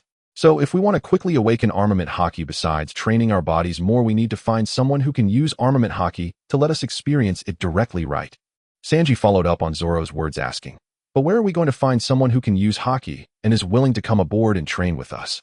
Yu-chun had mentioned that even in the first half of the Grand Line, aside from those powerful Navy officers, there were very few people who could use Haki. No, Yu-chun shook his head. Actually, this problem can already be solved. Luffy looked shocked. Could it be that you awakened it while training last night? That's amazing, Yu-chun. No, you misunderstood. You all know that my warehouse produces new items every day. Food or something else. Last night, during training, a pill appeared in the warehouse. A pill that can awaken armament Haki. What? Awakening armament Haki. This pill is amazing. Luffy was the first to exclaim, and the others were equally astonished. Right, could there really be such a miraculous pill in the world? That's incredible. Zoro, however, remained calm and posed a question. Are you sure this pill has that effect? Yu-chun nodded affirmatively. I can understand the effects of anything that appears in the warehouse, so it can't be wrong. The current problem is that there is only this one, so who should take it? With this pill, the training issue will be resolved, so you can decide what you want to do with your own thing. The others also agreed, nodding in unison. After thinking for a long time last night, I believe giving it to Nami is the most appropriate choice. As Yu-chun spoke, he took out the pill and placed it on the table in front of Nami. Since you all want me to decide for myself, then I'll give it to Nami. The pill was contained in a wooden box which Yu-chun had already opened. Nami felt somewhat flustered at this moment as she thought that no matter how she considered it, it shouldn't be given to her. Was it simply because she was closer to Yu-chun? Isn't it inappropriate for me to have this? Wouldn't it be better to give it to Luffy and the others to increase their combat power? Yu-chun, aware of Nami's concerns, pinched her nose gently. I just mentioned that you are the most suitable one. Because of the golden light curse, I don't care much about armament Haki. If I have it, that's great. If not, it doesn't matter. As for Luffy, Zoro, and Sanji, their physical foundations are quite good, and as long as they receive external stimulation and put in the effort to train, they should be able to sense armament haki soon. And then there's Usopp. Although his physical condition isn't as good as Luffy and the others, it's definitely better than yours. Chen added, after training Usopp can also become a reliable man. Usopp chimed in, that's right. I'm going to become a brave warrior of the sea. Lastly, the reason for you is that as long as you awaken armament haki, your safety will be more assured. We won't have to worry too much. And besides, don't you think that after giving it to them, which of these guys would be ruthless enough to beat you every day to help you awaken? After Chen's analysis, everyone was in agreement. Giving the pill to Nami was indeed the most suitable choice. Even Nami herself acknowledged that this was the best option. She certainly didn't want to be beaten up every day by these guys just to awaken armament haki. Chen had some thoughts he hadn't expressed. While reflecting last night, he was torn about whether to let Nami become a fragile character relying on the climb attack like in the original story. Although her attacks were powerful, she could also be easily injured. After some thought, he didn't want Nami to become a muscular woman. Thus, giving the armament haki pill to Nami to enhance her defensive capabilities was the primary reason for his decision. Additionally, Chen was also considering preparing a Logia-type devil fruit for Nami. This way, combining armament haki with elementalization would ensure her safety as long as she didn't face top-tier foes. In Chen's vision, defeating Enel and obtaining the Rumble fruit would be the best fit for Nami. However, executing that plan relied too much on luck. If luck was not on their side, they might not be able to obtain it at all. In that case, he would have to accumulate points continuously to buy one in the points shop. Previously, he had seen many devil fruits in the shop, but they were quite expensive, often exceeding 1 million. Looking at the wooden box before her, Nami picked up the pill inside. She couldn't help but feel a bit nervous. After a while, Nami finally prepared herself psychologically and placed the pill in her mouth. The others eagerly pressed her for her feelings. How is it? Nami, do you feel any changes? That's right. Tell us what it feels like. It tastes sweet and is quite nice. Right now there's a warm feeling in my stomach. Aside from Luffy expressing that he wanted to eat some too, the others were all left speechless. Who asked her about the taste of the pill? They wanted to know if she felt the presence of armament haki. Nami also realized she had answered the wrong question and laughed awkwardly. Suddenly, Nami's body involuntarily trembled, unleashing a wave of energy that knocked several people around her to the ground. Only Chen was spared due to timely activation of his energy. Seeing this, Chen realized that the pill had taken effect and reminded Nami, calm down and feel the extra strength within your body. Nami was still puzzled as to why the others suddenly fell to the ground. With Chen's reminder, she quickly caught on. Closing her eyes, she focused on sensing the changes within her body. After a short period of familiarization, Nami finally managed to coat her fist with armament haki. She walked over to Luffy and punched him on the head. Luffy instantly grimaced and exclaimed, "Oh, that hurts. Just like when Grandpa and Chen hit me. Nami, you did it. You really have armament haki now." Then Luffy exclaimed in amazement, the pill is really incredible. I want to try it too." Usopp shouted from the side, "I see that it's not because of armament haki at all. You just want to taste it." Earlier Nami said it tasted pretty good. Ignoring Usopp and Luffy's antics, Chen took out a lollipop, randomly obtained supplies, and shoved it into Luffy's mouth to stop his drooling. After reminding Nami to familiarize herself with armament haki, Chen walked outside to the deck. Although the Mary was not sailing, its sails were furled as it floated on the sea, resting. However, it wasn't good to leave it unattended. What if an enemy took the opportunity to approach? Stepping onto the deck, he felt the warm sunlight. The weather was quite nice today, with scattered white clouds in the sky, and the sea was calm. This scene was perfect for lying in a deck chair, leisurely resting and sipping tea. Looking around, he noticed a wooden plank floating not far from the Mary. It seemed there was a person lying on the plank, unmoving. It was unclear whether they were asleep or unconscious. A few seabirds circled above the plank, seemingly debating whether this object was a potential food source. Focusing his gaze, Chen instantly recognized the person on the plank. Is that ABIs? It seems we are about to see the Millennium Dragon. Luffy, come out, quick. We've got a job. Luffy leapt forward without hesitation. Everyone else, assuming enemies were near, dashed onto the deck. They scanned the horizon, but found no sign of adversaries. Zoro had already drawn his sword, poised for battle. So where exactly are these enemies? Chen furrowed his brow. Had he even mentioned enemies just now?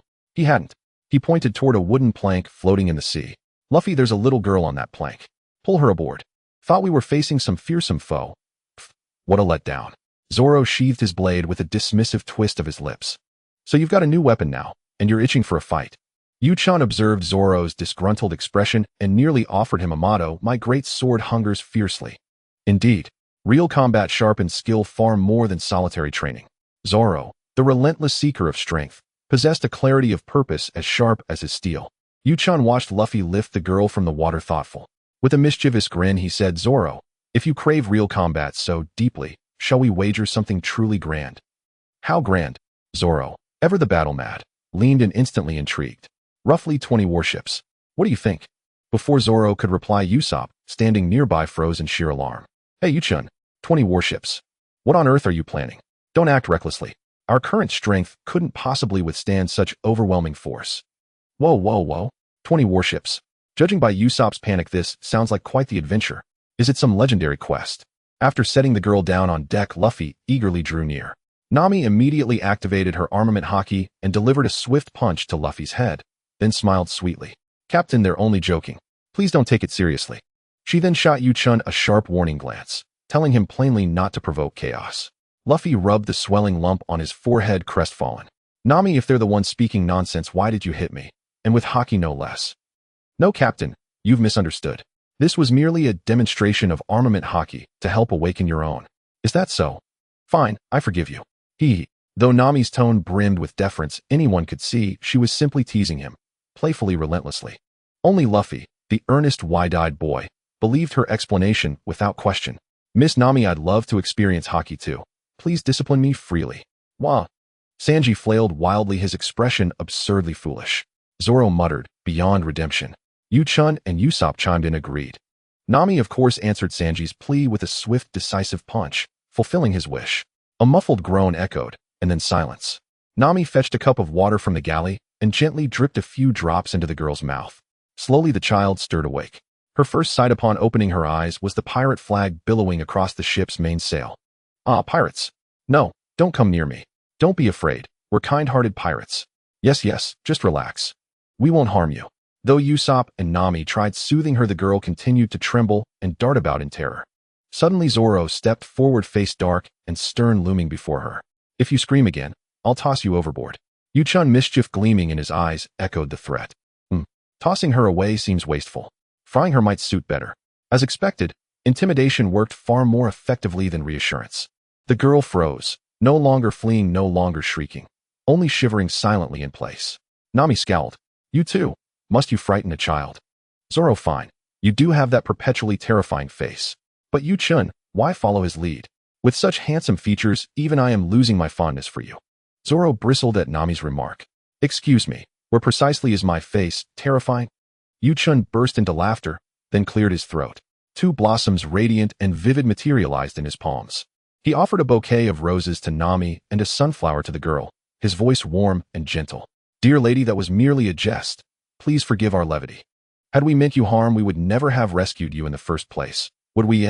Gazing at Yu-chan's charming, serene smile, she felt a flicker of ease, not fear. And Zoro, her earlier tormentor, now stood chastised, cornered between Nami and Sanji.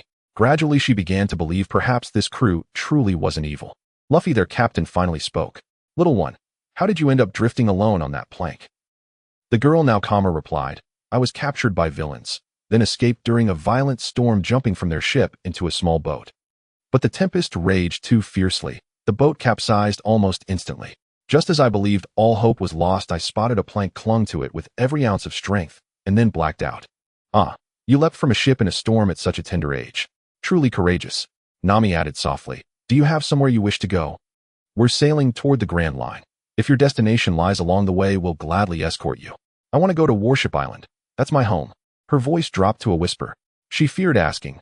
Warship Island lay in the opposite direction of the Grand Line's entrance, and she didn't know whether these kind pirates would bear such inconvenience. Nami unfurled a map. Warship Island lies near the calm belt. Reaching it would mean backtracking significantly. The girl murmured timidly. I'm sorry. I know you saved my life, and I shouldn't burden you. If we meet any westbound ships along the way, please just set me ashore. Usopp sighed. This is a pirate vessel. We can't just casually approach civilian ships.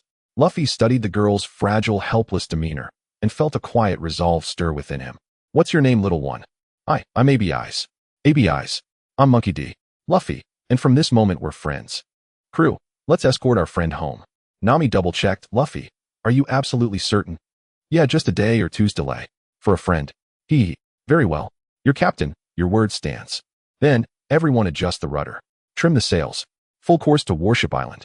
Under Nami's command, the Going Merry swiftly reoriented and glided steadily toward its new destination.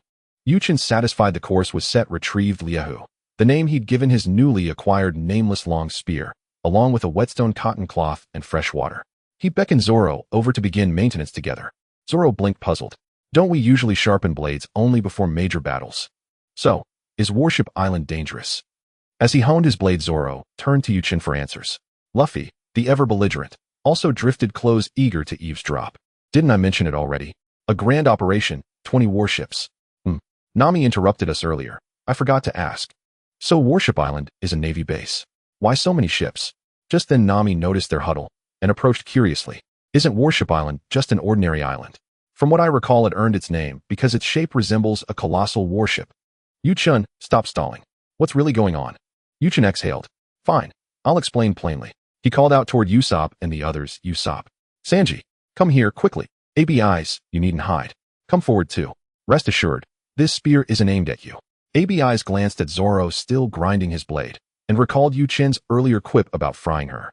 Trembling, she hesitated, until Sanji scooped her up and carried her over.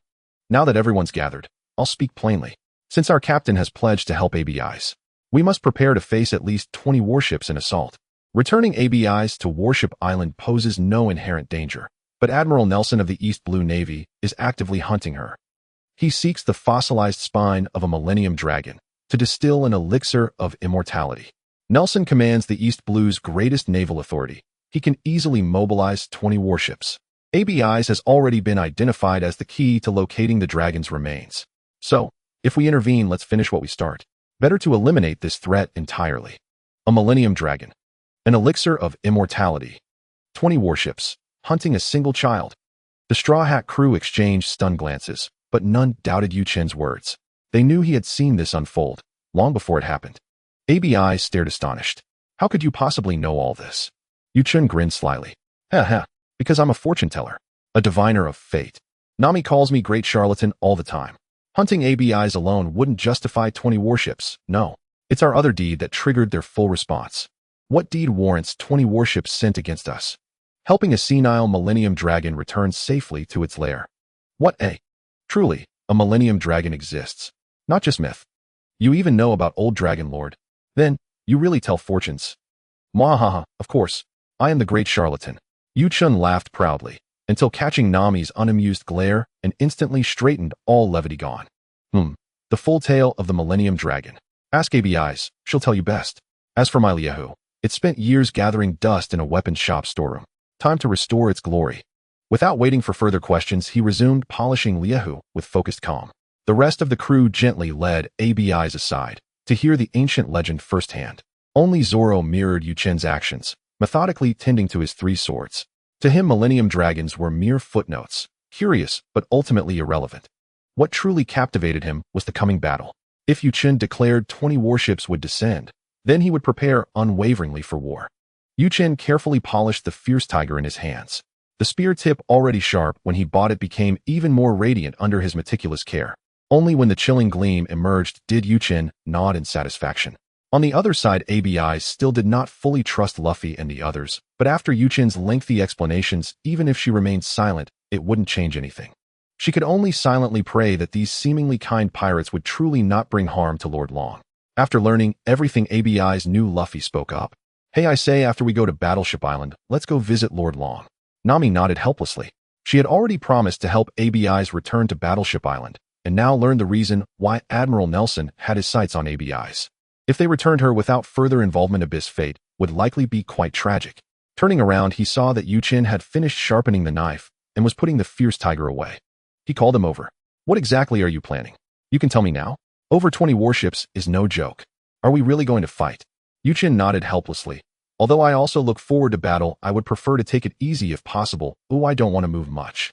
At this moment, Zoro had also finished tending to his 3 swords and walked over to ask, so what's your purpose in actively wanting to fight this time? Chen surveyed everyone in the Straw Hat crew with a serious expression. You have all witnessed Mihawk's prowess before, but his battle with Zoro was merely him going easy but didn't fully showcase his strength. The combat power of the warlords of the sea is not something to be taken lightly. Of course, Mihawk is also the strongest among them. Currently, my destructive power has reached the basic level of a warlord of the sea. You all only know that I am the strongest in the crew.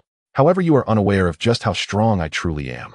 My purpose in this battle isn't to show off my might, but to inform you of the approximate level of the warlords of the sea. Don't forget what I said, once we enter the Grand Line, we will have to face a warlord of the sea. Nami has always kept Yuchen's words in mind and immediately understood who he was referring to. Crocodile, right? Ah, exactly. This guy can be quite troublesome. He was supposed to be my opponent, Yuchen. Are you hoping I will back down? Luffy expressed his displeasure. No, I want to tell you the gap between you and the warlords of the sea. I don't want you to continue risking your life, facing numerous life or death situations only to achieve a bitter victory and almost not survive in the end. Yuchen walked up to Luffy, placing a hand on his shoulder. I never thought you would back down, or I just hope you can recognize the gap and strive to catch up. So can I confidently leave Crocodile to you when the time comes, Captain? Luffy's emotions were always visible on his face. He had just seemed reluctant, but now he was beaming with a smile. Just leave it to me when the time comes. Luffy's smile was infectious, easily uplifting those around him. Zoro and Sanji were also smiling happily beside him. Nami, who had been worried about the 20 warships, now said with exasperation, seriously, you guys, why are you all of a sudden so fired up? I'm truly amazed by you all. Seeing that Nami had indirectly agreed, Usopp had no reason to object. Trembling, he said then, let's admire Yuchen's heroic battle against 20 warships together. Looking at Usopp's trembling legs, Yuchen smirked. Brave sea warrior Usopp, as our ship's sniper, you'll be responsible for blowing up their flagship, all right. Hey, you're talking about the flagship? Oh, it must be huge. You should take the lead instead. Besides, we don't have that many cannonballs on our ship. Usopp immediately declined. He didn't want to take on such a difficult task. Mainly, he lacked confidence in his cannon shooting skills. He had only fired a cannon once before with Luffy, and that was a lucky shot. Don't say that. As the ship's warehouse manager, I will definitely support you fully, and we have plenty of cannonballs. Moreover, I also have bombs made by Buggy, which are dozens of times more powerful than ordinary cannonballs. As long as you hit at most 2 shots, will take down the flagship. Dozens of times. Usopp's mouth dropped open in astonishment. Since he had joined after Orange Town, he had never witnessed the power of Buggy's bombs. Luffy explained, that's right, Usopp, you didn't see it back then. Buggy's bombs can penetrate through more than a dozen houses and blow them to smithereens with just 1 shot. With that said, Usopp could find no excuse to refuse and reluctantly accepted the task. His worried expression made everyone burst into laughter. As time slowly passed, during twilight, the Mary reached Battleship Island. The villagers on the shore watched the Straw Hat crew approaching the dock with tense expressions. Many people had already picked up harpoons and other tools as weapons. Pirates, get out of here. Yes, get out, or we will take action. Hearing the shouts, ABI's hurriedly popped her head out from the Mary and explained, everyone, they are good people, don't be afraid. They saved me and brought me back. ABI's, what's going on? Didn't the Navy take you away before? I escaped from the Navy. Your home still has Navy guarding it. You better not go back. Although we want to help you, they are pirates after all. Just when ABI's didn't know what to do, an old voice came from the back of the crowd. ABI's, you all come to my house first. The crowd slowly parted, revealing the speaker, Grandpa Bogdan. Seeing him, ABI's excitedly rushed over. Seeing you safe and sound, I can finally relax, ABI's.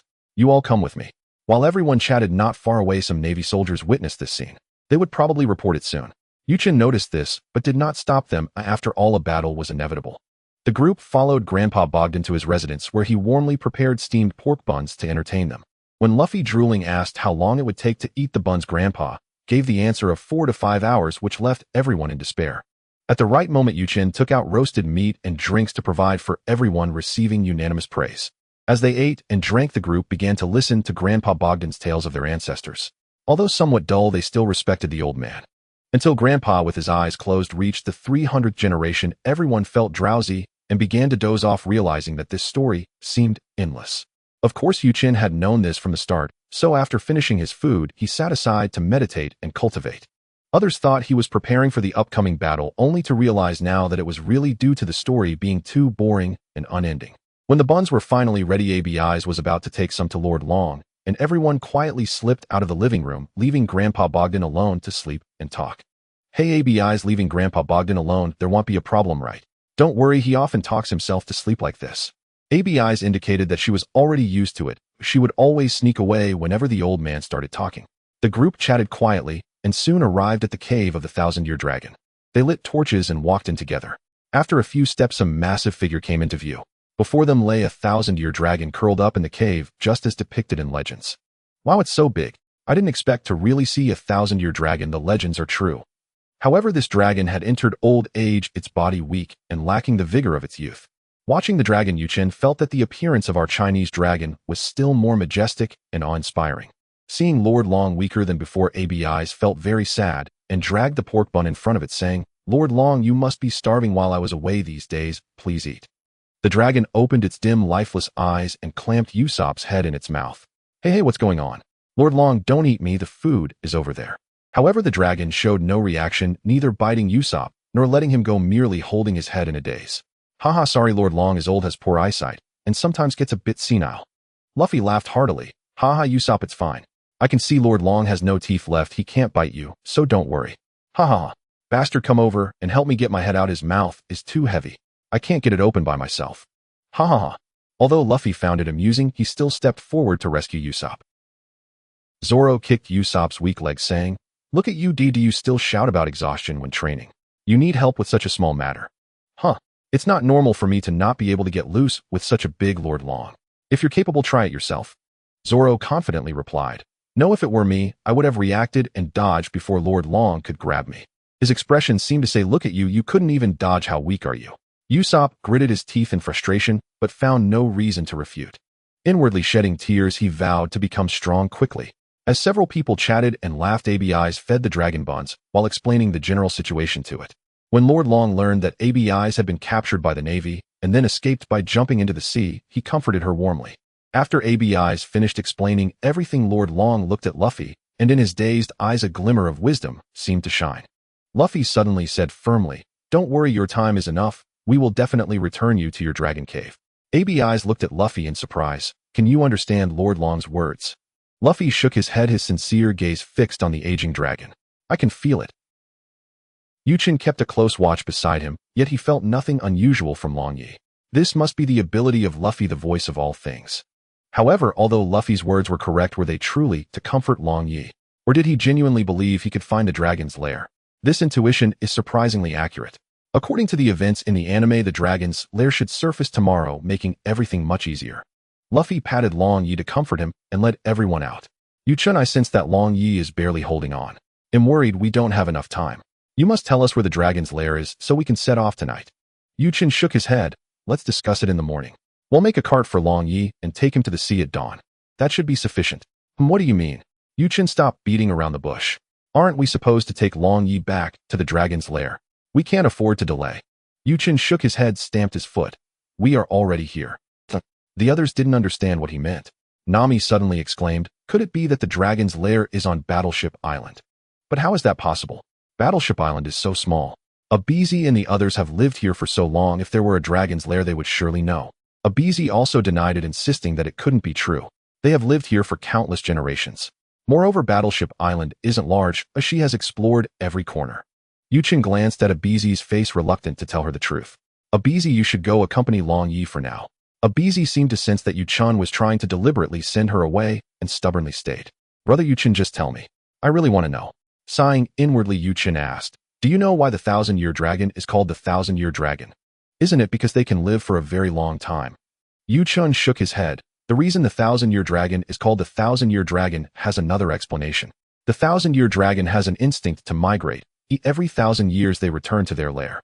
Especially for the weak and elderly 1,000-year dragons, their obsession is even stronger because the dragon's lair is their burial grounds. Although Long Yi suffers from some senility, his Bodis instincts keep him anchored here. He has always been right, he just forgot. Upon hearing Chen's words, Abizi began to argue excitedly. That's impossible. That's not true. Long Yi said that once he returns to the dragon's lair, he will get better and everything will be fine. You're lying to me, aren't you? Abizi grew more agitated as she spoke, and gradually, perhaps realizing that Chen had no reason to deceive her, she began to cry. Chen signaled Nami, nodding towards Abizi. Nami immediately understood and stepped forward to gently comfort Abizi. Once Abizi calmed down, Chen continued to explain. For Long Yi, perhaps his words aren't entirely wrong. The dragon's lair is not only the burial ground for 1,000-year dragons, but also the place where their new lives are born. Abizi, you will understand once you see it. Chen, you've been talking for so long without telling us where the dragon's lair is on the island. We're currently on this cliff, and we can see most of the island at a glance. There truly isn't a place that resembles a dragon's lair. Usopp looked around very confused. Although it was nighttime, thanks to the moonlight, the entire terrain of the island was still clearly visible. The others were equally perplexed. For hundreds of years, no one has ever claimed to have seen the dragon's lair, because it has always been submerged beneath the sea, surfacing only once every 1,000 years. And Battleship Island can only be considered the portion of the dragon's lair that protrudes above the sea. So it surfaces once every 1,000 years. No wonder it's called the 1,000-year dragon. I see, so that's how it is. Nami finally understood what Yu-chun had said earlier. So when you mentioned taking Long Yi to the sea tomorrow, you meant that the dragon's lair will surface tomorrow. Yu-chun nodded. Considering Long Yi's condition, it's highly likely to be tomorrow, so we need to prepare the cart early in the morning to take Long Yi down this smooth slope. Yu-chun pointed towards a spot on the coast. Do you see that sea cliff that resembles Usopp's nose? The cart can go down this slope and slide straight into the sea. Then we can use the Mary to take Long Yi far away from Battleship Island. Hey, why are you comparing it to my nose? Usopp said, speechless while touching his Pinocchio-like nose. Luffy laughed. Haha, it really does look like it, Usopp. Luffy's laughter annoyed Usopp, and they began to tussle. In the end, it was Nami's powerful fist that stopped their antics. Turning to Yu-chun, she asked, why do we need to move away from Battleship Island? Yu-chun frowned, walked over to Nami, and gave her nose a hard poke. What's wrong with you? Where has your cleverness gone? Don't you remember there are Navy forces still on this island? When we first arrived, they had already discovered we were bringing a BZ back. They would definitely report it. That Admiral Nelson might already be mobilizing troops to head for Battleship Island. If dozens of warships arrive, their attack will have a significant impact on Battleship Island. I'll keep an eye on the ship to prevent them from making a move on the Mary. You all should stay in the cave. If the Navy finds Long Yi while searching the mountains at night, it would be disastrous. Nami stuck out her tongue, feeling as if her brain had become dull lately. Whenever there was an issue, she just asked Yu-chun, is this what it feels like to rely on someone? Thinking of this, her face turned slightly red. She quietly said, they'll go guard the ship with you. They can handle making the cart tomorrow morning. Yu-chun looked at Nami's flushed cheeks, somewhat puzzled, but nodded in agreement. Luffy and the others fetched some food and drinks from Yu-chun before returning to the cave to rest with Long Yi. After the others entered the cave, Yu-chun began to look for a more convenient path down the mountain. Just as he was about to lead Nami towards the observed route, he noticed Nami fidgeting beside him, her face slightly flushed, seemingly hesitant to speak. What's wrong? Do you want to say something? When asked by Yu-chun, Nami's face turned even redder. She lowered her head, saying, I'm sorry, I'm a bit tired today. It's quite a distance down the mountain. Can you carry me back to the Mary? She looked back at the long path down and seemed to realize it was indeed a bit far. But Nami's behavior seemed so unusual. Normally, with her stamina, she wouldn't feel tired after just walking some mountain trails. Looking at Nami's flushed cheeks, he smiled knowingly, playfully brushing her nose. The path down isn't very stable. It would be too bumpy on my back. I have a better idea. Yu-chun took out a bamboo dragonfly and placed it on his head, carrying Nami in his arms. He slowly flew towards the Mary. Nami wrapped her arms around Yu-chun's neck, glancing at the forest below. She gazed at his handsome face illuminated by the moonlight. In her eyes, the scene was so beautiful that she couldn't help but become entranced. Even when Yu-chun had already landed her on the lookout of the Mary, Nami remained unresponsive. Only after Yu-chun set her down did she realize she had lost her composure. She hurriedly tidied her clothes, which were not even messy, to conceal her embarrassment. Yu-chun laughed heartily. If he hadn't lived this life again, he would have never seen such a side of Nami. Suddenly, he felt a bit unreal. Once upon a time, he was just an ordinary worker. Now everything he possessed was something he had never even dared to dream of. Sitting cross-legged on the mat, he sighed slightly and asked, Nami, do you think it's possible that I never truly revived, and this is just a big dream I'm having while lying in eternal slumber? Looking at Yu-chun's seemingly lonely figure, Nami sat down, as well leaning back against him. They gazed at the twinkling stars in the sky, softly conversing. Even if it is truly a dream, I will always be here, always here. Not long after, Nami leaned against Yu-chun's back and gradually fell asleep. Taking out a spare blanket from his personal storage, he draped it over her and began to meditate, spreading out his senses for vigilance. Hopefully the Navy won't cause trouble tonight. Early the next morning, Nami was awakened by the sunlight. There seemed to be some drool left at the corner of her mouth as she wiped it away. Thinking back to last night, when she said she would accompany Yu-chun in guarding the ship, but ended up falling asleep because his back was too warm, her face turned slightly red. As she felt the blanket draped over her, a faint smile appeared on her lips. Just as she sat up, a bouquet of roses was presented to her. Good morning. Last night, we were lucky the Navy didn't come to ambush us. Nami instinctively held the flowers close to her chest, wrinkling her nose in a teasing manner. This isn't good. If I wake up and don't see flowers, I will be disappointed. It's simple, just move into my room and you'll see them when you wake up. Big pervert. I won't talk to you anymore. Hearing Yu-chun's words, Nami felt very embarrassed, stepping on his foot before quickly climbing down the mast. Ha ha ha. After finishing his training in the evening, he playfully teased Nami, finding the feeling quite nice. Since there was no Navy attack for now, Chen was happy to take it easy. By the time both of them had finished preparing and smoothly moved the Mary to the designated location, Luffy and the others had helped Long Yi reach the surface of the sea. Since it was still early, they didn't alarm the villagers. However, the Navy, who had been observing from a distance, had spotted Long Yi and was reporting back. In the Navy's main ship, Admiral Nelson of the East Sea received a report. The soldiers monitoring Battleship Island have returned with news. The pirate Straw Hat Luffy and his crew, along with a Beezy, have appeared again. They brought out a massive green creature from the mountain, which closely resembles the legendary thousand-year dragon. A messenger stepped back after reporting to Nelson, who was seated at the main position laughing joyfully as his large frame shook with laughter. Haha, Eric, you take 3 warships to intercept them first. He'll follow with the main force shortly after. The Straw Hat Kid has been causing quite a stir lately. He must still have some skills. Even if you can't successfully capture the thousand-year dragon, ensure you keep close. It's imperative that the thousand-year dragon does not escape. Yes. Outside of Warship Island, Luffy and the others secured the cart carrying Dragon to the back of the Mary. They slowly steered the ship to a position out of the battle's reach and then lowered the sails to come to a halt. Without a care in the world, they leisurely enjoyed a sumptuous breakfast on the Mary. Sanji also prepared a large portion for Dragon. After breakfast, the group rested on the deck as they were anticipating battle. No one trained. Hey, we've been here for a while now. Why hasn't the Navy shown up? Luffy rolled around on the deck out of boredom. Didn't they say there were Navy forces on the island yesterday? Why haven't we seen any sign of them? Don't say that, Luffy. Isn't it safer without the Navy here? Usopp wished there were no enemies. As long as the Navy didn't come, he could safely avoid dealing with the main ship as agreed yesterday. Zoro instantly sensed Usopp's intent and lightly hit him on the head with his sword sheath. Don't think we forgot about what you promised yesterday, our sharpshooter Usopp. Caught out by Zoro, Usopp felt a bit embarrassed, but stubbornly retorted, what? I haven't forgotten, okay? I'll handle the main ship, you jerk. It better be that way. Of course. I'm a brave warrior of the sea, Usopp. Chen patted the stubborn Usopp and pointed to a small black shadow ahead of the Mary. Our sharpshooter, your chance to practice is coming. Everyone looked in the direction Chen pointed, and the shadow slowly grew larger, forming the silhouettes of 3 warships. That should be their advance team. Luffy, you're so bored, you guys can handle the defense. Come on, Usopp, let's go to the cannons. I'll give you some regular cannonballs to practice with first. As soon as he finished speaking, Chen dragged the unwilling Usopp toward the cannon on the Mary. Yo-ho, they're finally here. Ha. Luffy shouted excitedly, and Zoro was eager to try as well. Not to mention how excited Luffy and the others were as they started to divide their tasks. Let's focus on Usopp for now. Usopp watched as one cannonball after another was placed in front of him, feeling a bit excited. His previous fear transformed into eagerness.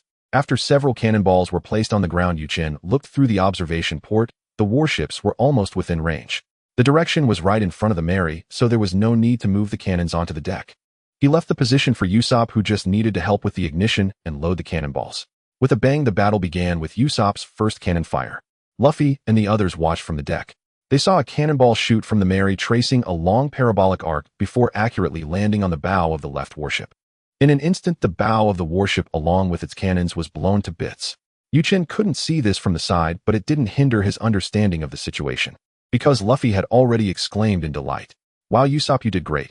Zoro and Sanji echoed, impressive, Usopp, you hit the target with the first shot. Keep it up, and make sure they can't get close to the Mary. Usopp was already on cloud 9. Haha, of course, I'm the brave warrior of the sea, Usopp. Chen directly punched him on the head. Stop yelling and get back to work. Those warships have over a dozen cannons in total. Usopp hurriedly began to aim and prepare for the next shot. After firing 3 shots consecutively, all 3 hit their targets. 2 cannonballs struck the deck of the warship, while 1 directly broke the mast of one of them. On the deck, Luffy and the others excitedly watched Usopp display his skills, while simultaneously intercepting cannonballs fired from the warships to prevent harm to the Mary and Dragon behind. The people on the Mary didn't notice that a small boat was approaching quickly from the warships. With unlimited support from Chen, Usopp became increasingly adept at firing the cannons. In just over 30 regular cannonballs fired, the 3 warships were utterly incapacitated. Not only could they not move, but Usopp had also neutralized all the cannons facing the Mary. Luffy, yo-ho. Usopp, you're amazing. Sanji, now that's how our ship's sharpshooter should be. As Zoro was about to compliment him too, his expression suddenly changed. Be careful, there's killing intent. Just as Zoro's words fell, several slicing attacks rushed towards them. Luffy and Zoro were injured, but thanks to their beast-like instincts they evaded in time, suffering only minor scratches. But Nami beside them wasn't so lucky. She took 2 attacks directly with each arm, bearing a deep blade-like wound about 7 to 8 centimeters long. Nami's painful scream drew everyone's attention to her injuries on the deck. "Nami, are you okay?" Luffy shouted loudly. Hearing Luffy's voice, Chen knew something had happened to Nami and immediately emerged from the cannon's compartment. As soon as he came out, he saw that Nami's arms were already stained red with blood and the wounds were still oozing blood. Looking around, he spotted a man in a white suit standing at the edge of the Mary, his purple hair standing tall, wearing a pair of slender sunglasses. With just one glance, Chen recognized him as one of Admiral Nelson's subordinates, the Scythe Devil Fruit user Eric. Damn, he completely forgot to warn Nami and the others to be cautious of this guy. Luffy loudly questioned, "Who the hell are you and why are you attacking us?" Eric leaped onto the deck, ran his hand along his upright hair, and pointed at Dragon behind the ship, saying, "I'm one of Admiral Nelson's subordinates. I've come for the 1,000-year dragon bone. Hand it over, and I'll leave you be." Chen's eyes turned crimson, and his expression was extremely grim. If earlier he was still uncertain about his feelings for Nami, now he was completely sure that he had indeed fallen in love with her. Seeing Nami's bloodstained arms, he was furious. While blaming himself in his heart, he glared at Eric with rage. The golden light spell surged with full force, directly pressing down on Eric. With the pressure forcing Eric to the deck, unable to struggle free, Chen ignored him and walked over to Nami's side. The others looked at Chen's furious demeanor and didn't know what to say. Moreover, Nami was still bleeding. Chen looked at Nami's increasingly pale face, took out a first aid kit from his storage space, and carefully and gently began to stop her bleeding, disinfect, apply medicine, and finally wrap her wounds with bandages. At this moment, Nami frowned, enduring the pain, and said to Chen, "Don't worry, it's just a small injury, I'm fine. Stop talking and rest well over there." Chen helped Nami sit comfortably on a lounge chair in a corner of the deck, then turned his gaze back to Eric, who was still pinned to the deck. Slowly walking up to Eric, Chen directly grabbed his neck, lifting him up, and then lowered the pressure he was exerting on him. "Cough, cough, let me go." Chen's eyes had returned to normal, but facing the man who had just harmed Nami, his face resembled that of a cold-blooded executioner. "Eric, right. I don't care if you're really helping Nelson get the dragon bone, or if it's for your own desires. I'm not interested." "How do you know?" Eric looked at the man holding him in terror, unable to fathom why Chen knew that he sought the dragon bone for himself. "How I know is irrelevant. If you hadn't shown up here, I wouldn't have even remembered you existed. You injured those guys over there, and I couldn't care less." Hey, Chen, what do you mean you couldn't care less?" Luffy seemed to misunderstand the atmosphere and was commenting from the side. Chen turned to him coldly and asked, "Do you mind getting hurt yourself?" Feeling the coldness in Chen's gaze, Luffy perhaps guessed he shouldn't have interjected. "Oh, sorry."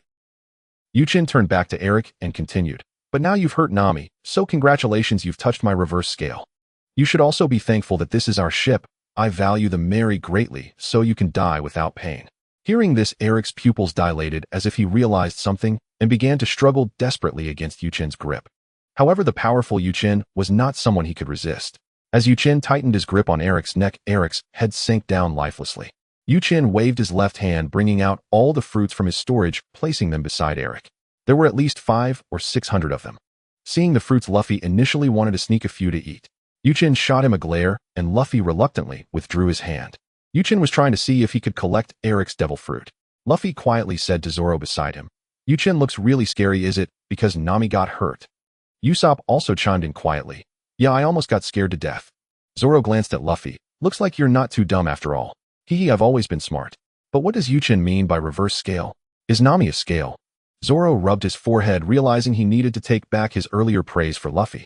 Shaking his head helplessly, he seriously said, "The dragon's reverse scale. Touch it and you die." At this moment, it's best not to provoke him. As Eric completely lost his life signs, Chen was pleasantly surprised to find that a banana in the corner had indeed undergone a transformation. Its surface turned green, sprouting many spiral patterns. The curvature of the entire banana also increasingly resembled a scythe. Chen held the fruit in his hand while he retracted the other fruits back into his storage. Luffy saw the fruit in Chen's hand. "I recognize that that's a devil fruit, right? The patterns on it look a lot like the one I ate before." Chen nodded and explained in detail how a devil fruit would reattach to a fruit upon the user's death. Chen patted the scythe fruit in his hand and said, "What do you all think?" Zoro replied, "If what you say is true, then this fruit collecting method relies purely on luck, huh? This time we were lucky." Sanji added, "Indeed, it actually worked this time." "Lucky us." Luffy chimed in, Exactly, we were so lucky." Chen was left speechless by their responses. Is this what he wanted to ask? These brainless guys really made him want to stab them. Irik has been dealt with by Chen, and the 3 warships have been rendered incapacitated by Usopp. For now, no enemies will come to trouble them. Luffy and the others gathered around Chen, observing the freshly emerged devil fruit. Chen turned to Zoro beside him and asked, Iric's fruit is the scythe fruit. With a swing of his hand, he can create air slashes through the force of the wind. Zoro, if you use a sword, the power should be even greater. Are you interested? Zoro shook his head firmly. I want to be a pure swordsman. I believe I can unleash powerful slashes on my own. Chen was not surprised by Zoro's decision, and the others were also not particularly suited for this fruit. Just as he was about to store the scythe fruit away, he noticed Sanji nearby, wearing a conflicted expression.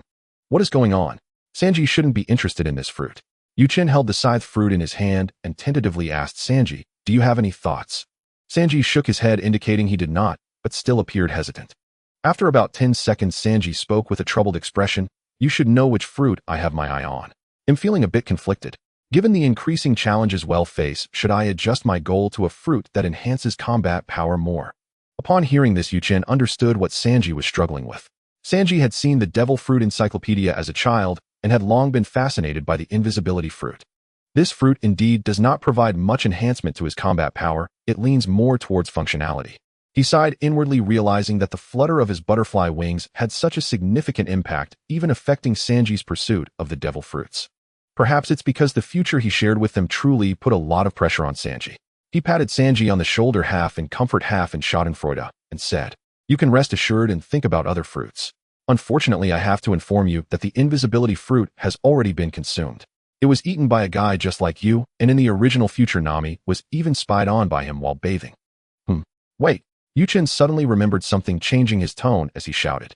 How did you three manage to defend on the deck? Iric, such a large person, came aboard, and you didn't see him.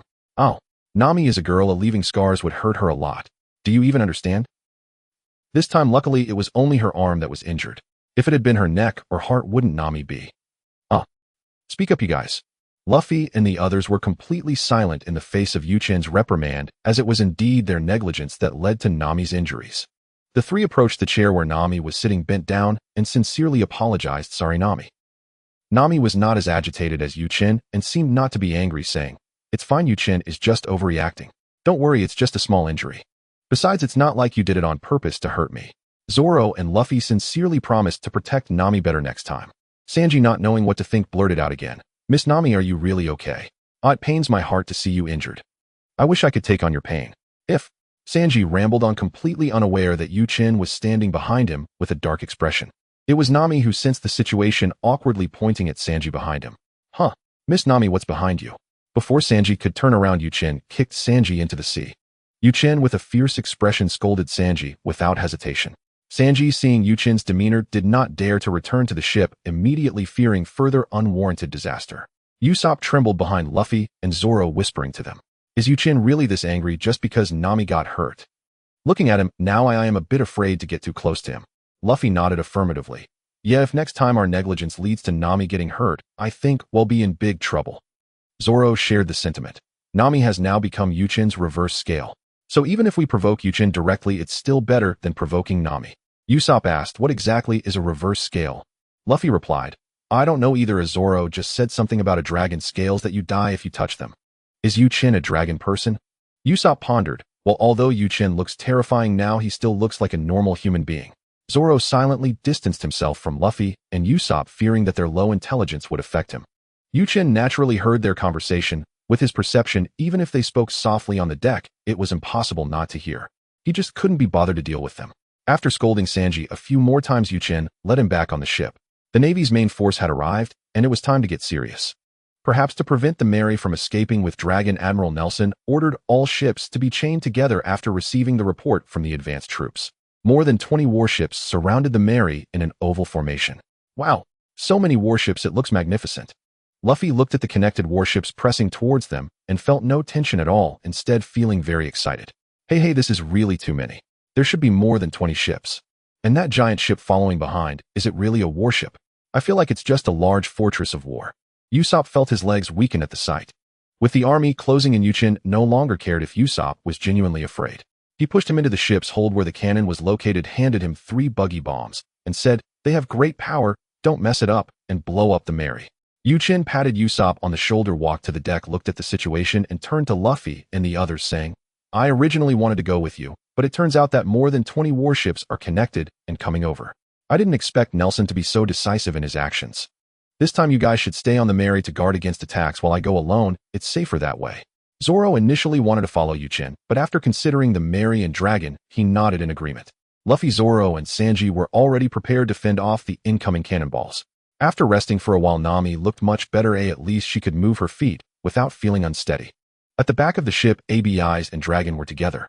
Chen held the lethal tiger in his hand through a small boat next to the Mary from the warehouse and jumped on board. He said to Luffy and the others, "I leave the safety of the Mary and Nami to you. Rest assured, well ensure nothing goes wrong." After receiving the response, Chen activated the golden light spell and swung the lethal tiger behind him. Instantly, a powerful shockwave struck the sea behind him, sending waves pushing the small boat rapidly towards the warships. Wow, that's amazing. I didn't expect to move like this on the sea. Finally, I can witness his true power. Every time I train against him, he doesn't even use the golden light spell to empower himself. I wonder just how strong he really is. On the main ship where Nelson was located, the report came in. "Admiral, someone from the Straw Hat crew is rapidly approaching our warships in a small boat." "Huh. Didn't you all receive reports that Eirik had been dealt with? That ship is full of pirates. Attack them." "Yes, Admiral." Nelson's overweight body struggled with each movement. Just shouting that sentence had already left him a bit breathless. I'm out of breath. That damn Eirik boasting so much, and he was taken care of so quickly. Those 3 warships are useless, getting incapacitated by a pirate ship with only 1 cannon. It's really infuriating. With Nelson's order, the warships opened fire on the Mary and the moving Chen. On the Mary, Luffy and the others deflected the incoming cannonballs, knocking some away and shooting down others. They did not allow a single cannonball to harm the Mary or Dragon. Usopp was nervously aiming at the cannon, waiting for the main ship to enter range. Meanwhile, Chen paid no attention to the incoming cannonballs, casually waving the lethal tiger, causing the board to nimbly evade the attacks. Soon Chen was less than 50 meters away from the leftmost warship. He jumped directly from the small boat, the light of the golden light spell extending from his body, enveloping the lethal tiger. Centering on the gunpoint, he spun rapidly with the lethal tiger and charged towards the side of the warship. In just 1 second, Chen pierced through the first warship from 50 meters away, achieving a hand throw strike. The shockwave from the attack shattered the middle of the warship, causing both sides to collapse inward, resembling a ship on the verge of sinking. When his figure reappeared, he was already on the deck of the second warship. Chen did not intend to create unnecessary killings, so he did not plan to pursue the ordinary soldiers. He only aimed to take down these 20 or so warships. In the vast sea, they wouldn't be much of a threat. As the navy on this warship was about to attack him, Chen slammed a gunshot heavily down onto the deck. An unremarkable strike, yet it forcefully split the warship in half from the point of impact. Immediately, Chen jumped off the wreckage and targeted the third warship. With just that one strike, the third warship was declared out of commission. The people on the Mary watched in shock at Chen's attacks, all wide-eyed. Sanji's cigarette fell from his mouth in astonishment. Wow, amazing. 1 strike per warship. Is this the basic level of a warlord? He is truly strong. A simple strike can destroy a warship. Nami, though equally surprised, wore a proud expression on her face, thinking, "This is the man I like. He really is so domineering." At this moment, after smashing the 4th warship, Chen felt that his speed was still a bit slow. These warships were chained together. Perhaps he could find an angle to take out multiple ships at once. Just right, he could also try out the 3 powerful techniques he created by combining the Tang family's Overlord Spear. Since they were created after acquiring the Lethal Tiger, he named them the Lethal Tiger 3 styles: Crack, Mountain Break, Sea, and Shatter Void. Each technique is more powerful than the last, with movements as simple as can be, focusing solely on deep mastery of power. Perhaps as his understanding of the spear deepens, he will create even better and more skillful techniques, but that is a matter for the future. Currently, Chen could only pursue the path of brute power. He effortlessly jumped into the air, arms slightly bent like a great rock spreading its wings, and as he descended, he held the spear with both hands and slashed down fiercely. A crescent-shaped slash over 30 meters long surged forth from the tip of the Lethal Tiger, which was precisely the Crack Mountain style from his Lethal Tiger 3 styles.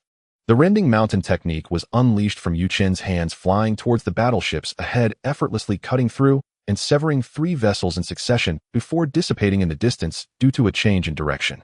On the Mary, they observed the damage caused by Chen's strike. Luffy and Sanji gasped in astonishment. My God! Is this really something a person can do? If the battleships were in a straight line, how many could he destroy with a single blow? Soon Chen's next strike provided the answer. As he leaped across the wreckage of the battleships, the Navy personnel on the debris dared not attack him, fearing the wrath of this mighty man. Out of over 20, nearly 30 battleships, 7 had already been destroyed, and they were approaching the center. Upon closer inspection, it was noticed that 8 battleships were roughly aligned in a straight line. Chen adjusted his grip on the gun, the barrel dipping just enough to touch the standing deck. With both hands firmly grasping the gun's body, he prepared to thrust upward with a steady motion. Break the sea. With a loud shout, a strike of greater power than before spanning 50 meters soared towards the 8 battleships ahead. Bang, bang, bang, bang. The strike cleaved through the battleships until the last one slowly dissipated. Despite this, although the 8th battleship was not severed, it was utterly ruined and could essentially be considered scrapped. This move truly lived up to its name of break the sea, as the ocean left in its wake was filled with fissures several meters wide and over 10 meters deep. On the Mary, Zoro finally showed emotion. This guy. The strike is incredibly powerful. How can there be such a huge gap between me and him? Meanwhile, Usopp, who had been aiming at the flagship, finally launched his cannonball with the residual might of Chen's break the sea. The booming sound of the bazooka was particularly loud. As for the Navy, whether it was due to underestimating the cannonball's power or being overwhelmed by Chen's attack, they had no capacity to respond. In any case, there was no interception against the bazooka fired by Usopp.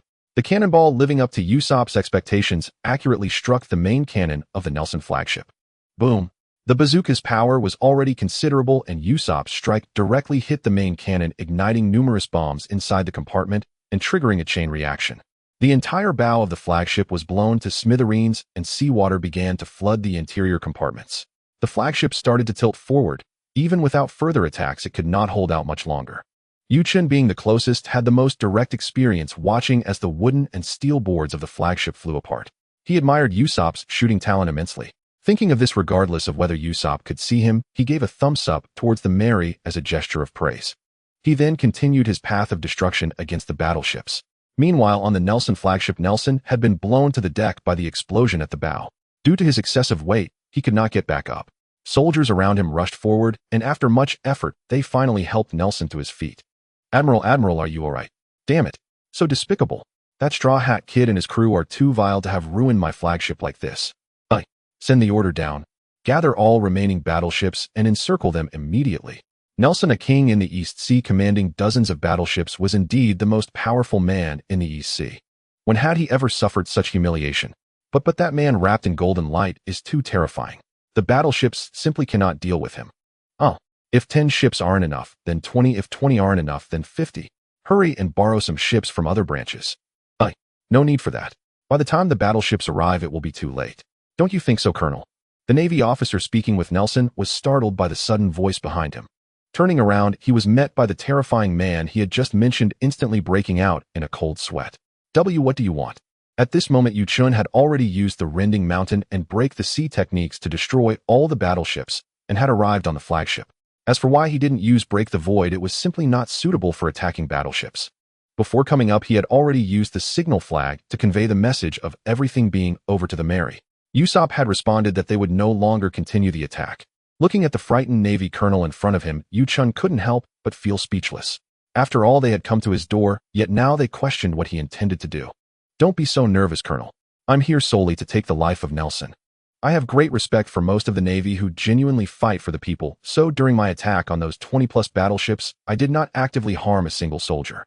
However, I have a strong aversion to someone like Nelson who mobilizes forces for his own selfish interests. I believe you understand what I mean.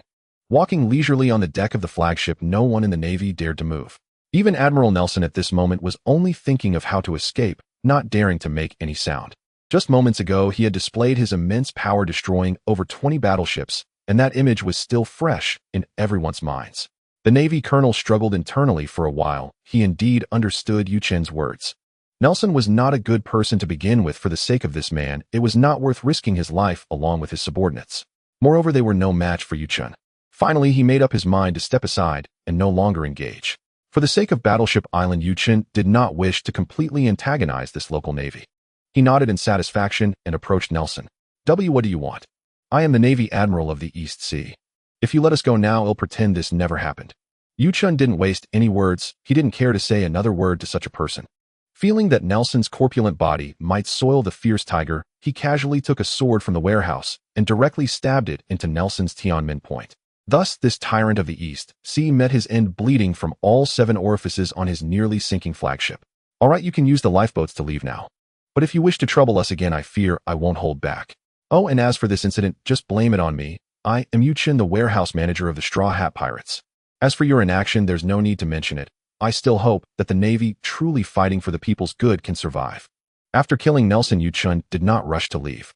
He searched the flagship for his personal treasure chamber. After finding the treasure chamber and rummaging through it, he estimated its value and felt furious, wishing he could crush Nelson. This guy had over 2 billion in treasures just brought onto the flagship, not to mention how much more was kept in the base. He was simply the greediest of officials, a complete scoundrel. After searching through the wreckage of the flagship and those battleships that had not yet sunk for more than 1,000 cannonballs, Chen finally set off to return to the Mary. Meanwhile, the Navy personnel were leaving in their lifeboats. Upon returning to the ship, Luffy and the others cheered, welcoming Chen's return. Yo-ho! A resounding victory. Ha! Chen, you were incredible. Looks like you're even stronger than Hawkeye. I can't compare to Hawkeye. This battle was exhausting for me. If it were Hawkeye, he would have had it much easier. At this moment, ABI's also came to the deck and jumped into Chen's arms. Thank you, brother, you for helping me and Dragon Grandpa drive away the Navy. She even planted a kiss on Chen's cheek. The others burst into laughter upon witnessing this, while only Nami pouted. She hadn't even kissed Chen's face yet.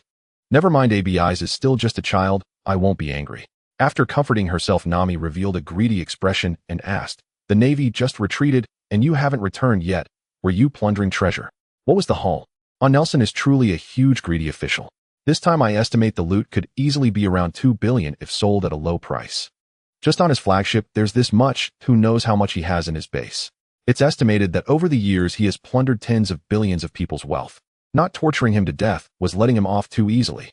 After expressing his righteous indignation, Chen looked at Usopp, standing beside him, and smiled happily. Well done, our sniper. This time I brought back over 1,000 cannonballs and some spare cannons for you. You can go all out in the future. Usopp, having tasted victory, was filled with joy and pride. Ha ha ha, no problem. As the ship's sniper, you can trust me to handle all enemy ships in the future. Just as the group was laughing and joking, the sea suddenly began to churn. Everyone tightly grasped the ship to avoid falling. Chen looked towards Battleship Island, where the entire island was shaking violently. It seemed that the dragon's lair was about to rise. Behind the merry Dragon Grandpa had been lying listlessly on the cart. After sensing the island's changes, his eyes suddenly lit up. With great effort, he lifted his head and began to roar at the sky. Roar? Everyone on the ship covered their ears. Dragon Grandpa's voice was simply too loud. Usopp shouted up, "What is Dragon Grandpa roaring about? What's happening all of a sudden?" Chen responded, "The time has come." Of course he was shouting as well. There was no choice. Dragon Grandpa's voice was just too loud. Before long, as Dragon Grandpa's roar faded, many dark spots appeared from the distant horizon, and similar roars echoed back in response. Usopp pulled down the telescope from his head and exclaimed, "My God, so many thousand-year dragons." The dark spots moved swiftly, and in an instant they were close. In everyone's eyes, dozens of gigantic thousand-year dragons flew past, beginning to circle around this sea area. Meanwhile, Dragon Grandpa was struggling to flap his wings. After multiple attempts, he finally took flight. However, before he could join his companions, his weak wings seemed unable to bear the burden, and he fell back into the ocean. Dragon Grandpa. ABI's watched this scene, anxiously shouting, but Dragon Grandpa did not respond at all. ABI's cried out, and just as she was about to jump into the sea to swim over, Chen pulled her back. Chen shook his head at ABI's. "Wait, the dragon's lair will rise soon. And don't be too sad. Let Dragon Grandpa see your smile when he leaves." ABI's nodded repeatedly. Although her tears hadn't stopped, she was trying hard to control herself. Soon the island finally stopped shaking, and at that moment the sea level had retreated far away. A piece of land dozens of times larger than Battleship Island emerged from the ocean. Or rather, Battleship Island had risen, exposing the dragon's lair beneath the sea. As the island rose, countless splashes erupted, revealing the true form of the dragon's lair, with rainbows scattered across the entire island, complemented by various seaweeds and corals from the ocean floor. Dozens of thousand-year-old dragons descended from the sky, scattered all around. At that moment, the dragon's lair appeared almost like a fairyland. Abisi had already disembarked and was running towards Lord Dragon on the newly risen land. The others on the ship followed suit, understanding that Lord Dragon's time was likely coming to an end. By the time they arrived, Abisi had not yet smiled, but her tears had ceased. Looking into Lord Dragon's eyes, Abisi addressed everyone. "Lord Dragon expresses his gratitude for everything you have done for him. It is truly thanks to you that he can once again feel the land of his homeland at this moment." Luffy and Usopp immediately rebutted. "What are you saying, Lord Dragon? We are friends." Exactly, you are being too formal, Lord Dragon. Abisi continued to converse with Lord Dragon, who comforted her, urging her not to be sad and to live well in the future. The others remained silent, quietly accompanying Lord Dragon, ensuring he completed the final journey of his dragon life. After a while, Abisi finally managed to smile, and only then did Lord Dragon peacefully close his eyes. At that moment, a dragon egg nearby emitted cracking sounds. A small 1,000-year-old dragon slowly emerged from its shell. Abisi stared blankly at this scene, her eyes filled with surprise.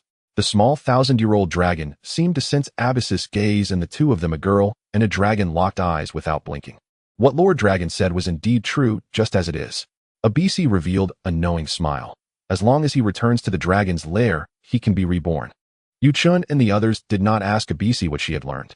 Regardless of whether Lord Dragon reincarnated as a small 1,000-year-old dragon or simply faced the cycle of life and death, it was a mystery inherent to every species and the fundamental reason for the existence of life. Ironically, someone like Nielsen was still searching for dragon bones, pursuing immortality. Yet he failed to realize that even 1,000-year-old dragons could die of old age, so how could a mere bone grant him eternal life? After bidding farewell to Lord Dragon, the Straw Hat crew returned to the Mary, taking a short rest. Once the dragon's lair sank again, they would set sail towards the Grand Line. At the same time, at the Navy's 153rd branch. Today was the day Vice Admiral Carp from the Navy headquarters brought people to escort Monka for trial. The two units were exchanging prisoners on their respective warships at sea. However, Vice Admiral Carp had not slept for 5 days and 5 nights in order to break the record for eating donuts, so he accidentally fell asleep while handing over the prisoner Monka. Taking advantage of this opportunity, Monka struck Carp directly in the chest with an axe, and many of the branch's Navy personnel believed that Vice Admiral Carp was already dead. In the midst of the chaos, Monka broke free from his chains, took Barumabur hostage, and fled to the sea. Meanwhile, Kebi stood in front of Barumabur, using his body to block the cannon and preventing the Navy on the warship from firing at Monka. He then jumped into the sea to pursue Monka's small boat. Despite Kebi and Barumabur desperately trying to defeat Monka, they were no match for him. Not only did they fail to catch him, but they were also thrown into the sea by Monka, sparing their lives. At that moment, Kebi and Barumabur had swum back to the warship and were kneeling on the deck. In front of them stood the personnel from the Navy headquarters that Carp had brought, while Kebi and Barumabur were flanked by the Navy from the 153rd branch, all of whom had their heads bowed in shame. The branch's lieutenant colonel lowered his head in embarrassment and said, "It's all my fault for inadequate supervision allowing the prisoner to escape.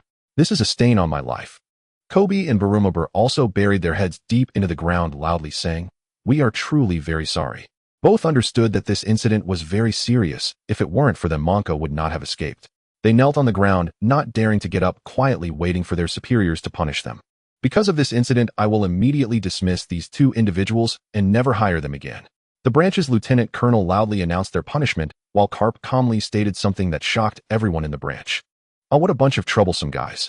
It seems there is no place that will take you in anymore. Letting you run around will only cause trouble for everyone. There's nothing I can do. Come with me to headquarters." "What? Vice Admiral Carp, are you really going to take them to headquarters?" The lieutenant colonel looked on in disbelief. "Is that not allowed?" Although Carp was asking him, the implication was clearly that refusal was not an option. "What about you? Are you willing? If you want to escape, now is the time. However, I will not give you the chance to refuse." Haha, Kebi and Barumabur had no idea how to respond. They were about to be expelled from the Navy, yet now they were being taken to the Navy headquarters. Whether out of gratitude or fear, their tears could no longer be contained, streaming down their faces. Just as Carp was about to leave, he was called to a halt by the branch's lieutenant colonel. "Vice Admiral Carp, please wait a moment." "What is it? Is there something else?" Carp's tone was somewhat unfriendly. After all, he was just there to take 2 kids you didn't want. The lieutenant colonel sensed Carp's displeasure, but as a man of duty, he still had to relay his message. "Vice Admiral Carp, please hold on a moment. Someone asked me to convey a message to you. He said that a friend of Little Monkey has left a letter for you at a restaurant in town, and he hopes you can pick it up personally." Upon hearing the name Little Monkey, Carp immediately became interested and asked the lieutenant colonel, "Do you know who it is?" The lieutenant colonel replied truthfully, "It is a young man with pink hair who was with a young pirate who defeated Monka last time. I don't know any more specifics. Oh, by the way, Kebi was also seen walking with them. He might know more about it." Carp turned to look at Kebi. However, Kebi had no idea about such details. Although he guessed from the lieutenant colonel's description that it was his brother, Chen had not told him that a letter had been left. After thinking about what his brother had instructed him, he spoke up. I don't know about the letter, but the person that the lieutenant colonel mentioned is named Chen, and he is indeed with Mr. Luffy." Upon hearing Luffy's name from Kebi, Carp became even more certain of his earlier thoughts. However, Luffy was not someone who would leave letters, nor could he have guessed that he would come to this branch. For a moment, Carp developed a keen interest in this young man named Chen. Then let's go? Well, check out that restaurant you mentioned. Yes. The lieutenant colonel accepted the order and began giving commands to return. After the two warships arrived at the 153rd branch, Carp only took his aide Bogart and Kebi with him, following the lieutenant colonel to the restaurant owned by the Li Jiao family. The lieutenant colonel opened the door in front and welcomed Carp and the others inside. He addressed the bar owner. Madam Vice Admiral Carp has arrived. Hello. How can I help you? Carp approached the bar and glanced around. It indeed appeared to be an ordinary restaurant with no connection to espionage or intelligence organizations. Madam, I heard from this lieutenant colonel that someone left a letter for me, so I came to take a look. The bar owner looked at the man in military uniform wearing a dog hat, and while he did resemble the legendary Vice Admiral Carp, the dog hat was too tightly fitted, making it difficult to distinguish him from the photos in the newspaper. Cautiously, she spoke up. I apologize, sir. Could you take off your hat so I can see? Carp was taken aback, but complied, removing his dog hat. Goodness, is the kid who left the letter really this cautious? The bar owner smiled apologetically at Carp, and after confirming his identity, she stepped away from the bar, returned to the back room, and retrieved a brown paper envelope, handing it to Carp. Carp took the envelope and examined it in his hand. The envelope was thick and its contents were completely concealed, sealed with wax, indicating that the person writing the letter was quite careful. The front of the envelope bore the words to Mr. Carp in large letters. Seeing such a formal envelope, Carp took it quite seriously. He opened the envelope, took out the letter, and read it carefully. Hello, old man Carp, please forgive my presumptuousness.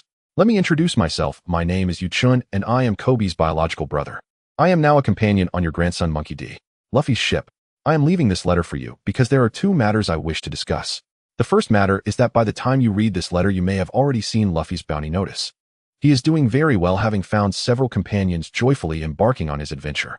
With your strength and power, capturing him would be incredibly easy. Perhaps you don't truly oppose him becoming a pirate. After all, old man, you know his character and that he would never become an evil person. I am somewhat more capable than the current Luffy, and for future adventures to go smoothly, I might train him rigorously. I hope you won't hold that against me. Of course, I will look after his safety. While I can't guarantee absolute safety, I will do my utmost for him. As for the second matter, when you see this letter, you should have already prepared to take Kebi to the Navy headquarters. I hope you can train him strictly. His dream is to become a Navy officer, so strength is essential. Although I believe that with his kind and just heart, he would actually be better suited to work with your son. After all, you know that there are many officers in the Navy who abuse their power for personal gain and persecute civilians, and they are the type of people I detest the most. You need not refute this. Colonel Monka and Colonel Mouse, who applied for Luffy's bounty, are both of that ilk, and there are many like them within the Navy. Moreover, the Navy is still filled with a bunch of self-proclaimed noble trash. But since Kebi wishes to become a Navy officer, I can only entrust him to you. Of course, if nothing unexpected happens, we should have a chance to meet in Water 7. If Kebi does not receive strict training, I think I will have to take him to Uncle Dragon. You need not worry about me not being able to find Uncle Dragon. By the time you read this letter, I believe I will have met him in Rogue Town. As long as he is a kind-hearted person for the sake of Uncle Dragon's revolutionary cause, I believe he will be more than willing to take Kebi in. By the way, I instructed Kebi to tell everyone that I am his friend, so please do not expose him. Also remind him to say goodbye to Li Jiao before he leaves. That little girl likes him very much. After reading this, please burn it. It will be good for both you and Kebi. Finally, I hope, old man, you can break the record for eating donuts soon. Next time, don't let someone like Monka hurt you. After reading the letter, Carp frowned and thought, this kid, could he be one of Dragon's people? But why would he follow Luffy? Moreover, Dragon wouldn't disclose their relationship to outsiders. This little brat seems to know quite a bit, even mentioning that I could be hurt by Monka. He truly is an incredible little brat. In his brief letter, Chen revealed too much information to Carp. The letter directly informed Carp that Chen was now a pirate following Luffy. It explicitly stated that Kebi was his brother and that he was aware of the matters concerning their 3 generations. A current pirate actually made a naval officer strictly treat his own brother. To an ordinary person, this would seem like a huge joke. However, Carp would not think this way. He would only feel that Chen was serious in entrusting Kebi to him. If Chen mentioned training Luffy without any ulterior motive, that would surely be impossible. He was telling Carp that he would take good care of Luffy, and the old man must also look after Kebi. Moreover, some content was written before it even happened. Therefore, Carp indeed developed a great interest in this little ghost who left the letter. However, relying solely on a letter to convince him to take Kebi in for serious training was impossible. He would continue to closely observe Kebi. Naturally, Chen was aware of this, but he had great confidence in Kebi. Water 7, huh? Carp murmured before taking out a lighter and destroying the letter as its contents were indeed not fit to be leaked. Kebi say a proper goodbye to Li Jia. We are setting off back to headquarters. Yes, Vice Admiral Carp. Although Kebi was curious about what his brother wrote to Vice Admiral Carp, the letter had already been destroyed, which was futile to think about. He walked aside with Balumabur to bid farewell to Li Jia. On the Mary, the group waited until the dragon cave sank back into the sea, said goodbye to ABIs and the villagers, and set sail again. Once the Mary was sailing smoothly, Yu Chun called everyone together. Everyone, after this incident, the naval headquarters will inevitably strengthen the pursuit of us. Moreover, we are about to enter the Grand Line, so it is urgent for us to enhance our strength. However, time is limited, so we must focus on key areas during our training from now on. Luffy and the others nodded in agreement, having deeply understood the gap after witnessing Yu Chen's strength. The training fanatic Zoro immediately grasped Yu Chen's intentions and spoke up. Just tell us where to start improving against the powerful enemies that are about to come. Yu Chen nodded and first explained the development direction technique concepts, fruit development directions, and equipment of Nami and Usopp for each person over the next 2 years. Only then did Yu Chen express his suggestions on key focuses. Luffy, the second and third forms I told you about will be a significant burden on your current physical condition. Telling you about these 2 forms now is merely to make you think ahead about the application of your fruit abilities. Therefore, if you wish to become stronger, quickly improving your physical attributes is the primary task. Next is the Busashoku Haki and Kenbunchaku Haki. Regarding the Marine 6 styles, you can refer to the technique Soru, which you should be able to learn quickly. As for Jeppu, if you're interested, you can give it a try, but it will be the least prioritized. The other techniques in the 6 styles are not suitable for you, so don't worry about them. Zoro, your situation is quite similar to Luffy's, but without a devil fruit you will rely more on physical strength and Busashoku Haki. Furthermore, you have already comprehended the iron cutting realm, so reach the level where you can enter it at any time in actual combat, as soon as possible. Next is the technique development I just told you about. I have already informed you of some techniques you will use in the future. You can ponder them yourself. Regarding the Demon Chi 9 sword style, I estimate that you can only comprehend it in life and death battles, so don't waste time training on it. As for the Marine 6 styles, it's up to you. You just place it at the very end. Sanji, your physical attributes are worse than both Luffy and Zoro, and your fighting style relies entirely on your legs. If you don't want to get your leg bones broken in the future, your primary task is to quickly enhance your physical attributes and awaken Busashoku Haki. Soru, Renkyaku, and Jeppu from the Marine 6 styles all utilize leg techniques and are quite suitable for you. As long as your physical attributes are up to par, you should find them easy to learn. Yu Chen paused and then spoke to Sanji. Sanji, I won't comment on your chivalrous spirit. However, if you insist on never attacking women, then if you encounter female enemies, just run away and leave them to the rest of us. Don't be foolish and get beaten to death without retaliating and still not think of escaping. Upon hearing Yu Chen's words, Sanji initially had no reaction, but the others burst into laughter. Luffy, aha, Sanji, are you really that foolish? You wouldn't run away even if you were about to be beaten to death. Usopp, that's right, Sanji. In the future, if you encounter female enemies, just run away boldly, don't get killed. Ha! Sanji's brows nearly ignited from anger. Bastards, both of you shut up. Yu Chun is just reminding me I'm not someone who would sit still until I die without running away. Zoro remained calm and delivered a finishing blow. No, since Yu Chun would remind you this, it means that in the original future you at least had an instance where you almost got killed by a woman without retaliating or escaping. What? Sanji, refusing to give up, turned to Yu Chun. He saw Yu Chun nodding at him, clearly acknowledging Zoro's words. Perhaps feeling that it wasn't stimulating enough, Yu Chun said, you were captured multiple times by women and almost got killed once, and it was Nami who replaced you and defeated the enemy. Sanji instantly collapsed to the ground in despair, wondering how he had thought originally. He had been captured multiple times. Why didn't he run? He was even saved by Miss Nami. The others laughed for a while before finally stopping. They were just joking. Even if Sanji didn't change and still got captured by women, they would certainly rush in to rescue him. Yu Chen clapped his hands to regain everyone's attention. Usopp, regarding your weapon issue, I also don't know where the island of Boyne is, but do you still intend to stick with the slingshot? If you want to switch to firearms, I have many you can practice with. Usopp shook his head, sticking to his choice. After using the slingshot for so many years, he had developed feelings for it.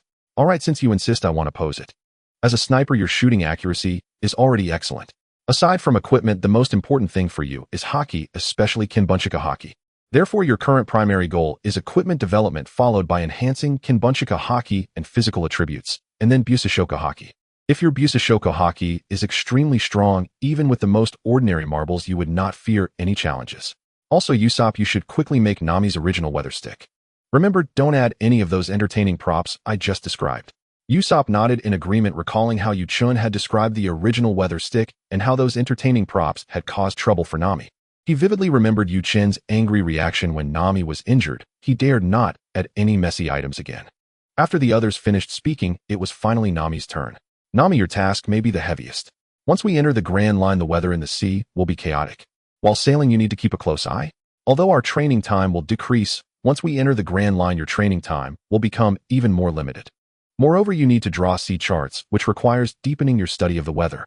So I don't expect your Busashoka Haki to be very powerful, but while helping them awaken their Busashoka Haki, I also hope you can reach the level of fully covering your body with Busashoku Haki. As safety is the priority. Leave your attacking abilities to the weather stick. Additionally, I want to see if I can find you a suitable Logia-type devil fruit. With Busashoku and elementalization, if you can also awaken Kenbunshoku, your safety can be better ensured. Before Nami could respond, Usopp enviously said, Nami's treatment is really good, she even gets a Logia-type devil fruit. I wish I could have one too. Chen, hearing Usopp's words, replied, what is a sniper like you need a Logia-type devil fruit for? What? Don't you want to be a sniper anymore? Want to change your style? Speak up, didn't you just obtain Eric's scythe fruit today? Usopp shook his head vigorously, expressing strong refusal. He simply envied Chen for finding a fruit for Nami. He didn't genuinely want to eat one.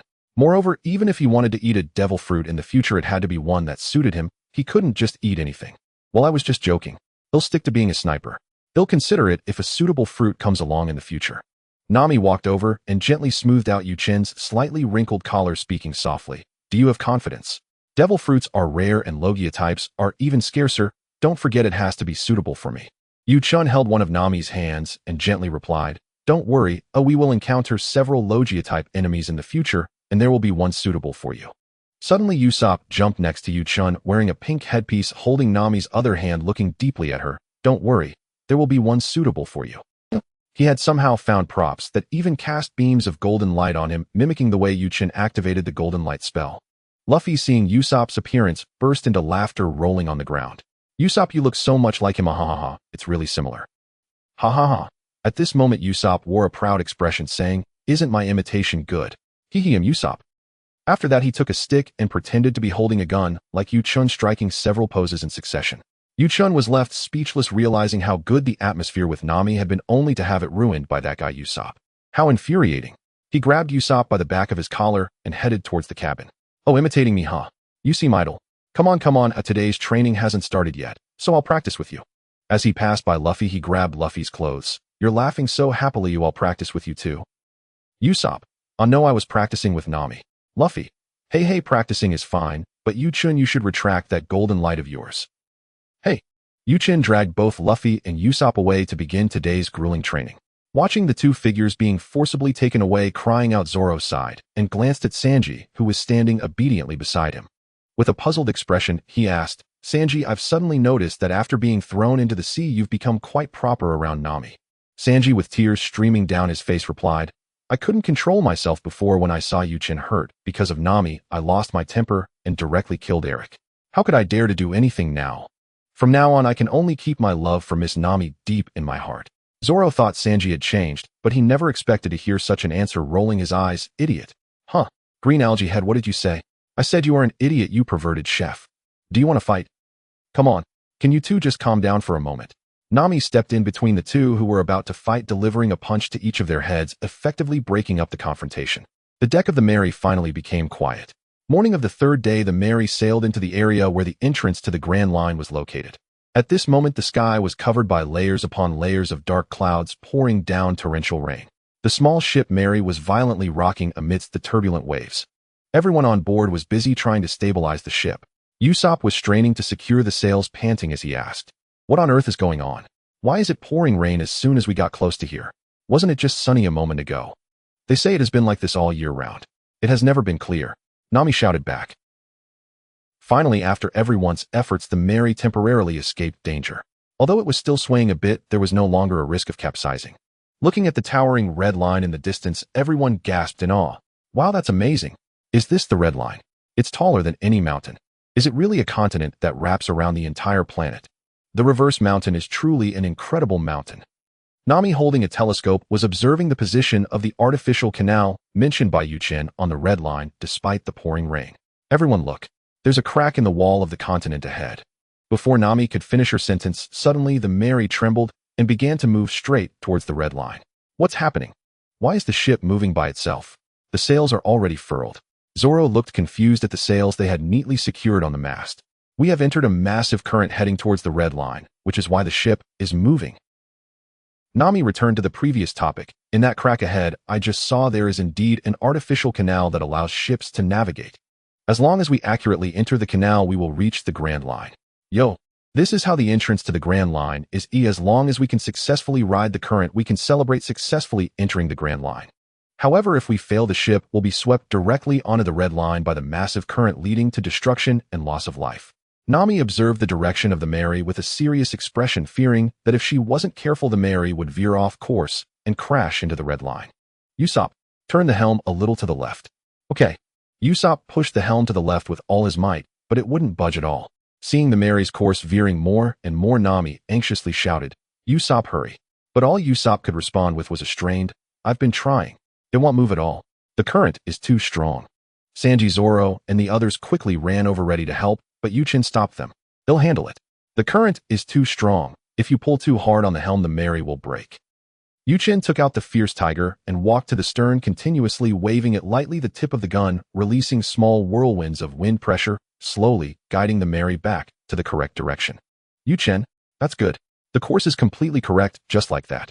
At this moment, the Mary was less than 100 meters from the canal entrance. To be cautious, Chen stayed at the stern to adjust the direction if necessary. In the cheers of Luffy and the others, the Mary successfully passed through the entrance gate and sailed into the canal that continuously climbed upward. Yoho yoho, we are in the Grand Line. Luffy and the others linked arms and jumped around excitedly, shouting. Perhaps due to the shelter of the red line, as soon as the Mary entered the canal, they no longer felt any raindrops. Even the light filtering through the clouds was brighter than before. Looking back, it felt as if the entrance completely separated the inside from the outside worlds. Gazing at the constantly rising canal ahead, Luffy brought a barrel out from the kitchen. Everyone, we have officially entered the Grand Line. Let's have a water ceremony. As Luffy placed one of his feet on the edge of the barrel, he shouted, I want to become the Pirate King. The others on the ship mimicked Luffy's actions, loudly declaring their own goals. I want to become the world's greatest swordsman. I want to find all blue. I want to be a brave warrior of the sea. I want to draw my own world map. At this moment, only Chen had not stated his goal, and everyone looked at him with excited expressions. Chen thought for a moment. It seemed he had only joined the crew for the sake of going to sea. Initially, he thought traveling with Luffy would be enjoyable. However, after spending this time together, it seemed he had developed a dream as well. Placing one foot on the barrel, Chen shouted loudly, I want to accompany you all, strive to become stronger, and ultimately live a life of freedom. After Chen finished speaking, everyone exchanged glances and burst into happy, excited laughter. For our dreams. Let's move towards the Grand Line.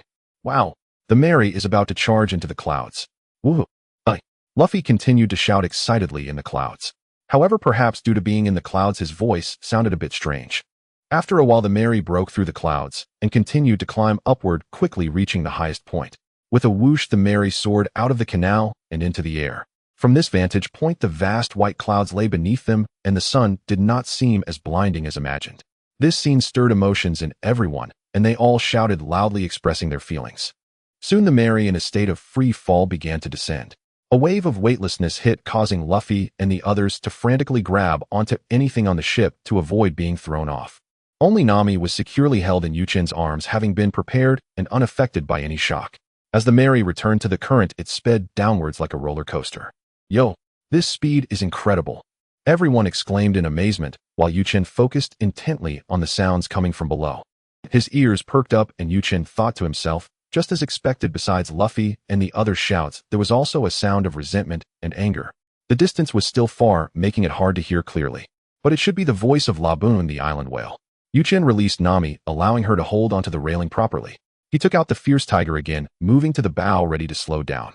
Luffy shouted, Hey Chen, why are you taking out the fierce tiger? To slow down.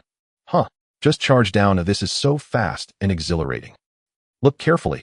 If we don't slow down, we'll crash. Ignoring Luffy, who looked confused, Chen reached the bow, preparing to use the fierce tiger to create wind pressure to achieve a slowdown.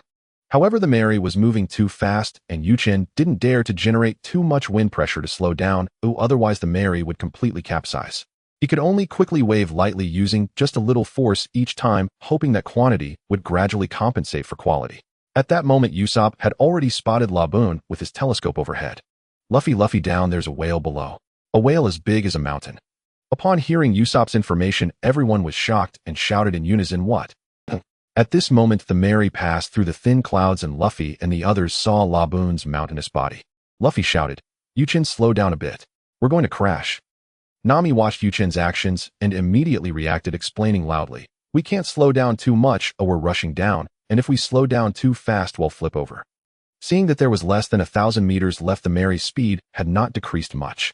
Everyone was extremely tense, but no one disturbed Chen. Suddenly Chen shouted to Usopp, "Usopp, go to the cannon. When we're 200 meters away, if we haven't fully slowed down, immediately fire a regular cannonball straight ahead."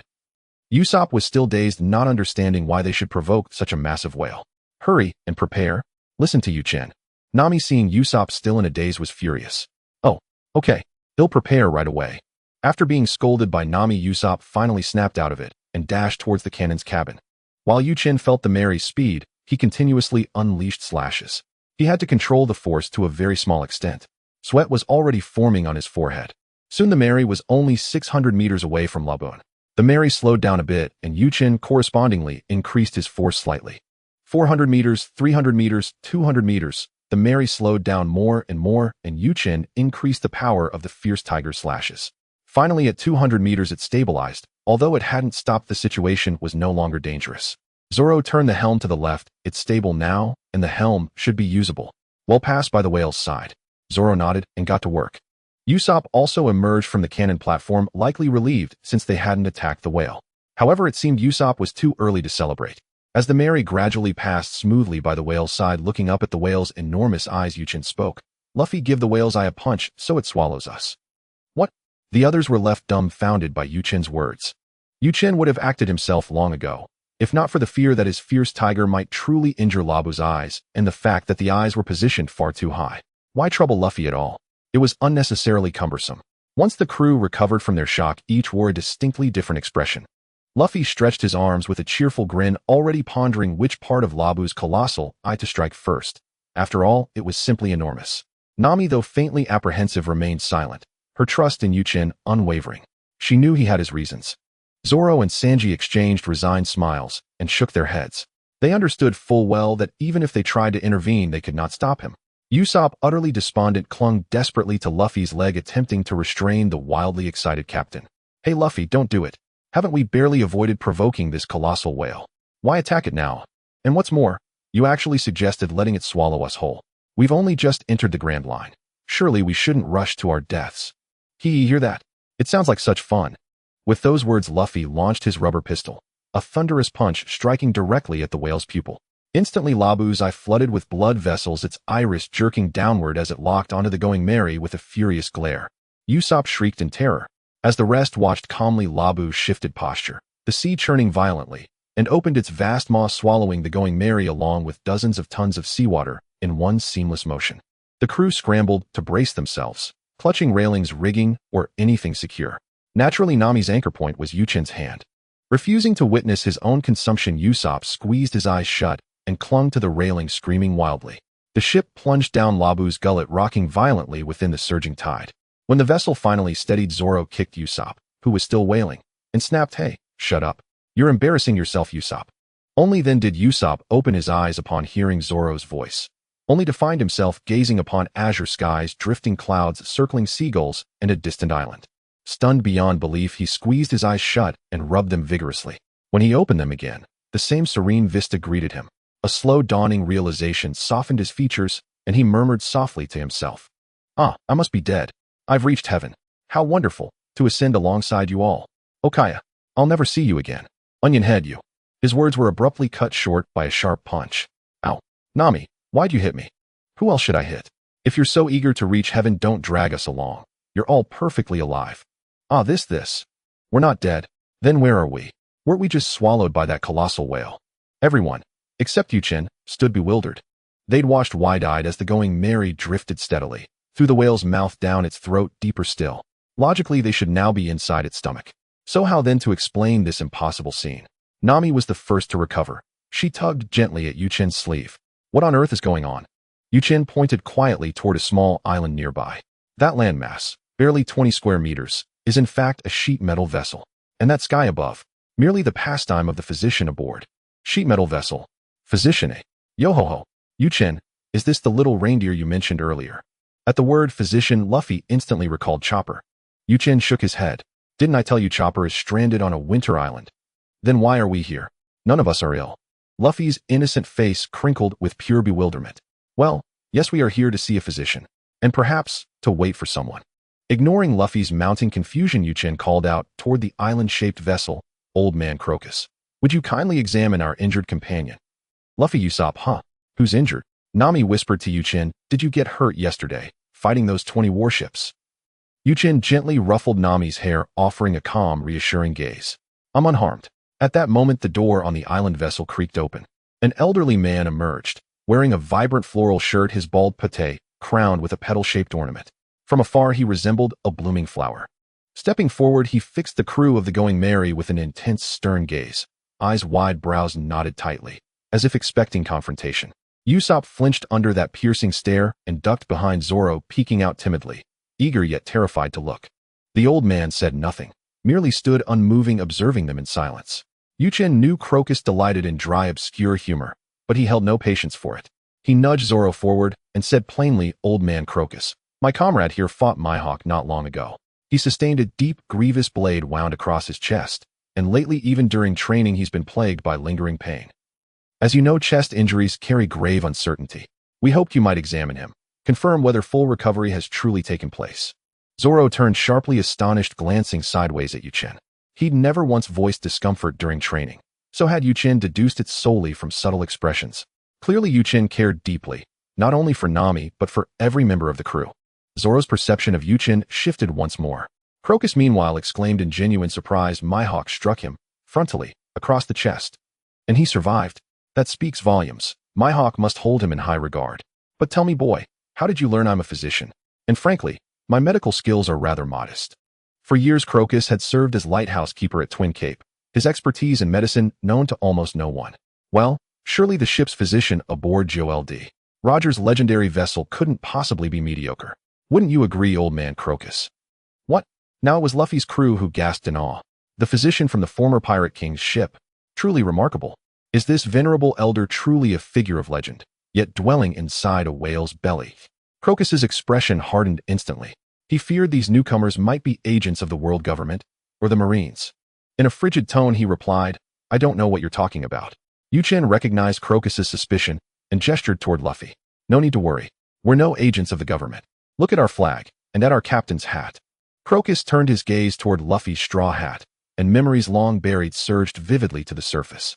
Ah, now I feel at ease.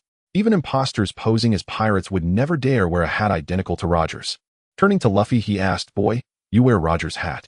Is it out of admiration? Luffy removed the hat, studied it for a moment, and replied, No. It was entrusted to me by Shanks. It has nothing to do with Roger. Shanks, the little rascal. Hearing that familiar name, Crocus burst into hearty laughter. What a charming lad he was. It's been ages since I last saw him, though I hear he's grown into a truly extraordinary pirate. Thrilled by Crocus's words, Luffy leapt straight onto the old man's vessel, eager to speak with him face to face. Hey, old man, so you do know Shanks? Then you really were Roger's ship's physician? Yes, I knew that young rascal well.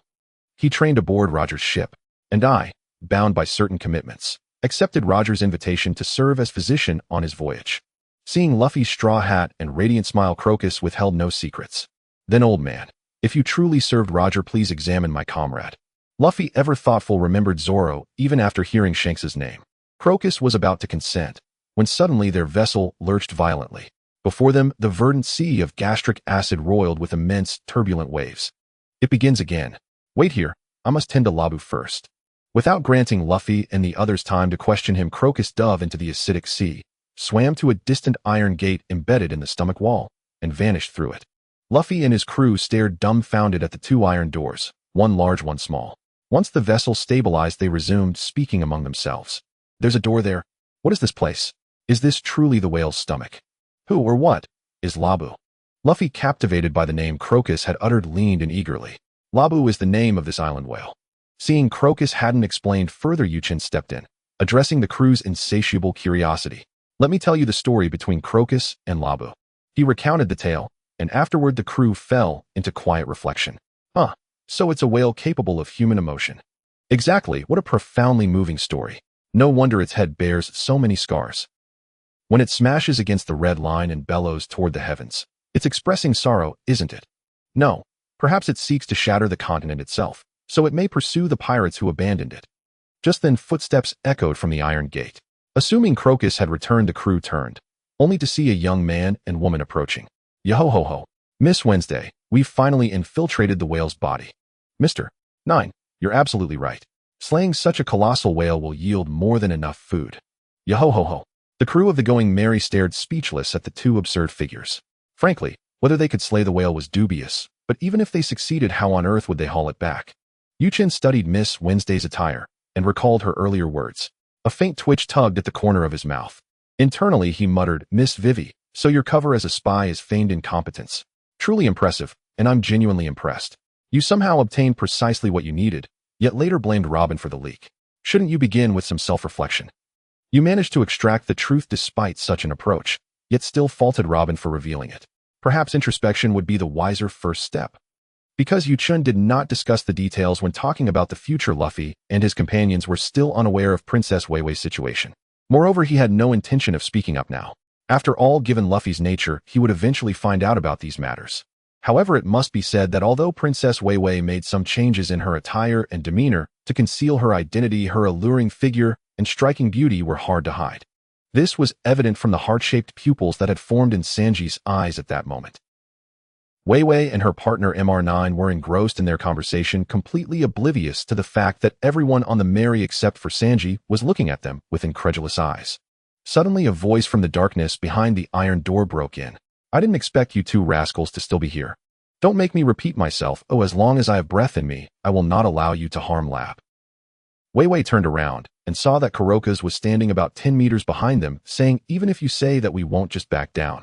This is our mission. MR9 clearly did not want to waste any more words and directly told Weiwei, Miss Wednesday, let's take action. Understood. The two of them pulled out handheld cannons from behind and aimed directly at the area above Lab's stomach. Bastards. Kuroka's agitated rushed to the iron door, attempting to jump in front of the cannonball, seemingly wanting to block it with his own body. Just as the cannonball was about to hit Kuroka's, Chen made a mental move and directly transported the cannonball into the warehouse, leaving Weiwei and MR9 dumbfounded. Even Kuroka's, who had fallen into the sea of gastric acid, was momentarily stunned. What just happened? With his level of observation hockey, he couldn't figure out how those two cannonballs had vanished. It wasn't until he emerged from the sea and saw that everyone on the Merry was unfazed that he realized it must have been one of them who had intervened. Miss Wednesday, let's try again. Understood. MR9 seemed undeterred. The cannonball had disappeared, so they would try again. However, this time, just like before, the cannonball vanished shortly after being fired. Ghost. There's a ghost. MR9 was terrified and flustered. Princess Weiwei, being well-traveled, speculated if it could be the work of a devil fruit user. No, MR9. Look over there, there's a pirate ship. It might be one of the devil fruit users from there. MR9 looked down and indeed spotted a pirate ship floating in the sea of gastric acid. About to say something, he suddenly noticed a guy on the pirate ship wearing a straw hat whose arms were stretching rapidly towards them. It was Luffy who had made his move. Having just heard Lab's touching story, he was quite displeased with these two who sought to harm him. He quickly reached out and grabbed the two individuals at the iron door, loudly shouting at the still astonished Princess Weiwei, you are not allowed to harm Lab anymore. Otherwise I'll knock you away. Once Weiwei and MR9 regained their senses, they immediately understood that the people before them were not ones they could contend with. After quietly discussing a strategy, they realized that in the face of such strength, they had no means to fight back and could only sit dejectedly on the deck of the Merry, no longer mentioning capturing Lab. Seeing this, Kuroka stood on the iron ship and said, thank you for your help.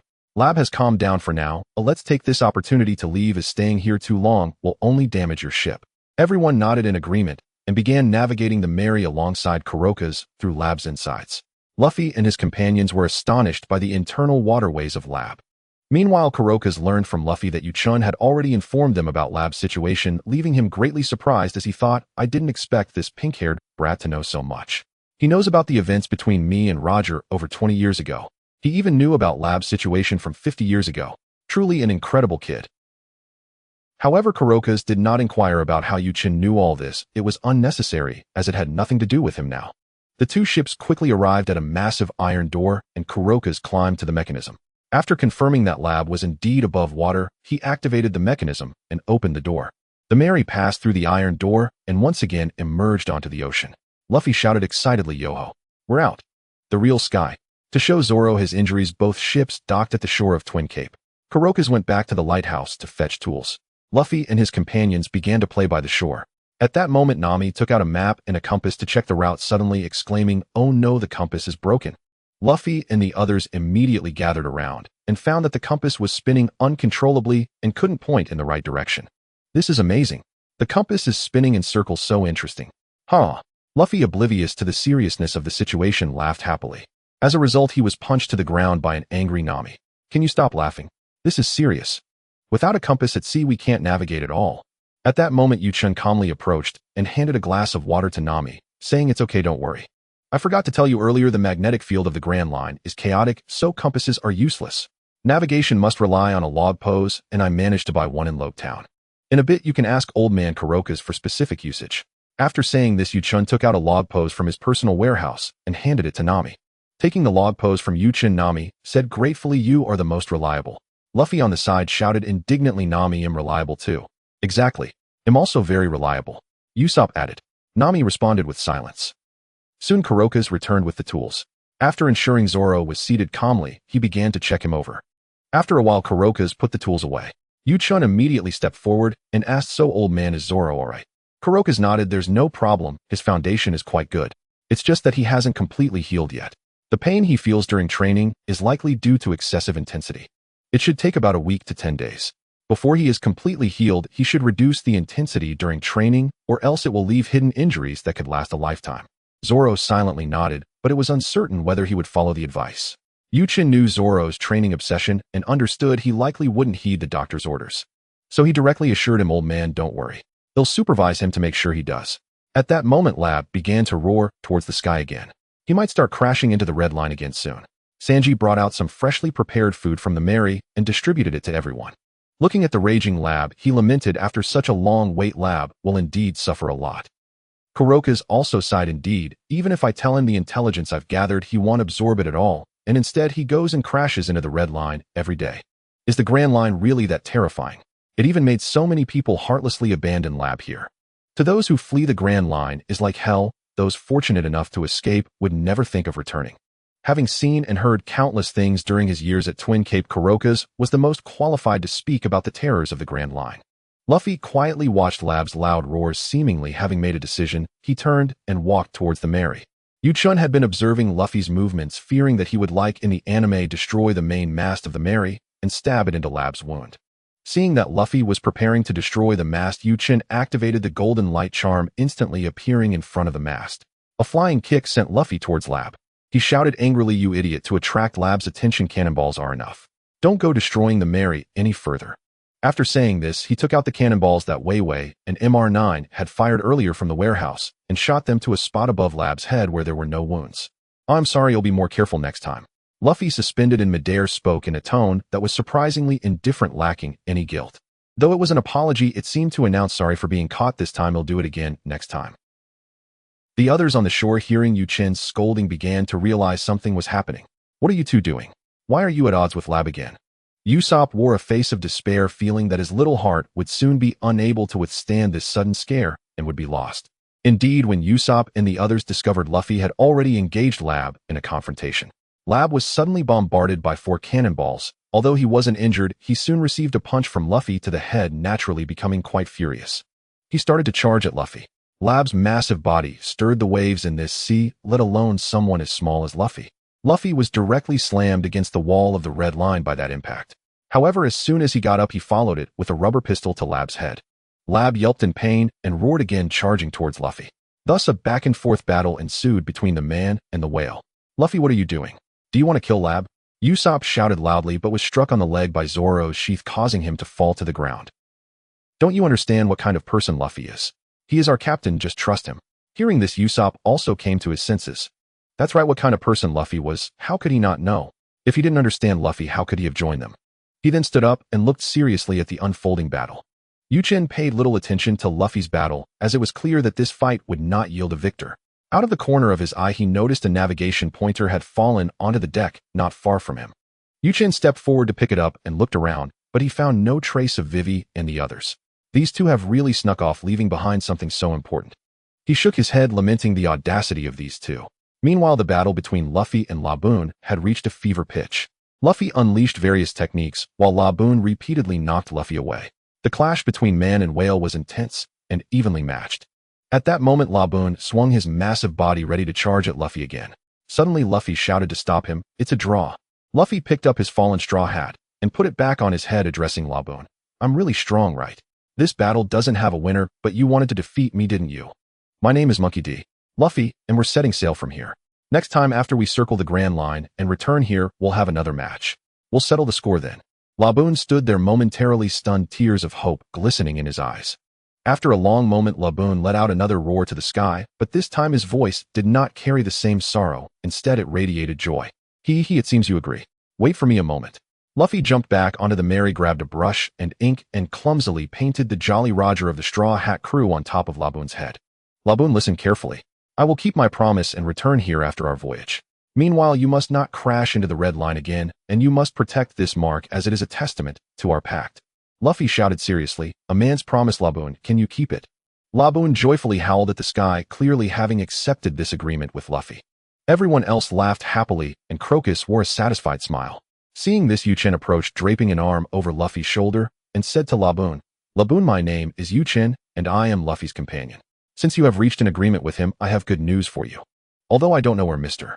Crocus got his information, I can tell you that no one from the Rumbar Pirates abandoned you to escape the Grand Line. They died fighting in the Grand Line, which is why they could not return to fulfill your pact. But even in their last moments, they were thinking of you." Luffy interjected, "Hey, that's not exactly good news. Look, Laboon is about to cry." Indeed, for Laboon, though he heard that his former companions had not abandoned him, they had all perished. How could he feel happy?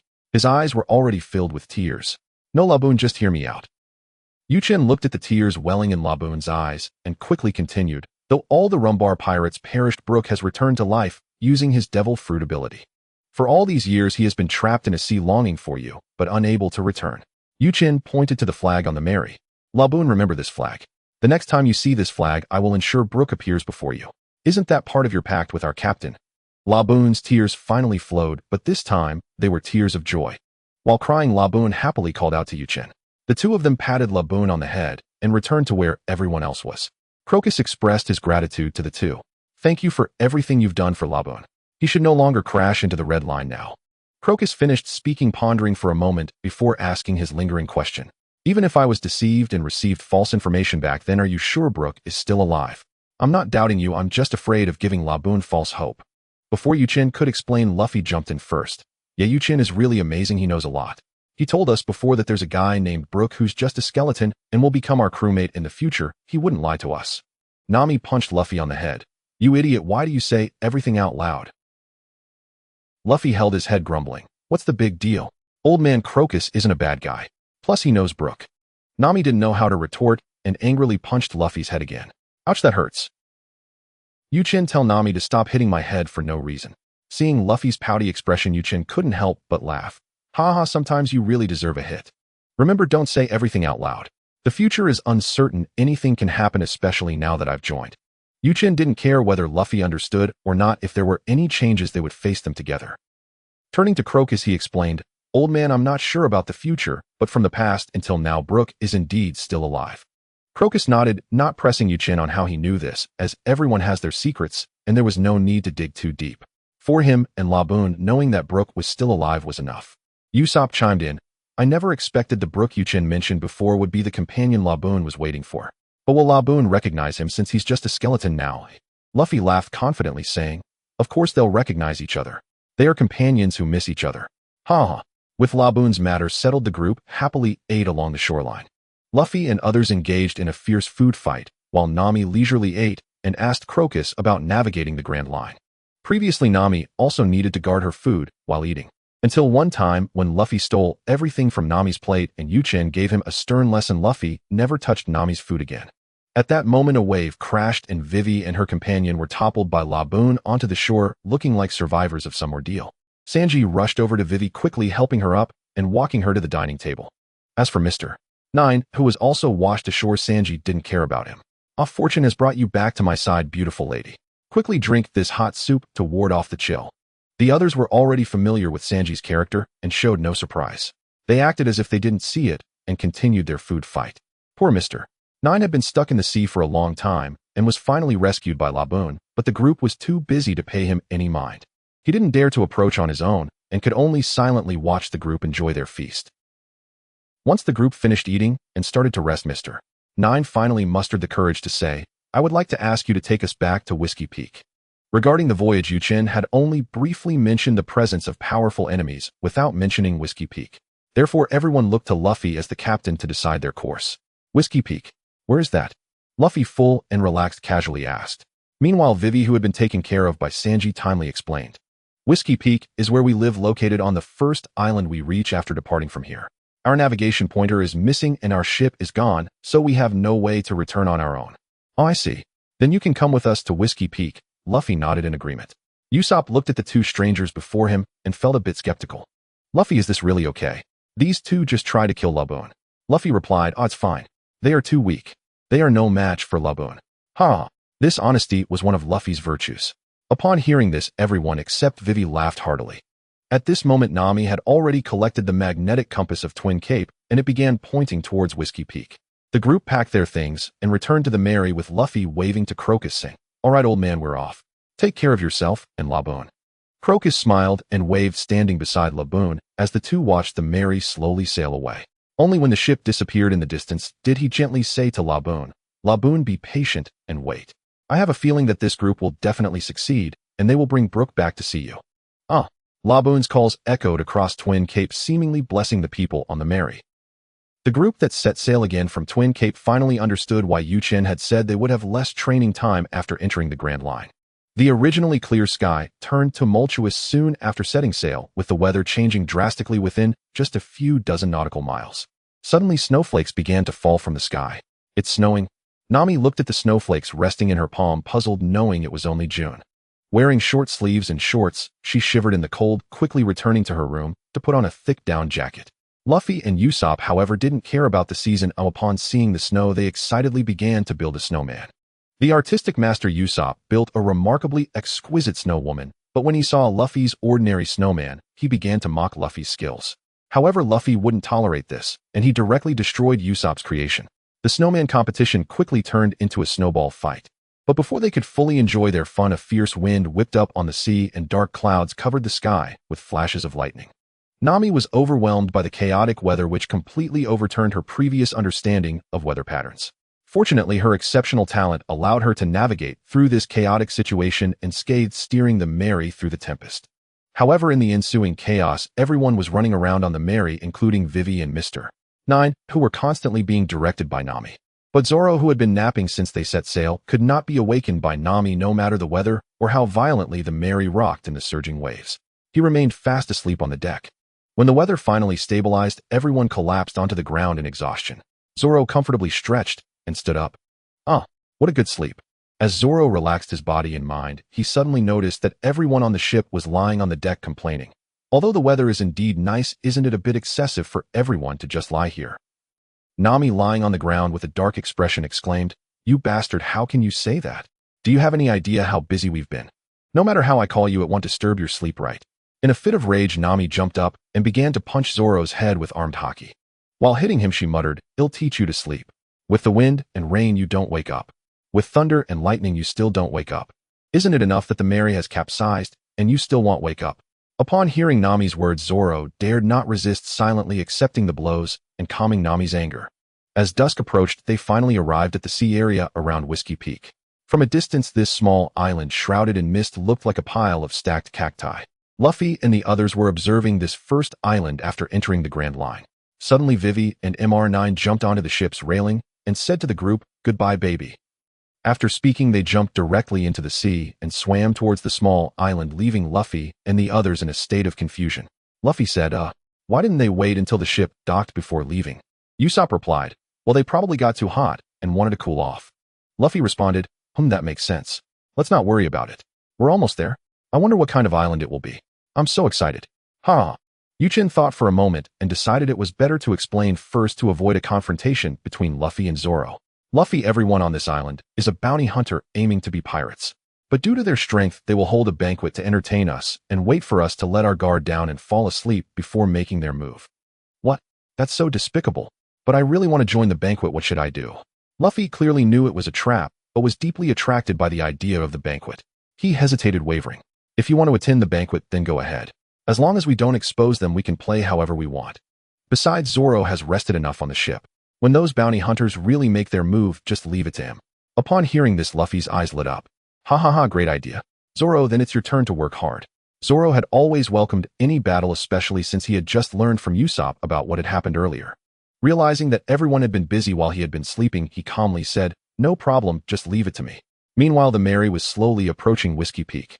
At that moment, looking from the mist surrounding the island, it seemed that many people were gathering. Once the Mary entered the bay, the mist dissipated, revealing countless people on the shore cheering and celebrating. Yo-ho-ho! Welcome! Welcome! Great adventurers! We welcome your arrival. Pirates, welcome to the Grand Line. Long live pirates! Long live! Yo-ho-ho! The crew on the Mary were left speechless, and if Chen hadn't just revealed the truth to them, they might have thought they were dreaming. It was hard to imagine that there would be such a welcoming town for pirates in reality. After docking, everyone disembarked onto the island. In the middle of the welcoming party, a middle-aged man with a long face and curly hair approached them, cleared his throat melodiously, and said, "Welcome. I am Ikelam, the current mayor of Whiskey Peak." As the captain, Luffy stood at the front to respond.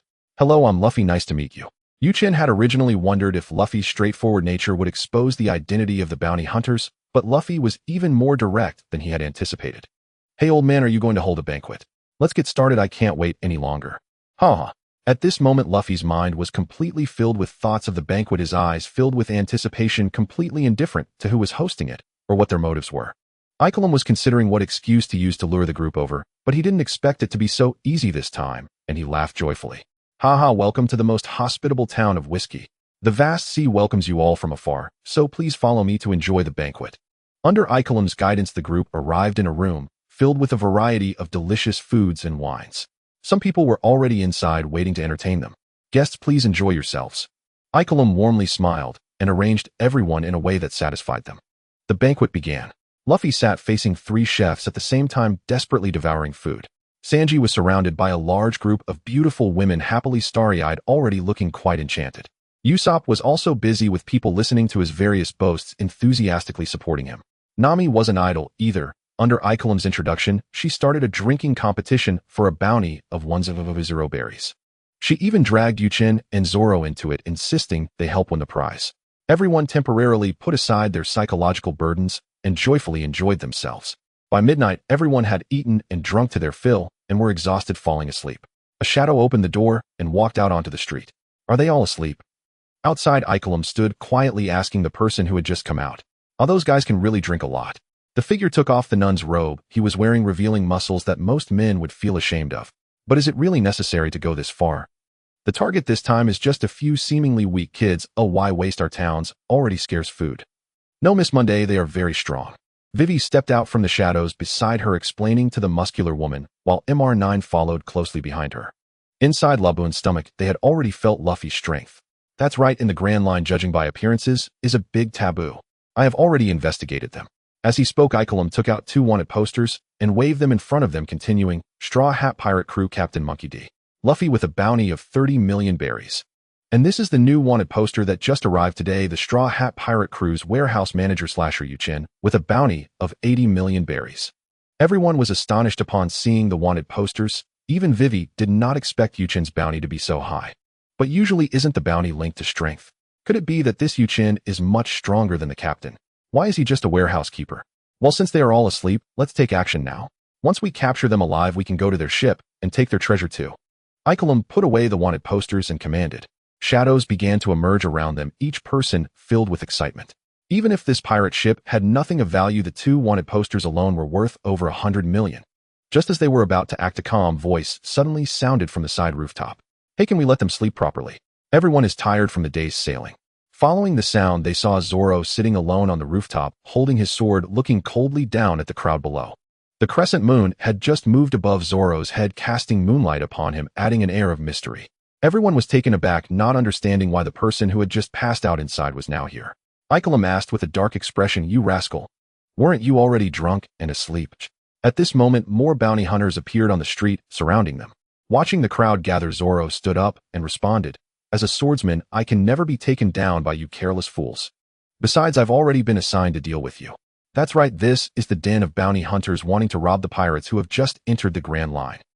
There are about 100 bounty hunters here. He'll be your opponent, Baroque Works. You? How do you know that name? The crowd below was shocked, as that was their secret. Zoro remained calm as he revealed the reason. "I'm very sorry, but I once received an invitation from Baroque Works. However, I have no interest in a secret criminal organization that does not reveal its background, so I declined." Ikelam's face darkened, and a murderous intent burst forth in his eyes. "This is really surprising. But since you already know our secret, there's no turning back now.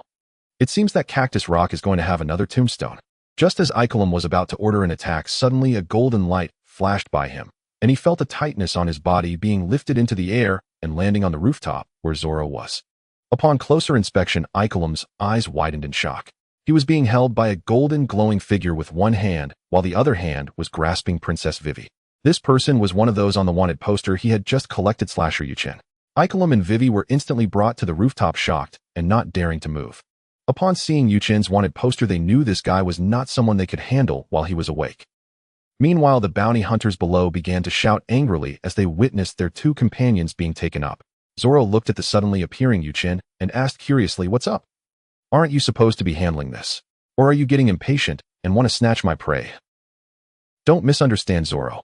These two are not enemies. You can focus on dealing with the guys below."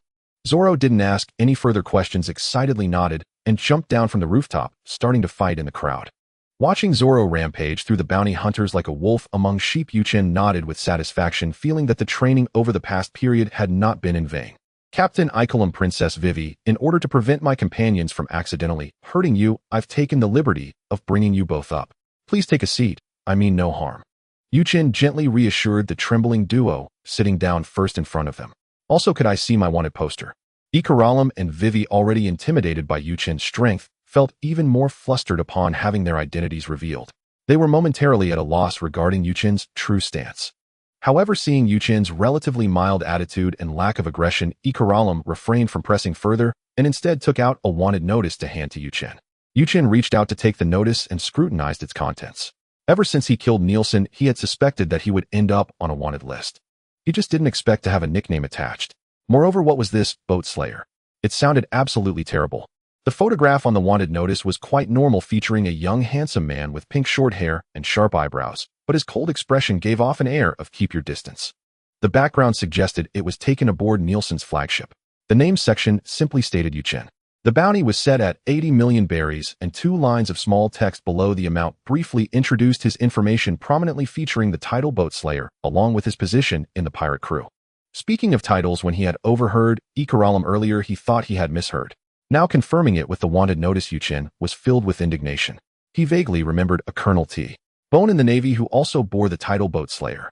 From his recollection, that colonel's appearance was hardly commendable. He continuously complained in his mind, "This title is utterly tacky. Just because I destroyed over 20 of your warships, you label me with this name. Did you not consider Colonel T. Bone's feelings? It's more awkward to share a title than to share a wardrobe. I haven't even proactively killed those ordinary soldiers yet. I'm so merciful, why not give me the title Kind-Hearted Virtue Lord?" Seriously. While Yuchen was fuming over the wanted notice, Ikaralam and Vivi dared not interrupt or leave, fearing to offend the masterful figure sitting beside them. Thus, they mimicked Yuchen's posture and sat atop the roof, observing the situation below. At this moment, Zoro had already dealt with most of the bounty hunters. These bounty hunters might be considered strong compared to ordinary pirates, but they were completely inadequate in the face of Zoro's current prowess. Having witnessed Mihawk's strength and practiced with Yuchen on the ship for such a long time, both his eyesight and combat abilities had significantly improved. Before long, the agents of Baroque Works had either been defeated or fled, leaving only Miss Monday and MR9 standing relatively unscathed. Suddenly, Miss Monday seized an opportunity and lunged, pinning Zoro to the ground. Instantly, cracks formed around Zoro as Miss Monday, straddling him, coldly remarked, "Don't get too cocky. I've never met a man stronger than me." As she spoke, Miss Monday's right hand, equipped with a claw, struck toward Zoro's head, staining his forehead with his own blood. Yet there was no hint of pain on Zoro's face as he sneered, "Oh, is that all the strength you have? Zoro's right hand grasped Miss Monday's head, slowly tightening his grip. Ah! Miss Monday cried out in pain, desperately clutching Zoro's arm in an attempt to free herself. But it was futile. Ultimately, Zoro squeezed her until her skin broke and blood flowed, causing her to faint. Seeing Miss Monday's plight and the bounty hunters sprawled around MR9 seemed to give up and slumped to the ground. Suddenly, a few cold laughs echoed from the darkness. Ha ha ha, this is quite a sight. To be brought to this state by a mere swordsman. As footsteps approached, a man in a dark brown long coat and a woman in a beige short skirt emerged from the alley. The man sported a wild hairstyle and wore dark sunglasses resembling a rock singer. Beside him, the woman held a small blue-green umbrella adorned with lemon-shaped accessories on her ears and body, clearly embodying a cute and sweet aesthetic. Their fashion styles were entirely different, and it was unclear how they ended up together. Upon seeing the newcomers, MR9 immediately recognized them as two senior agents of Baroque Works, mistakenly believing they had come to assist them, and he stood up laughing heartily. Ha ha, that's right, MR5. Miss Valentine, let's finish the task. Quickly help me deal with this swordsman. You seem to be misunderstanding something. We have no interest in cleaning up after you. Our mission targets are those two sitting on the rooftop over there, MR8 and Miss Wednesday. No, I should say Captain Ikaralam of the Alabasta Royal Guard and Princess Nefertari Vivi. Upon seeing MR5 and Miss Valentine appear, Ikaralam felt an ominous premonition, which unfortunately turned out to be true. Understanding that he was no match for the two senior agents, he had no choice but to confront them to protect Vivi. He stood up, pulled a mechanism at his collar, and fired several rounds of curly cannon with 6 small cannon barrels hidden in the curly hair. However, MR5 was a paramecia-type exploding fruit user, and the cannonballs had no effect on him, merely creating a smoke screen in front of him. But Ikaralam continued firing at MR5, shouting to Vivi beside him, "Princess, I'll hold them off you, Ron." Vivi, watching Ikaralam fight desperately, was nearly brought to tears at the thought of his fate after her escape. As Vivi feared, MR5 completely disregarded them. While enduring the cannon fire, he pulled a booger from his nose and flicked it at Ikaralam, who was about to be hit. Chen waved his hand to summon the fierce tiger, maintaining his seated posture, and with a gentle wave a small slash appeared, blocking MR5's attack. At the same time, he attracted everyone's attention. Hey, Vivi, stop acting like it's a life-or-death situation. You don't need to run. They're just two small characters, what's the big deal? Vivi and Ikaralam were both astonished by Chen's intervention. This powerful man had known their identities from the start, brought them to the rooftop, yet he didn't reveal his intentions. He had just taken the wanted notice and sat alone, lost in thought. However, now it seemed he genuinely intended to help them. Vivi and Ikaralam had seen Chen's wanted notice, but MR5 and Miss Valentine had not. They only knew this person was likely a member of the Straw Hat Pirates. One was an exploding fruit user, and the other a weight fruit user, both confident in their abilities. Yet being called small characters by a mere kid infuriated MR5 and Miss Valentine. MR5 kid, you've made me angry. Miss Valentine, that's right, you brat. I'll turn you into mincemeat. Chen stood up, dusted himself off, completely ignoring the two shouting at him, and turned to Zoro below. Hey Zoro, aren't you going to step in against these two? Zoro, who had been watching for a while, was about to step aside to rest when he heard Chen's question. He glanced back at MR5, and Miss Valentine replied flatly, "They're too weak, not interested." What? After being scorned by Chen, now Zoro was also belittling him, making MR5 furious. Without further ado, he pulled a booger from his nose and shot it at Zoro. Zoro simply sidestepped to avoid the attack and swiftly slashed MR5. MR5 flew backward, crashing into a nearby wall, a long gash on his chest, bleeding profusely, uncertain if he would survive. Seeing this, Miss Valentine immediately lightened her weight and flew into the sky with her umbrella aiming at Zoro, preparing to adjust her weight to 1,000 kilograms to crush him.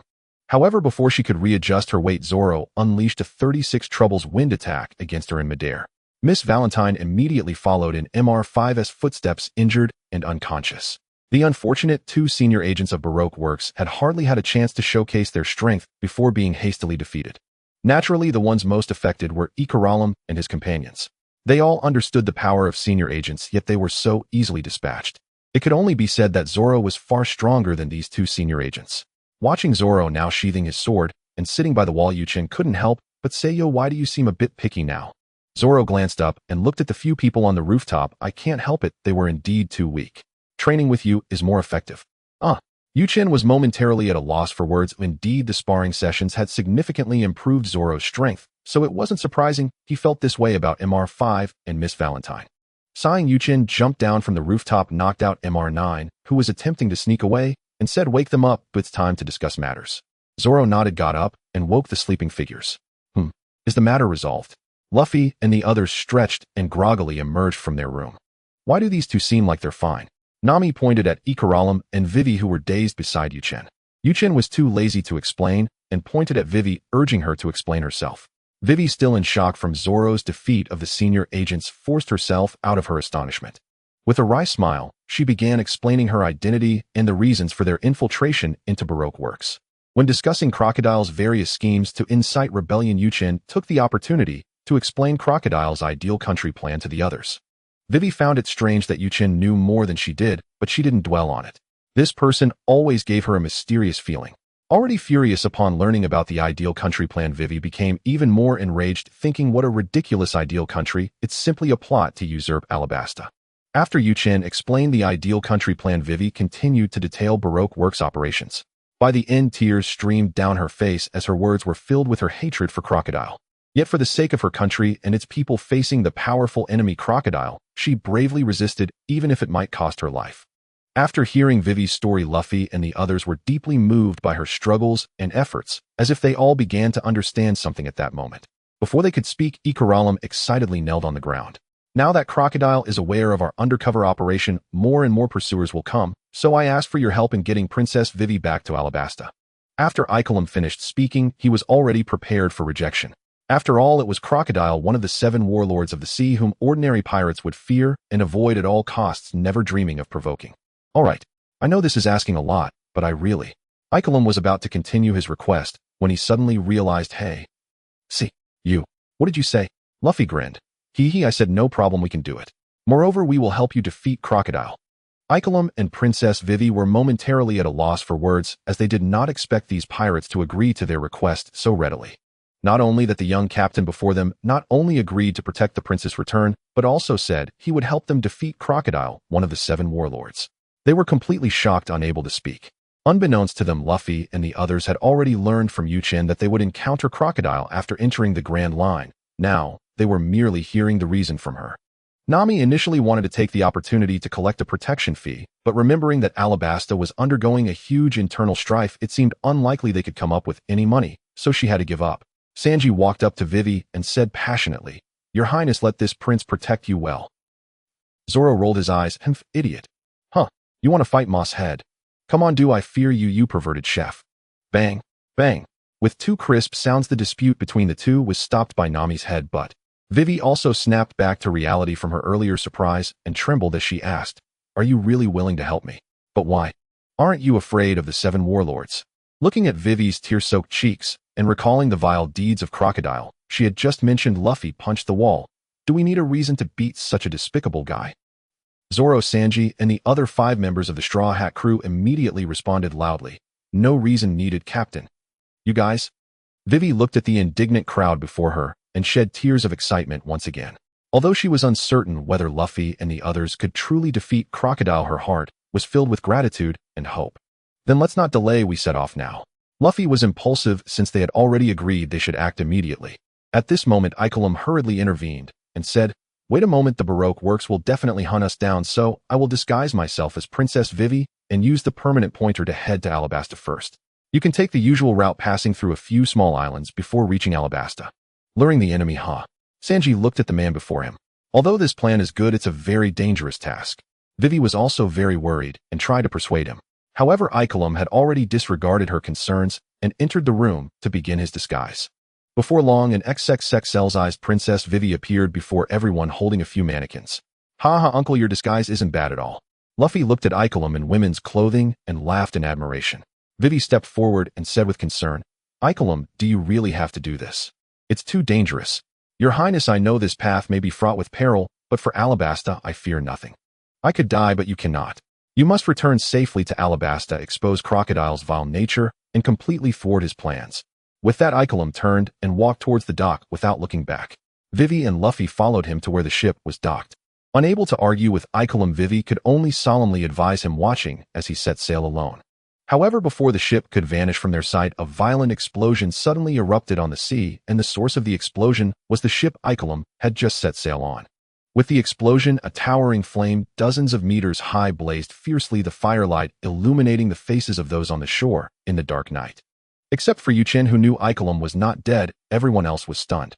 They did not expect the pursuers to arrive so quickly. Luffy looked at the wreckage of the ship engulfed in flames and shouted, "Uncle, you were amazing." He turned and ran towards the Mary. "Everyone move. We must set sail immediately." "All right." Zoro, Sanji, and the others quickly sprang into action.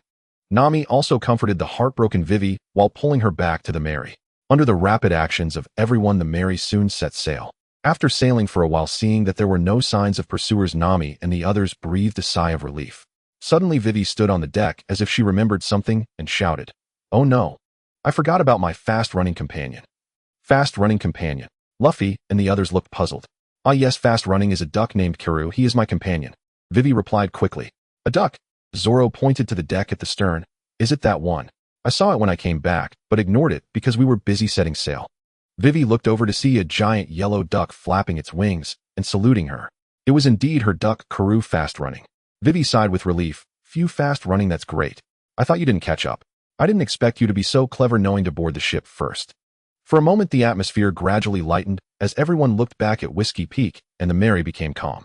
However, before everyone could fully relax, a sudden sound came from outside the kitchen.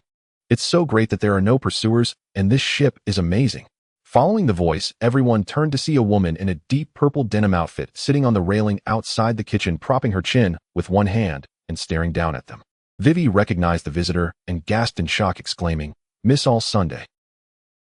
You, how could you be here?" The others were also taken aback upon hearing Vivi's words. They had just learned from Vivi that the alias Miss All Sunday belonged to Crocodile's partner. They did not expect to encounter her so soon. "Princess Vivi, is this the expression you have when you see me? When you were following me, I purposely didn't shake you off so you could find out everything you wanted to know, right?" Luffy muttered from the side. "What? Is she a good person?" Vivi shouted angrily. "But you were the one who told the boss my identity, right?" "Luffy, is she a bad person?" Miss All Sunday shook the thing in her hand and replied blandly, "Don't say that. It's my duty as his partner, isn't it? Moreover, I came here to deliver a permanent pointer to you. This permanent pointer points to the nearest unnamed island to Alabasta, and the people from Baroque Works won't take this route. I suggest you take this route. After all, the next island is Little Garden, a particularly dangerous place." "Luffy, a good person, huh?" Vivi looked at the permanent pointer that Miss All Sunday was playing with in her hand. Her eyes narrowed as she suddenly noticed fresh blood on the pointer. Gritting her teeth, she shouted, "You were the one who did that to Icolum, weren't you? What exactly do you want?" Miss All Sunday, perched on the railing, observed Vivi's furious expression with indifference and continued to speak in a calm tone. "I did it." Luffy rolled his eyes. Turns out she is a bad person." Chen, watching Luffy's fluctuating expressions and words, almost laughed out loud. However, to prevent Luffy from breaking the permanent pointer later, Chen decided not to watch the show anymore and took action. A flash of golden light, and when Chen stood still again, he was already on the railing outside the kitchen. The permanent pointer had also moved from Miss All Sunday to his hand. After securing the pointer, Chen spoke. "Miss All Sunday, I know what you desire. You can't fulfill your dreams with Crocodile the Crocodile. How about joining our Straw Hat Pirates?"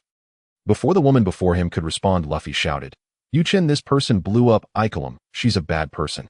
As captain, I refuse to invite her." At the same time, Zoro and Usopp nodded in agreement, supporting Luffy's opinion. Meanwhile, Sanji was still struggling between reason and a beautiful woman. Only Nami, though silent, looked at Chen with trust.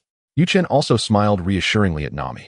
"Haha, little brother, it seems your companions disagree with this bad person joining us." Miss All Sunday smiled slightly, her relationships always being one of cooperation or exploitation, with no feelings shared amongst companions. Regarding Chen's invitation, she not only looked down on it, but was also completely disinterested. "No, believe me, they will all accept you. Not to mention you didn't kill Icolum. For them, just your name is enough. Because you are Robin."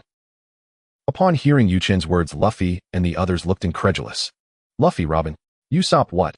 She is Robin. Sanji, Sister Robin. I finally get to meet you. Quickly leave that bastard Crocodile and join us." Ha. Zoro and Nami also had smiles filled with joy for their new companion. Only Vivi and Robin remained outside of the situation on the ship. Especially Vivi. In her mind, Robin was nothing short of a demon who toyed with her at will. Not only was Vivi's heart in turmoil, but Robin's inner thoughts were also unsettled. What's going on? Is it because of my name? Could it be because of the bounty? Yet their excited expressions didn't seem to stem from money. Confused, Robin turned to Luffy and asked, "So you accepted me just because of my name?" "You know me?" Luffy replied with a happy expression. "Yes. Chen mentioned that we would have a companion named Nico Robin, an archaeologist working under Crocodile. Clearly that person is you. Hearing this, Robin was even more puzzled. You trust him just because he said that. You don't even know who I really am. Rather than saying they trust me, it's more about trusting themselves. Trusting their true selves. Chen gave Robin a mysterious smile and said, I will tell you all about it once you join us. No matter how you know me, are you so sure I will join you? Of course I'm sure. Once we defeat Crocodile, you won't have a place to stay, only us, the ones who truly accept you. Upon hearing the words truly accept, Robin fell silent, lost in memories. It was a painful childhood memory. The last thing she remembered was her friend Soron's words to her. Meanwhile, Chen spoke up. Robin, the ocean is vast. One day companions who can protect you will appear. Life will never be just about being alone. Robin was shocked to hear this. Having already fallen into memories, hearing Soron's words again made her unable to hold back, and tears flowed from her eyes. You? How could you say that? Who are you? On the lower deck, Usopp quietly asked. Is there something wrong with what Chen said? I feel it's very positive, but why does it seem like Robin is crying from anger? Nami thought for a moment and offered her opinion.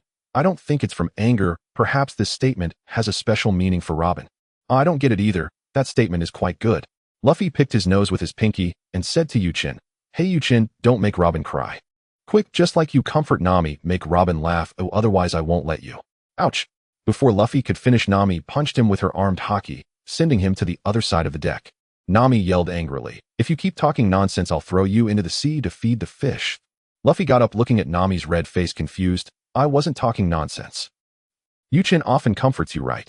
And he makes you smile right away. Nami was about to continue educating Luffy when Sanji and Usopp held her back. Usopp said, Nami, calm down, calm down. Luffy is innocent, really innocent. Sanji added, Exactly, Miss Nami, Luffy is just a kid, he doesn't understand these things. Zoro, overhearing their comforting words, couldn't help but laugh. As if you two understand anything. Huh, green algae head, are you looking for trouble? Come on, Color Chef, today I'll show you the power of my three-sword style. Chen watched the group start to bicker again on the deck, feeling quite speechless. He directly released his aura to pressure the noisy crowd to calm down before withdrawing it again. Can you all be more mindful of the timing when you're causing a ruckus? You're just letting Vivi watch the joke from the side, and Robin is still crying. The crowd, realizing, stood there awkwardly chuckling. I don't mind. Vivi quietly observed for a long time, watching Robin's words and expressions as if she truly was not the person she imagined. Robin couldn't hold back upon seeing the earlier scene and laughed. This could also be considered an unconventional way of turning her tears into laughter. The atmosphere on this ship is really nice. However, regarding your invitation, I think I'll have to decline.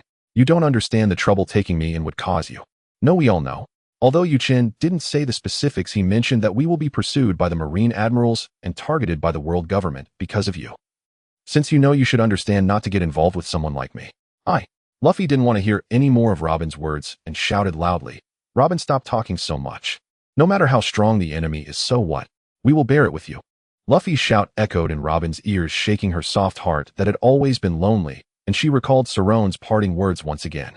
Looking at the sincere smiles of everyone on the ship, Robin's heart finally opened a crack. Monkey D. Luffy, your words have indeed moved me. I have no reason to refuse anymore. So if I join you now, what will happen with Crocodile? Luffy smiled widely and said he will defeat him. Upon hearing Luffy's words, Robin felt slightly embarrassed. Clearly, she was asking for specific arrangements. Chen shook his head. Luffy was great in many ways, but sometimes he spoke without thinking. There's no helping it, let him handle it. Robin, you don't have to come with us right now, or you should return to Crocodile's side. You can meet up with us in the capital before the final battle or after we finish. Your return is mainly to guard against that Crocodile suddenly changing plans, and it's also to notify us. Besides, I'm not sure how you plan to deal with the Karam, so just stick to your previous plan. Robin nodded, indicating that she understood. Vivi, hearing Ikaram's name, anxiously asked, Miss All Sunday, is Ikaram really okay? Don't worry, Crocodile sent me to check. I have to do something.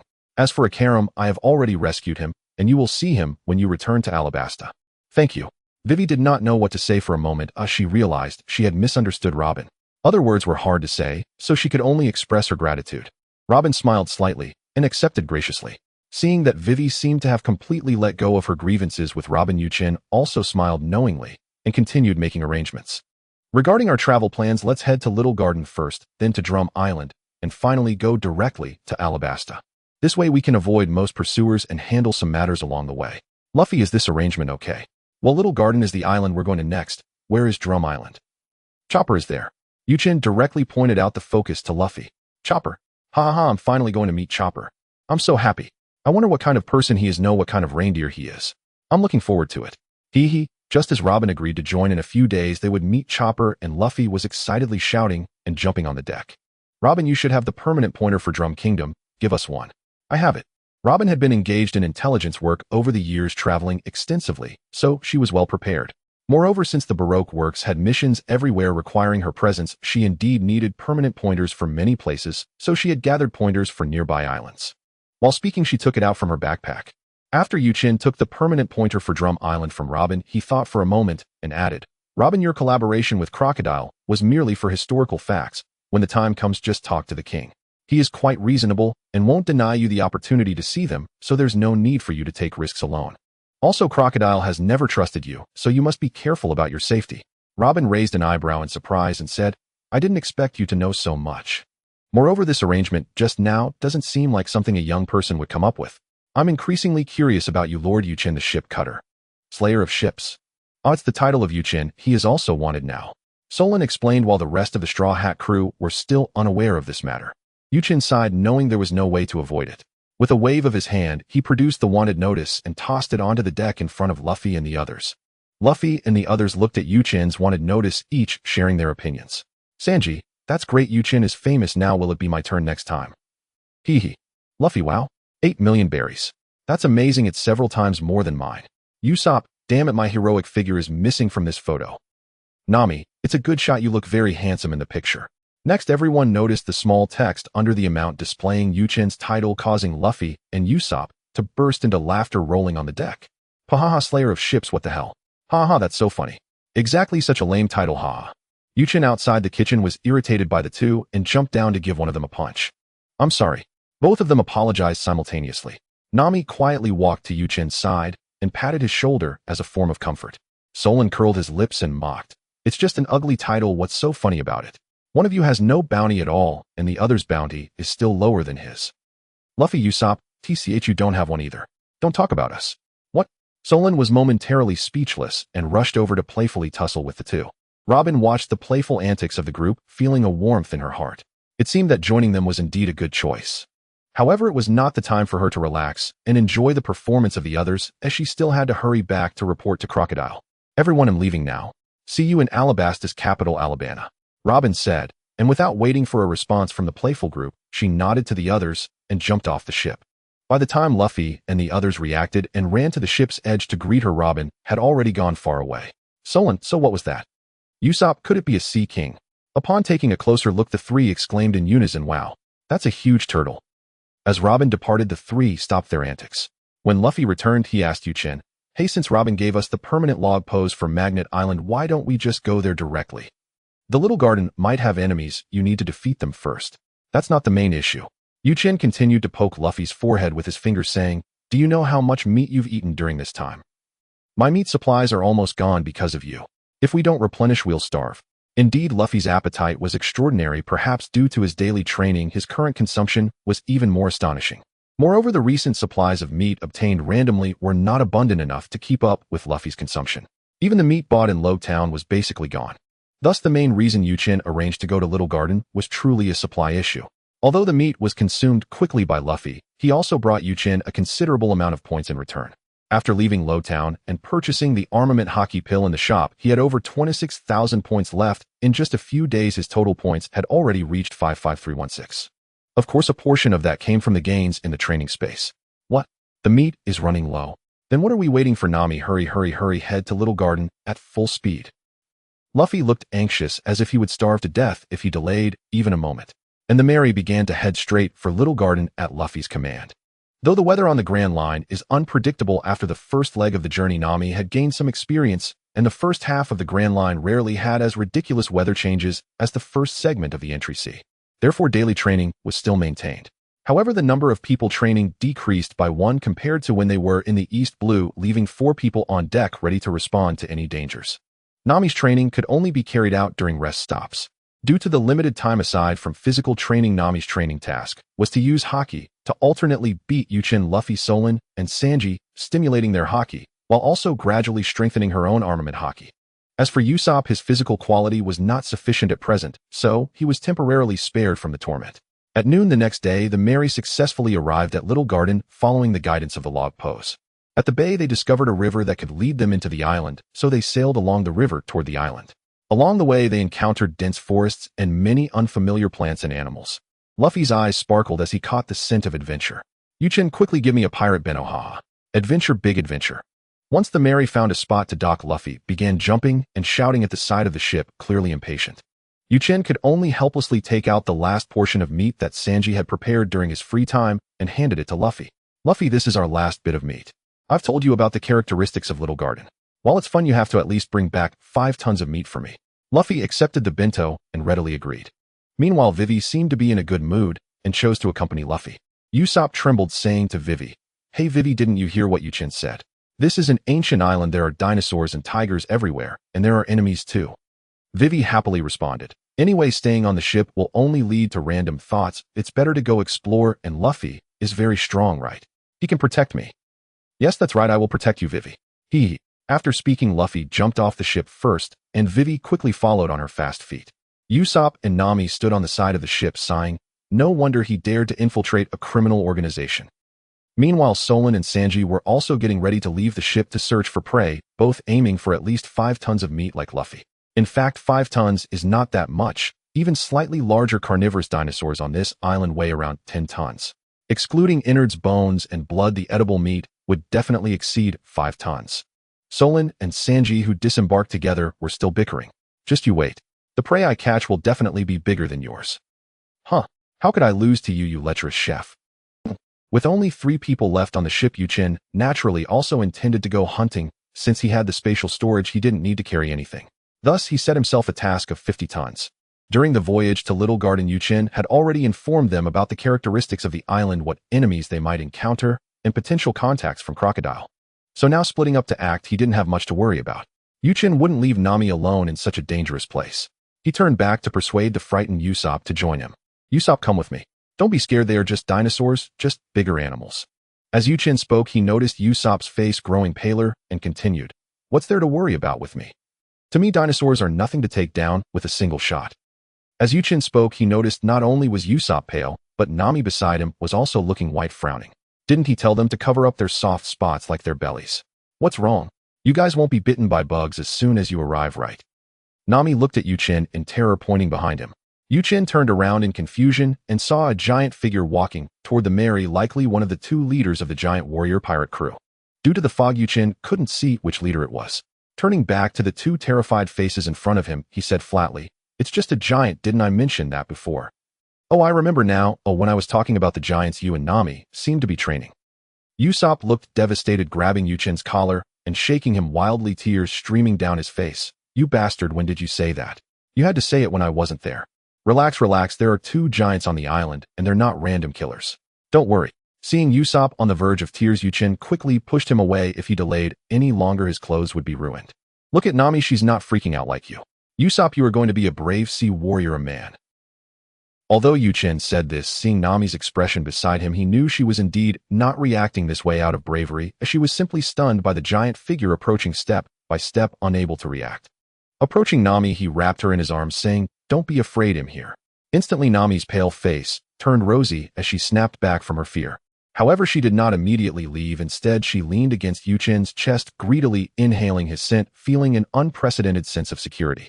Chen looked at Nami in astonishment. Wait, Nami won't turn into a pervert, will she?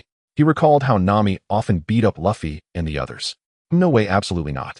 At this moment, the giant had already approached the Mary. The deck of the Mary was just over 4 meters off the ground.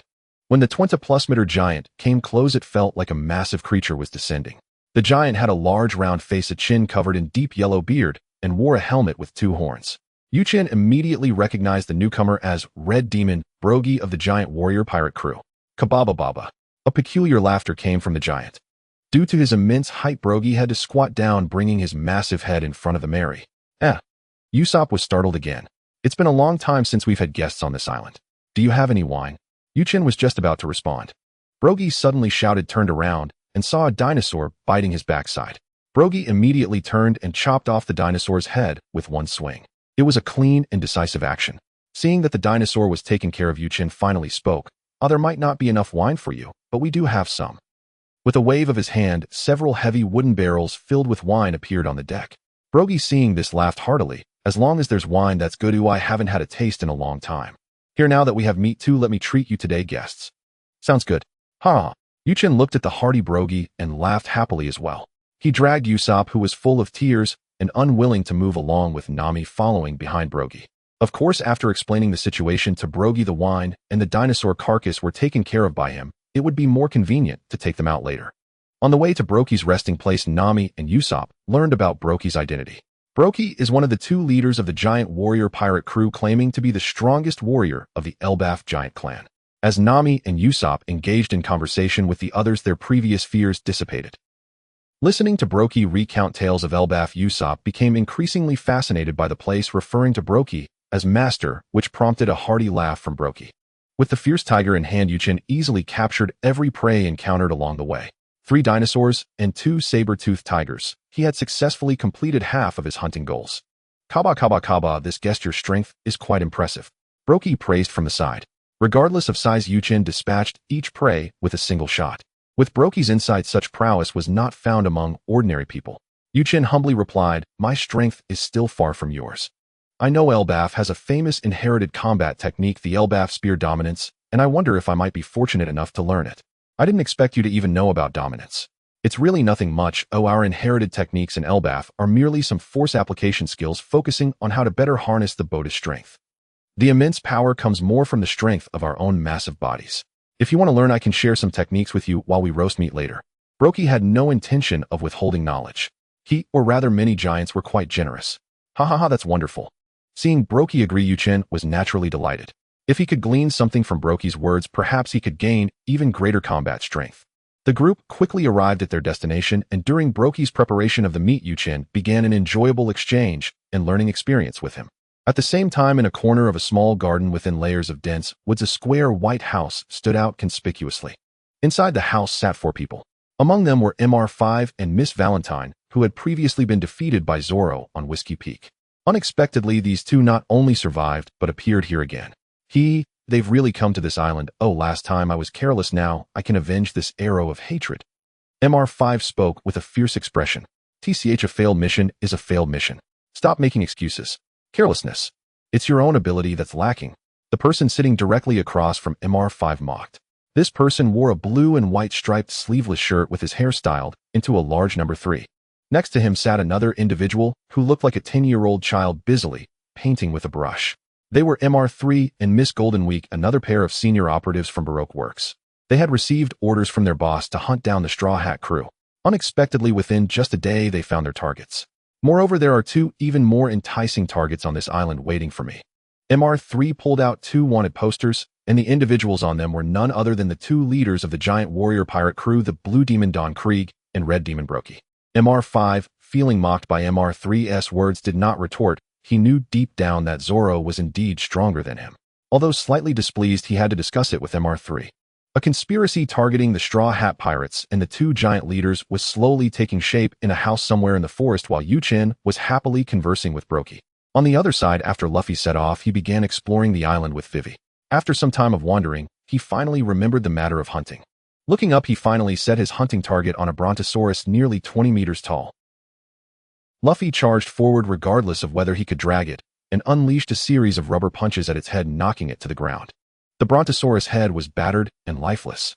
Nearby, other brontosauruses were all terrified and fled at the sight of this fierce scene.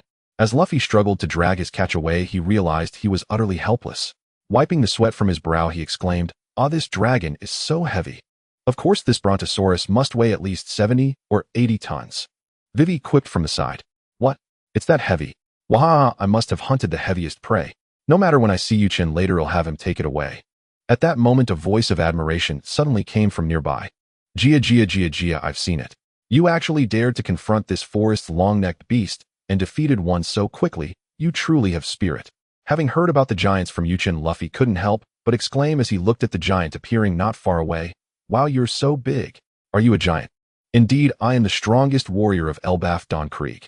Luffy pointed to Vivi, who was riding Karoo. I'm Luffy, the man who will become the Pirate King. This is Vivi, and she's quick on her feet. Oh, a Pirate King. Such ambition. Gia, I invite you to my home as guests.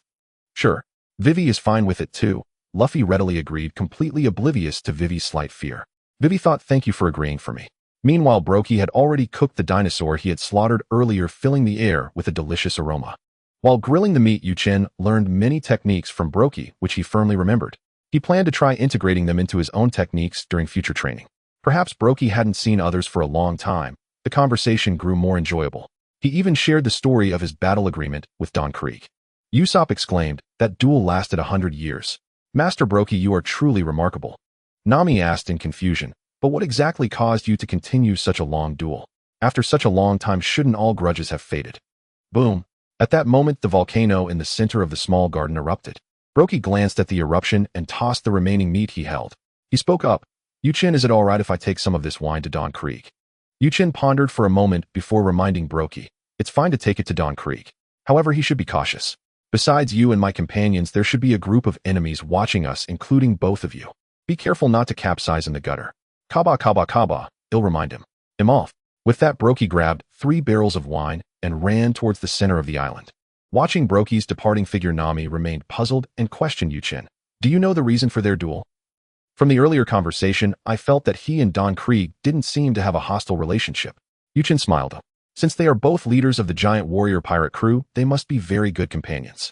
Their duel originated from a hunting competition. The 2 white mountains you see are actually the bones of 2 sea kings that they hunted. What? Usopp and Nami both looked astonished, realizing that these 2 mountains were piles of bones. They found it hard to imagine just how massive these sea kings must have been when alive. Indeed, as you said, after 100 years, not many grudges remain that do not fade. Watching the figures of Brokey and Don Krieg battling in the center of the island, Chen felt a deep admiration. But all along, their duel has been for honor. The honor of being a warrior of Elbaf. At that moment, the shockwave from the clash of weapons between Brokey and Don Krieg reached them. Though the distance was too great, it held no real power. Yet Usopp was still stunned, sitting on the ground, staring in awe at the heroic figure of his master Brokey, desperately fighting in the center of the island. I also want to become a brave sea warrior like Master Brokey. If you have the determination, then strive to do it. Chen looked around at the environment. This resting place of giants was likely safe from large animals. This place is relatively safe. I'm going to continue hunting. Will you follow me or wait here? Without hesitation, Nami stood beside Chen, and Usopp did the same. Seeing Usopp's fearful expression of being left behind, Chen was left speechless. Didn't you just declare your grand aspirations? A brave sea warrior. Usopp said unabashedly. Well, that's my goal to strive for, but I still have to take it one step at a time. Right now, I'm just timid. Perhaps due to the battle between the 2 giants, many animals in the forest had hidden away. Chen and the others searched for a long time, wandering around, without finding many prey, still falling short of their 50-ton target. When they continued searching, they discovered Zoro and Sanji arguing over whose prey was larger. The 2 placed their catches side by side, comparing them. Sanji said, see, clearly my prey is bigger. Wasn't our task to hunt meat? Clearly my dragon is more robust. Sanji retorted, the key is how much meat can be used. As a chef, I can responsibly tell you that the meat from the dragon you caught is pitifully little, at most 5 pounds. No, it might only be 3 taels of meat. What did you say? Are you disputing that? Watching Zoro and Sanji argue incessantly nearby, Chen and the others sighed. Usopp helplessly said, I'm really fed up with these 2. They argue all day long. Chen shook his head, feeling equally helpless. Nami, can you make them stop? Okay. Nami nodded in agreement, quickly walking over and delivering a punch to each, putting an end to the farce. Afterward, Chen walked over to Zoro and Sanji and directly took their catches. Before he could say anything, a thunderous roar suddenly echoed from the center of the island. Don Krieg. Following that, the island trembled violently, as if it had been struck by a tremendous force. It seemed trouble was brewing.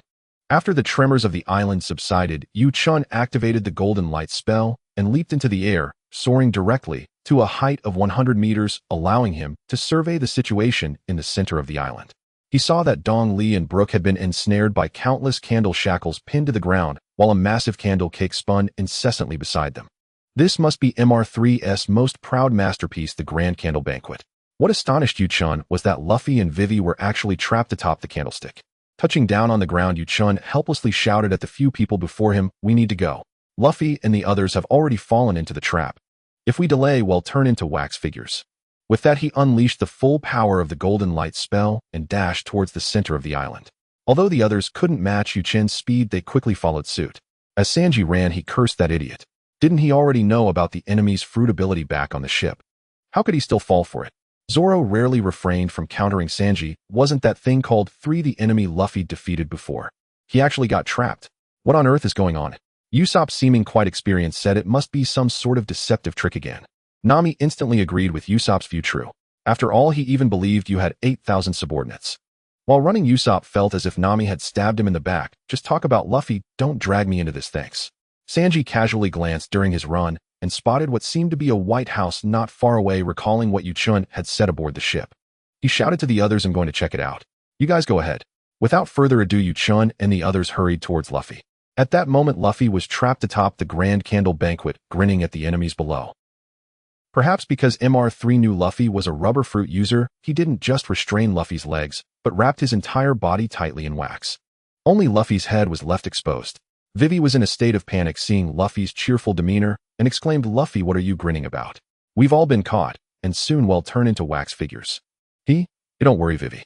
We'll get out soon," Luffy replied confidently, even though only his head could move. However, he had just seen Chen leap into the air.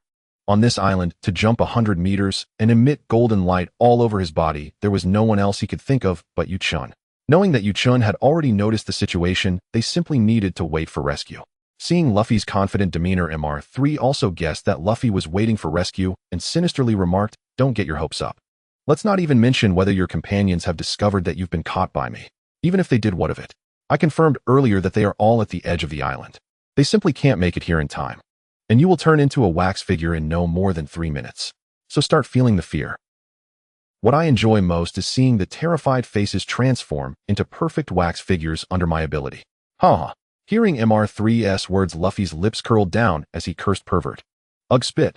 Luffy, with only his head able to move, spat a mouthful of saliva at MR3, and lo and behold, he actually hit him. MR3 glared at Luffy with a sullen face, furious. Wiping off the spit on his face, his expression darkened. "Kid, I see you don't even want to live for 3 minutes. Luffy remained unfazed. "No, I will be rescued immediately." As if to validate Luffy's words, a golden figure suddenly emerged from the forest, and in the blink of an eye kicked the candlestick beneath Luffy's feet.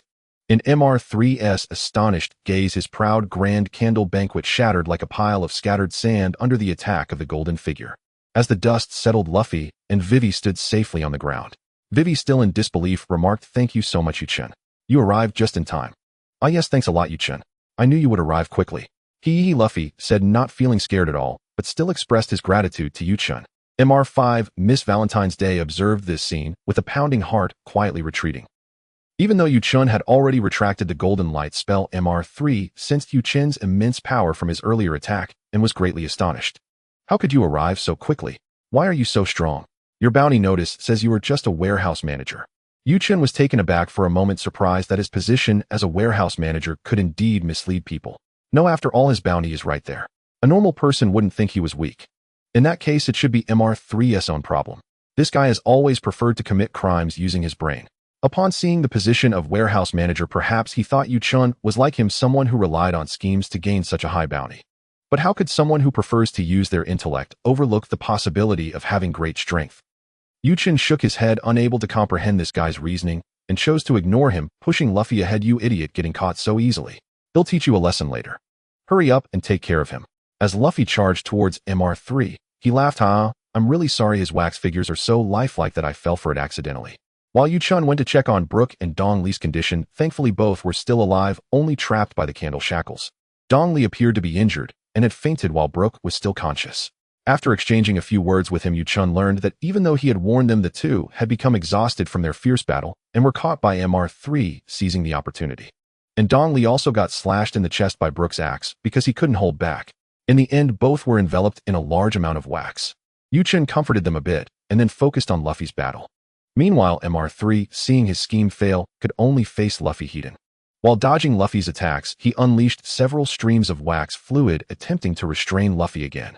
Unfortunately, while Luffy was fully focused on the battle, his wax fluid couldn't keep up with Luffy's speed at all.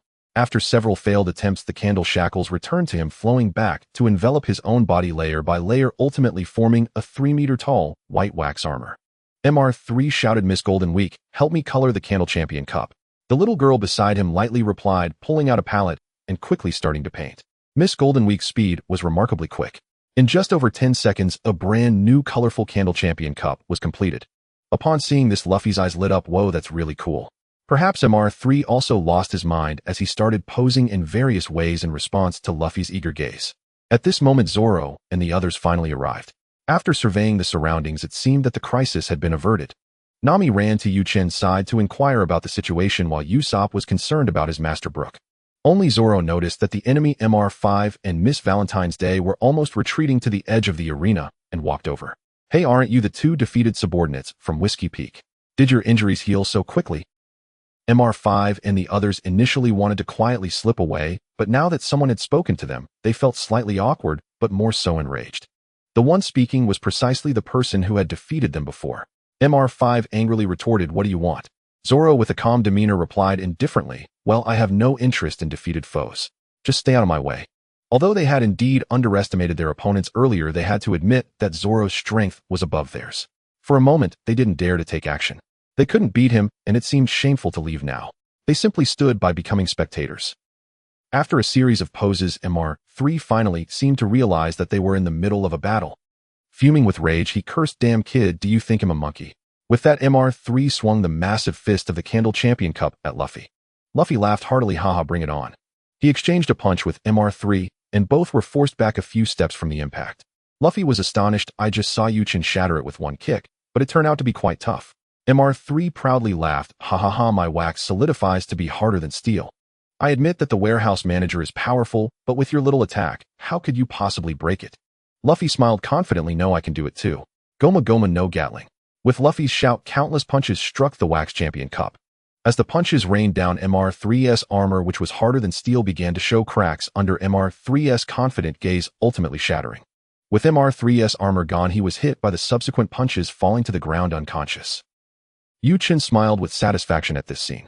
Originally, Luffy would have needed to rely on MR3's candle shackles to break through that tough armor.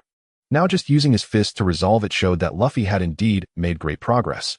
Training had proven effective, and time had not been wasted. MR3 was defeated while his partner maintained an expression of calm, as if nothing could stir her inner peace. Even when Luffy told them to leave, Miss Golden Week simply responded with a light "oh" and turned to leave. Meanwhile, MR5 carried the unconscious MR3 away. Nami asked in confusion, "Are we just letting them go? Won't there be any issues?" Chen shook his head. "Don't worry, they failed their mission. Crocodile will send someone to deal with them.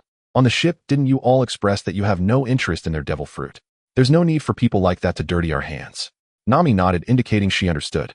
At that moment, Sanji emerged from the woods and called out to the departing group, "Hey, you guys, your boss just contacted you. I kindly informed him that your mission has been completed. This has bought you a lot of time to escape, so you don't need to thank me. Just hurry up and get lost." Hearing Sanji's words, the group felt a mix of joy and anger. With his interference, they had time to escape, but they also found themselves with no other option but to flee. Once their boss found out, he would undoubtedly not let them off the hook. They grew anxious and quickly left the place. They should have obtained the permanent pointer to Alabasta as well, right? Chen asked Sanji, who was walking over. Sanji curled his lips. "Oh, we got it. That giant chicken left me covered in feathers, and it was such a hassle to pluck them off." Chen nodded in understanding, indicating that if there were really no pursuers later, they could directly use the permanent pointer to Alabasta. If there were, they could use the pointer to the nearby island given by Robin. Although they weren't afraid, being chased continuously at sea could be quite troublesome.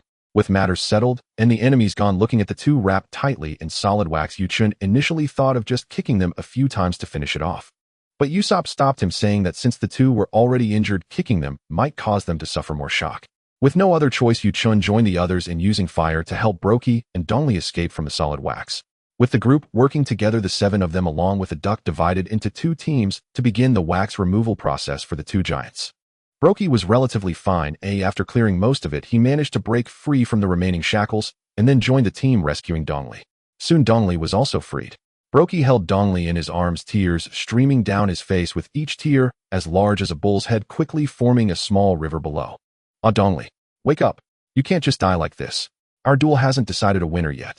"Dongli." The others on the ground looked at the sobbing Brokey, exchanging glances. This scene was beyond what anyone could imagine, and even the toughest of men would find it hard to describe.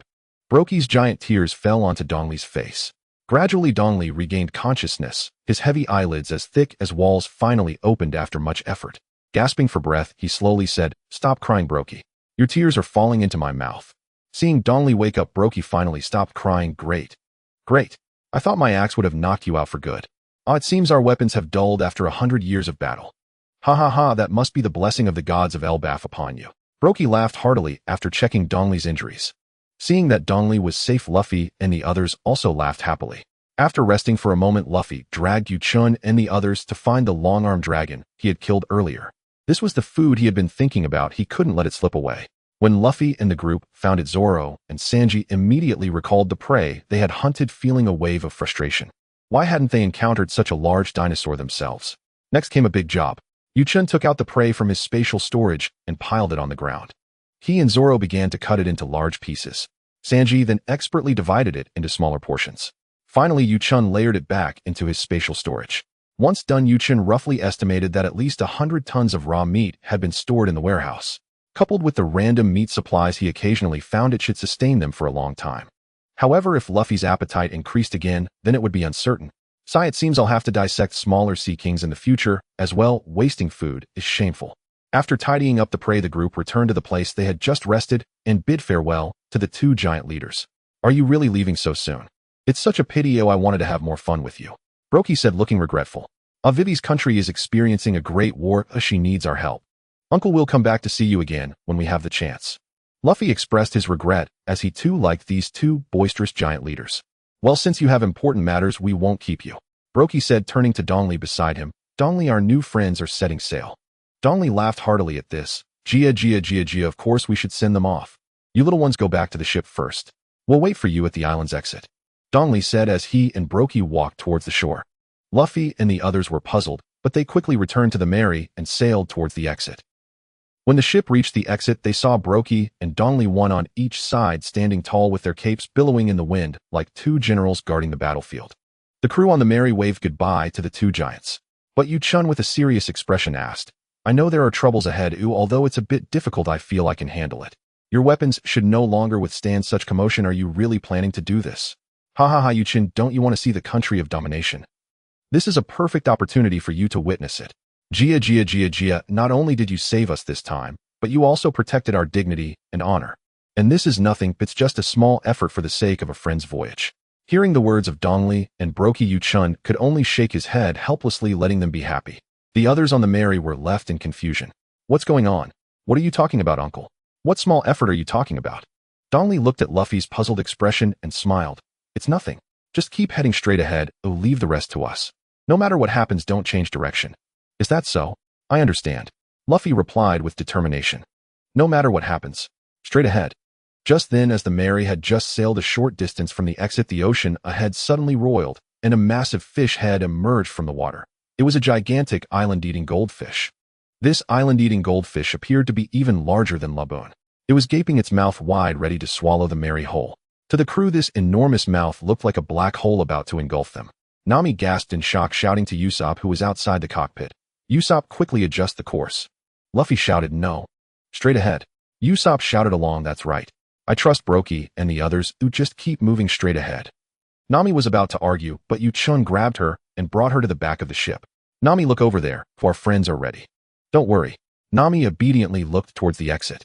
She saw Brokey and Dongli, one wielding a large axe, and the other a giant sword, gathering their strength. Yu-chun also carefully observed their movements, recalling the power techniques he had learned from Brokey before validating them one by one. Straight ahead. Straight ahead. Amid Luffy and Usopp's shouts, the Mary entered the goldfish's mouth. The island-eating goldfish then closed its gigantic mouth. Everything around them turned completely dark, as if they were truly swallowed by a black hole. Despite this, Nami felt completely at ease in Yu-chun's arms. Even though she couldn't see her hand in front of her, even though the Mary had been devoured by the island-eating monster, she felt no fear. Soon two loud shouts echoed from afar into the darkness. Dominance! Dominance! The crew on the Mary felt the entire ship enveloped by a wave of impact. The darkness that had just surrounded them was now replaced by a blinding sunlight. As their eyes adjusted again, they looked closely and saw that the Mary had soared into the air, while the island-eating goldfish that had just swallowed them was pierced through by the previous shockwave and was slowly sinking behind them. Yo-ho! That was awesome. Luffy turned around to the back of the ship, waving his hands excitedly and shouting, we're flying. The others also came over at this moment, waving goodbye to the two giants, thanking them for their help. Usopp looked at the slowly sinking corpse of the island-eating goldfish and once again felt awed by the power of Broki and Dongli. Is this the power of the great warriors of Elbaf? It's incredible. I've decided one day I will definitely go visit Elbaf. Sanji cook. I'm hungry, Luffy exclaimed, breaking the bittersweet atmosphere of parting. The others looked at him speechless, but their bodies honestly made their way to the kitchen. After an afternoon of hunting and fighting, they were all hungry. After eating and drinking their fill, Nami took out the record pointer to Magnet Island, directing the others to correct their slightly deviated course. A gust of wind blew and Nami felt an ominous sensation wash over her. Quickly readjust the main mast, the foremast, and the rudder to set the Mary to port for the wind. Everyone looked puzzled. Luffy asked, "What's wrong, Nami? Didn't we just adjust the direction?" Nami shouted excitedly, "Hurry! Move!" Although she didn't explain, Nami's expression clearly indicated the seriousness of the situation. Everyone hurriedly adjusted the sails. Once the Mary was adjusted according to her instructions, Nami finally let out a sigh of relief, leaning against the railing, breathing slightly heavier, her face a bit flushed. Chen noticed Nami's actions and furrowed his brow. Something's not right. He walked up to the second level to observe her closely. Although Nami's face was slightly red, her breathing hadn't stopped at all, which was not the typical sign of relaxation after tension. Suddenly, Nami's body weakened, and it looked like she was about to fall to the floor. Fortunately, Chen had been paying attention to her and rushed forward to catch her. "Nami." As Chen steadied Nami to keep her from collapsing, Luffy spotted them and cried out in alarm. Luffy's shout drew the others' attention, and they quickly gathered around. Nami, weak and unsteady, leaned against Chen's shoulder. Then, summoning her resolve, she straightened herself and stood upright, bracing her weight against the railing. Chen immediately noticed a swollen reddened patch on the left side of Nami's neck, clearly an insect bite. He asked, voice edged with gentle reproach, "Why didn't you speak up the moment you were bitten?" "I warned you earlier. The consequences could be severe." Nami replied, slightly embarrassed. "I thought it was just an ordinary insect bite, so I didn't mention it. And besides, aren't we already en route to Drum Island?" Glancing at the circle of concerned faces, Nami reassured them, "Don't worry. I'm fine." Chen brushed his fingers across her forehead, already fever-warm. Chen gently took the eternal pose from her hand and passed it to Vivi. "Nami needs immediate rest. Please take charge of navigation, Vivi." Vivi nodded solemnly, accepting the responsibility. Though Chen possessed rudimentary navigational skills, far superior to Luffy's utter ignorance, he could not rival Vivi, who had spent years navigating the Grand Line as an undercover agent for Baroque Works, mastering countless voyages under shifting skies and treacherous currents. Suddenly, Usopp pointed into the distance, voice trembling with terror. "What is that?" The crew turned as one. On the horizon, a colossal cyclonic storm loomed, a spiraling vortex hundreds of meters wide, stretching from churning sea to brooding heavens. In that instant, the waters beneath it roiled with monstrous waves, gales shrieked with apocalyptic fury, saturating the air with raw, annihilating power. Luffy stared at the tempest, shuddering faintly. "If we hadn't altered course just now, we'd have sailed straight into that storm. Phew, we barely escaped." "Ha! That's a hurricane." Hurricanes in the Grand Line strike without warning. Vivi gazed at the distant maelstrom, disbelief etched across her features. "I can't believe Nami sensed it coming." "Ha! Nami's the finest navigator alive." Luffy and the others swelled with quiet pride at Nami's extraordinary intuition. Yet Chen, watching the hurricane unfold, found his thoughts drifting to Bragi and Dory's devastating Bajiquan technique, Hakoku. Indeed, both shared a haunting similarity. Hurricanes were titanic vortices, hollow at their core, spinning with elemental ferocity. And Hakoku, as he'd felt aboard the Going Merry, had enveloped the entire ship in concentric spiral shockwaves, shielding it utterly from destruction. He recalled how earlier he'd conjured miniature whirlwinds using Retora to steer and decelerate the Merry. Combined with Bragi's teachings on kinetic focus, perhaps his own Kuku technique could evolve.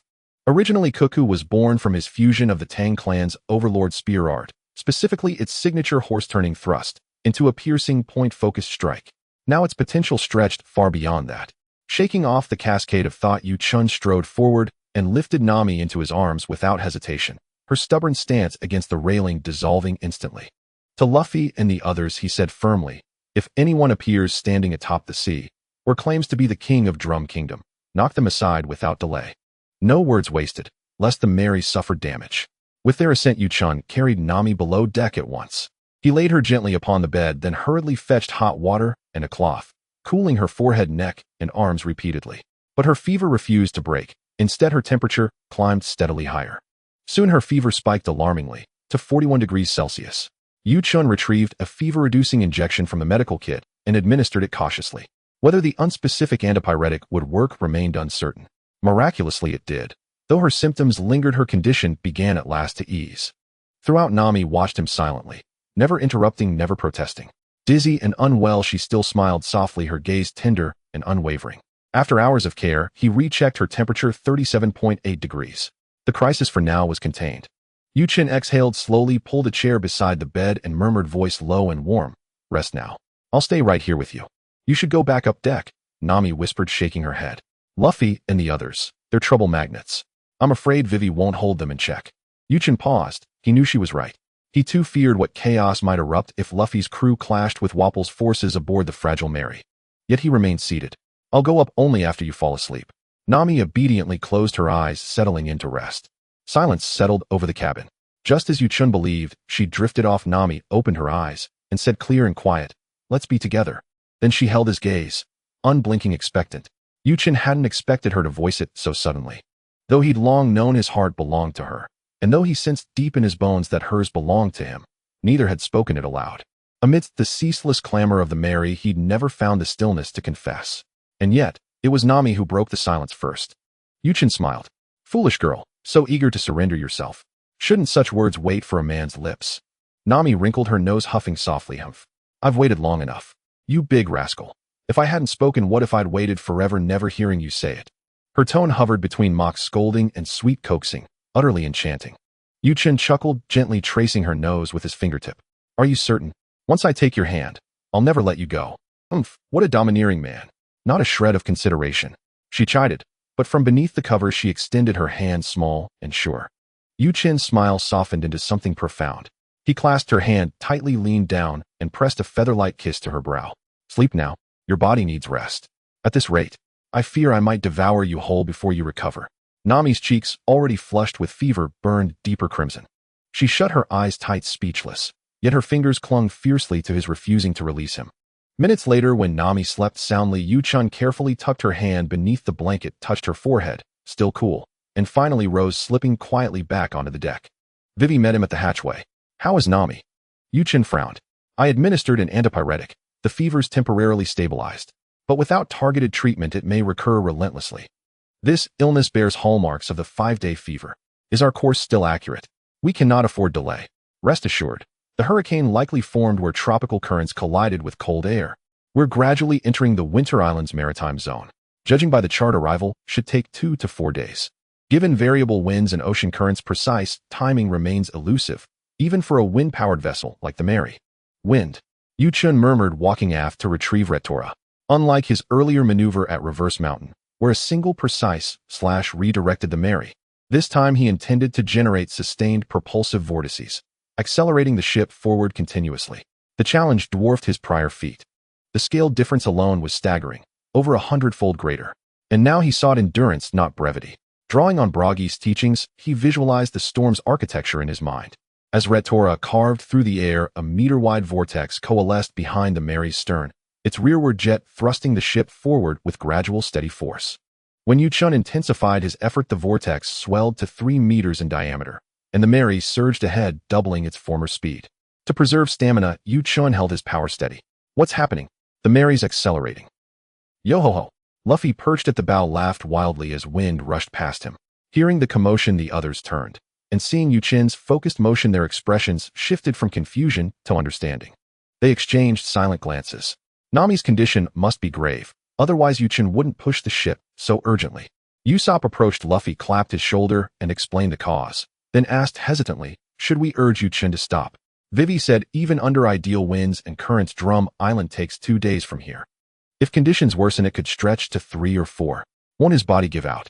Luffy watched Chen wield Retora with unwavering concentration, and shook his head slowly.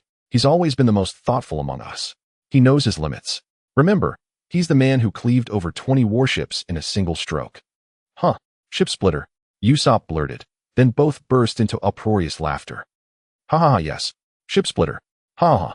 Vivi, standing nearby, stared blankly, her temples twitching with exasperation. Where was the humor? In this dire hour, how could they possibly laugh? Just as frustration boiled over, and she raised a fist, a cup of tea appeared before her. Sanji offered a gentle smile. "Vivi, don't mind them. That's simply who they are. And with Nami ill, shouldn't we face danger with courage? and hope. Zoro stood on deck, lifting a 600-kilogram barbell. Restless during Nami and Yu-Chen's absence, he dragged the weight from the training area. Between repetitions, he added calmly, "I despise that perverted cook, but this time he's right. Vivi, relax. Focus only on doing your part well." From the stern, Yu-Chen's voice rang out, "Sanji, prepare plain kanji for Nami. Light on salt, ginger, and greens, simmered low and slow." "Understood." Watching Sanji hurry toward the galley and seeing each crewmate resume their duties with quiet purpose, Vivi's tension eased perceptibly. She released a long, slow breath and turned her full attention back to the sky and the compass. On the morning of the third day, Sauron shouted from the lookout tower, "I can already see Drum Island." Luffy stood at the bow of the ship, peering closely, and indeed saw the outline of a small island, prompting him to excitedly exclaim, "Yo-ho! Chopper, we're here." At this moment, everyone had already donned thick winter clothing. Under normal circumstances, the Mary would arrive at Drum Island tonight. However, apart from eating and sleeping and occasionally checking on Nami, Yu-Chen spent all his time accelerating the ship, and now the arrival time had been shortened by 7 or 8 hours compared to the shortest 2-day limit. At this time, Nami's body was even weaker than when she left the little garden. Although the fever-reducing needle kept her temperature within the low fever range, the bacteria within her body continued to deplete her strength. Since last night, she had fallen into a state of deep sleep. The Mary slowly approached the bay of Drum Island, and Yu-Chen stood on the deck, gazing into the distance. To his surprise, he spotted the white iron ship, the pirate ship of the former king of Drum Kingdom, Walpo, about 5 or 6 kilometers off the right side. There were no signs of life aboard, indicating that this ship had arrived some time ago. Yu-Chen pondered in confusion. What was going on? They hadn't encountered these guys on the way, or it could be attributed to his acceleration of the Mary. Unexpectedly, Walpo had arrived even earlier than them. They hadn't had any delays in their journey, right? Oh no, Chopper and Dr. Correja wouldn't be in trouble, would they? Luffy, do you remember the king of Drum Kingdom I mentioned a couple of days ago? Yu-Chen pointed towards the white iron ship in front of them and continued, "That's their pirate ship." Luffy looked puzzled. "Huh? Who?" Yu-Chen couldn't help but feel speechless. He had only mentioned it once due to Nami's illness. "But you should at least have some recollection. It's your own captain. Never mind, never mind. Forget it. As long as you know it's an enemy, that's enough. They should be heading to the castle on Drum Peak now, where Chopper is staying. Moreover, unless Chopper uses forbidden techniques, they are not their match right now." Luffy was taken aback. "What? Doesn't that mean Chopper is in danger?" Yu-Chen nodded gravely. If Chopper really were pushed to the point of eating 3 rumble balls and going berserk on the steep Drum Peak, Yu-Chen wouldn't know how to stop him without causing harm. At this moment, the Mary was about to reach the shore. Yu-Chen entered the cabin, preparing to carry Nami up in advance. However, when he carefully helped Nami into a warm winter coat and gently lifted her onto the deck. On the shore, however, a group of guards surrounded the Mary, holding guns to prevent Luffy and the others from disembarking. Vivi was kneeling on the ground, pleading for something, with blood seeping from her left arm, clearly injured. But the people standing on the shore seemed unmoved. Having watched the anime, Yu-Chen naturally understood the reason behind this scene. However, with the situation of Chopper unknown, he dared not delay any longer. If he continued to persuade them with kind words, no one would know how much more time these guys would waste before agreeing. He immediately circulated his entire power, enveloping the guards on the shore with his momentum, and spoke with a face like frost, "Is Dalton here?" The people on the island exchanged glances, and most of them were intimidated by Yu-Chen's aura and dared not speak. After waiting for 10 seconds with no response, it seemed that Dalton was not here. Yu-Chen continued, "Since the one in charge isn't here, we are in a hurry and don't want to waste time talking to you. I will say this, once we need to go to the castle on Drum Mountain, your former king should have returned there. We are going to defeat him and find Dr. Correja for treatment. Is the cable car to the mountain close or far from here? If it's close, lead the way. If it's far, you'd better get out of the way. There's no third choice for you." After finishing his words, Yu-Chen withdrew his aura to avoid scaring them into silence. After a few seconds among the crowd, a man who seemed to be the squad leader stammered, "It takes about half an hour to walk to the cable car from here." "Very, very quickly. Half an hour? That's too slow. Luffy, you lead him and we'll move at full speed. The others can follow slowly. Remember to leave someone to guard the ship." After saying that, Yu-Chen directly carried Nami and effortlessly jumped onto the shore. At this moment, Yu-Chen suddenly began issuing orders, but Luffy, as the captain, didn't mind. He knew the situation was urgent. After nodding in agreement, he immediately sprang into action. He stretched out his hands and placed the squad leader on his back. Then the two began to sprint at full speed in the direction indicated by the squad leader. Yu-Chen immediately followed suit, using his power to ease the burden of running on Nami as much as possible. Throughout the journey, he protected Nami with his energy. This way she not only felt no bumps, but didn't even feel the force of the wind. In less than 3 minutes, the two, guided by the squad leader, reached the location of the cable car. This was still thanks to Chen following Luffy. If Chen had gone all out, it would have taken only a few dozen seconds. Last time in the Little Garden, Chen hurried to save Luffy and crossed half of the Little Garden in just over a minute, illustrating how fast he could be when using his full strength. The squad leader on Luffy's back was already too shocked to speak. After Chen sat Nami down in the cable car, Luffy placed the still unresponsive squad leader on the ground and pushed him. "Hey, hurry up," and started. The squad leader finally snapped out of his daze, nodded repeatedly, and swiftly went to start the machine. After the cable car started, the squad leader quickly followed in. Once the cable car was moving steadily, he couldn't help but curiously ask, "Did you really say you were going to defeat Walpo?" Chen nodded. "Yes, that's very easy. Don't worry. Where's your captain, Dalton?" "Do you know the captain?" This morning after Walpo returned, the captain resisted fiercely but was injured by them. He is currently in the castle receiving treatment. Chen furrowed his brows and asked in confusion, "What do you mean? Walpo wouldn't let Dalton heal him out of kindness, would he, eh?" "No, when we took the captain up, we didn't know Walpo was going up the mountain. Moreover, that bastard doesn't know that this iron chain has been repaired. If he really wants to return to the castle, he should be climbing the mountain, right? So Walpo hasn't gone up yet." The squad leader smiled awkwardly. "Well, I don't know, we can't contact the doctor up there. But judging by the time, they must have just gone up not long ago." "How long does this cable car take to reach the top of the mountain?" "About 10 minutes. It's definitely much faster than climbing." Hearing that it would still take this long, Chen could only silently pray that Chopper's situation wasn't too dire. He gently ran his fingers through Nami's disheveled hair, feeling a bit anxious. Meanwhile, Luffy was also inquiring about Walpo from the squad leader. During these 10+ minutes, the most prominent sound in the cable car was Luffy cursing this tyrannical, selfish king. At the same time, outside the castle on Drum Peak, a stout man with deep purple hair, a large mouth, and a cylindrical chin made of iron was climbing up the steep mountainside. The newcomer was wearing thick winter clothing with iron armor on the outside and a white fur cloak. None other than the former king of Drum Kingdom, Walpo. Walpo looked at the castle covered in white snow before him and joyously shouted, "Wah, everything is just as it was before. This is my castle. The Drum Kingdom is about to be revived from here." His voice also reached inside the castle. In a room filled with medical books and various medical supplies, a burly man was lying on a hospital bed, and standing by his side was a woman in a purple jacket with long white hair known as Dr. Kureha. The two were Dalton, the leader of the guards, and the woman known as the witch Dr. Kureha. Upon seeing Kureha's devilishly good figure, vibrant spirit, and fashionable style, it's hard for an ordinary person to imagine that this doctor is already 139 years old. Both of them heard Walpo's shouts outside the castle. Dr. Kureha sighed and said, "That scoundrel is back again." Dalton on the bed frowned tightly. "What should we do?" "You should also not be his match, right?" Kureha replied leisurely. "You little brat, stop underestimating me. My son is very capable too. At worst, we can safely take you away. Just relax." She then turned and shouted towards the door, "Chopper, come here, let's go out and take a look together." However, after waiting for a long time, Kureha did not see any sign of him coming in. "Chopper, Chopper." Kureha called out a few more times, but received no response. Chopper wouldn't be so reckless as to confront that scoundrel outside, would he? After saying that, Kureha anxiously walked outside. At this moment, Walpo was looking at the open castle door with a puzzled expression. There was a strange creature with a blue nose. Behind him stood two subordinates, Jess and Chromalum, who had just climbed up from the cliff. "A raccoon," Walpo murmured. "Really, after so long without anyone managing the castle, even raccoons have come here. Just make sure to have someone clean up the castle for me." "Yes, Your Majesty, Walpo." Jess and the others responded simultaneously. At that moment, Walpo suddenly noticed that where the Drum Kingdom flag should be hanging above the castle, there was instead a pirate flag he had never seen before, causing him to shout in anger. "What is this strange flag?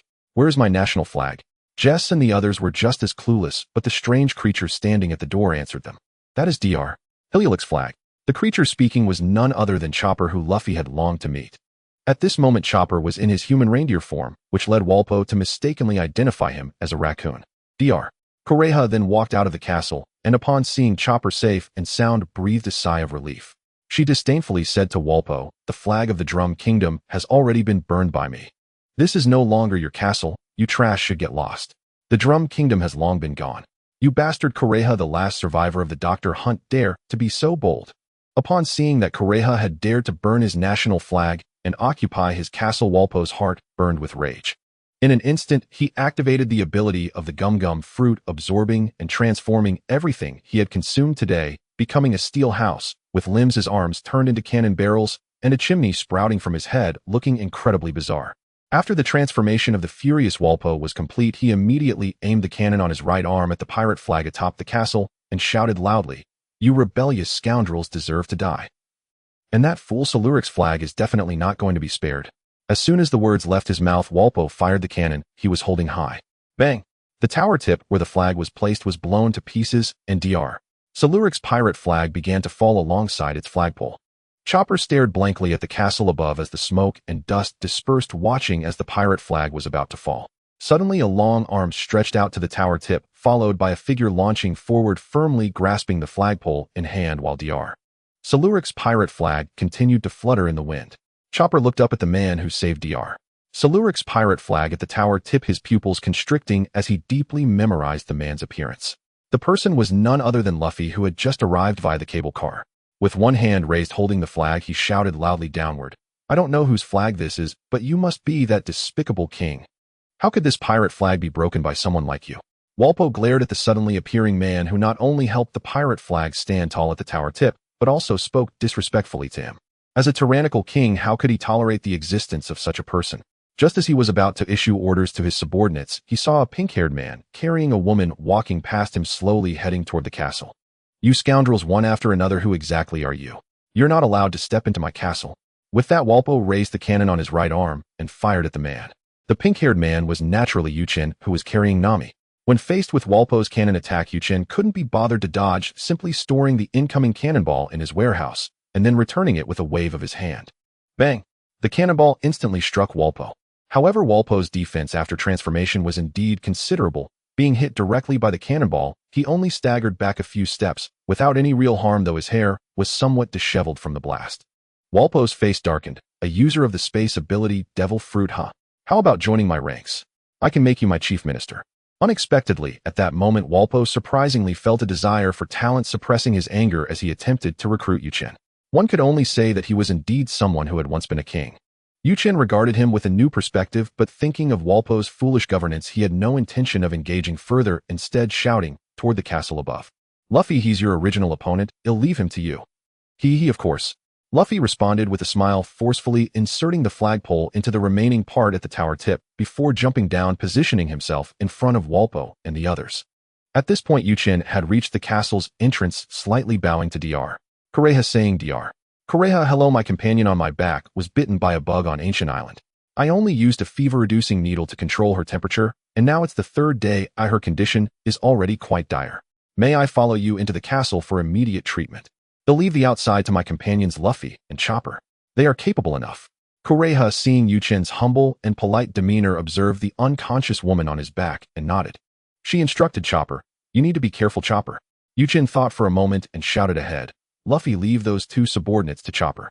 Don't knock Walpo flying. It doesn't matter if you knock him out or injure him. His fruit ability is quite good and can help Frankie, so you can try it later. Also, don't let him run into the castle and interfere with Nami's treatment." Luffy certainly understood what Chen meant by trying it out, having witnessed the scythe fruit's birth firsthand. After hearing of Walpo's various vile deeds on the cable car, he felt no fondness for this person, possessing no psychological resistance to the idea of killing Walpo. Seeing Luffy nod in agreement, Chen gently said to Chopper, "Chopper, if Walpo's two subordinates fuse, just use your arm power to strengthen the attack on the chin of the person below. No need to waste precious time looking for weaknesses with the rumble ball." After saying this, Chen smiled kindly at Chopper. Although the timid Chopper didn't understand why Chen knew about the rumble ball and arm power enhancement, he was captivated by Chen's warm smile and nodded blankly, not retreating as he usually would when talking to a stranger. Kureha observed Chopper's behavior with great surprise, yet she didn't ask anything, turning to walk into the castle. "Let's go, little brat, it's time for treatment." Chen hurriedly followed with Nami on his back. Upon entering the infirmary and seeing Kureha return so quickly, Dalton immediately inquired, "Dr. Kureha, what's the situation outside?" "Chopper and this little brat's companion are outside. Don't worry, Walpo is done for." "Right, Chen, little brat." Kureha answered Dalton's question leisurely while searching for tools. Chen was momentarily stunned. "Doctor, you know me." Kureha looked at Chen as if he were a fool. Even though this is Winter Island, there are still news hawks passing through. Hearing this, Chen smiled awkwardly. He truly hadn't expected the wanted poster to be such a factor. And since Chen had been called a little brat by Kureha, he held no resentment. Even in his past life, he had only lived for 27 years, or not even a fraction of her age, so being called a little brat was nothing much. Dalton, upon hearing Kureha's response, understood and smiled, nodding at Chen as a greeting. After Kureha carefully examined Nami's condition, she stepped aside to prepare medicine. Meanwhile, outside the castle, Walpo, seeing that Chen actually ignored him and dared to follow Kureha into his castle, could no longer control his emotions, and his anger erupted. He shouted excitedly, "Damn it, do you really think a skinny monkey and a little raccoon can stop me? Humph, I am the great King Walpo. I am not a raccoon. I am a reindeer." Chopper's protest was heard, but Walpo paid no attention. Humph. The strongest fusion warrior created by the Tummy Tummy factory cannot be defeated by a mere little raccoon. I told you I am a reindeer. A reindeer. Walpo still ignored Chopper, as if he couldn't hear Chopper's cries at all. Open your eyes and watch closely. Tummy Tummy factory. As soon as Walpo's voice fell, he swallowed his two subordinates, Jess and Malaman, into his belly. After swaying left and right for a moment, he stood firm once again. A door where Walpo's abdomen used to be opened from the inside. A bizarre figure emerged, laughing. "Ha ha, I am Walpo's strongest warrior, Jess Malimon." Luffy's eyes lit up. "Wow, so cool." Chopper frowned and said, "What's cool about that? It's just one person stacked on top of another." Looking at it for too long was a bit nauseating, if this approach was against medical ethics. The two faces on the fused body became furious simultaneously. "You bastard reindeer, how dare you evaluate the masterpiece of King Walpo like that? Take this." With that, the fused being swung two large axes at Chopper. However, having received Chen's reminder, Chopper remained calm, biting down on the rumble ball and activating his jump enhancement, easily dodging the axe attack with a sidestep. The fused being's strike missed and instead struck the ground. As the fused being struggled to pull the axe out, Chopper jumped back, instantly switching to arm power enhancement, delivering a powerful upward strike to Malamon's chin with his special move Sakura Hoof. With just this one move, the fused being was sent flying into the distant snow, blood streaming from its 7 orifices, fainting. Jess Malimon. Seeing his subordinate defeated in an instant, Walpo was both surprised and even angrier, continuously shouting. Meanwhile, "Ha, Chopper, you did great. You resolved the enemy so quickly." Luffy praised Chopper decisively upon witnessing the situation. "Bastard, even if you say that, I won't be happy," Chopper said fiercely while flailing his arms, yet the smile on his face betrayed his inner feelings. Even the dull-witted Luffy could see through it. "But you look really happy." "Bastard, I'm not happy." As he spoke, Chopper's hands moved behind him, shaking continuously as if trying to hide it. However, the movements were too exaggerated for his small body to conceal. "Ha, Chopper, you really are amusing." Luffy laughed heartily at Chopper, nearly rolling on the snowy ground. Suddenly, a cannonball shot over and hit Luffy. Due to the tremendous force of the cannonball and his failure to activate his rubber balloon, he was slammed against the castle wall, where it exploded. Boom. Dust and smoke erupted. Walpo opened his mouth wide. "Waha, this is the fate of opposing me, the king." Chopper shouted nervously toward the door. "Are you okay?" I'm fine," came Luffy's calm voice from within the smoke. Soon as the dust settled, Chopper was relieved to see that Luffy, aside from being covered in dirt, appeared unhurt. However, Luffy was sweating profusely, scanning the entrances of the castle, and upon realizing that Chen had yet to appear, he let out a sigh. Luffy silently thought, thankfully, if this cannonball disturbed Nami's treatment, he would surely be dealt a heavy blow by Chen. Now that I don't see anyone, it should be fine. No, I must end this quickly. There can't be any accidents. He still vividly remembered the painful experience of being taught a lesson by Chen after Nami was injured last time. Shaking his head, he cast aside the unpleasant memories. Extending his hands, Luffy instantly grabbed Walpo by both shoulders and shouted, "Just settle down already." Luffy's head charged rapidly towards Walpo, perhaps aware that Walpo's iron defenses were quite formidable, targeting the relatively weak face. Bang! Luffy's head collided fiercely with Walpo's face. Blood instantly flowed from Walpo's nose and the corner of his mouth, leaving him dazed and unable to resist. Seizing the opportunity, Luffy hurled Walpo against the outer wall of the castle. Before Walpo could fully rise, Luffy unleashed his Gum Gum machine gun against him, delivering relentless blows. Every punch struck his body and face with not a single hit missing. After hundreds of punches, the iron exterior that Walpo had transformed into was shattered by Luffy's assault. As a result, Walpo's body began to shrink, reverting to his previous chubby form. After delivering another 100 punches, Walpo showed no signs of response, prompting Luffy to finally stop. Upon closer inspection, Walpo's eyes were tightly shut, his face bruised and battered, unrecognizable from his former self, as if he had been beaten to the point where even his mother wouldn't recognize him. His entire body was embedded in the wall, motionless, seemingly unconscious. Blood oozed from various wounds, and his breathing was faint, indicative of a life barely sustained. "Oh no, this guy can't be that fragile. Chopper, keep an eye on him, don't let him wake up and escape," Luffy shouted before rushing into the castle to search for Chen. Of course, Luffy wasn't worried about accidentally killing Walpo. He was just concerned that if he died too quickly, he wouldn't have any fruits on him, missing the opportunity to obtain his gum-gum fruit. Running swiftly through the castle, he reached the top floor in one breath. Oh, why was I running so fast again? Luffy began to dig his nose, slowly recalling. Suddenly, he slapped his head. Oh, I'm looking for you, Chen. With that realization, he swiftly searched through each room, starting from the top floor. Finally, he spotted Chen in one of the rooms on the third floor. As Luffy burst into the room, Dr. Kureha had already injected Nami with the prepared medicine, and Chen was observing Nami, who lay asleep on the bed. Her pained expression had significantly diminished, suggesting the medicine was taking effect swiftly. Noticing Luffy's slightly anxious entrance, Chen asked, "What's wrong?" Luffy quickly replied, "You need to hurry down there. That guy can't take a beating, he seems close to death." Chen raised an eyebrow. Walpo was actually known for his resilience. Perhaps Luffy had simply enjoyed himself too much and didn't hold back. Without delay, Chen opened the window and jumped out swiftly, making his way to Walpo to check on him. Fortunately, Walpo still had a faint breath. He spread over 1,000 fruits across the snowy ground surrounding Walpo. Turning to Chopper beside him, he said, "I'm going to take him out, you should go inside first." Chopper, still just a 15-year-old kid, might not be able to handle it, so Chen wanted him to stay away. But Chopper shook his head. Dr. Hiluluk was killed by my poisonous mushrooms. However, that despicable king was also involved in his persecution. I want to witness this. Chen understood that Hiluluk was like a father figure to Chopper, providing him the initial warmth he needed. With a silent sigh, Chen decided to let Chopper watch. It would serve as a form of revenge. Chen activated the golden light spell and struck Walpo's chest, shattering his heart instantly. A mouthful of blood flowed from Walpo's lips as his final breath faded away. Chen observed carefully as the area around Walpo was exceedingly small. The 1,000 fruits were scattered everywhere, layered on top of each other, taking considerable time to arrange. To discern whether any of the fruits had undergone a transformation was nearly impossible at first glance. After waiting 2 minutes, if the transformation had succeeded, it should have been completed by now. The surface layer of fruits showed no changes whatsoever. Chen began to collect them layer by layer into the storage. By the time he was nearly done, he had lost hope. Unexpectedly, on the very bottom layer, he discovered a deep purple fruit with a jagged vertical crack running through its center. Holding the fruit in his hand, it resembled a massive mouth. This must undoubtedly be the gum-gum fruit. Chen mused. Frankie's luck was decent. The fruit he had prepared for him had successfully been obtained. Seeing Chopper holding back his tears, Chen said, "If you want to cry, then just cry, Chopper. There's no need to hold it back." Upon hearing Chen's words, Chopper could no longer contain himself and burst into tears. Seeing Chopper cry so hard, Chen gently patted his back, hoping to comfort him a little.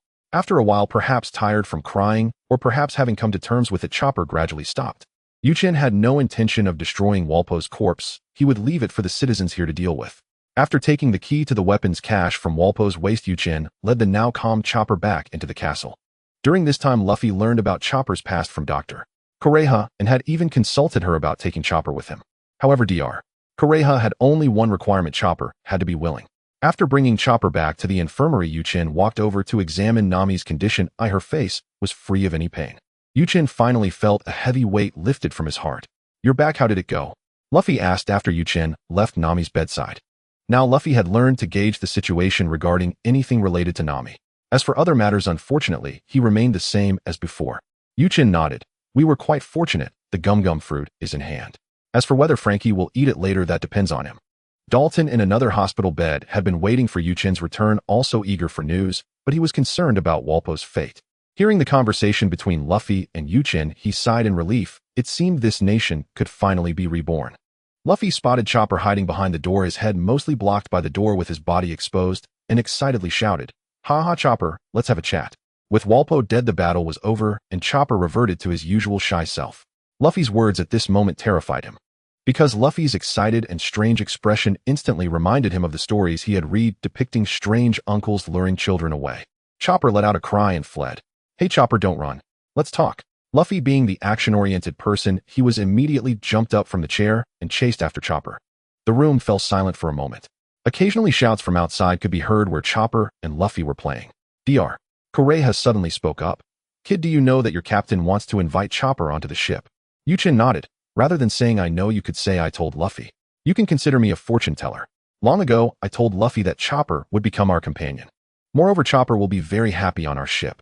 He certainly understood what Kureha was trying to convey, likely some form of advice, so he directly assured her that Chopper would be happy. This alone was more effective than any other guarantee. Sure enough, upon hearing this, Kureha smiled with relief. Will he really be happy? Haha, then that's enough. Chen took out the key to the weapon's cache and said to Kureha, "This is the key I took from Walpo. I'll consider it our spoils, and I hope you will agree to use it to cover Nami's medical expenses." Kureha raised an eyebrow looking at the uniquely shaped key in Chen's hand, her lips curling upwards. Hee kid, I now somewhat believe that you can tell fortunes. No problem, this key will be considered as your payment for the medical fees. Outside the castle, Luffy and Chopper continued to play their game of chase in the snow. At that moment, the leader of the earlier group that had taken Luffy and the others up the mountain arrived at the castle with Vivi and several guards, leaving Zoro and Sanji on the Mary to guard the ship. The guards, upon seeing Walpo's corpse still embedded in the wall, shouted with excitement. They immediately dispatched one person to use the cable car to descend and spread the good news to everyone in the villages. Usopp, noticing the creature Luffy was chasing, immediately realized it was Chopper and joined in the pursuit. Vivi and Sanji, however, did not join in. They were not of that character and directly entered the castle to visit Nami. In the open space around the castle, the group continued to chase each other, but Usopp, who had joined later, was the first to collapse, panting heavily in the snow. Chopper, out of his professional integrity as a doctor, ran in a circle to check on Usopp to see if he needed assistance. However, just as he paused, Luffy stretched out his hands from behind and firmly captured him. "Ha ha ha, Chopper, I've finally caught you." Luffy, slightly exhausted, calmed his breath and continued, "Hey Chopper, come sail with us and become a pirate." After running for so long, Chopper was surprised to hear this invitation after being caught. Influenced by Hylialik, Chopper had always harbored a deep yearning for pirates. Moreover, Luffy had just defeated Walpo, bringing new hope to this country, making Chopper feel positively inclined towards this group. However, the memories of being isolated by deer herds and chased by humans as a monster filled him with anxiety and insecurity. Chopper lowered his head, pulling his hat down as if wanting to completely hide himself. "Although I'm happy you could invite me, I can't accept it. We're not the same, I'm a reindeer. Plus I have a blue nose, I'm a monster." Despite Chopper's last shout, Luffy felt no anger, only a sense of his deep-seated inferiority.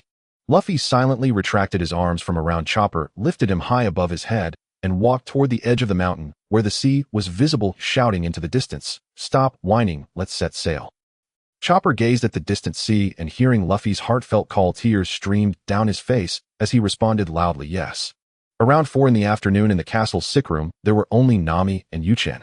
Dalton, who had only external injuries, had lain quietly for several hours, and with the powerful recovery ability of the animal-type devil fruit, he got out of bed. At this moment, Nami woke up from her slumber and opened her eyes to see Chen guarding by her bedside. She smiled slightly and asked, "Did I worry you? I must have slept for a long time, right? If I'm not worried about you, who else should I worry about?" Chen playfully rubbed Nami's nose and continued, "You've been in a deep sleep since last night. It's already past 4 in the afternoon, nearly 20 hours of sleep. Dr. Kureha has treated you twice already. How do you feel now?" Nami stretched lazily and sat up in bed. "I feel completely fine. Just a bit hungry," she added, sticking out her tongue playfully. Chen, like a magician, retrieved a bowl of porridge from the storage which Sanji had prepared based on Dr. Kureha's instructions earlier that noon. The ingredients were not overly extravagant, specially tailored for her recovery. Chen had been storing it in the warehouse. As Nami was about to take it, Chen swatted her hand away, saying, "You just woke up and are still weak. I'll feed you." Nami blushed, did not object, and quietly ate the porridge that Chen spoon-fed her. Halfway through, Vivi pushed the door open and walked in. Seeing the scene before her, she teased, "Am I interrupting something?" Chen laughed, "It's just feeding porridge. Oh, what's the timing matter? One day when we're doing serious business, we'll hang a do not disturb sign on the door." Vivi was no longer a young girl in her early teens, or at her age, she understood well. Chen's bold words made her instantly blush from the roots of her ears. Nami shot Chen a glare. "You big pervert. Saying such things suddenly will scare Vivi." Chen smiled apologetically, said no more, and continued to feed Nami. While eating, Nami asked Vivi about the situation outside. Soon Chen finished feeding her. Nami learned everything. Her illness had been treated. Chopper had agreed to join, and they had also resolved the troubles of Drum Island, which made her very happy. "Then let's pack up and set sail now," Nami said as she attempted to throw off the covers. Chen pressed her back down onto the bed. "You need to lie down a little longer, we'll leave in the evening." Vivi stifled a giggle and went downstairs to inform the others that Nami had woken up. Luffy and the others came to check on Nami, asking if she was feeling alright. Luffy, Usopp, and Chopper did not linger long and dashed back outside to play in the snow. Chen did not stop them. It was rare for Chopper to get along with them so quickly, so it was good for him to get familiar. Besides, training could happen anytime. Life needed a balance. Standing by the window, Sanji sighed. "I just heard Vivi say that you two seem to be together." Nami and Chen nodded candidly, and Chen joked, "What? You don't have feelings for Nami, do you?" He was obviously joking from Sanji's recent behavior towards Nami, which was both affectionate and cautious. It was evident he had already given up. "Haha, of course not. But if you make Miss Nami sad, don't blame me for taking her away, disregarding our bond as shipmates." After Sanji spoke, without waiting for Chen to assure him of anything, he let out a sigh, and from his posture it seemed he had truly let go. Chen smiled happily. "Haha, don't worry, my woman, no one will have the chance to take her away." After pondering for a moment, he continued to tease Sanji. "By the way, you've seen many beautiful women on your journey, and you've been quite taken by many. But it seems no one likes you, huh? Oh, I almost forgot there was one at a fake wedding. But with my involvement, I feel that wedding should no longer happen." "What's the matter, hate me?" Sanji replied calmly. "No, you said it was a fake wedding. It's not a loss if it doesn't happen." Saying it so casually, "I initially wanted to teach you how to win over a fair-skinned, beautiful woman with long legs to tie the red thread for you. Now it seems there's no need for that."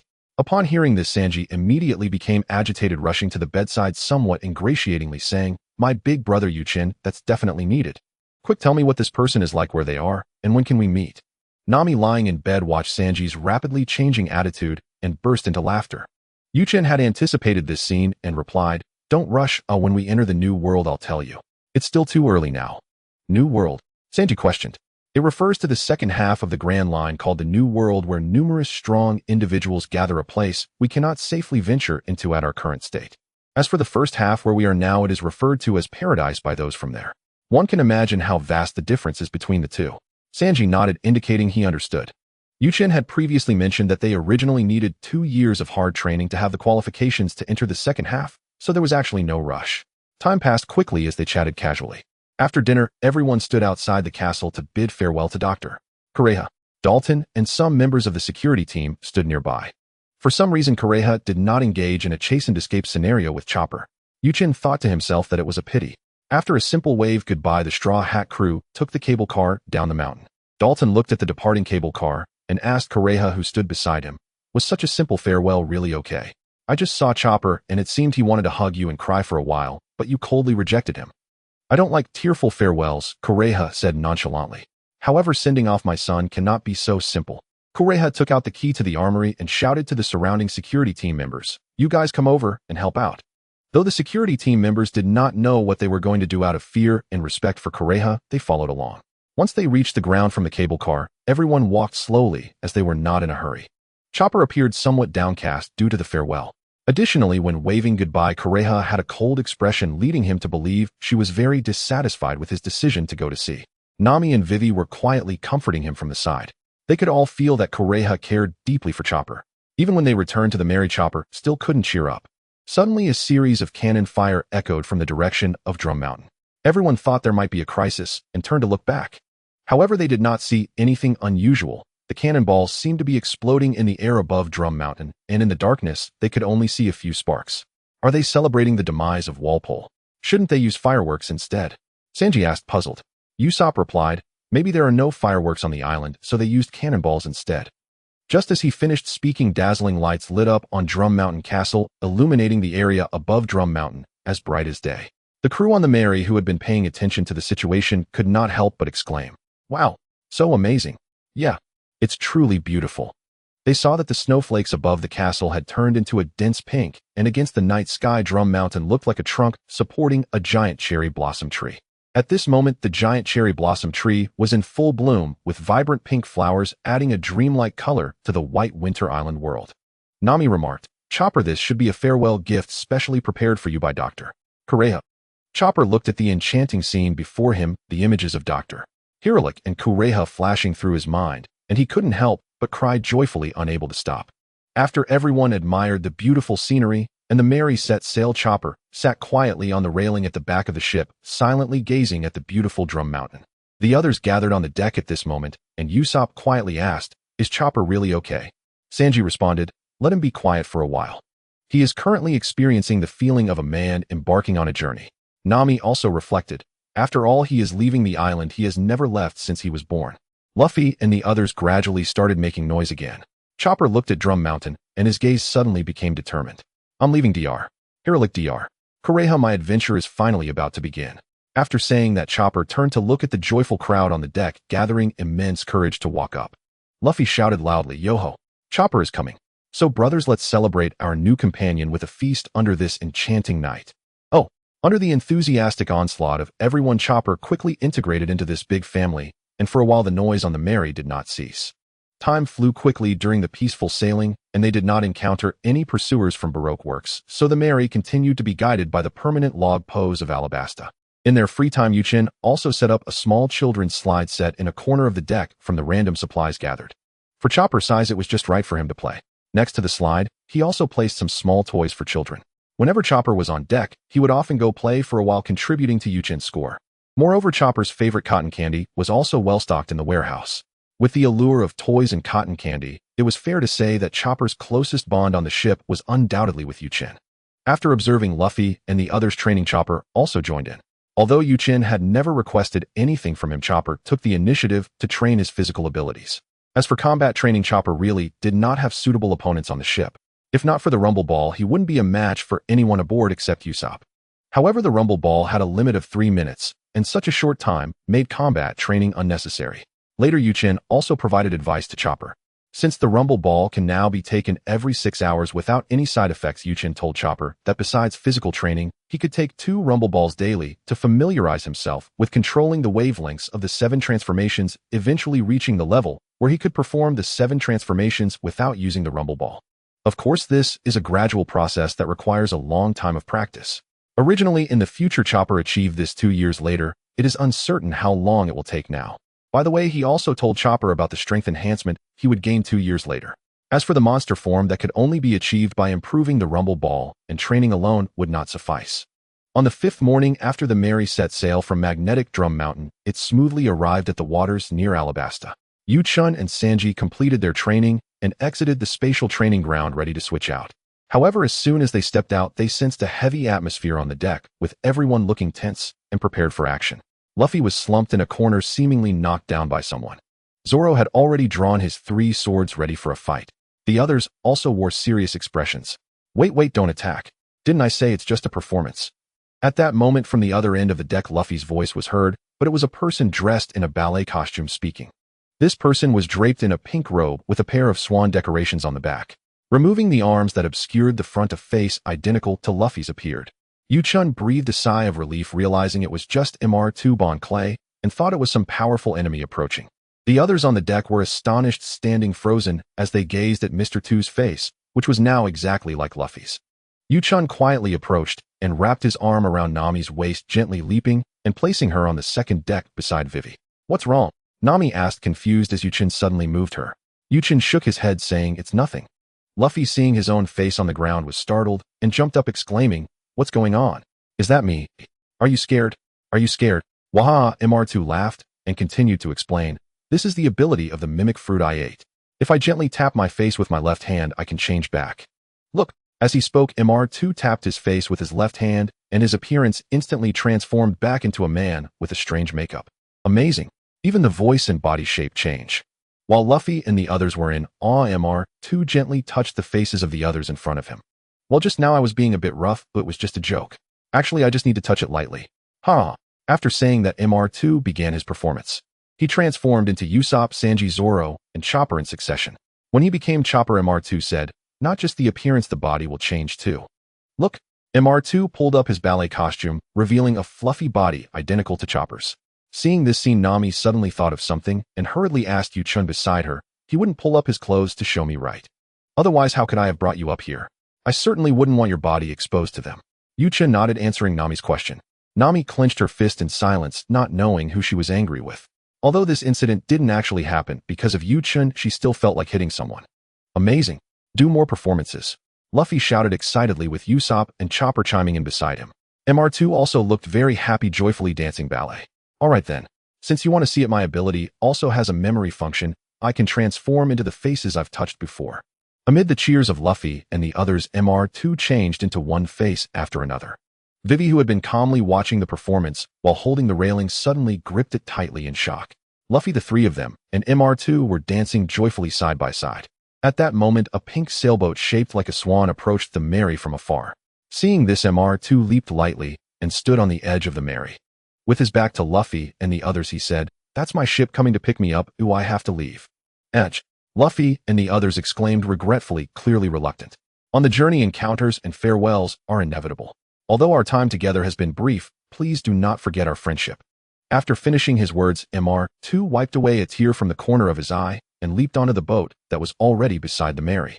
We must meet again, Luffy shouted at the departing MR2, while Usopp and Chopper were also crying sadly. Nami looked at this scene and commented, seriously, how did they establish a friendship strong enough to shed tears over parting in such a short time? Alright everyone, we're setting off. MR2, standing on his ship, loudly commanded. Yes, Lord MR2 Bon Clay. Everyone on the Mary looked at the departing swan ship astonished. Usopp shouted in shock, MR2. Is it really MR2 from Baroque Works? Luffy turned to the second deck confused and asked, Vivi, don't you know what MR2 looks like? Vivi replied a bit flustered. I've only heard of him, but I've never seen him in person. Now that I think about it, he does match the description I heard. The others all chimed in. With such an eye-catching outfit, you should have realized it earlier. Nami asked you, Chen, why didn't you say anything earlier? Since you could carry me, you should also know his identity, right? Chen smiled slightly. This guy is quite interesting, isn't he? Off. Nami asked, confused. But he's an enemy, right? Chen replied. It's just that our positions are different right now. I really admire how much he values friendship. Chen then turned to Luffy saying, Luffy, although you've known him for a short time, things may change in the future. But originally he helped you at the cost of being imprisoned twice so as not to let down your friendship. What? Luffy was shocked, touching the straw hat on his head. This guy actually went that far. Vivi didn't understand what Chen and the others were talking about and wasn't paying attention. She was still in shock. Nami noticed Vivi's abnormality and patted her shoulder, asking, What's wrong, Vivi? Feeling the touch on her shoulder, Vivi returned to her senses from her shock. Sorry, I just saw my father's face among those people MR2 transformed into, and I'm a bit worried. Nami pondered for a moment and then said, This person is indeed a troublemaker. Since he can mimic the king's face, he could easily impersonate the king to do something bad. Moreover, we are enemies now, so in the upcoming battle he might exploit this to deceive us by transforming into our likeness. Zoro, who was quick to think, added, We should be grateful to have encountered him at this moment. At least we can come up with a strategy to deal with his fruit abilities. Everyone nodded in agreement. They ultimately decided to draw a cross on their left arms as a mark, binding it with bandages, and would simply unwrap it when they needed to confirm their companions. Once the preparations were complete, a large shadow of land was already visible ahead of the Mary. Zoro stood at the stern saying, Those ships behind should prove that the place we are about to arrive at is Alabasta. Everyone looked towards the rear sea. They saw more than a dozen ships bearing the Baroque Works emblems sailing from all directions. Usopp stammered, Why are there so many? Are we going to fight? 2M going to the cannon room. Luffy laughed heartily. Ha ha, Usopp, are you itching for a fight? The others were speechless, seeing Usopp's trembling legs clearly indicated he wasn't itching for a fight, but rather terrified. These people haven't attacked us, they aren't coming for us. Chen timely stopped Usopp's movements towards the cannon room and turned to Vivi saying, Vivi, remember what we agreed upon earlier. We will wait in the capital Alabasta and take action at the last moment to stop Crocodile. Vivi nodded. Since we've already planned, let's go with what we decided. I'll have the Swift Runner take my letter back to notify my father. Chen smiled appreciatively. While King Cobra may suffer from Crocodile's harm, I believe he will understand for the sake of the majority of the citizens. Luffy, who was generally uninterested in plans, started shouting from the side, Sanji, I'm hungry. Chen, or can you get me something Sanji made earlier? Although breakfast wasn't long ago, Luffy is Luffy, and he could eat non-stop if it made him happy, at least 5 meals a day. Chen didn't get any food for Luffy. Sanji thought the food he made earlier had been eaten and was preparing to head to the kitchen. No need to go make it a Luffy, just hold out for a bit. We can see land now. Once we reach the port, we'll find a place to eat. Looking at Luffy's eager expression, Chen had to add, I need your beast instincts when you're hungry. Once we get there, don't run around and lead me to a restaurant. There's a surprise waiting for you. Surprise? Ahaha, okay then. Sounds like fun. Luffy immediately set down whatever he was eating. He began to speculate about what kind of surprise awaited him. Chen then started assigning tasks to everyone. It would be too late to arrange things once they were docked. Luffy would definitely be the first to jump off the ship. Vivi, due to your identity, it's easy for you to be recognized, so you'll stay on the Mary with Chopper. Sanji and Usopp, the two of you are responsible for resupplying fresh water. There's not much left in storage. The more the better. Alabasta is very hot, and the water consumption is high. Zoro, you and Nami go buy some local clothing. When choosing clothes, hiding your identity is secondary. The most important thing is to cover your whole body. This sun is no joke. I'll watch over Luffy to prevent him from getting lost. That's basically it. Is there anything to add? As soon as he finished speaking, Chopper raised his little hand in protest, saying, "To want to help too." Yu-chun patted Chopper's cute face. This place is too hot for you. Even a little walking could lead to heat stroke. Your nose is too sensitive, the perfumes here might be unbearable for you. Moreover, staying on the ship with Vivi is also a very important task. Once the Swift Runner leaves, you'll be the only man on the ship protecting Vivi. Can you handle the task, Chopper? Hearing he was entrusted with an important mission, Chopper stood up straight and said seriously, no problem, leave it to me. The others saw Chopper's serious demeanor and couldn't help but smile. After Chopper was successfully persuaded by Yu-chin, he obediently stood beside Wei Wei. At that moment, Nami stepped forward and said, I want to go with you too. Yu-chin thought for a moment and nodded in agreement. Then Usopp can go by clothes alone while Zoro and Sanji will go by water together. Sanji said leisurely, no, I don't want to move with this seaweed head. How about I go by clothes by myself? Chopper replied, you can trust my taste. Zoro frowned at this, muttering, TCH, I don't want to move with you, you perverted chef. It was clear that this arrangement was rejected once again. Yu-chin walked in front of Sanji, placed a hand on his shoulder, and calmly said, I have complete confidence in your taste. However, the original, you had prepared 2 revealing dancer outfits for the 2 ladies while the others were dressed like bandits. Now that you volunteered, should I trust you? Yu-chin's calm words sounded like a threat to Sanji, as he had just mentally chosen the outfits for a few people exactly as Yu-chin said. Embarrassed, Sanji forced a smile. Haha, don't worry. The clothes I choose will definitely satisfy everyone. With their tasks assigned, Yu-chin let out a sigh of relief. It was usually Nami who assigned tasks for the Straw Hat crew, but Yu-chin wanted to lessen her burden, so he took on this responsibility. I must say, assigning tasks to these guys is really not an easy job. He found paper and pen, drew the Jolly Roger of Whitebeard, and added, if anyone sees a person with this mark on their back, feel free to approach them for a conversation. Zoro frowned upon seeing it, muttering to himself, Whitebeard's mark. As a former bounty hunter, he knew very well what this symbol represented. However, since Yu-chin said they could approach, they were not enemies. Zoro nodded and said nothing while the others agreed. More than 20 minutes later, the Mary finally arrived at Alabasta amidst Luffy's cheers and found a relatively secluded spot to dock. At this time, Wei Wei had already written the letter and placed it in the backpack of the Swift Runner. Sanji had also prepared plenty of water and food around its neck. After Luffy and the others watched the Swift Runner depart from the shore, they set off towards the city of Nyana. Chopper stood proudly beside Wei Wei, saying, Wei Wei, they have all left. Let's head back to the ship. Wei Wei smiled lightly. Then it'll trouble Chopper to protect me this time. Ha ha ha, leave it to me. Once they arrived in the city, the group split up to complete their tasks. Luffy was standing on the street, taking deep breaths and trying to sniff the air. Nami whispered to Yu-chin, you're not planning to use Luffy like a dog, are you? Can he really smell anything? Ha ha, no problem. Luffy's wild instincts for food are definitely sharper than a dog's nose. Yu-chin patted Luffy on the shoulder and continued, so do you have a direction yet? Luffy, with a disgusted expression, replied, besides the smell of food, there's also a very strong but strange odor in the air. You're right not to let Chopper come. With such a disgusting smell, his nose wouldn't be able to handle it. Luffy pointed to the left road. I feel we should go this way. The strange smell is stronger over there. After Luffy finished speaking, he walked to the left. Nami frowned in confusion, sniffing the air. Where is there any smell of food, let alone any disgusting odors? Yu-chin looked at Nami and couldn't help but chuckle. Haha, how could you possibly smell anything? Moreover, the strange odor Luffy mentioned should be the perfume that Nyana is famous for. Let's go, or we'll lose track of him. After passing 2 more intersections, Luffy laughed. Haha, look, that restaurant at the intersection ahead must be the place. He found it, finally we can eat. Food.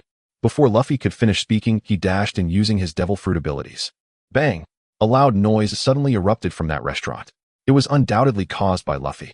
Yu-chin shook his head helplessly. This guy just can't sit still, and now he has to pay for it. Sigh. Nami covered her mouth and chuckled beside him. The two slowly walked to the restaurant, and from outside Yu-chin saw a large hole behind the bar, which seemed to have penetrated through 7 or 8 walls. It can't be that coincidental that we encountered a scene identical to that in the anime. At this moment, a table full of food was already laid out in front of Luffy, who was devouring it alone. Meanwhile, the restaurant owner was behind the bar, staring blankly at Luffy. Yu-chin walked to Luffy's left and said, I'm really sorry, boss. I'm this guy's companion. How much do you think it would cost to repair this wall and the back walls? He'll pay you all together. I'm not quite sure about the specific amount at the moment. It might be around 100 to 200,000. The owner glanced at the hole and quoted a price. Given the purchasing power of berries, this price was reasonable. Yu-chin directly took out 300 berries and handed it to the owner. Then please help me find someone to repair those holes in the back as well. The restaurant owner took the money and said, Hey buddy, you should quickly pull your companion away. He just bumped into 2 formidable characters. Hearing the owner's words, Yu-chin sighed, inwardly replying, Don't worry boss, it will be fine. Yu-chin tapped Luffy on the head saying, Can you be more composed in the future? Don't just go around destroying other people's things. Luffy with food in his mouth laughed and said, "Ha, sorry boss, I was just really hungry." Nami chimed in, "Let it go, a Luffy can't change his ways." At that moment an angry roar came from behind the bar. Straw Hat Kid. A figure instantly sprang out from the hole in the wall. Chen focused his gaze and indeed recognized it was Smoker. He never expected this guy to chase them into the Grand Line. Smoker also noticed Chen as he emerged from the hole. This guy left an even deeper impression on him than Luffy did. After all, Chen had easily broken his technique last time. "You bastard, you're here too," Smoker set a cigar in his mouth addressing Chen. "So you guys indeed came to Alabasta?" Luffy unfazed continued to eat his food. "Stop eating already," Smoker yelled angrily. "Smoker, our captain, is hungry and eating, so don't disturb him," Chen said leisurely. "That's right, interrupting someone's meal is quite impolite, isn't it, Colonel of the Navy?" This statement also came from the hole as a man stepped up behind Smoker. This man had black hair, freckles on his cheeks, and a tattoo reading ASCE on his left arm with the letter S crossed out. Upon seeing this man, Luffy forgot about the food and exclaimed loudly, "Ace, what are you doing here?" Ace smiled indifferently. "What? Didn't you receive my message on Drum Island? I told the people there I would wait for you in Alabasta for 10 days. Luffy replied, "No one told me there." "Well, it's good to see you, no need to worry about the rest." "That's right, it's good that we can meet." Ace was much more composed than Luffy, maintaining a gentle smile, showing an air of calmness. "When did you guys arrive?" Smoker kept his face dark. "Bastards. How long are you going to ignore me while chatting?" Ace looked puzzled again. He didn't know that Smoker had already experienced being ignored by Luffy once in Lobetown. Smoker was now starting to emit smoke, seemingly preparing to take action. Seeing this situation, Chen intervened. "Hey Smoker, you're in your 30s. Can you act a bit more calmly, being aware of your surroundings? There are civilians and buildings everywhere. You can follow us to a secluded place and then make your move." "Oomph." Smoker glanced at the onlookers nearby, knowing Chen had a point. However, he wouldn't back down. Verbally exhaling a smoke ring, he continued, "How do I know you won't run away on the way? Why would we run? It sounds like you could actually beat us. This isn't your territory. How many troops can you bring here? At most a few dozen, right? Or do you mean the righteous Navy cares less about the lives of civilians than we do?" Smoker found himself speechless by Chen's words. He wanted to retort, but couldn't think of a reason. He had known since Lowtown that in an unknown fight, he was no match for Chen. However, he was on the verge of capturing the Straw Hat Kid when Dragon ruined his plans. Feeling frustrated, he impulsively chased into the Grand Line. Originally, Smoker planned to search for the Straw Hat's whereabouts and request assistance for a joint capture. However, he unexpectedly encountered them in a restaurant, so he could only stand silently with a dark face, closely watching these guys to prevent them from escaping. Ace looked at Chen with admiration. He wasn't sure about Chen's strength yet, but just the fact that he could consider the safety of civilians while facing the Navy impressed him greatly. Luffy quickly finished the food in front of him, and just as Chen was about to pay for Ace's meal as well, the owner said that the throw taken earlier was enough, and there was no need to pay more. After thanking the owner, the group exited the restaurant. They strolled slowly down the street with Luffy and Ace chatting occasionally, while Chen and Nami discussed trivial matters. Only Smoker remained silent, closely following them. Just as he was pondering how to seek help from above, he was pleasantly surprised to see Dasky standing on the street, inquiring with a merchant. Chen had always been on guard against Smoker, fearing he might suddenly launch a sneak attack. So he instantly noticed the change in Smoker's expression. Following Smoker's gaze, he also spotted Dasky, instantly understanding what Smoker intended to do. The corner of his mouth curled upwards, and he immediately devised a plan. Smoker slowed his pace, falling behind the group, hoping that Luffy and the others wouldn't notice him. He took out a notepad and pen from his pocket, preparing to leave a message for Dasky. However, he was unaware that Chen had never shifted his attention away from him. Seeing that Smoker had made a move, Chen shouted ahead, "Hey Dasky, long time no see." Upon hearing someone call her name, Dasky turned her gaze towards the sound, but everything was a blur in the distance. It was only then she realized and absent-mindedly lowered her glasses from her forehead. Upon taking a closer look, Dasky's pupils dilated in shock. The one calling her name was actually Chen, the target of her search, and he was waving at her. Once Dasky regained her senses, she immediately erupted. "Straw Hat Pirates, the Slayer, Chen, I arrest you in the name of the Navy." As she shouted, Dasky charged toward Chen and the others, drawing her sword Shiyu, which she thrust toward Chen's face at lightning speed. Just as Dasky's attack was about to connect, two golden fingers appeared, pinching the tip of Shiyu. The blade came to a halt, and no matter how hard Dasky pushed, Shiyu could not move an inch. "Your attacks are truly merciless, but unfortunately your strength is far too weak for me," Chen said, flicking his fingers, causing Shiyu to drop from Dasky's hands and fall to the ground. "Don't be so hasty. Didn't you notice your superior is right behind you and hasn't intervened?" Dasky glanced back and indeed saw Smoker, standing a short distance away with a dark expression.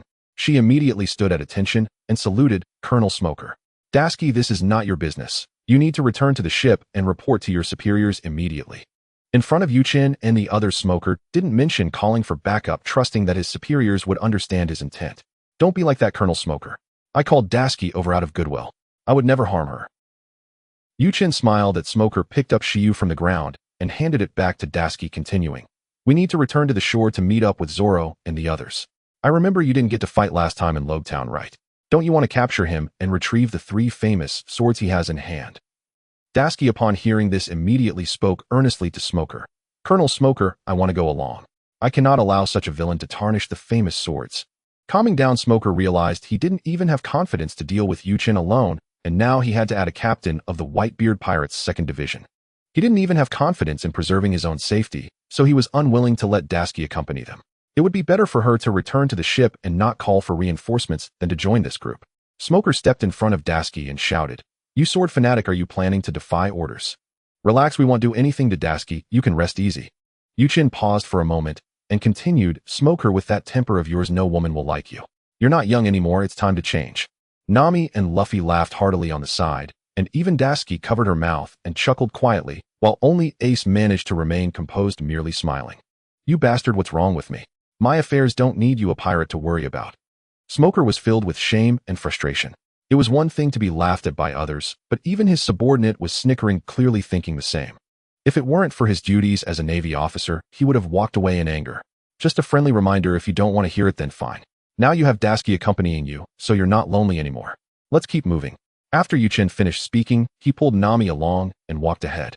Smoker quickly realized that Chen had seen through his thoughts long ago, which was why he provoked Dasky to follow them. He thought to himself, I haven't been teaching Dasky well enough. She didn't even recognize the basic situation of friend or foe. At this point, the situation was completely in that guy's hands, and the only way to break the deadlock was to take the initiative to retreat and not follow them. Sigh, this damned pride of mine. Shaking his head, Smoker looked at the group that had already moved far away and quickly followed. Chen led the way, moving at a pace that was hardly faster than a stroll. After more than half an hour, they finally reached outside the city. When Chen and the others returned to the dock of the Mary, Zoro and the others had also returned. Zoro stood on the deck, and upon seeing 2 people in Navy uniforms behind Chen, he felt a sense of unease. When he recognized Dasky's face, that feeling intensified. Seeing Zoro, Chen couldn't be bothered to board the ship and instead shouted from below, Hey Zoro, come down. Your first love is here to see you. Zoro and Dasky yelled in unison, What nonsense are you spouting? Coincidentally, both drew their swords and swung at Chen, but he easily dodged. Look for yourself, your words and actions are in sync, and you still want to deny it. After teasing them, Chen's expression turned serious. All right, handle your own matters yourselves. Smoker, what do you want to do? Set a line for us. Oh, you want me to say? Then I will challenge you one by one, and whoever wins takes the other away. Smoker spoke these words for reasons he himself couldn't comprehend. Chen rolled his eyes at Smoker and shouted loudly to the ship, Chopper, come down and take a look. There's a mentally challenged patient here who needs your help. The innocent Chopper on the ship took this seriously and was about to go back to his room for tools when Vivi stopped him and quietly explained, preventing him from acting. Smoker shouted, Bastard, don't go too far. Chen replied, Huh, I'm going too far. Wasn't it you who said such a brainless thing? Smoker retorted, You asked me to set a line. Chen countered, But I never said you could speak without using your brain. Both of them began a heated exchange, and Nami, watching from the side, suddenly felt a strong resemblance to the quarrels between Zoro and Sanji. Holding her forehead, she stepped forward to pull Chen aside. What's wrong with you? Aren't you usually calm? Did he provoke you? Why are you relentlessly attacking him? Chen exhaled, it was more appropriate to be gentle with Nami. It's nothing, just his arrogant look while holding 2 cigars is quite irritating. Chen wouldn't tell Nami that it was actually, because after observing for a while he felt that Smoker's silver-white hair looked more masculine than his pink hair. Smoker smirked, puffing out a smoke ring. Chen was seeing red and immediately used the golden light spell, dashing forward and landing 2 punches on Smoker's face. Due to the loss of his elemental transformation, Smoker took the punches, heat in wincing in pain, and his cigars were knocked out of his mouth. He immediately drew his weapon, the Tashigi, and started fighting Chen. While Chen and Smoker had just begun their fight, Zoro and Dasky's battle had already ended. There was simply no way to compare their strength. At this moment, Dasky was lying on the ground while Zoro stood with a sword stabbed into the ground beside her neck, saying, My sword will never be yours, give up on that thought. After saying this, he sheathed his sword and stood a distance away. Dasky got up in a daze, and then showed an expression of anger, shouting, "Why didn't you cut me? Is it because I'm a woman? Just because a woman's strength is inferior to a man's, I should be let off the hook in a duel. This is simply humiliating. You will never understand how much I wish I were a man. I didn't practice swordsmanship just for fun." Zoro, listening to Dasky's words, was so furious he nearly ground his teeth. "I'm just annoyed by you. Listen well, your face is an exact copy of my deceased best friend. And now you're saying the same thing she did. Don't imitate her. Your first love?" Dasky suddenly recalled what Chen had said earlier. But so what? I look like her, am I wrong for that? Zoro, infuriated, was left speechless. Sanji on the deck sadly commented, "I never expected this mosshead would have a first love, why don't I?" Zoro explained to Sanji, "That's just a rumor spread by Chen. Friend, I was just friends with that person." Sanji retorted, The more you try to cover it up, the more obvious it becomes. What's there to explain?" Zoro felt as if his head was filled with question marks. Ignoring Sanji, Zoro glared at Dasky and said, "If you want to continue, I'm here for you." Upon hearing this, Dasky tightened her grip on Shiyu and charged at Zoro again. Chen swiftly moved to stand between them. All right. It's good to settle the score, but why are you getting so heated? Dasky, you should take a look at your superior now." Indeed, the battle between Chen and Smoker had already concluded. From the moment Chen struck, it had been a one-sided beating. No matter how Smoker used the powers of the smoke fruit to evade, Chen always managed to catch up, and each attack landed on his face. At this moment, Smoker lay on the ground, his face swollen multiple times over. Fortunately, his clothes hadn't changed, otherwise it would have been hard to recognize him before and after the fight. Smoker felt immense regret inside. After realizing the disparity earlier in the city, why couldn't he just swallow his pride and retreat? Now he had preserved his pride, avoided serious injuries, but his face was completely deformed. Dasky, prompted by Chen's reminder, turned to look at Smoker and was taken aback by his current state. She hurried over and asked, "Colonel Smoker, are you all right?"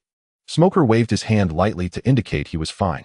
He sat up with some difficulty, but appeared somewhat discouraged, his posture slumping. Due to the injuries on his face, speaking was a bit laborious, but he still asked Chen, "You must be bored to have lured me here just to beat me up, right?" Chen glanced at Smoker's completely transformed face, holding back a laugh as he calmly said, "I didn't expect your reaction to be quite quick. I brought you here mainly to introduce you to someone." He turned and shouted towards the Mary, "Chopper, this patient really needs treatment. Now hurry down, and Vivi, you come too." Chopper, always very attentive to patients, upon hearing Chen's words, dashed back to his room, like the wind, grabbed his tools, and appeared before Smoker in the blink of an eye. His speed was so rapid that even Vivi was still slowly descending the rope ladder at that moment. "Raccoon." Smoker stared in disbelief at this strange creature wearing a pink top hat and holding medical supplies, instinctively exclaiming, "I am a reindeer. A reindeer. With horns. If you call me a raccoon again, I will hit you, you jerk." Despite Chopper's angry words, he had already started applying anti-swelling medicine to Smoker. At that moment, Vivi also arrived beside them and spoke up. "Chen, did you call me for something?" Chen pointed at Smoker. "This Navy guy wants to know why we came to Alabasta, you tell him. If we explain it, he might not believe us." Vivi looked puzzled. "Is that all right? That guy should be one of the Navy, right?" Since the 7 warlords are recognized by the Navy, Vivi did not mention Crocodile's name when questioning. "Don't worry, although this arrogant guy has a few screws loose in his head, he is still relatively a good Navy officer towards civilians. I don't need you pirates to evaluate me." Smoker, having finished treatment, glared at Chen with resentment, thinking that this jerk must have done it on purpose, hitting him where it hurts. Since Chen had spoken and the previous plan was arranged by him, there must be his intentions in telling Smoker this Navy officer. Vivi thought for a moment, no longer hesitating, and started explaining the situation to Smoker from her identity, including what they had previously agreed upon and how they had intervened at the last moment. After listening to Vivi's account, Smoker puffed on his cigar, deep in thought. Dasky beside him was momentarily at a loss for words. They did not expect that Crocodile, this 7 warlord, was actually conspiring to overthrow the government with schemes that even endangered millions of citizens. And at this moment, the one bringing hope to Princess Alabasta was not the Navy, but a group of pirates. Smoker took a deep drag on his cigar and slowly exhaled. "Before coming to Alabasta, I reviewed the information, and I can confirm she is undoubtedly Princess Vivi. As for Crocodile's actions, I am not surprised. I have never trusted those so-called 7 warlords. However, you want Princess Vivi to tell me what this is all about. You aren't trying to persuade me to join you, are you? I have a deep loathing for pirates." Chen wore a mocking expression. "Do you have too high an opinion of yourself? You look fierce and have a bad temper, and your strength is just mediocre. What face do you have to say that we are trying to persuade you to join us? Let's leave that aside. What does my strength matter? Who on your ship is my opponent besides you?" Smoker said indignantly. "Oh, You are only so confident now because you can elementalize it. Once they awaken their haki, any of them can defeat you. You. Smoker was about to retort, but Chen did not give him the opportunity. What you? Didn't you just get beaten by me? Don't you have any self-awareness? If Zifa knew about your current state, I wonder how you would be scolded. Still want to argue. Chen kept talking, and Smoker couldn't find an opening to interject. In the end, it was Nami who could no longer bear it, and pulled Chen aside. Let's get back to the main topic. Oh really, I don't understand why you have such a big opinion of him. Chen smiled reluctantly, thinking to himself that he had lost control of his emotions again. Why had he become so concerned about his appearance recently? It was so superficial. Taking a deep breath, Chen said to Smoker, the main reason I brought you here to inform you of these matters is because of your relentless pursuit of us. I think you should know the reason we are being hunted. Luffy attacked Captain Mouse and was wanted while I killed Admiral Nelson. You also destroyed more than 20 warships. Smoker angrily reminded. Chen remained unconcerned and calmly continued, that can only be considered a defensive measure. I have never actively killed any soldier on those ships. Smoker, we will never go easy on those who abuse their power and act recklessly in the Navy. On the contrary, those who truly do good for the civilians will never harm them. I understand you, so I have not killed you as you relentlessly pursued us. I tell you this first to let you stop chasing us in Alabasta. It's too troublesome. Additionally, although I am confident I can thwart that crocodile's plan, it would be even more secure if the Navy were to handle the aftermath. Don't think about bringing people to capture us. You don't have that strength. Even if you report it to the higher-ups, the world government will likely send someone to cover it up and won't let Crocodile get into trouble. You should know that in their eyes, face is far more important than the fate of a nation. Even the lives of millions will not concern them. Chen finished speaking and awaited Smoker's reply. Smoker puffed on his cigar, quietly watching Chen without speaking, while Dasky was very dissatisfied. You jerk, what are you talking about? How could our Navy possibly disregard the lives of millions? Just as she was about to draw her sword to fight Chen, Smoker stopped her with a hand. Colonel, don't stop me. Even if I am outmatched, I will still defend the reputation of our Navy. Smoker shook his head. Unfortunately, this jerk is indeed right. Before the matter is fully exposed, the world government will likely do just that. And sometimes we Navy are merely a knife in the hands of the world government. Dasky was still too young and had not been exposed to the dirty dealings of the world government, so she naively believed that the Navy embodied justice. Hearing her superior's words, she was momentarily shocked and froze in place. The shore fell into silence, and the Straw Hat crew was also waiting for Smoker's answer. After a while, Smoker said fiercely, I have my own way of doing things. When the final battle in the royal capital occurs, I will do my best to capture those Baroque Works people and prevent the two armies from clashing. Don't expect me to follow your arrangements and obediently help you clean up the mess. After speaking, Smoker turned and left, maintaining his cool demeanor, while Dasky hurriedly followed him. Watching the two figures leave, Luffy remarked, that arrogant guy looks pretty impressive. Nami worriedly asked, if he intervenes, won't it affect us? Chen smiled confidently. I calculated that he would act like this, which is why I only asked him to deal with the aftermath. The minions of Baroque Works are too numerous. With him bringing the Navy to help, it will save us a lot of trouble. What? Chen, you brought him over because you planned this. Oh, it feels like you have such bad intentions, Luffy said with a face of disgust. Ace beside Luffy said, this is called strategic planning and thorough consideration. Oh, Luffy, as the captain, you should learn from this. Well, it's enough for me to have Chen considering these things. Oh, I just need to keep getting stronger. Let me tell you, Ace, Chen has us training every day, and now I am much stronger than before. Oh, I wonder if you are still my opponent. Ha! Luffy laughed heartily, imagining himself beating up Ace. Ace! The nearby Zoro, Sanji on the deck, and Usopp all exclaimed in surprise, staring at Ace with strange expressions. Ace also sensed their gazes and was quite puzzled. He had already felt the same gaze from Nami back at the restaurant. This gaze was very strange, seeming to carry sympathy, pity, and worry, but without any malice. However, since he was Luffy's companion, he couldn't say anything. With Smoker having left, Luffy and the others returned to the Mary. Ace politely addressed everyone. Hello everyone, my name is Ace, and I am Luffy's older brother.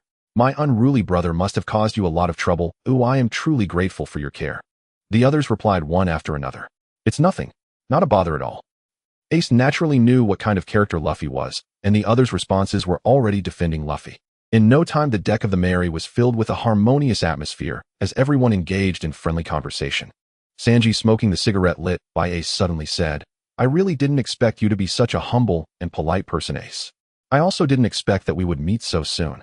Oh, did Luffy mention me in front of you? He must have said a lot of bad things about me. Ace wore a warm smile, making those who saw it feel very comforting. However, Sanji suddenly realized that he seemed to have said something wrong. As Sanji contemplated how to smooth things over, suddenly 5 ships from Baroque Works lined up and approached the Mary. A loud voice could be heard from above. Straw Hat Kid, Fire Fist Ace. Your heads will be taken by us, the Baroque Works billionaires. Ha ha. Yoho, looks like they are coming after us. It's time to fight, hee hee. While Chen and Zoro had finished fighting quickly, Luffy was itching to join in. As he was observing where to gain leverage, Ace, however, took the lead and jumped off the Mary. They followed his gaze and saw Ace standing on his small boat using the flames from the Mera Nami to propel himself swiftly towards the 5 enemy ships of Baroque Works. How did his boat appear next to the Mary? Chen asked in confusion. In his memory, Ace had been with them since the restaurant. How could his boat be here? Nami explained. While you and Smoker were arguing, Ace had gone to get his boat from somewhere else. Chen awkwardly chuckled, realizing that arguing with someone also requires skill. Without enough skill, it's easy to overlook the surroundings.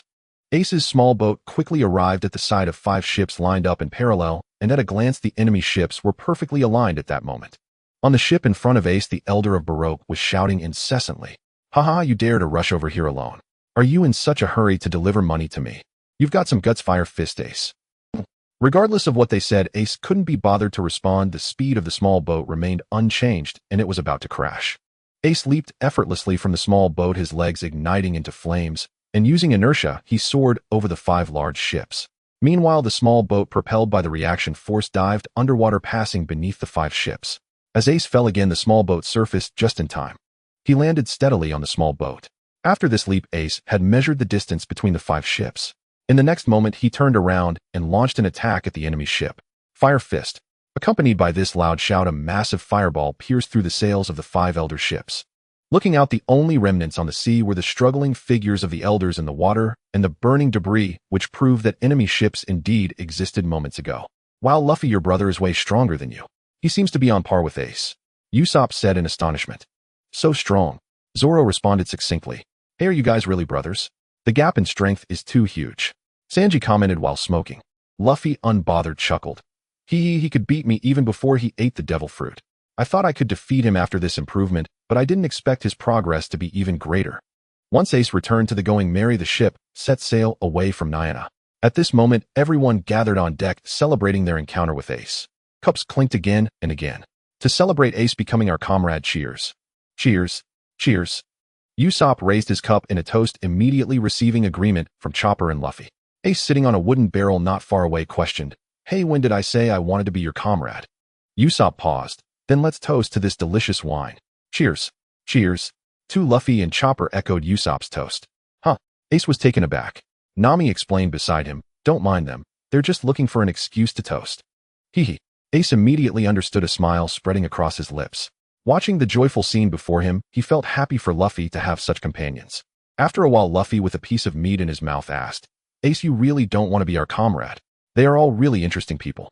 Ace smiled and said, Indeed, I can see that sailing with you all would be quite enjoyable. However, I cannot join you.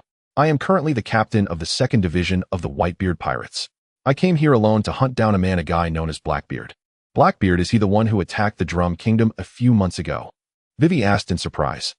Ace took a large gulp of his drink, leaned against the wall and nodded. He was originally a member of my 2nd Division, but he committed an unforgivable crime within the Whitebeard Pirates, killing comrades and fleeing the ship.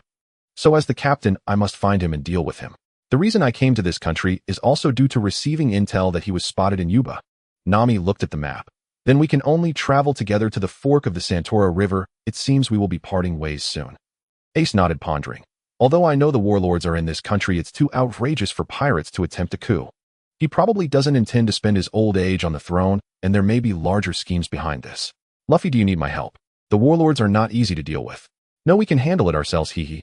Luffy directly refused Ace's goodwill. Chen thought for a moment, realizing that this encounter with Ace was the only meeting before he faced trouble. Although he knew he couldn't stop him, he still wanted to advise.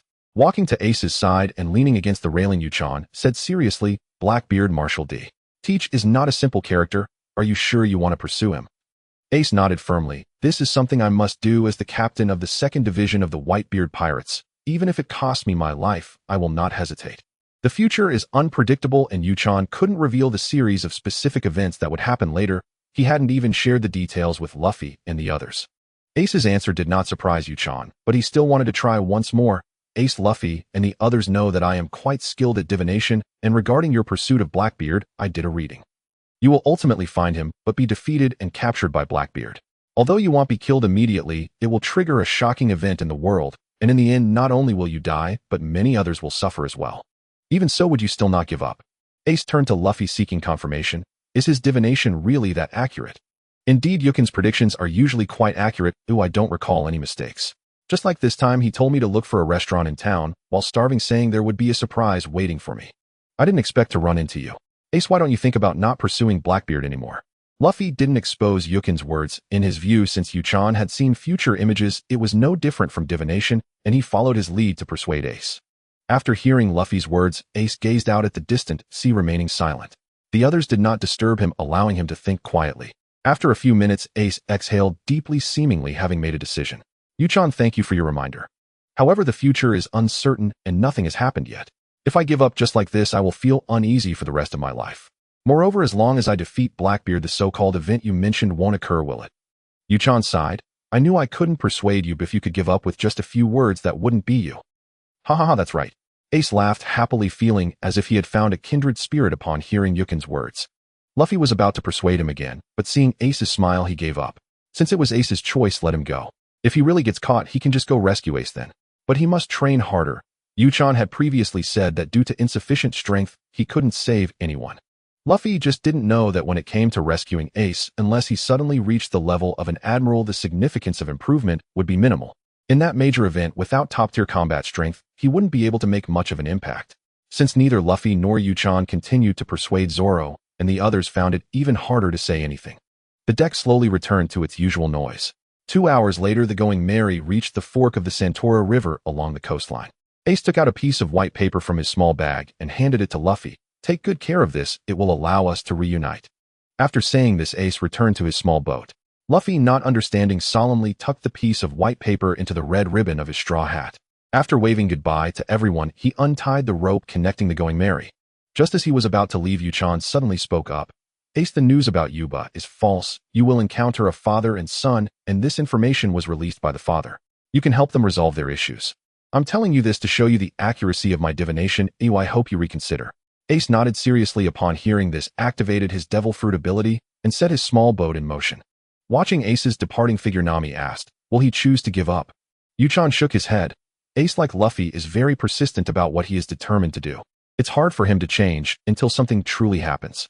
My brief persuasion is just my good intentions. I hope he will be cautious. Sanji asked, then why not stop him? If we all go together, we should be able to do it. Yu-chan rolled his eyes. Didn't you just see that he is a Logia-type devil fruit user? If we all go aside from Nami, none of you can hit him, okay? Luffy replied to Sanji's question with a smile. That's Ace's life, isn't it? Even if we stop him this time, we can't hold him back for a lifetime. Moreover, if he really gets into trouble, I will go save him. Luffy, you speak without thinking, but your strength is still far from enough. No, I will definitely work hard to become stronger. I've made up my mind, before defeating Crocodile, I must awaken Haki. Nami, help me. Nami looked at Luffy's serious expression and immediately agreed. After parting with Ace, the Going Merry continued along the Santora River towards the capital of Alabasta, Alabasta. Although the Santora River is named a river, it is actually formed by seawater backflow. Therefore, the Going Merry could sail directly with the current, but once entering the river, the water flow's speed slowed significantly. Even against the current, it could still move forward with the help of wind. To reach their destination quickly, Yu-chan went to the stern and accelerated the Going Merry. 2 hours later, the Going Merry reached the docking point selected by Vivi. The location where the Going Merry stopped was not the closest position to Alabasta on the Santora River. They needed to leave the Going Merry for several days, so for safety reasons, it was anchored at a rock crevice not too far from Alabasta. After securing the ship, Yu-chan stored the training ground into his personal warehouse and packed some items they would need. The group then changed into local outfits purchased by Sanji and began their journey to Alabasta. It must be said that after Yukin's friendly reminder, Sanji did not buy any quirky outfits this time. Several simple plain robes were put on the Straw Hat crew members, covering them completely, allowing everyone to blend into the local environment of Alabasta. The Straw Hat crew had come to the vast desert for the first time, struggling to adapt.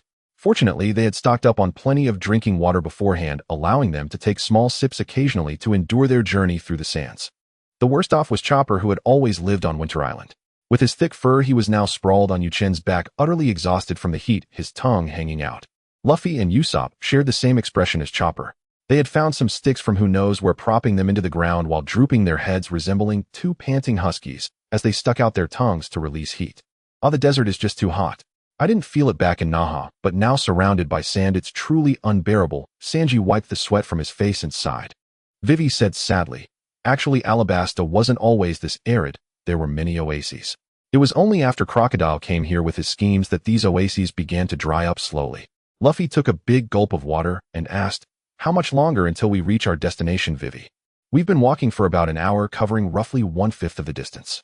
Hearing this, Luffy collapsed onto the ground, exclaiming, "I can't take it anymore. I'm going to die from the heat. How can it be this far?" "Luffy, there's a rocky outcrop ahead that can provide some shade. Oh, let's rest there for a bit." Vivi looked ahead, understanding that the Straw Hat crew, unaccustomed to the desert, was suffering greatly. As she spoke, she turned to where Luffy had been, but noticed he was missing. Nervously, she said, "Where's Luffy? He hasn't fallen into quicksand, has he? That could be deadly. Did anyone see where he fell in? We need to."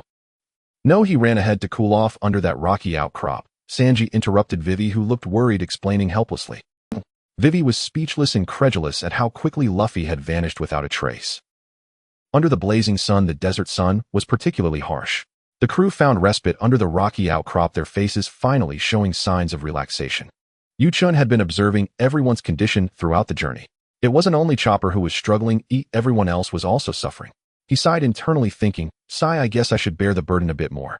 He took out a spatial training ground from his personal storage and prepared 2 large wooden boards to connect them with tools. "Yu-chun, what are you doing?" Luffy asked, confused by Yu-chun's actions. "You'll all be able to rest in the training ground soon. I'll carry the training ground. That way we'll move much faster," Yu-chun replied as he connected the wooden boards. The training ground had the appearance of a larger, fully enclosed camping tent, so its base was made of soft fabric. Using the wooden boards beneath made it easier to lift. Moreover, because it was an independent space, no matter how many items or people were inside, Yu-chun would only feel the weight of the tent itself, which was still lighter than the wooden boards he was connecting. However, doing it this way was rather conspicuous and somewhat strange, making it inconvenient to hide their movements, which was why Yu-chun hadn't planned on doing this initially. After all, which local would carry a tent through the desert, especially one as large as 10 square meters? Connecting the wooden boards was just a matter of nailing a few pegs, and soon Yu-chun had everything set up, securing the training ground on top. Isn't it a bit too embarrassing for you to carry all this by yourself?" Luffy said as he lifted the curtain of the training ground and stepped inside. Yu-chun replied, "Since you feel embarrassed, why not show some courtesy, huh?" Just a moment after stepping inside, Luffy poked his head out again, saying, "Everyone, it's really cool inside. You can't feel the heat at all. Hurry in, hurry in." With their captain setting the example, the others followed with smiles as they entered. "Thank you, Yu-chun. You've worked hard. Sorry for the trouble." Each of them expressed their thanks before diving into the training ground.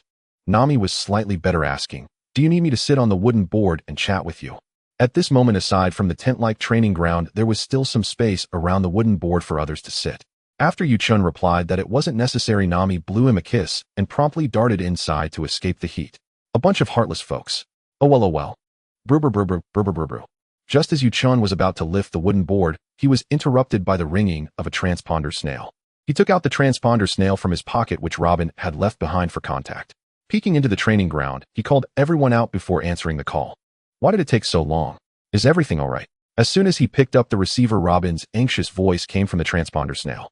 It was Yu-chun's first time using a transponder snail in this world, and he found it intriguing, carefully watching the transponder snail mimic Robin's voice.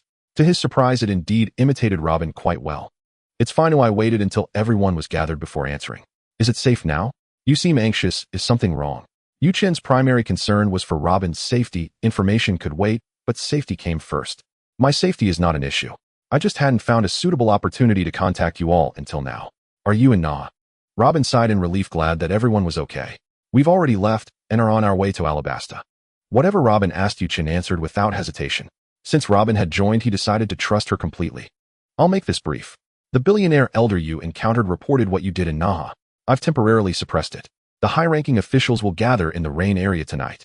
That person has decided to take action tomorrow noon.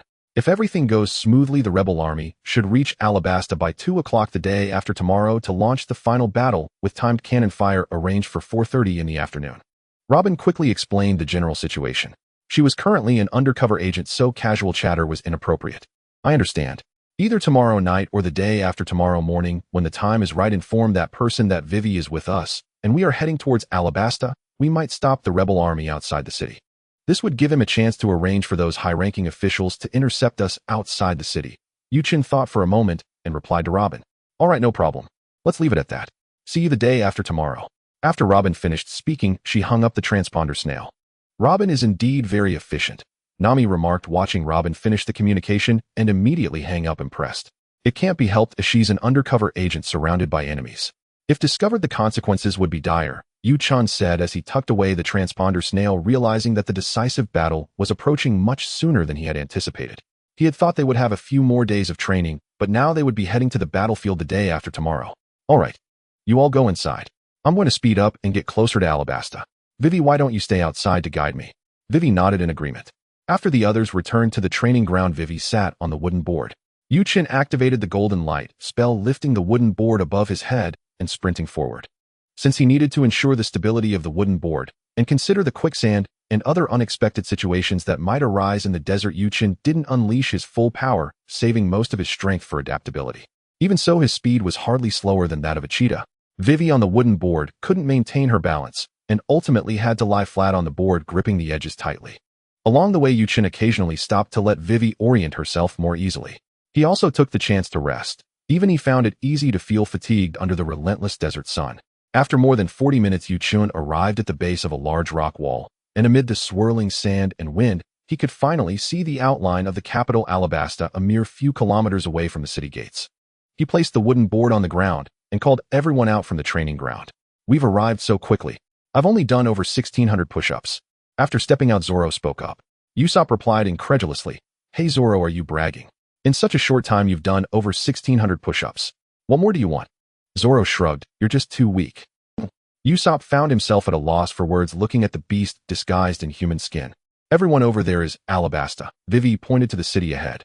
The group gazed at the distant city's silhouette, their hearts heavy. They knew that this place would soon be engulfed by war.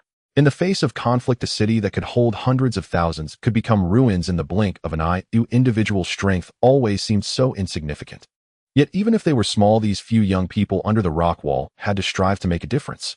They would do their utmost to help Vivi and bring peace back to the suffering Alabasta. In truth, Chen understood that his suggestion to stop everything at the last moment wasn't the best choice, but was the fastest and most effective. As pirates, they couldn't afford to linger in Alabasta for too long merely to assist Vivi. Snapping out of his contemplation, Chen took out the fierce tiger and patted Zoro on the shoulder. The two of them quickly worked together to carve out a hollow in the rock wall. They placed the training ground inside the hollow, perfectly concealing it. After completing the disguise, Chen clapped his hands, calling Vivi and the others who were still gazing at Alabasta over to speak. All right, it won't do to stare any longer.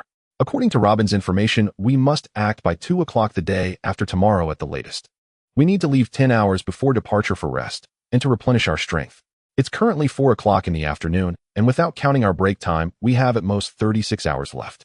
Luffy's opponent is Crocodile Zoro against MR1, Nami against Miss Doublefinger, Sanji against MR2, and Chopper along with Usopp will face MR4 and Miss Merry Christmas. As for what specific training to do, everyone should manage that themselves. At this moment in the spatial training ground, Luffy and Nami were training together, one standing still as a target, while the other wielded the weather stick imbued with haki, striking with various techniques. Both were enjoying the playful exchange, with Luffy continuously shouting in pain during the process. Indeed, Nami was wielding the weather stick at this time. While heading to Alabasta, Usopp had managed to create the first-generation weather stick for Nami during their time on the Mary. However, due to the limited bubbles it could store, its power wasn't very impressive. With her haki, Nami found using the weather stick as a club to be far more effective in sustaining combat. Perhaps when they reached Sky Island, upgrading the weather stick with better materials would finally make it truly useful. Nami was doing her utmost to assist Luffy in awakening his haki. Although uncertain if Luffy would succeed this time, the others refrained from interrupting them. Zoro and Sanji were engaged in muscle training, and during their rest intervals they would spar with Chen, leaving him no time to rest as he alternated between fighting Zoro and Sanji, eventually leading to a chaotic free-for-all. On the other hand, Usopp and Chopper weren't as busy. Aside from physical training, they spent most of their time crafting gadgets and discussing strategies to tackle various situations, determined to fight with their intellect. Although Vivi had no opponents to deal with, she quietly trained to avoid idly thinking by herself. Chen had also brought out the bed from the Mary's bedroom and placed it in a corner of the training ground. Whenever they felt hungry, the others would ask Chen for food, which Sanji had previously prepared and stored in the warehouse. Once the Straw Hat crew reached their limits in training, they would lie down on their beds to rest, waking up only to resume training. Time flew by swiftly amidst their busy activities. 2 days later, at 2 p.m., 5 kilometers outside Alabasta, a section of the rock wall was suddenly torn open from the inside, with people continuously emerging from within. A total of 8 individuals stood in a line outside the rock wall, gazing into the distance at Alabasta. It was the Straw Hat crew, refreshed and well-fed after their training. The ground is shaking. Is the rebel army coming? Sanji felt the tremors beneath his feet and looked around, not seeing any signs of the rebel army. He couldn't help but exclaim, this number is truly terrifying. We can't even see their shadows, yet we can feel the ground shaking. Of course, there are 7,000,000 of them. I wonder how many of them will never see the sun tomorrow. Zoro lamented nearby. Luffy glanced at Vivi, whose face was filled with worry. He didn't offer any words of comfort, knowing that at this moment any reassurance might be in vain, and Luffy was not particularly adept at comforting others. A thunderous roar erupted from Luffy's mouth. Let's move, everyone. Oh! Outside the west gate of Alabasta, among a pile of rubble, high-ranking members of the Baroque works were waiting. MR2 looked at the dust rising on the horizon, and in his typical chatty manner, exclaimed, "Look, we can already see the rebel army. Such an astounding number. That princess actually thinks she can stop them. Is that even possible? What a crazy clown. But will this crazy clown really show up?" Miss Christmas, with her chestnut-colored afro, stomped her feet anxiously, saying, "Is this really okay? Is it really okay? Will the princess and those pirates actually come? But the rebel army is already here. Is she really trying to stop them? It's so frustrating." Miss, holding a slender 30-centimeter pipe, leisurely exhaled a puff of smoke, saying, "Don't be so impatient. When the boss informed us this morning, he said that our spies spotted Princess Vivi and the others heading this way. So it's very likely that they won't make it in time. Besides, this way we don't have to do anything at all. Just relax, Miss Christmas." MR2 was restless, and Miss Christmas was even more anxious. The two kept chattering away, filling the air with idle talk. At this moment, MR4, observing the situation through binoculars, slowly turned his head, speaking each word deliberately. "It seems like they are coming, but not sure." Miss Christmas, hearing MR4 speak, became increasingly anxious. "What are you saying? Are they coming or not? You need to be clear." "Forget it, I'll look myself, you dim-witted guy." With that, she snatched the binoculars from MR4's hands and looked into the distance. She saw a man glowing with golden light swiftly running towards their direction while holding a tent. "There's a man glowing with gold about 3 kilometers away from us." "No, wait, 2 kilometers. No, he's only a bit over a kilometer away. Who is this person, and why can he run so fast?" Miss Christmas exclaimed while explaining the situation to the others through the binoculars. "Stop being so verbose, just put down the binoculars. We can see it with our own eyes," MR2 commented, even finding Miss Christmas somewhat irritating. The golden figure was, of course, Chen. Afternoon, it was the hottest time in the desert. To save time and conserve the stamina of Luffy and the others, Chen chose this method. While MR2 and the others were talking, Chen had already reached about 30 meters in front of these high-ranking agents, setting down the tent and calling out for Luffy and the others. As soon as Luffy emerged, he loudly shouted at MR2, "Do you really want to fight us? Aren't we friends?" MR2, Von Clay, looked heartbroken as he wiped away tears from his eyes, saying, "I have no choice. I'm part of the Baroque works now, we're in opposing camps. Even though we're friends, I won't hold back." Luffy nodded, "Fine, as long as I'm not the one fighting you." MR2 replied, "Is that so? That's great." Chen was just packing up the training ground back into his storage. Sanji patted his shoulder. "Hey, is this cross-dressing guy really the kind of person you described? He doesn't look like it at all." Chen responded firmly, "He definitely is, but we are in opposing relationships now, aren't we? What do you want to go easy on him? Be careful not to capsize in the gutter." "TCH, I won't go easy on a cross-dresser," Sanji retorted dismissively. "Luffy, stop wasting time. Take Vivi and head towards the palace first. Crocodile should show up there, so be careful of his devil fruit abilities." Chen urged, as MR2 was a chatterbox. If Luffy continued to chat with him, who knows how much time would be wasted. Luffy replied, taking Vivi and running towards the city gate. Seeing the target Vivi about to leave, several high-ranking agents from MR1 sprang into action, attacking Vivi. However, these agents were all stopped by the Straw Hat crew. Zoro, holding Wado Ikamanji, faced MR1, who had been pushed back, saying, "I heard you can turn your whole body into blades, right? Let's have a match. I hope you're not like that MR5 from before who couldn't satisfy me." MR1 didn't want to engage. After being pushed back, he immediately changed direction to continue intercepting Vivi. As a professional assassin, the target always took priority. But Zoro would never allow this prey so close at hand to escape. He moved forward and once again blocked MR1 with his sword. MR1 tried several times, but couldn't bypass Zoro's intercept. He said, "It seems I won't be able to complete my mission without dealing with you." Zoro grinned wickedly. You won't be able to complete your mission at all. With that, he unleashed his three-sword style and began a furious assault on MR1. To avoid affecting their respective battles, the five of them deliberately kept their enemies separated while engaging. As a result, the combat area was divided into 4 parts. Chen remained in the center observing the battles around him. Although he didn't engage, his eyes were quite busy.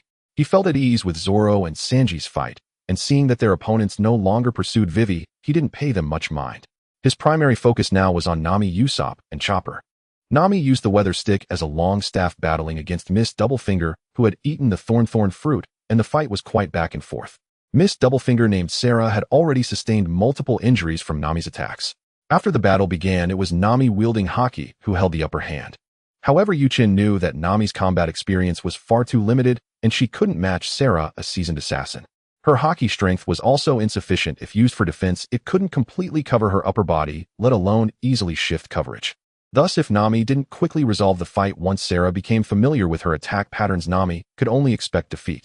Looking at Usopp and Chopper, although Chen hadn't told them how to win, he did inform them about their opponent's devil fruit abilities and fighting style. So during this training period, Chopper and Usopp had prepared for many possible scenarios. Now facing a strong enemy, Usopp was a bit scared, but surprisingly didn't tremble. Chopper and Usopp kept running, dodging the baseball bombs thrown by MR4. Seeing Miss Christmas constantly digging holes and scurrying underground, they exchanged glances and smiled, as if they were fully in control of the battle. Seeing this, Chen shook his head in resignation. It seemed that Usopp and Chopper were underestimating their enemies. While judging by the current situation, they should be safe for the time being, so he decided not to worry about them for now. Miss, your stick seems to have great power, causing my body quite a bit of suffering. Sarah, unaware of Haki's existence, mistakenly thought that Nami's attack power stemmed from the stick, so she was planning to figure out how to snatch it away or render Nami unable to use it. Oh, thank you for the compliment. The person who made it would surely be very happy to hear that. Now let me show you its true power, Nami replied with a smile. Upon hearing Nami's words, Sarah frowned. Could this stick really increase its power? No, she had to finish this quickly. Sarah had made up her mind to end the battle as quickly as possible. Her body curled up, while running, sprouting countless thorns as hard as iron, resembling a spiky hedgehog rolling towards Nami. Seeing this, Nami shaped the tip of the weather stick into a cross, unleashing a powerful strike imbued with haki onto Sarah's spiky form, while simultaneously pressing a button to activate the tropical low-pressure weather. Sarah was instantly knocked back over 20 meters by the tip of the weather stick. As she fell, the tip of the weather stick returned swiftly like a boomerang. Though the attack was effective in repelling, its destructive power was not substantial. Sarah quickly got up, with spikes emerging from the heels of her high-heeled shoes, racing toward Nami once again. In the blink of an eye, the spikes extending from Sarah's arms struck Nami's body. Just as Sarah was filled with delight, Nami before her slowly began to dissipate. Mirage weather. Nami's voice rang from behind Sarah. At that moment, she was rapidly spinning the 2 segments of the weather stick, with bubbles of hot and cold air continuously emerging. Sarah turned in astonishment, exclaiming, "How is this possible? At such a close distance, how did you manage that? What? Didn't I say you should witness the power of this weather stick? Hard to believe, isn't it? Next, be careful of lightning on a rainy day. What nonsense are you talking about? It's broad daylight." Sarah shouted in anger, her usually calm demeanor rattled by Nami's peculiar tactics. But just as her words fell, Nami swung one segment of the weather stick towards the sky above her head, causing an electrical bubble to merge into the cloud that had formed without anyone noticing. In an instant, a bolt of lightning struck down from the cloud, incapacitating Sarah on the spot. Seizing the opportunity, Nami swiftly approached, and channeling all her strength and haki, struck Sarah with the stick. Sarah spat out blood, crashing into a pile of rocks behind her, never to rise again. Thus, Nami ended the battle perfectly without sustaining any injuries, becoming the fastest among them to achieve victory. Nami happily walked up to Chen, saying, "How was that? Not bad, right?" Chen nodded. "You handled the timing well, and not getting hurt is the most perfect state. But now that you've awakened your haki, why do you seem increasingly violent? Am I going to suffer domestic violence in the future? With the hardness of your golden light curse, ID still feel pain punching you." Nami retorted, then fell silent, focusing on the other 3 battles. However, her tone suggested she had indeed considered the issue of domestic violence against Chen. Sighing in resignation, Chen observed the situation of Usopp and Chopper when distant sounds of cannon fire reached his ears. Listening closely, he could even hear the shouts of battle. "That direction is towards the southern gate of Alabasta, right? Has the rebel army arrived?" Nami clearly heard it too. "Yes, it seems the fighting has begun. I have a question that I can't figure out. Wouldn't it be faster to go in with Luffy? Why are we specifically drawing these high-level agents to intercept us outside the city? These guys are still quite strong. Once the battle erupts inside the city, if they cause chaos, it won't be easy for us to prevent the two armies from clashing, will it? Nami understood immediately, and without further explanation from Chen, she grasped the reason. The rebel army had arrived, and the war had begun. Naturally, those still in battle heard the news. The Baroque Works elite agents were indifferent, but Sanji and the others couldn't help but feel anxious. At that moment, Sanji was locked in a fierce battle with MR2 Von Clay. Although Sanji was stronger than MR2, it wasn't by much. Upon hearing the cannon fire, Sanji accelerated his attacks, overwhelming MR2 somewhat. In a disadvantageous position, MR2 kept transforming into the faces of Luffy and the others, hoping Sanji would relent. But not only did Sanji show no hesitation, he mercilessly kicked him in the face. After taking several kicks, MR2 indignantly exclaimed, "Don't you have any feelings, you bastard? These are the faces of your companions." Sanji took out a cigarette, lit it, and calmly replied, "No matter how you change, you are still you. A person relies on their spirit." MR2 was taken aback by this statement. "So it turns out I've always been shallow." Sanji took a deep breath and slowly exhaled. "Let's settle this with one blow. Time is precious." MR2 said, no more seriously looking at Sanji. He nodded in agreement. Both unleashed all the remaining strength they had at that moment, simultaneously kicking towards each other. Little beef shoot. Explosive swan. Both kicked each other simultaneously and instantly separated. Sanji spat out blood, kneeling on the ground. MR2's body, however, spiraled away as if struck by a storm, crashing into a distant rock wall and falling unconscious. Sanji versus Von Clay. Sanji wins. Chen looked at Sanji, who had walked up beside him, and smiled. "You really dared to speak just now. Do you know he originally transformed into Nami and made you suffer quite a bit?" Sanji stubbornly defended, "One cannot equate dealing with ladies." He glanced over at Zoro, who was still in a fierce battle, and continued, "Why is that guy still fighting? He shouldn't be. Did you not say that aside from Luffy, he is the one improving the fastest among us? He might be pent up. Every time he practices with you guys, he holds back a lot, afraid of hurting you. When he fought me, he was suppressed by me. It's rare for him to encounter someone he can unleash his sword against. Anyway, Usopp and the others haven't finished yet, so let Zoro play a bit longer." Chen glanced at Zoro's battle, where the man was excitedly swinging his sword at MR1, both attacking rapidly in what turned out to be an intense fight. Zoro was currently not thinking of defeating his opponent with his swordsmanship. Meanwhile, over by Usopp and Chopper, although they had not been hit by any baseball bombs, they were left covered in dirt while dodging. At that moment, their battleground had been dug up by Miss Merry Christmas using the Mole Fruit ability, resulting in numerous pits and an extensive underground tunnel. After dodging once more, Usopp seized the opportunity while hitting the ball. A shot of Pepper Star struck MR4's sausage gun lasso in the mouth, and Usopp rushed forward to press Lasso's mouth into a hole. Chopper transformed into his human form, standing in front of Usopp to prevent MR4 from seeing Usopp's actions. Due to the Pepper Lasso kept sneezing, and after spraying more than 20 baseball bombs into the hole, he finally stopped. Usopp immediately let go, shouting, "Run, Chopper." Hearing this, Chopper knew the plan was complete and turned to run outside the battlefield. Miss Merry Christmas, not understanding the situation, arrogantly declared, "Haha, you two, who only know how to dodge, now you realize you can't win and want to run. Don't you think it's too late?" Ignoring her words, Chopper and Usopp quickly escaped the range of the underground tunnels. Soon the bombs that Lasso had spat out exploded together. As MR4 and Miss Merry Christmas stood at the tunnel's entrance, they were instantly engulfed by the explosion's flames. Usopp, standing outside the circle, joyfully shouted, "Yay, the plan worked, we won." Chopper also smiled and echoed, "That's right, although dodging was a bit tiring, we finally succeeded." But before the two could celebrate for long, a roar came from the smoke and flames. "You two. You really have pissed me off." It was Miss Merry Christmas' voice. Upon closer inspection, MR4 and Miss Merry Christmas were still standing in their previous positions amidst the flames. Usopp exclaimed in shock, "What kind of monsters are these two? They are unharmed." Chopper, though silent, was also sweating profusely. As the flames receded and the smoke dispersed, they saw MR4 covered in dust standing there. "Where did that mole person who looks like a penguin go?" Usopp shouted, nervously scanning the area, but finding no trace of Miss Merry Christmas. Just as he finished speaking, a pair of claws emerged from the ground, firmly gripping his ankles. "Mole Highway." Miss Merry Christmas' voice came from beneath the ground.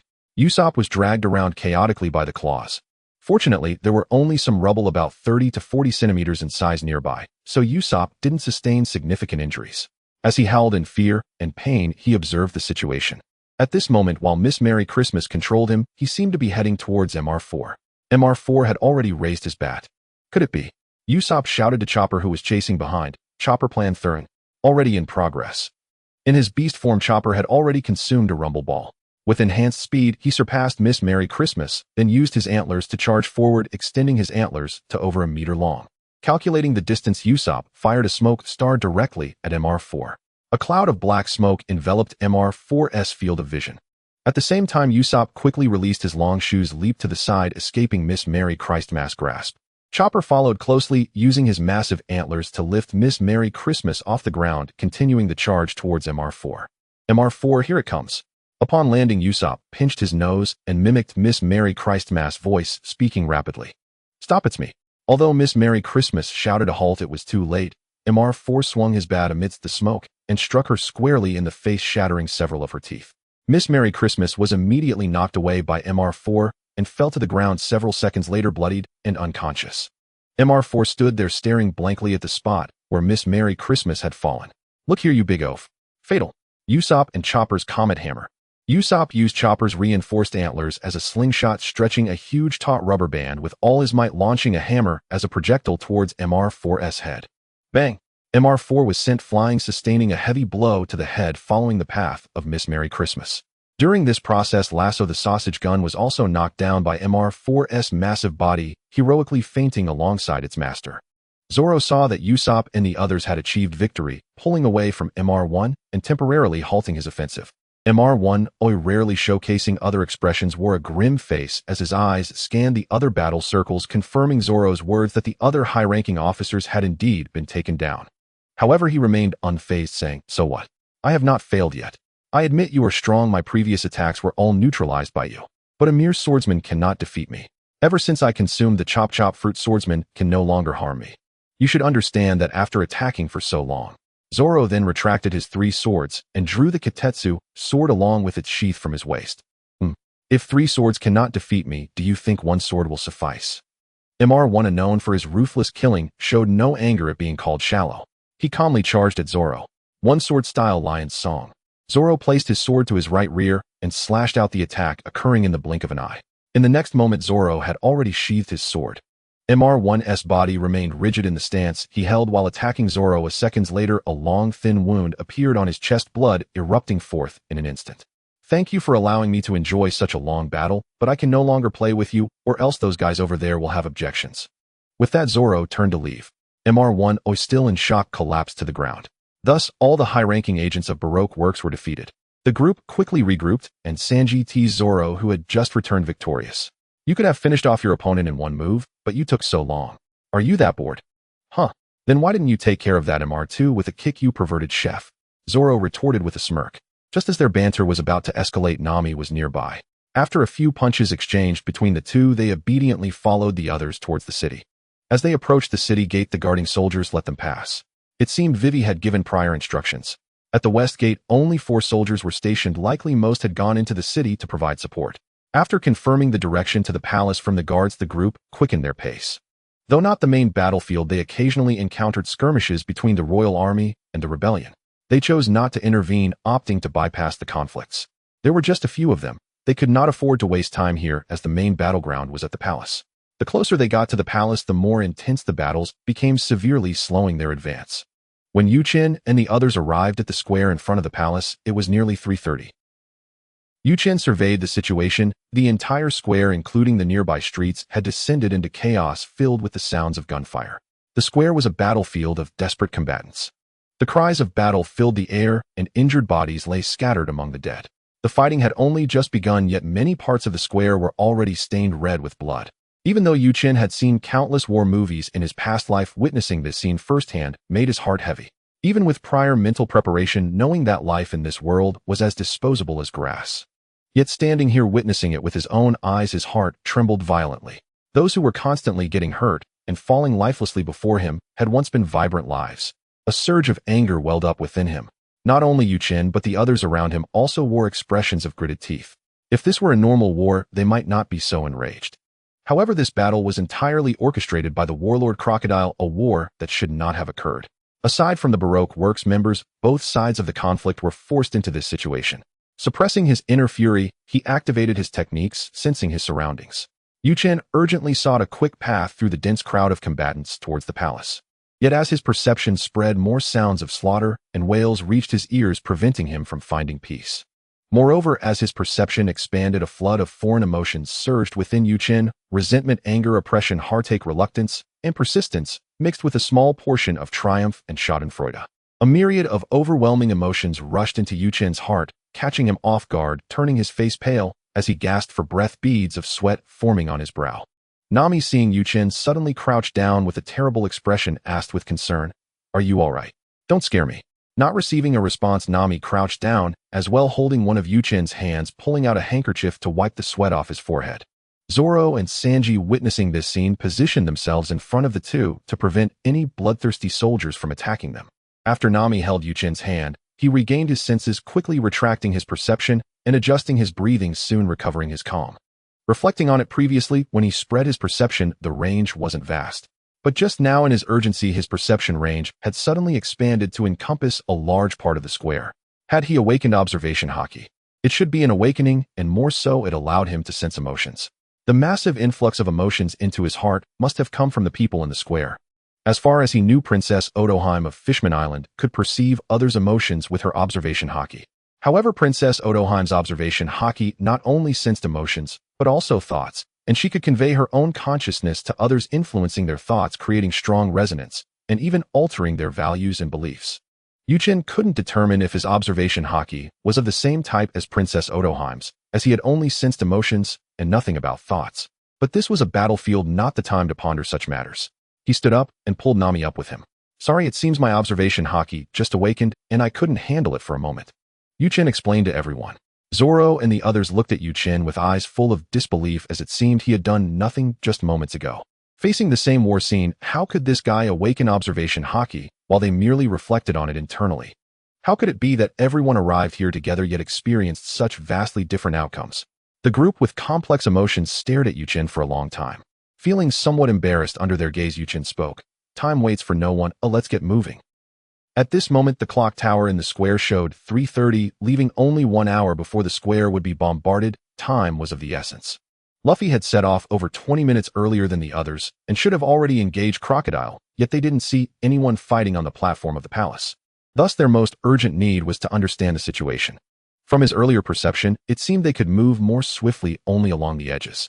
Under Chen's lead, they began to slowly move from the edge of the square towards the clock tower, while Chen mentally prepared himself and resumed sensing. The multitude of emotions re-emerged. However, this time Chen was prepared. Focusing on probing towards the palace, he blocked out all other information. Perhaps it was due to the recent awakening, but in this second perception, the range was not as vast as the first, and however, it was still much stronger than before the awakening, easily covering a large part of the square. After probing, Chen's eyes narrowed. The situation had indeed changed. In his perception, Crocodile stood against the wall on the high platform of the palace, his right hand firmly gripping Robin's neck. King Cobra was pinned against the wall next to them. Vivi and Luffy were anxiously speaking to each other, and Luffy appeared untouched by battle, as if he had yet to engage Crocodile. Beside them stood a man wearing sunglasses with short light brown hair, who, judging by his attire, it was undoubtedly the leader of the rebellion Crocodile. At that moment, he was feeling quite confused. A few individuals lay on the ground on one side of the platform, dressed in the standard uniforms of the guards. According to their plan, Luffy should be fighting Crocodile now, and Vivi should have found Crocodile and be waiting for them to stop the rebellion. Why was Robin now appearing to be taken hostage? Had Crocodile discovered her identity as an undercover agent? But would this sand Crocodile really give up the news of the Pluton? Chen knew that even if Crocodile held no weapon to Robin, her situation was still extremely perilous. Because Crocodile's right hand was for humans the most powerful weapon. Due to the nature of the sand fruit, his right hand could rapidly absorb the moisture from living beings. At this moment, Robin was being held by her neck, and if Crocodile wished, she would instantly become a dried corpse. As Chen prepared to rush in recklessly to rescue Robin, he sensed